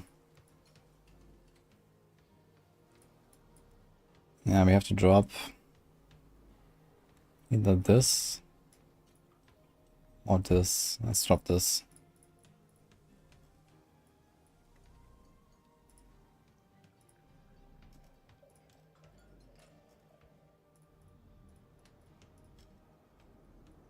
Otherwise we don't have to change the other steps actually, because it's a pretty late board. So that's easy. But I think they also need to be rearranged. We also have a fluidity version that I'm probably not gonna do. Has fluidity, that's exactly what I just tested there. Fluidity instead of the other. Just gives it a bit of extra DR, right? 9% DR. Versus 50 to trapped. No DR. And fluidity is also kinda nice. Can we do fluidity with the same points? What do I have in the guide? I think I did not change to fluidity in the guide yet, right? This does this ambush.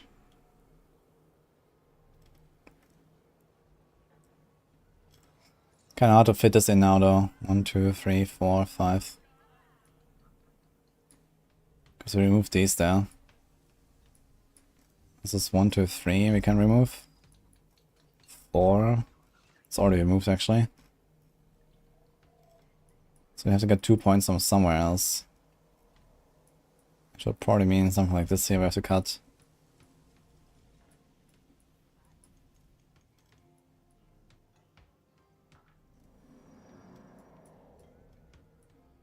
I don't see many other possibilities.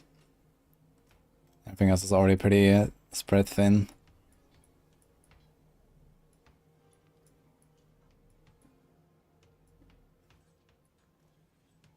I would actually have to remove the 25 vuln and the dex in order to get this there. And I'd say, okay, it's nice. We do use card drops and dash and shadow step frequently.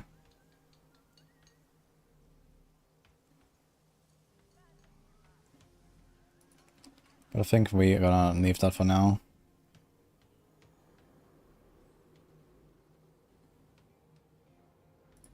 See this.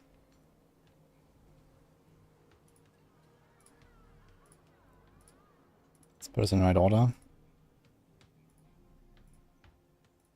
For some reason they were not in the right order.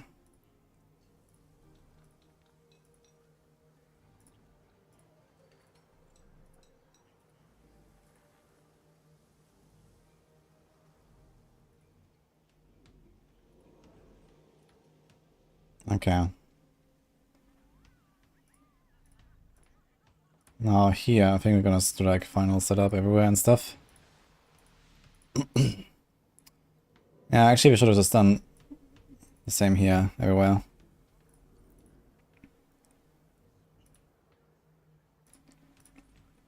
Import.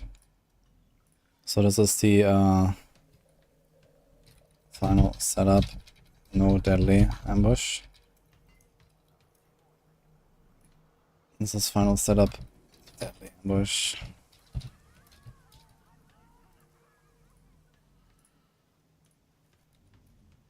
Safekeeping.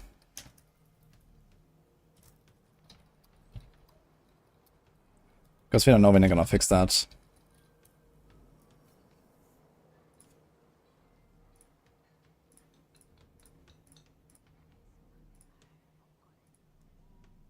Okay.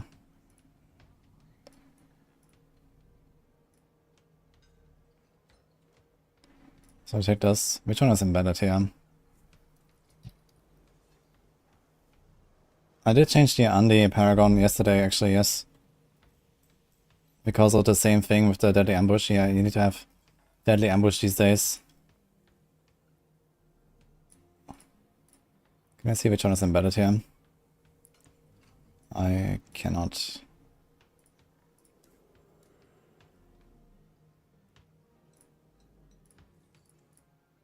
I'll just assume it's leveling to 100. So let's fix this one here. Ding, ding, ding, ding, ding, ding. Ding, ding. Ding, ding, ding. Ding. Ding. Ding.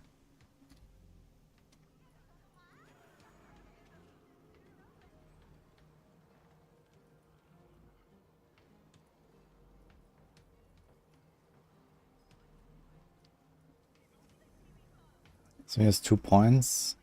I got this. Got everything online.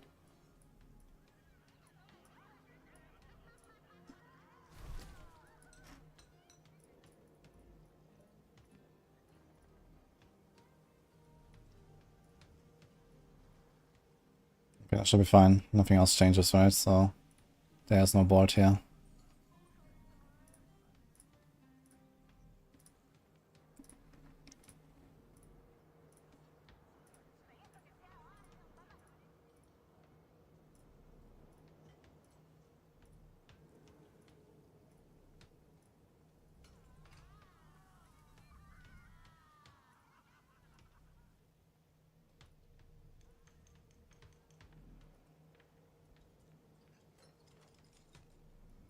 Okay. Save this.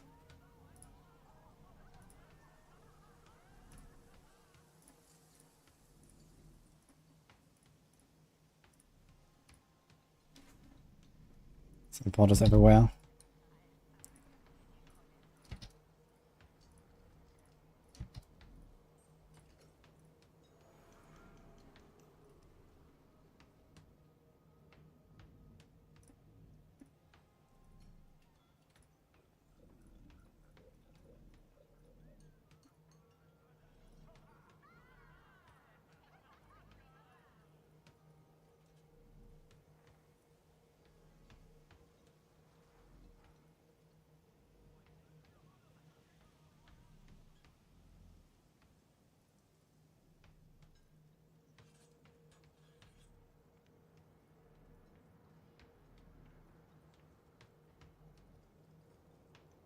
Okay. That should be fine. It was actually fairly easy to update.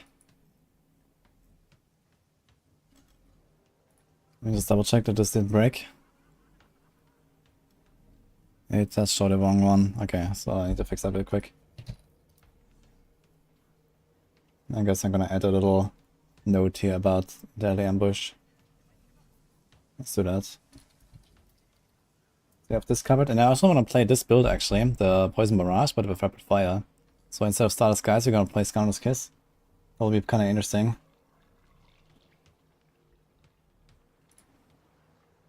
Okay, this is how we do this, guys. We press on copy, and then we go here.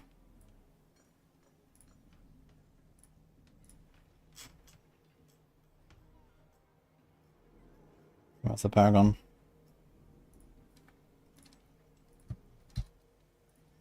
Boom. Okay.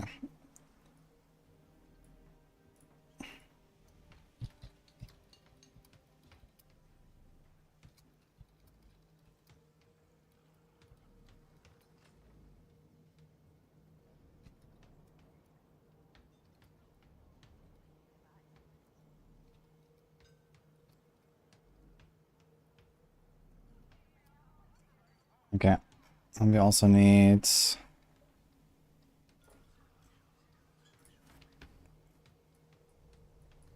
I can do this. Copy it. Easy. I have to make like a little explanation here.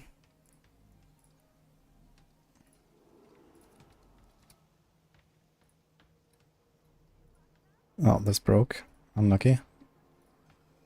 Starts again.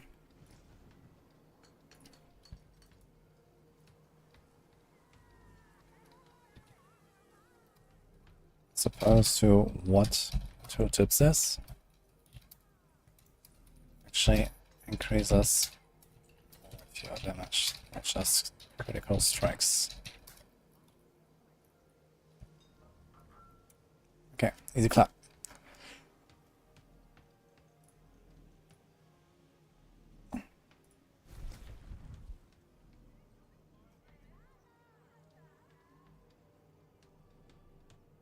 Leaks.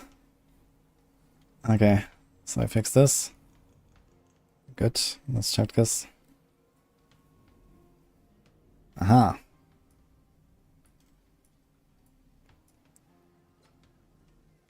Easy clap. Okay. So one build fixed. Both. I guess we do remove the ultimate cooldown thing here. Resource. Generation. Oh my god. Let's do this. Let's do this. Save. Same story on both rings. Okay. Save this. Now what else?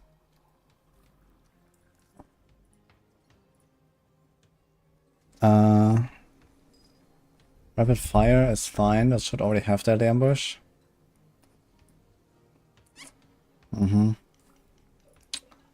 Grenade rogue is fine. It also has grenade, and it has glad ambush. I'm pretty sure. It should have. Yep. Okay. So basically, we only need to look at the dot builds. What else is there for dot builds? Barrage should have deadly ambush. Yeah. Peniref should have deadly ambush. Yeah. Heartseeker definitely has it. Yeah. Puncture I've updated. Yeah. Just in blades I've updated, as I've updated. Yeah, that's basically it. So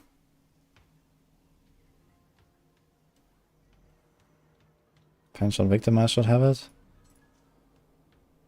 Yeah.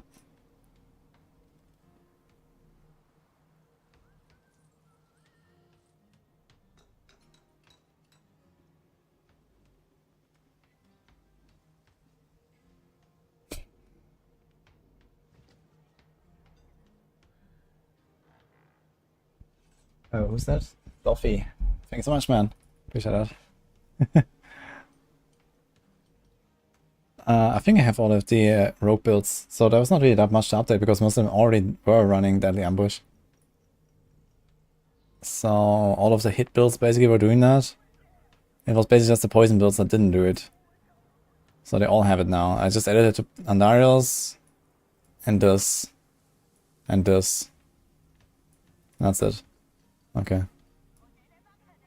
Okay, we're fine. So there's not much more to update here right now. I might want to revisit a Pension Victimize, especially now that I'm slowly building it. Because I'm actually thinking about doing a physical Pension Victimize setup, which is going to be kind of interesting with starters and just like a mega spam. The puncture resource gen. That could be interesting. Actually, there's one last thing I wanted to change on the Twisting Blades planner. So, where's Twisting Blades here? So we have the inner sight version, and I think we're actually gonna put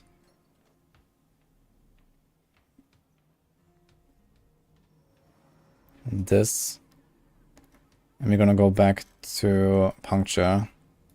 That felt a lot better. So that's what I was playing earlier. So basically just the same setup that we were doing. Just the minor difference is we have a cursed touch.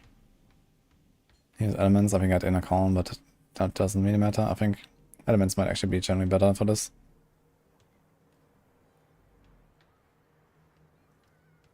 And this is it, actually.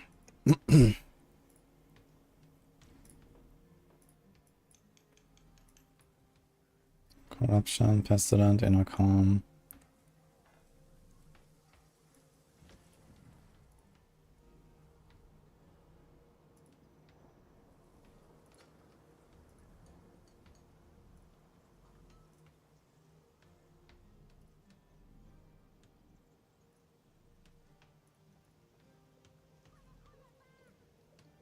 We could do a Doombringer Andy version or something, but yeah, it's basically just swap the helm, really. When you break it down, it's basically just swap the helm, and Doombringer is pretty optional, so save this. Okay. TV Victimize is not good now. I tried it actually. Ah, true, the Heartseeker temper. Maybe I should have to fix that. Caltrops, Heartseeker.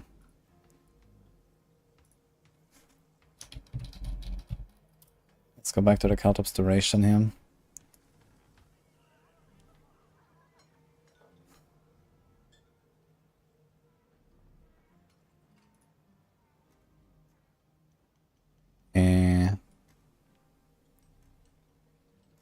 It's actually not online.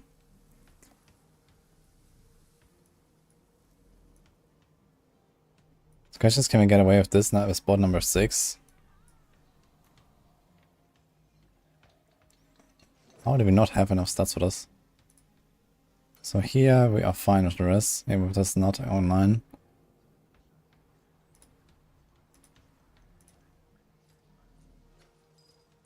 We need 13 strength. Easy to solve.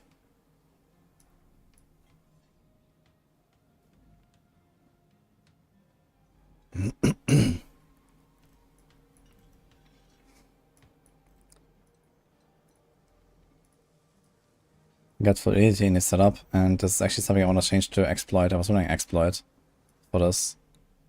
So, wait a minute. This was this. Ding, ding, ding, ding.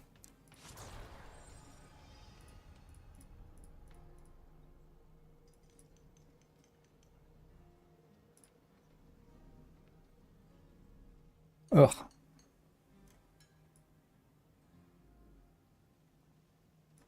I'm not sure if I want to put these 2 points somewhere else.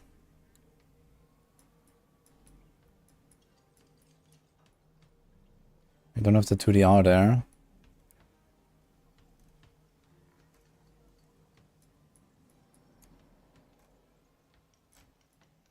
We have 5% damage node there.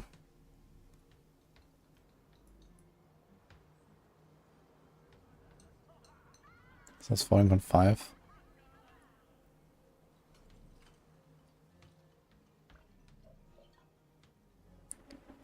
Interestingly, I have like fire res, lightning res, exactly 15% overcapped. Where's that coming from? And the shadow as well. And you get like exactly the same amount of cold and poison on paragons, which is 20, 25, 30. No. And there's a poison ring. Okay, so I get 20 there, 30 here. Okay, how much int do I need to make this? Ugh. I think what I'm gonna do is this.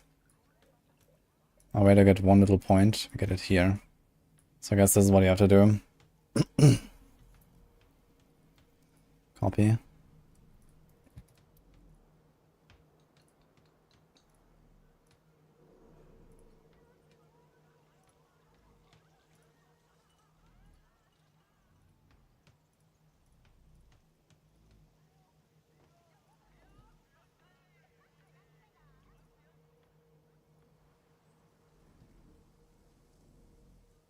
Exploit definitely felt much better here for this.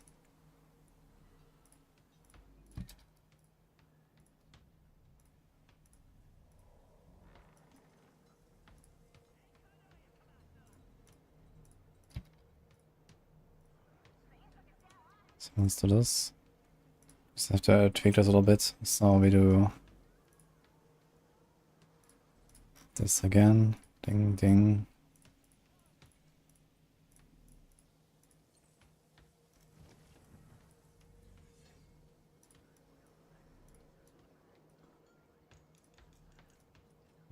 Okay, now what else? Deadly ambush.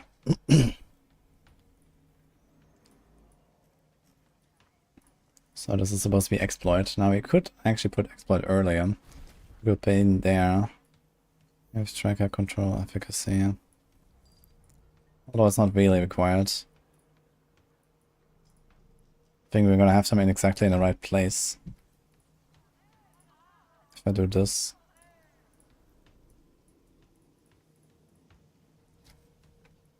I actually have to hit this.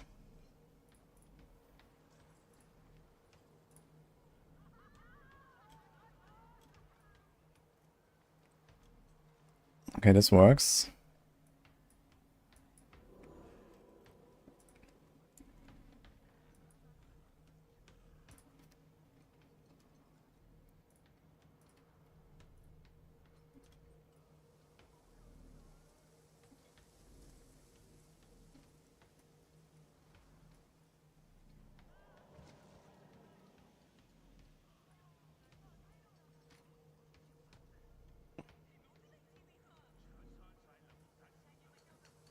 So the exploit and Bane actually stay in the same place.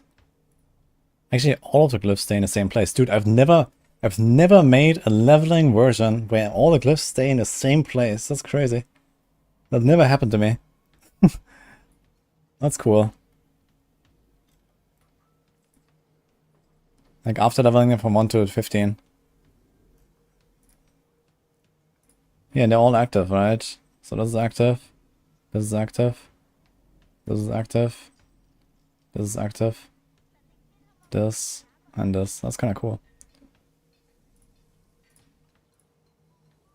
And We save this now. Boom. So I guess while we add it, let's also go into the Twisting Blade setup real quick.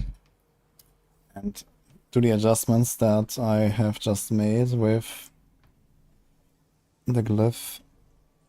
The glyph and the tweak here with the Heartseeker. Although I'm not sure how much I explained of that. I need to double check that. So I want to put the explore glyph here.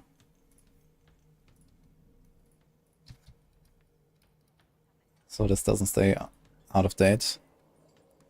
No fluidity. We put exploit. It's not a very high priority to level, so that's fine. Okay, so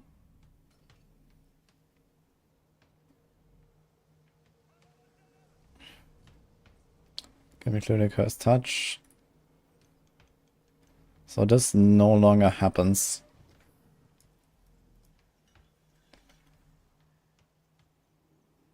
The skill is actually the same. 3 remains largely unchanged. If you run into energy issues too often, include innovation. I guess we can do that.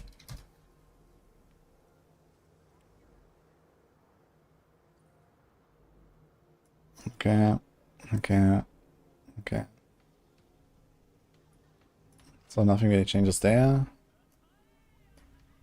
Okay, is this still accurate here with the endgame and pits? So we have poison imbuement.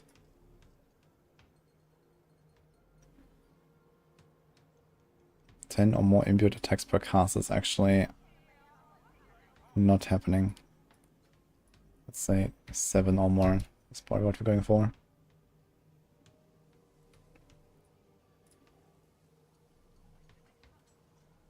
Okay. Okay, I have Uber-Enix. I should probably mention that they can run Andariels. So let's do that. It's a viable alternative which helps clear lower tiers more easily, but shifts roughly 1/3 of your total DPS output away from Twisting Blades. Let's do that. So that's kind of what happens. It makes you roughly 1/3 squishier.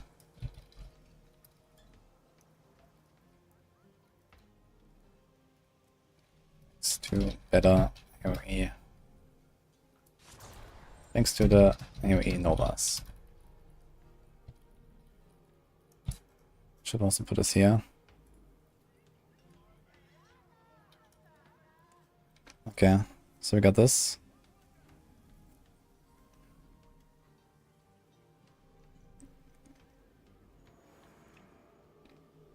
I think otherwise, most of the stuff was kind of unchanged, right? You have Shared Misery. I should probably mention Shared Misery. Actually, this might be mentioned. We do have that here. Elements, Noxious Eyes.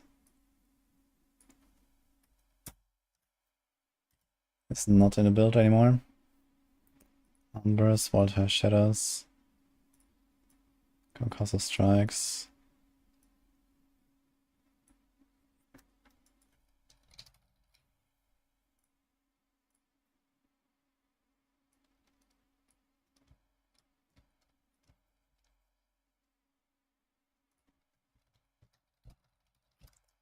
Okay, I think that should almost be it actually for what they changed. What about the Moonrise? I think I still have that in a setup, right? There's Moonrise, there's Noxious Eyes. Oh, actually we had Noxious Eyes there. I should mention it.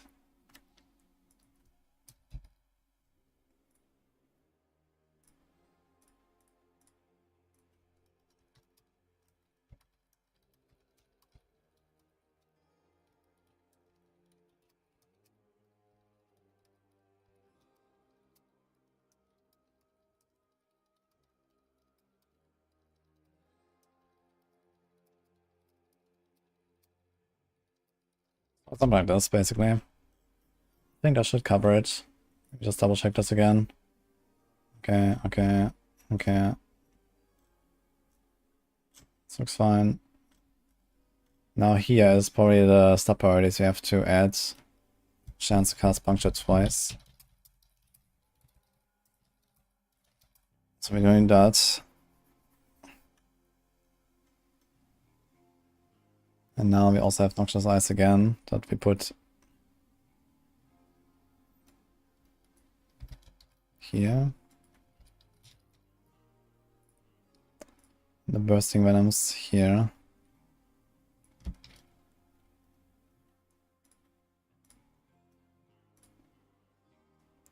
Calm Elements, I think this was the case here, right? There's Pestilent Points actually, so I should put that.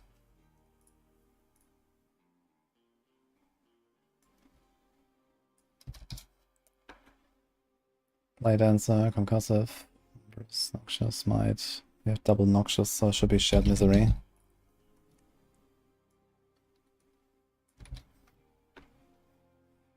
Attack Speed, Crit, Poison Imbuing Count, Damage to Crowd Control, Poison Imbuing Count, Puncture Resource Gen, Card of Duration, Damage to Crowd Controlled.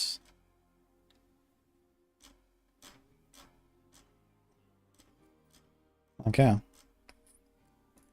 Changelog. Shared Misery. Exploit Glyph. Help with Clear.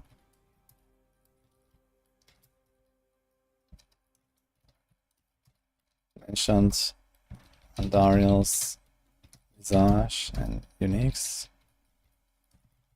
Visage option, I guess. Okay, something is happening with my keyboard. Tweaked inner sight version. Removed Heartseeker. Made it closer to combo points version. Other small adjustments. Okay, something like that.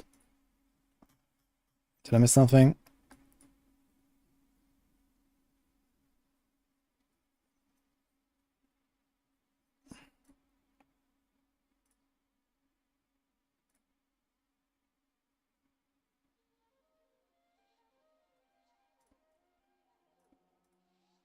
Not really, I think.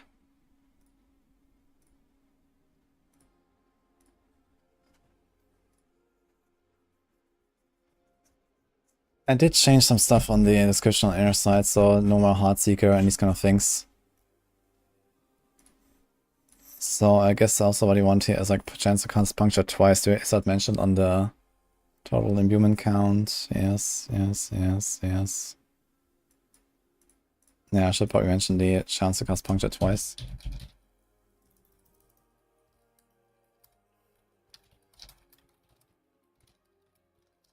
Like this.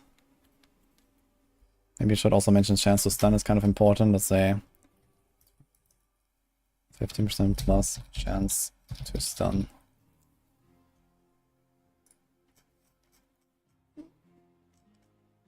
A lot of text here.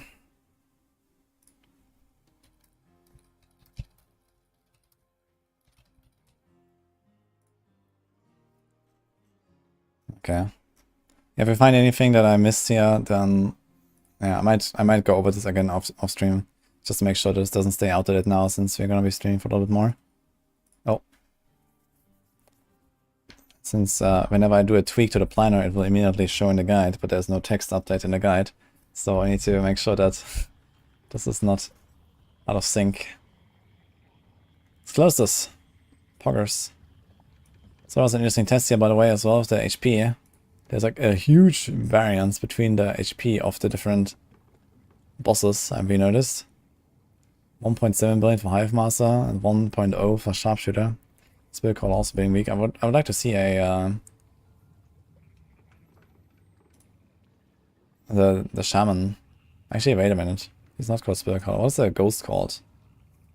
Ghost. It's not Spirit Caller that I've fought there. Yeah, I did try the Sorc, but for now we're waiting for the fix there. Haunting Rogue, only ability can realistically do with a near 100 character. You can actually do it at level 25 if you have Moonrise and adaptability. And then just Temper Wound and these kind of things.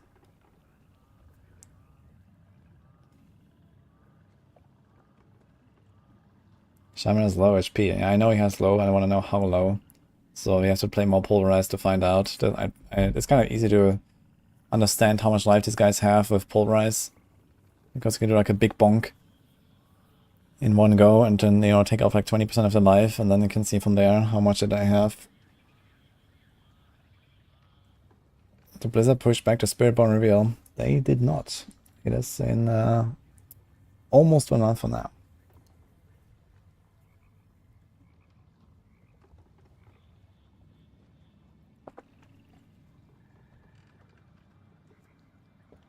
Curse Touch is intended for Inner Sight.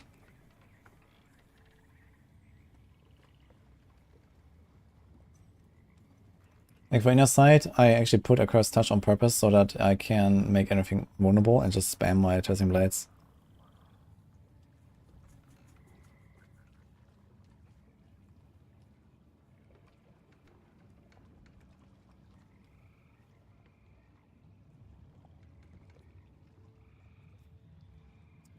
See that again now. Twisting Blades.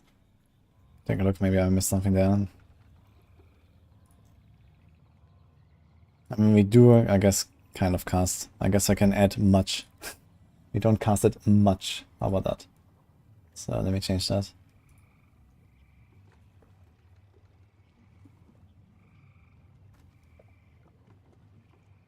It's kind of interesting how this build is kind of like became the same as the combo points build, and most things you swap is just like one aspect. You swap the specialization. It's almost it, basically. So I try to make something fancy with the Heartseeker, but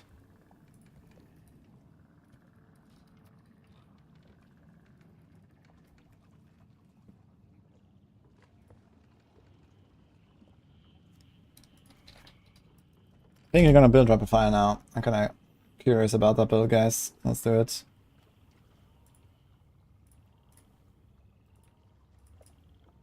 Where are we at with Rapid Fire? Here we go. In a Calm, Expectant, Scoundrel, Rapid, Retribution, Retribution Neck, Accelerating, Edge Masters, chance to cast twice, count Obscuration, Big Crit. What's the life? 51, that's very good. But Hurricane, Might, Umbrous, Frostbitten.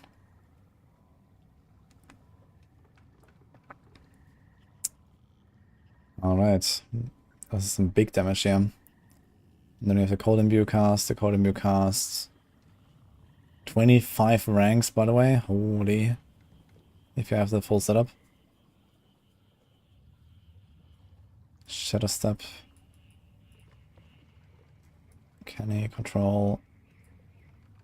I can go for Control. You got Ambush here. Now, can I change Ambush? I don't like the idea of having Ambush in this, actually. Because I think very often I will actually not really use this. Got to Bane. Can't really make use of Exploit, I guess. Could do Turf. Since you're gonna play this more close range now, maybe I'm gonna just do Turf.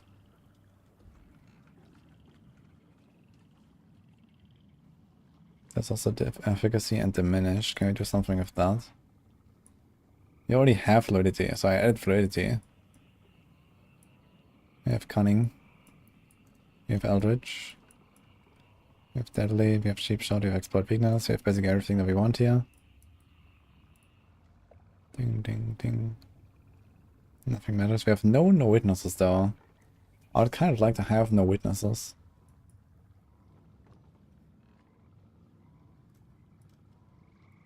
Can I drop any board? That's the problem. We don't have the luxury to drop a board. And we could... Okay, wait a minute. Let's make a variant on this. So we could do this.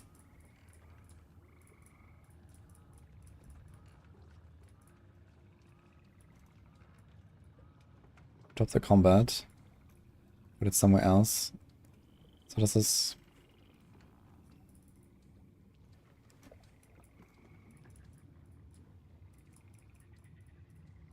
How about we drop the ambush cliff?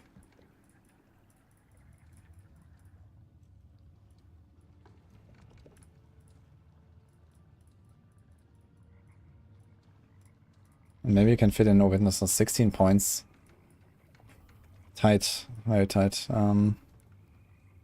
This is not the way. This is also not the way. Do we have to pop out here, I guess? Go ahead and do some shenanigans like this. Ugh.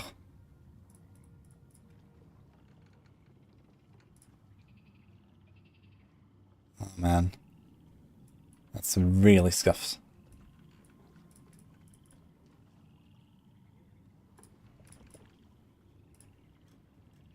Is there no better path out? No.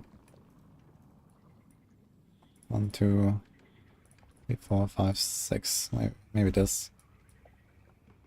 2, 3, 4. This is also 6 if you take the willpower there. And lose the gold res. We overcut anyway.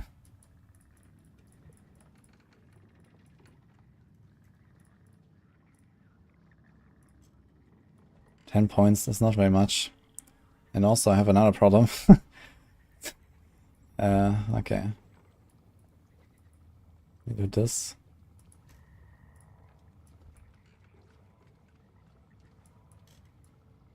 I think we are more than fine doing this later with the deadly ambush, but okay. Let's add no witnesses. So maybe you can actually make this somewhat tanky. By doing this.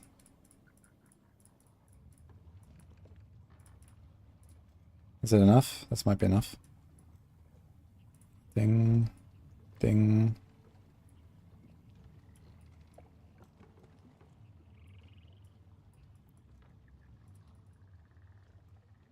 Ding.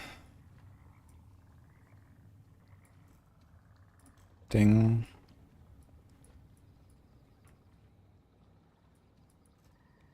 That's a lot of points though. Ding. 9 points. Alright, and I still have to put the control glove somewhere, so that's another thing. In fact, we probably should do this. It's very easy to do the... No wait, we had combat actually. I don't think I really need combat. Maybe just drop the combat.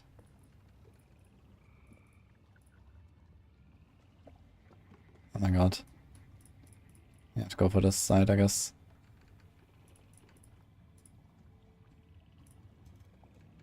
$10. What's missing this?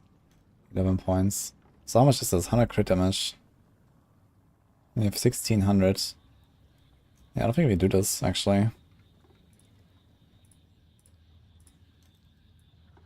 So, this was control. Combat, yeah. I'm not sure why I really want the combat, I think. We don't probably need it. Especially if we have like consistent 20 arrows every single time. And a tiny bit of innovation. We'll easily do that. We have like 400% lucky hit. You get like at least one innovation proc every single time. Plus probably another one from the punctures. Probably more than that actually. So we get like 16 or so back. It costs 25. Plus the regen. Should be fine. So this means we probably don't run combat. This means we probably keep the Vanish here. We can drop this stuff.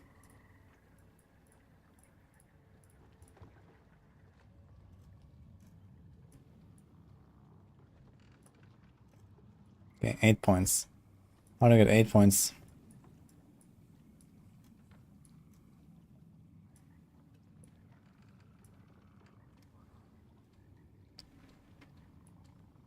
Two, 4, 6, 8, 10, 12.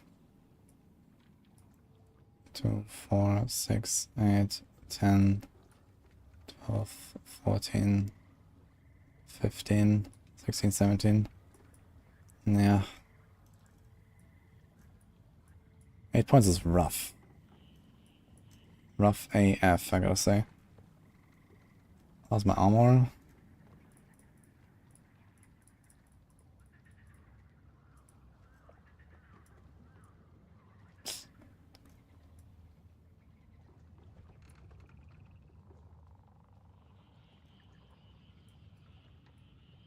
can do this. Oh, what happened then? This should be... Wait a minute. Which cliff?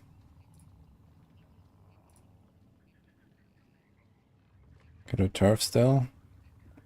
Or ambush. Or exploit. I don't really like most of these cliffs, to be honest, man. I think I had ambush, fluidity, canny control. So I added diminish now. Removed combat.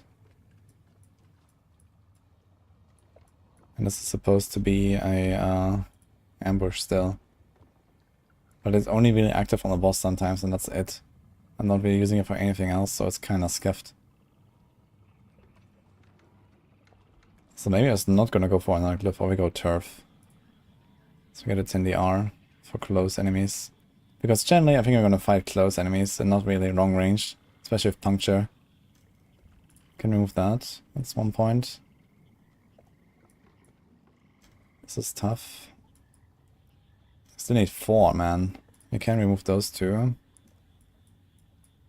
Still need 2.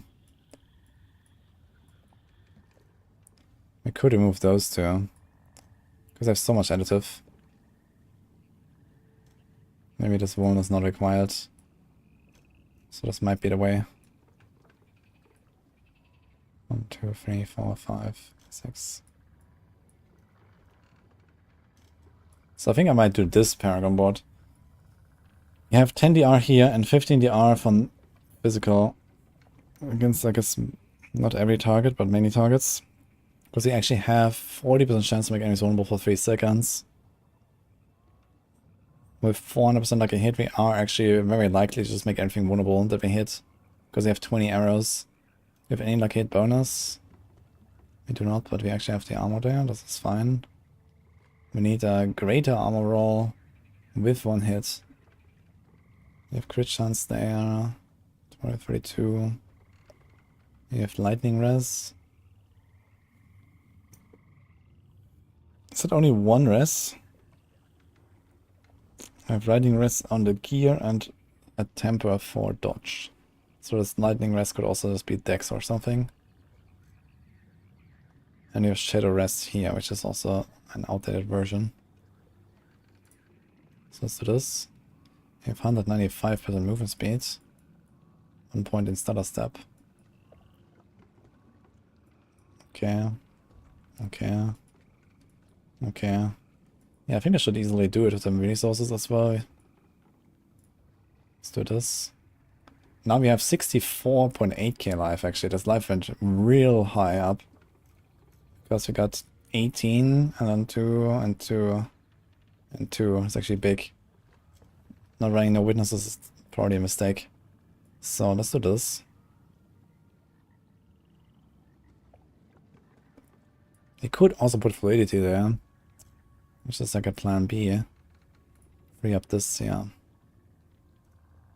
But it's okay. Generous is fine. There's poison, fire. So we have a lightning roll, which is 58. And we have a shadow roll, also 58. So in both cases we kind of need those 2.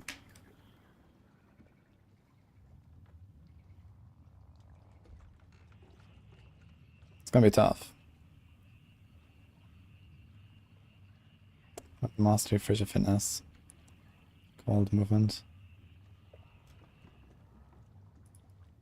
Maybe there's a move now, but gotta strike damage, just like more damn. 425.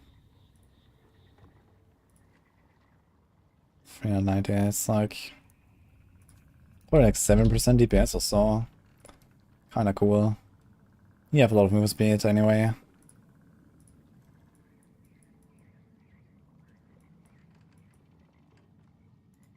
Could even take out this and do this if I really want.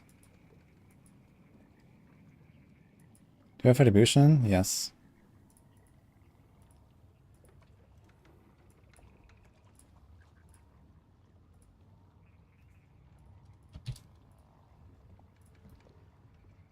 So we need this.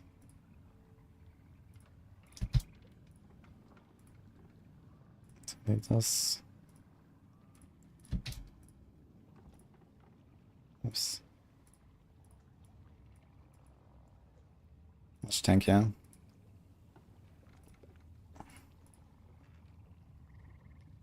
Alright.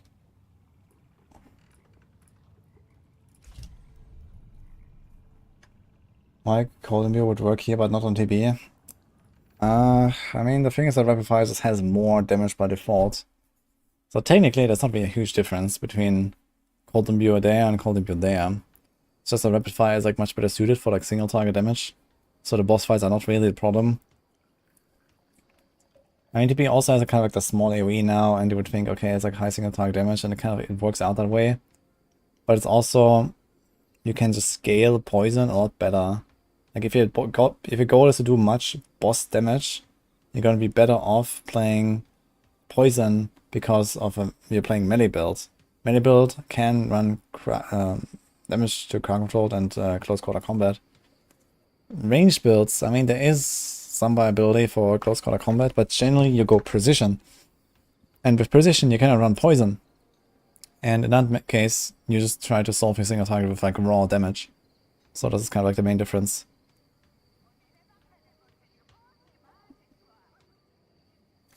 I have no idea what type of damage Holy Bolts is.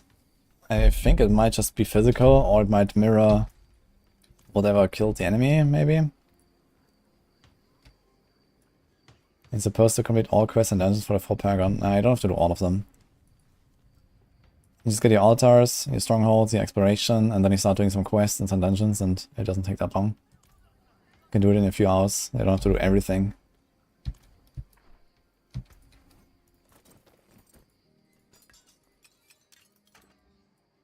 Alright, what do we got? Rapid. So here's a big crossbow.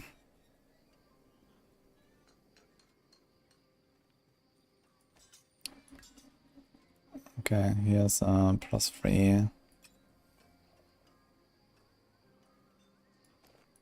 +4. Chance of freeze on this thing. I forgot we can also have like raw chance of freeze and these kind of things as well. We don't actually need necessarily the Coldemure to freeze for us, that's just nice.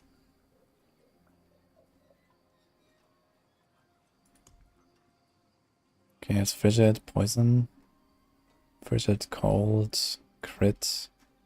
There's 4 tempers left. Coldemure, crit chance. Do we need specific resistances on our ring? We have fire rest there, which helps us slightly. I guess we'll see what we got. We have fire rest on one of our chests here. We could run this, but it has energy per second, which I probably don't need. So I might go for this chest instead, which has no rest though. But it's my big chest. So let's see. Here's weapon mastery and attack speed. And vulnerable and puncture resistance is actually for a pin shot. Okay. Here's shadow rest and armor. Which is probably not enough armor. Also slow and hit is something I don't like. So you might have to go for this one. It has also a rerollable res.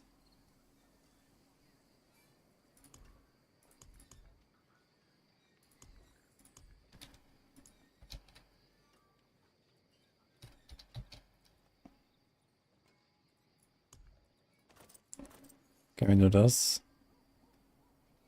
We have pretty good boots here. It's actually a joke that my Druid, out of all classes, has greater movement boots. And in that build I was like running Wild Heart Hunger for the longest time. These crappy Wild Heart Hunger. Oh man. Okay, we got a pretty good weapon here. And Cult Obscuration weapon. So do we have that?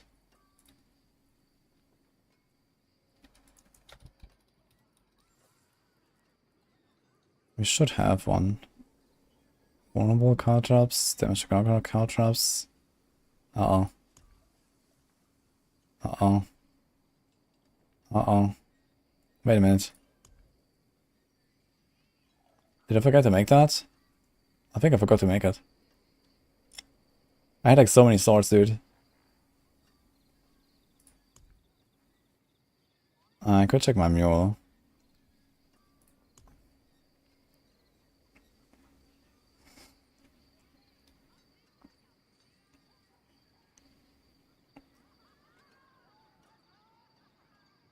This is a pen shot. It says vulnerable.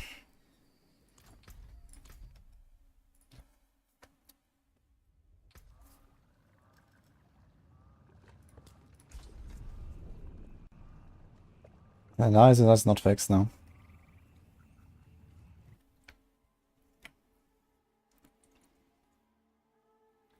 Strongest build I've played so far is, well, technically Flay, because I've played Flay a little bit.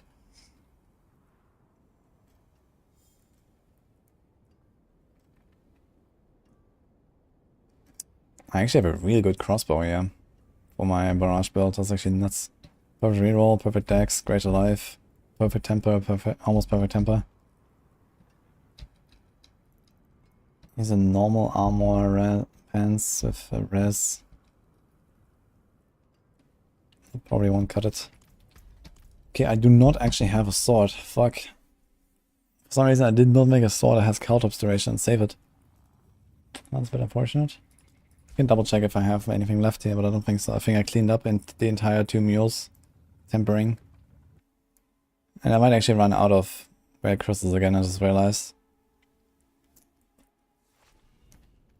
Time for like some 20-hour Helltide session at some point. What should we have? 230 red crystals. Crazy. The orbiting blade dancers have lucky hit, yes. But the lucky hit of twisting blades has been nerfed this season. It's generally kind of low now.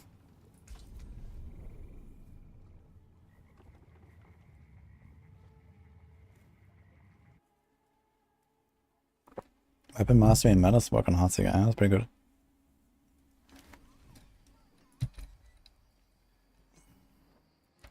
You also have to work up these cold imbue casts a little bit.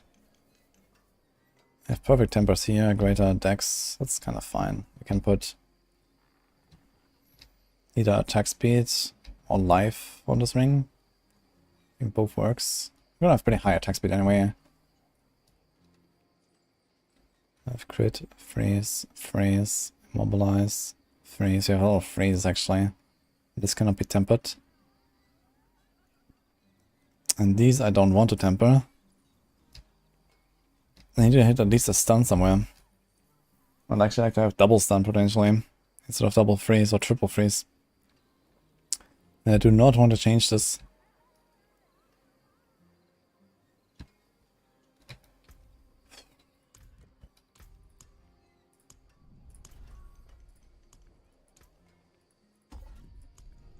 Okay, let's make the skill tree and we'll see what happens.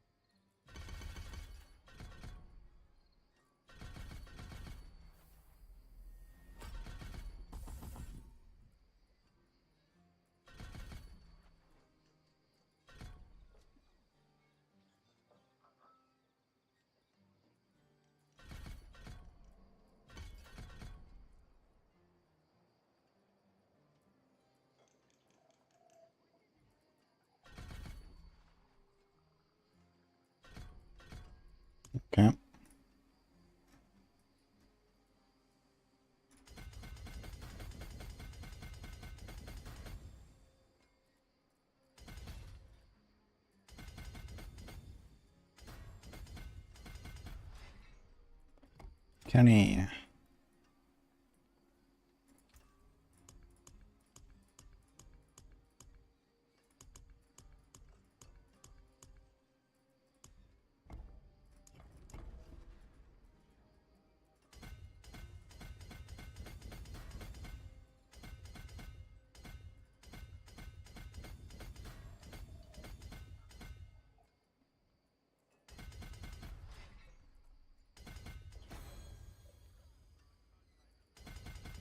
Oh, we also have some extra speed after elite kills. So between that and shadow stepping, we should be pretty close to like perma movement cap anyway. This is 14, 21.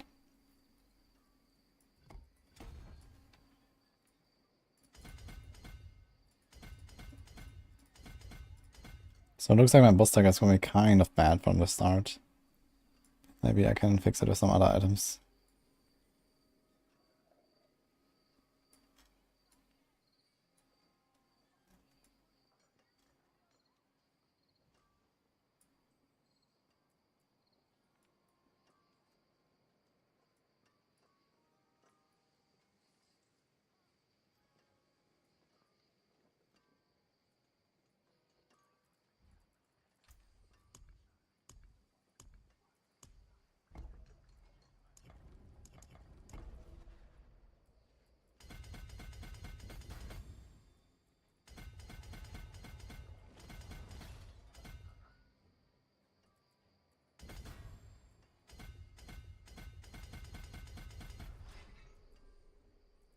Turf. Do we even have turf leveled? Yeah. Okay. Wait, this has 30.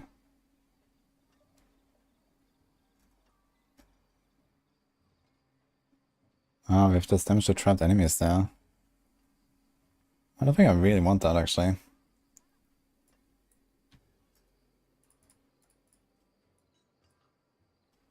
So we just have like 30 there. Is there another strength cliff? It's the only strength cliff besides this.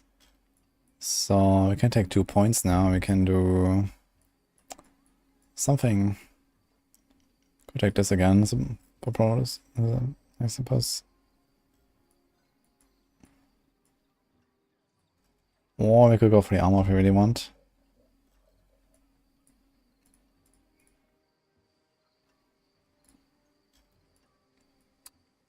It's actually something that needs to be deleted, right?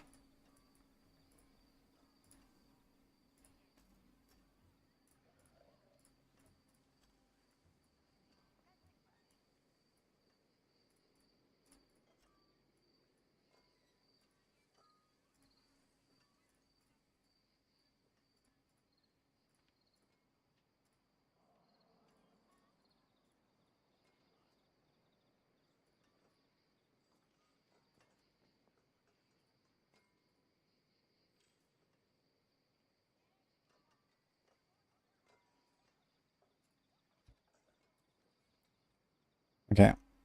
Where are we? There's the ambush. Do a cheap shot? No. Yes.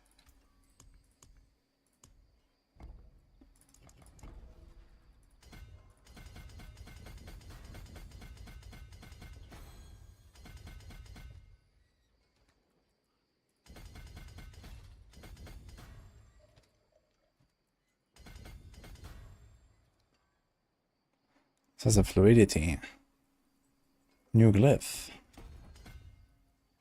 Okay. Lots of TR. I think now it's time for no witnesses.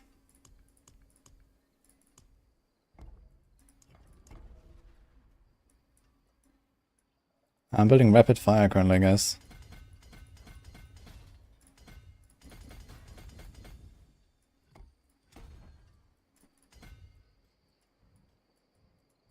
Okay, and then we have Cunning Stratagem, almost forgot.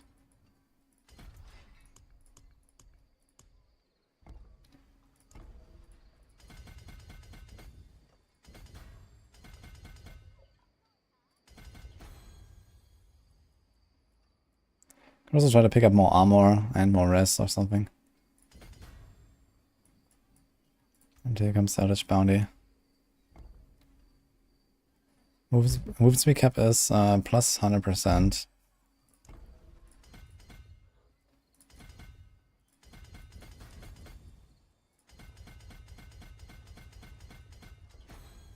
Beautiful. Okay, so what's the looking like? Felix missing 126 armor. Manageable. And we have only cold and poison covered, and poison only with a gem. I'm missing one resist roll basically. And then gem. And going from 25 plus 45 is 70. However, it's actually missing 2.4 as well.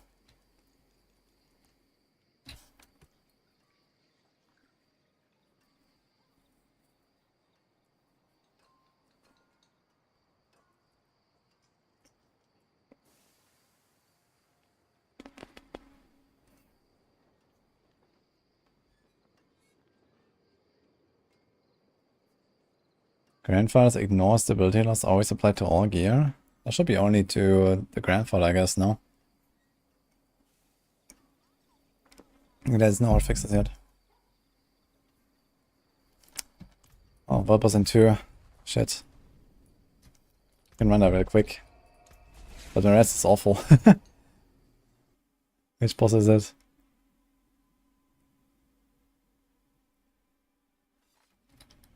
We're kinda late as well.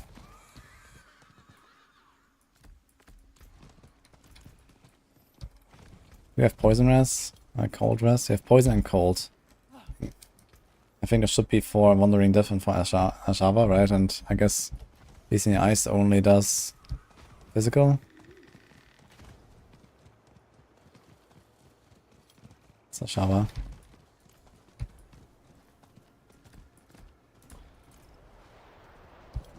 Seems dead. Unlucky.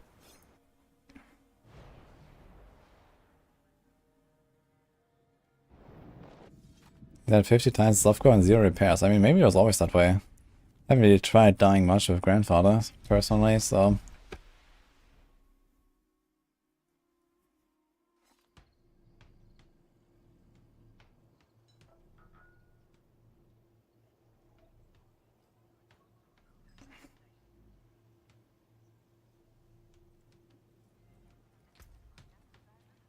Dude, I have a normal emerald socket in this, actually. Look at this. What is that? Flawless? Not a royal. That's kind of funny. That's how old this item is. Kind of hilarious. 6 out of 12. 2 greater. Pretty good tempers. But a flawless gem. Let's go. Okay. So how do I fix this? So I need pants that have great armor, and I can put some rest on it. There's life and auras. I wonder if I can do it with auras somehow. So we're missing... If I put like triple diamonds...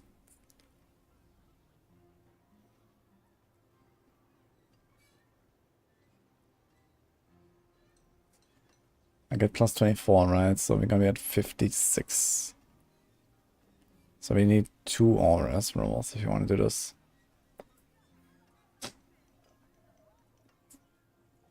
Tough.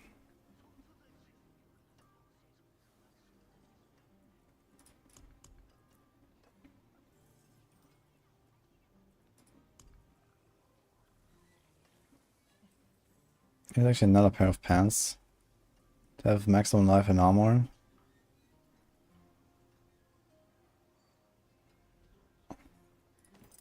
And no resistances. So I get no rest, man.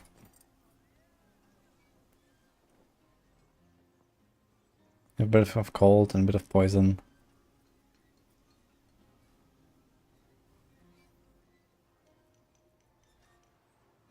Here's lightning rest, normal armor.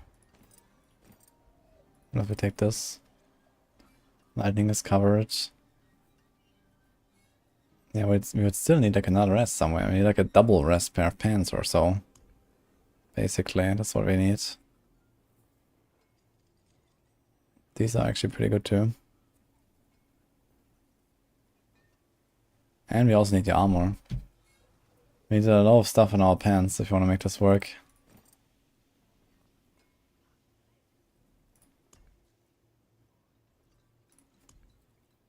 I mean, these pants can be rolled, I guess. The decks could be rolled or something.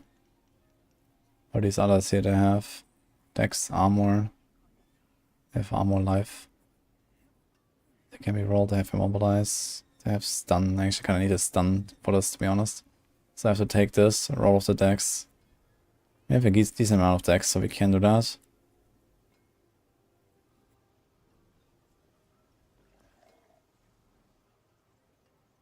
It's nearly a sword. And I think I need a different pair of boots, honestly. So this is just no way around, I guess. Boots. Not full power.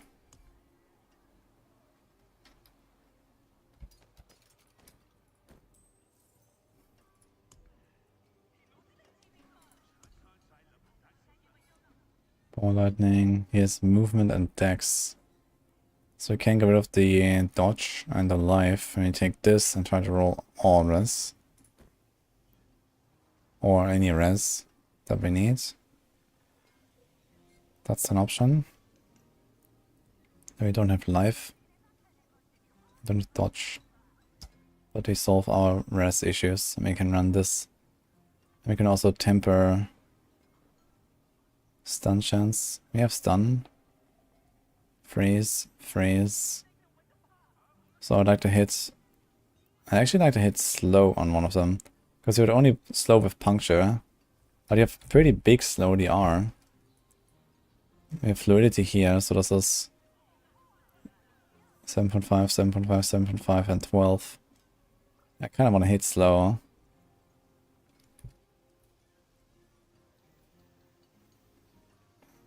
But then we also don't have immobilize, and this cannot be tempered, and this I will not touch.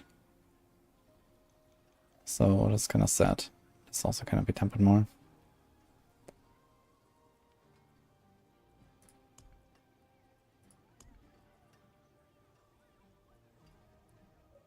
There's energy per second. I hope I won't need that. There's actually another pair of boots. Pretty big. I actually got a bunch of greater affix boots these days. They're really nice. Could probably start deleting a few of them. I think this was my grenade boots. The evade cooldown. But I have 5 tempers left.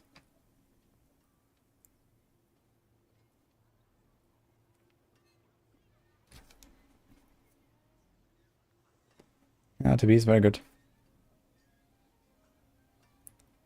3 GA sword wound dex max life. That's quite a lot. So these boots actually have lightning rests on them. Maybe it's the time for these boots. I have 5 tempers left.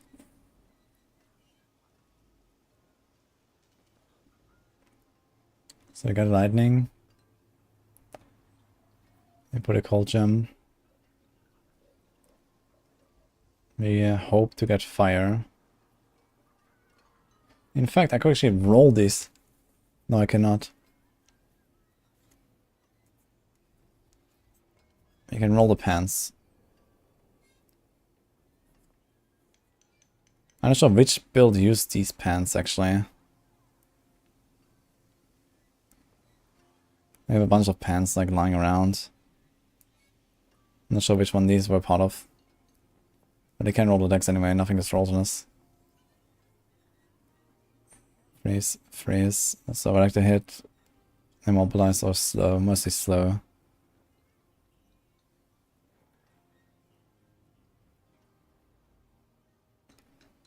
This means I have to hit exactly fire. If I hit, what happens if I hit all res roll? If I hit all res on this thing, I'm gonna have like 15 more. So cover me for fire. I can do 1 gem. I'll be fine for lightning. I'll not be fine for poison if it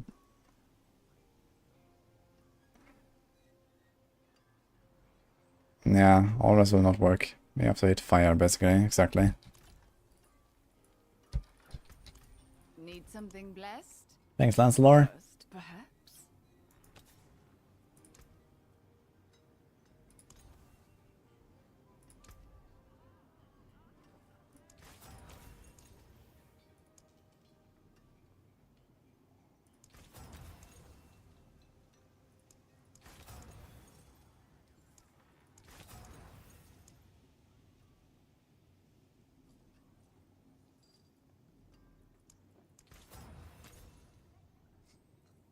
I mean, I could check for a fire ring to solve this as well. We only have 150 rare crystals. That's not very much.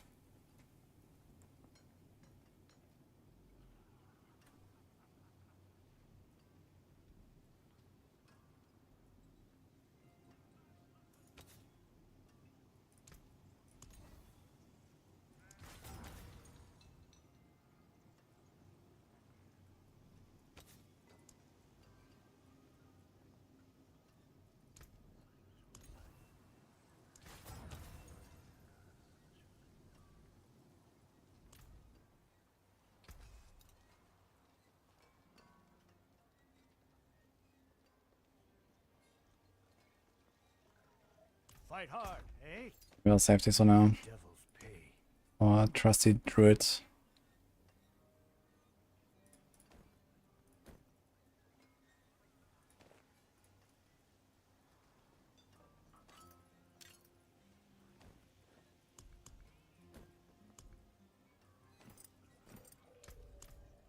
I'm gonna check for another ring.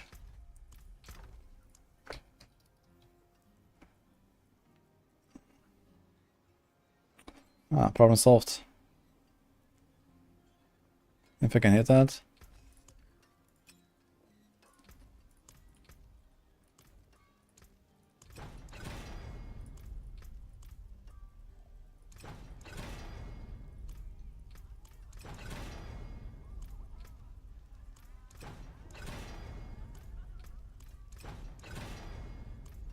Okay, 2 attempts. Last attempt. Got a minimum crit damage roll. Well, I guess I'll do it.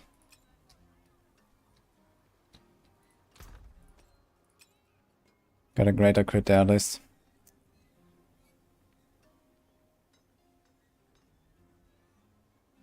Yeah.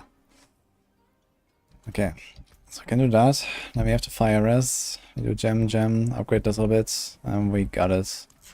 What's my speed? 138. Not the greatest.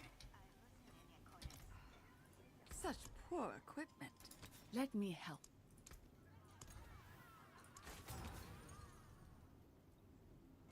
Attack speed's gonna be pretty low, but I'm gonna have rapid and accelerating, I guess. We're still missing a sword, Or selling.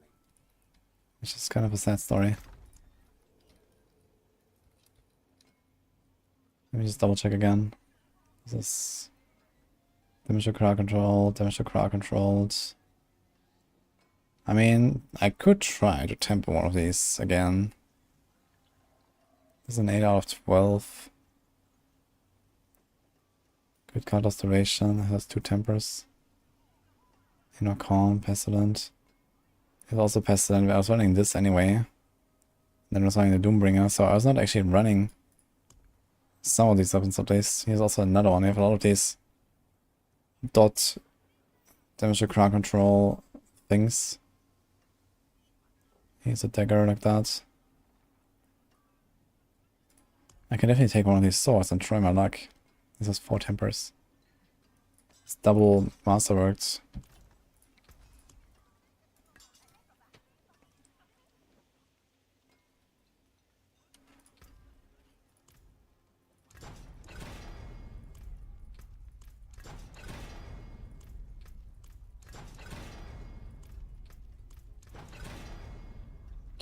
Okay, we hit some crit damage. So I can take this.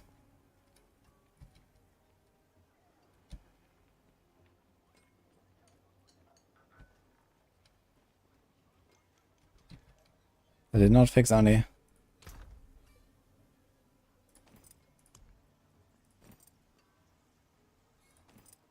Okay, let's take this stuff back here. There's TB. Here's some boots. I'm not running this. There's TB. This might be something for the Barb. This glove. This is TB. This TB.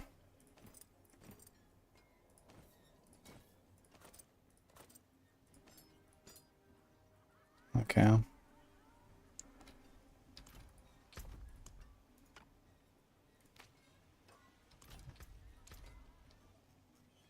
I need rubies. 4 of them, 5 of them.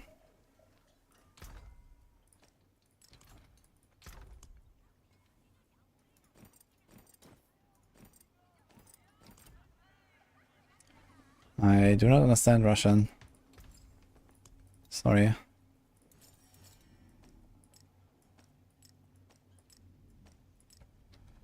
Goodbye then.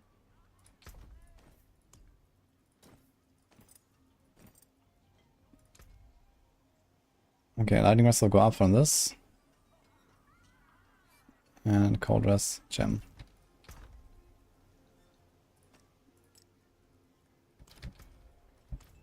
Are we buying or selling?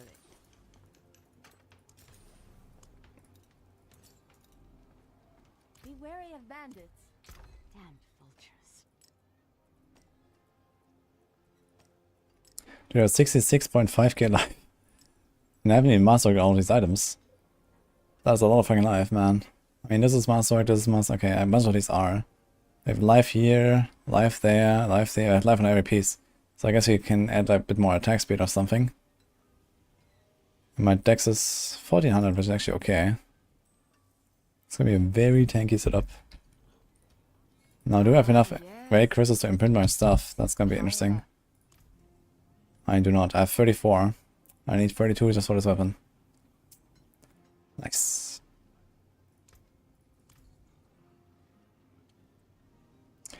I just realized this blast trapper thing seems to scale with 2 factors, right? Chance and deal damage. Wait a minute. Blast trapper. Yeah, 30% chance to deal 2.6k.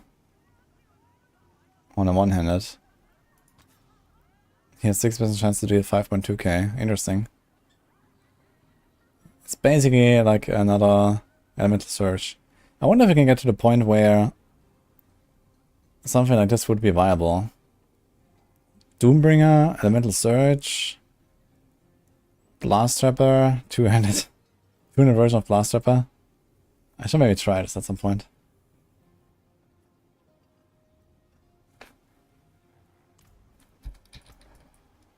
Anyway,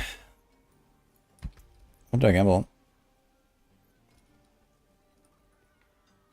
I think I pretty much the gear for the other builds ready, right? So I don't really have to gamble anything on my rogue.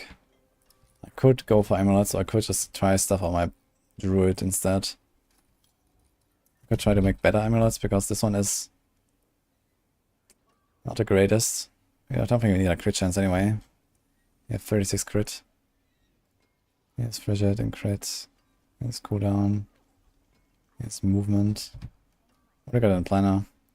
I got movement, frigid, weapon mastery.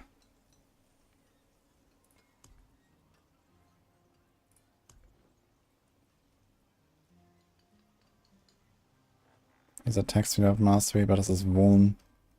0 tempers left.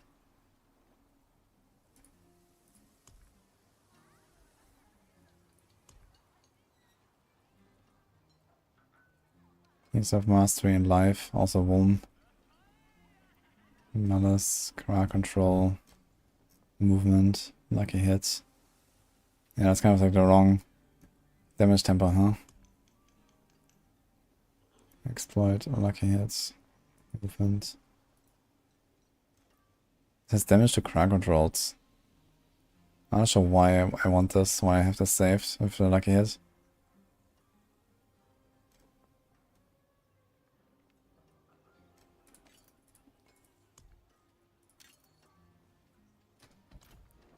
Alright.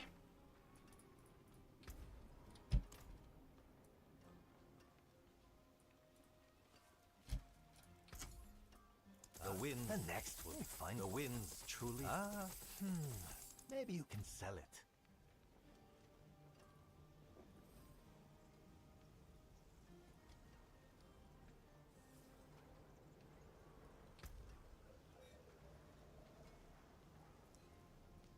Way too many different builds. Yeah, it's kind of crazy running out of weight crystals. I gotta say, I was also not prepared for that. But it is what it is.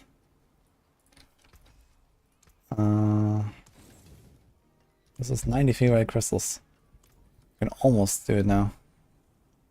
So you have inner calm, expectant, rapid, accelerating. Instead of rapid, I could also do moonrise to get some speed in here. Maybe I'll do that.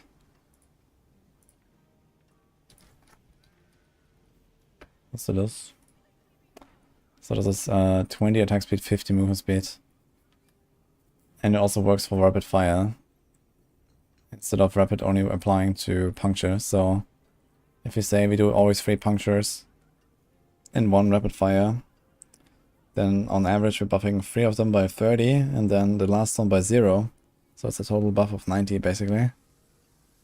Where with Moonrise you get 4 times 20, so you get 80, which is very close to the rapid. And we get move speed. So kind of like the idea. Such poor equipment. Let me help.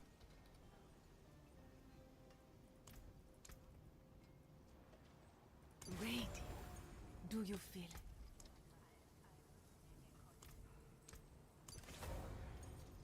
High velocity here. Fortune walks with you.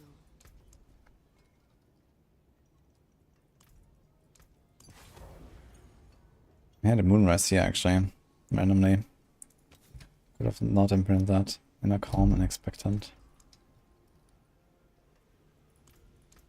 How nice.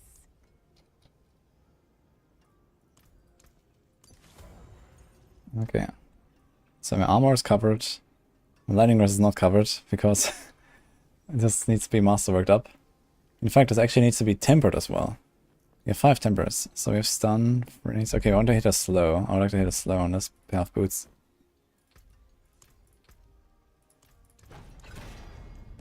%30 chance of slow. Alright, I'll take it. There's 5 out of 5 left. That's kind of funny. And now I do not have enough rare crystals to masterwork it. So we're stuck here with 64. Win favor, my friend. Okay.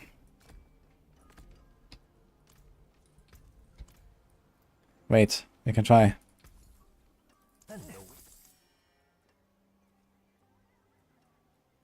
Leaving so soon? Okay. Gimme. Yes! We hit the lightning rest. We can play the video game, guys.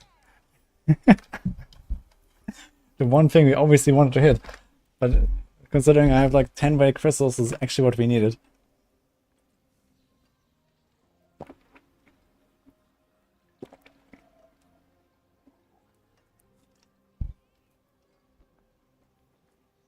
Greetings.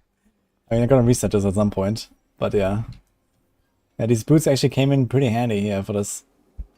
I mean, so we have 0, 0, we have 6, 8, 4, 0, 4, 12, 0, 12, 12. So that's my setup right now.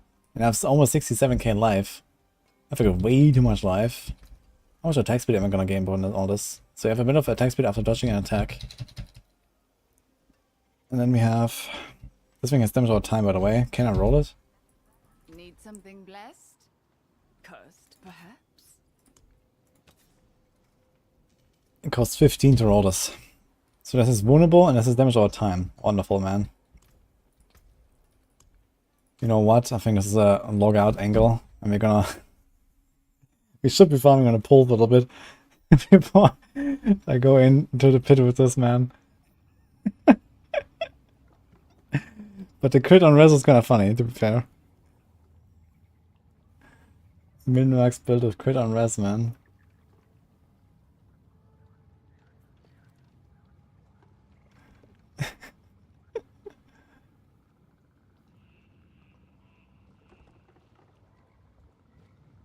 Dex chance in armor? Nah, no way. He would never do that. Actually, it's 2:25 here. I think this is an actual walkout angle, guys. So I'm gonna rapid fire tomorrow. So I prepared this now. I think I'm gonna log in, do like an hour or something of Druid, get some crystals, and then roll a few more items, and then we go on the rogue.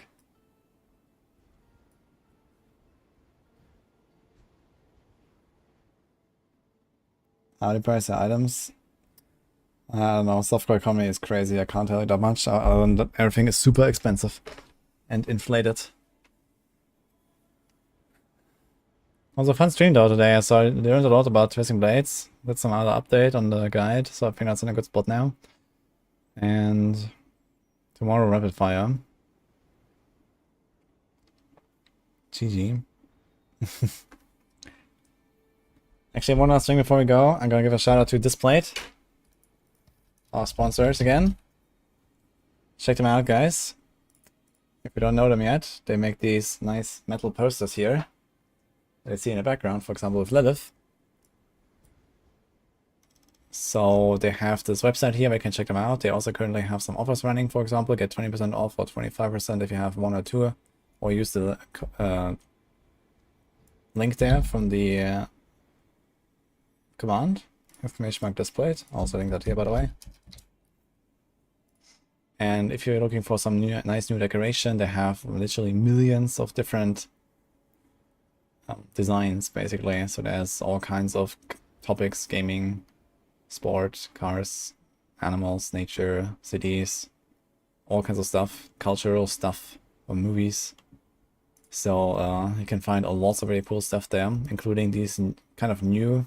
I think they removed the new tag now, but this is these so-called textra.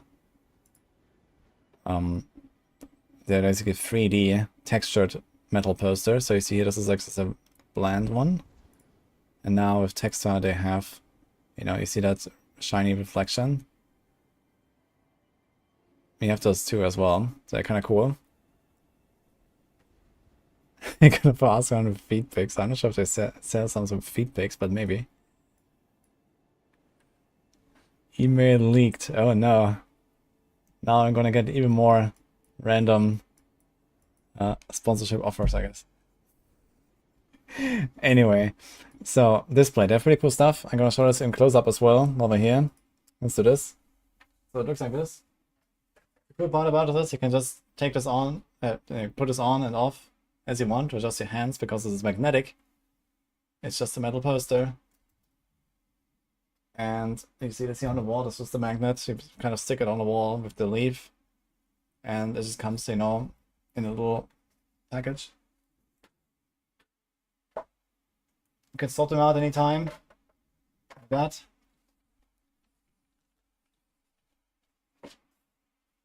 This is what it looks like, basically. They just ship it to you. And inside you can get a display. You don't need any tools. It's pretty cool. So I can recommend, and you can always swap them on the fly, especially if you have like a large collection of these.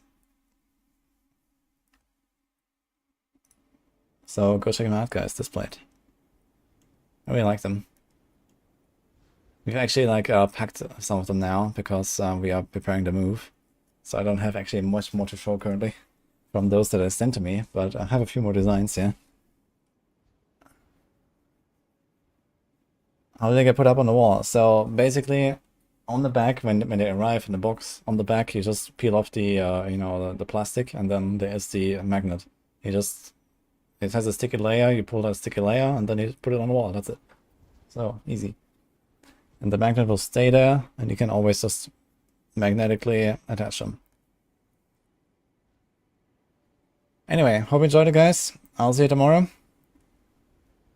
Have a good one.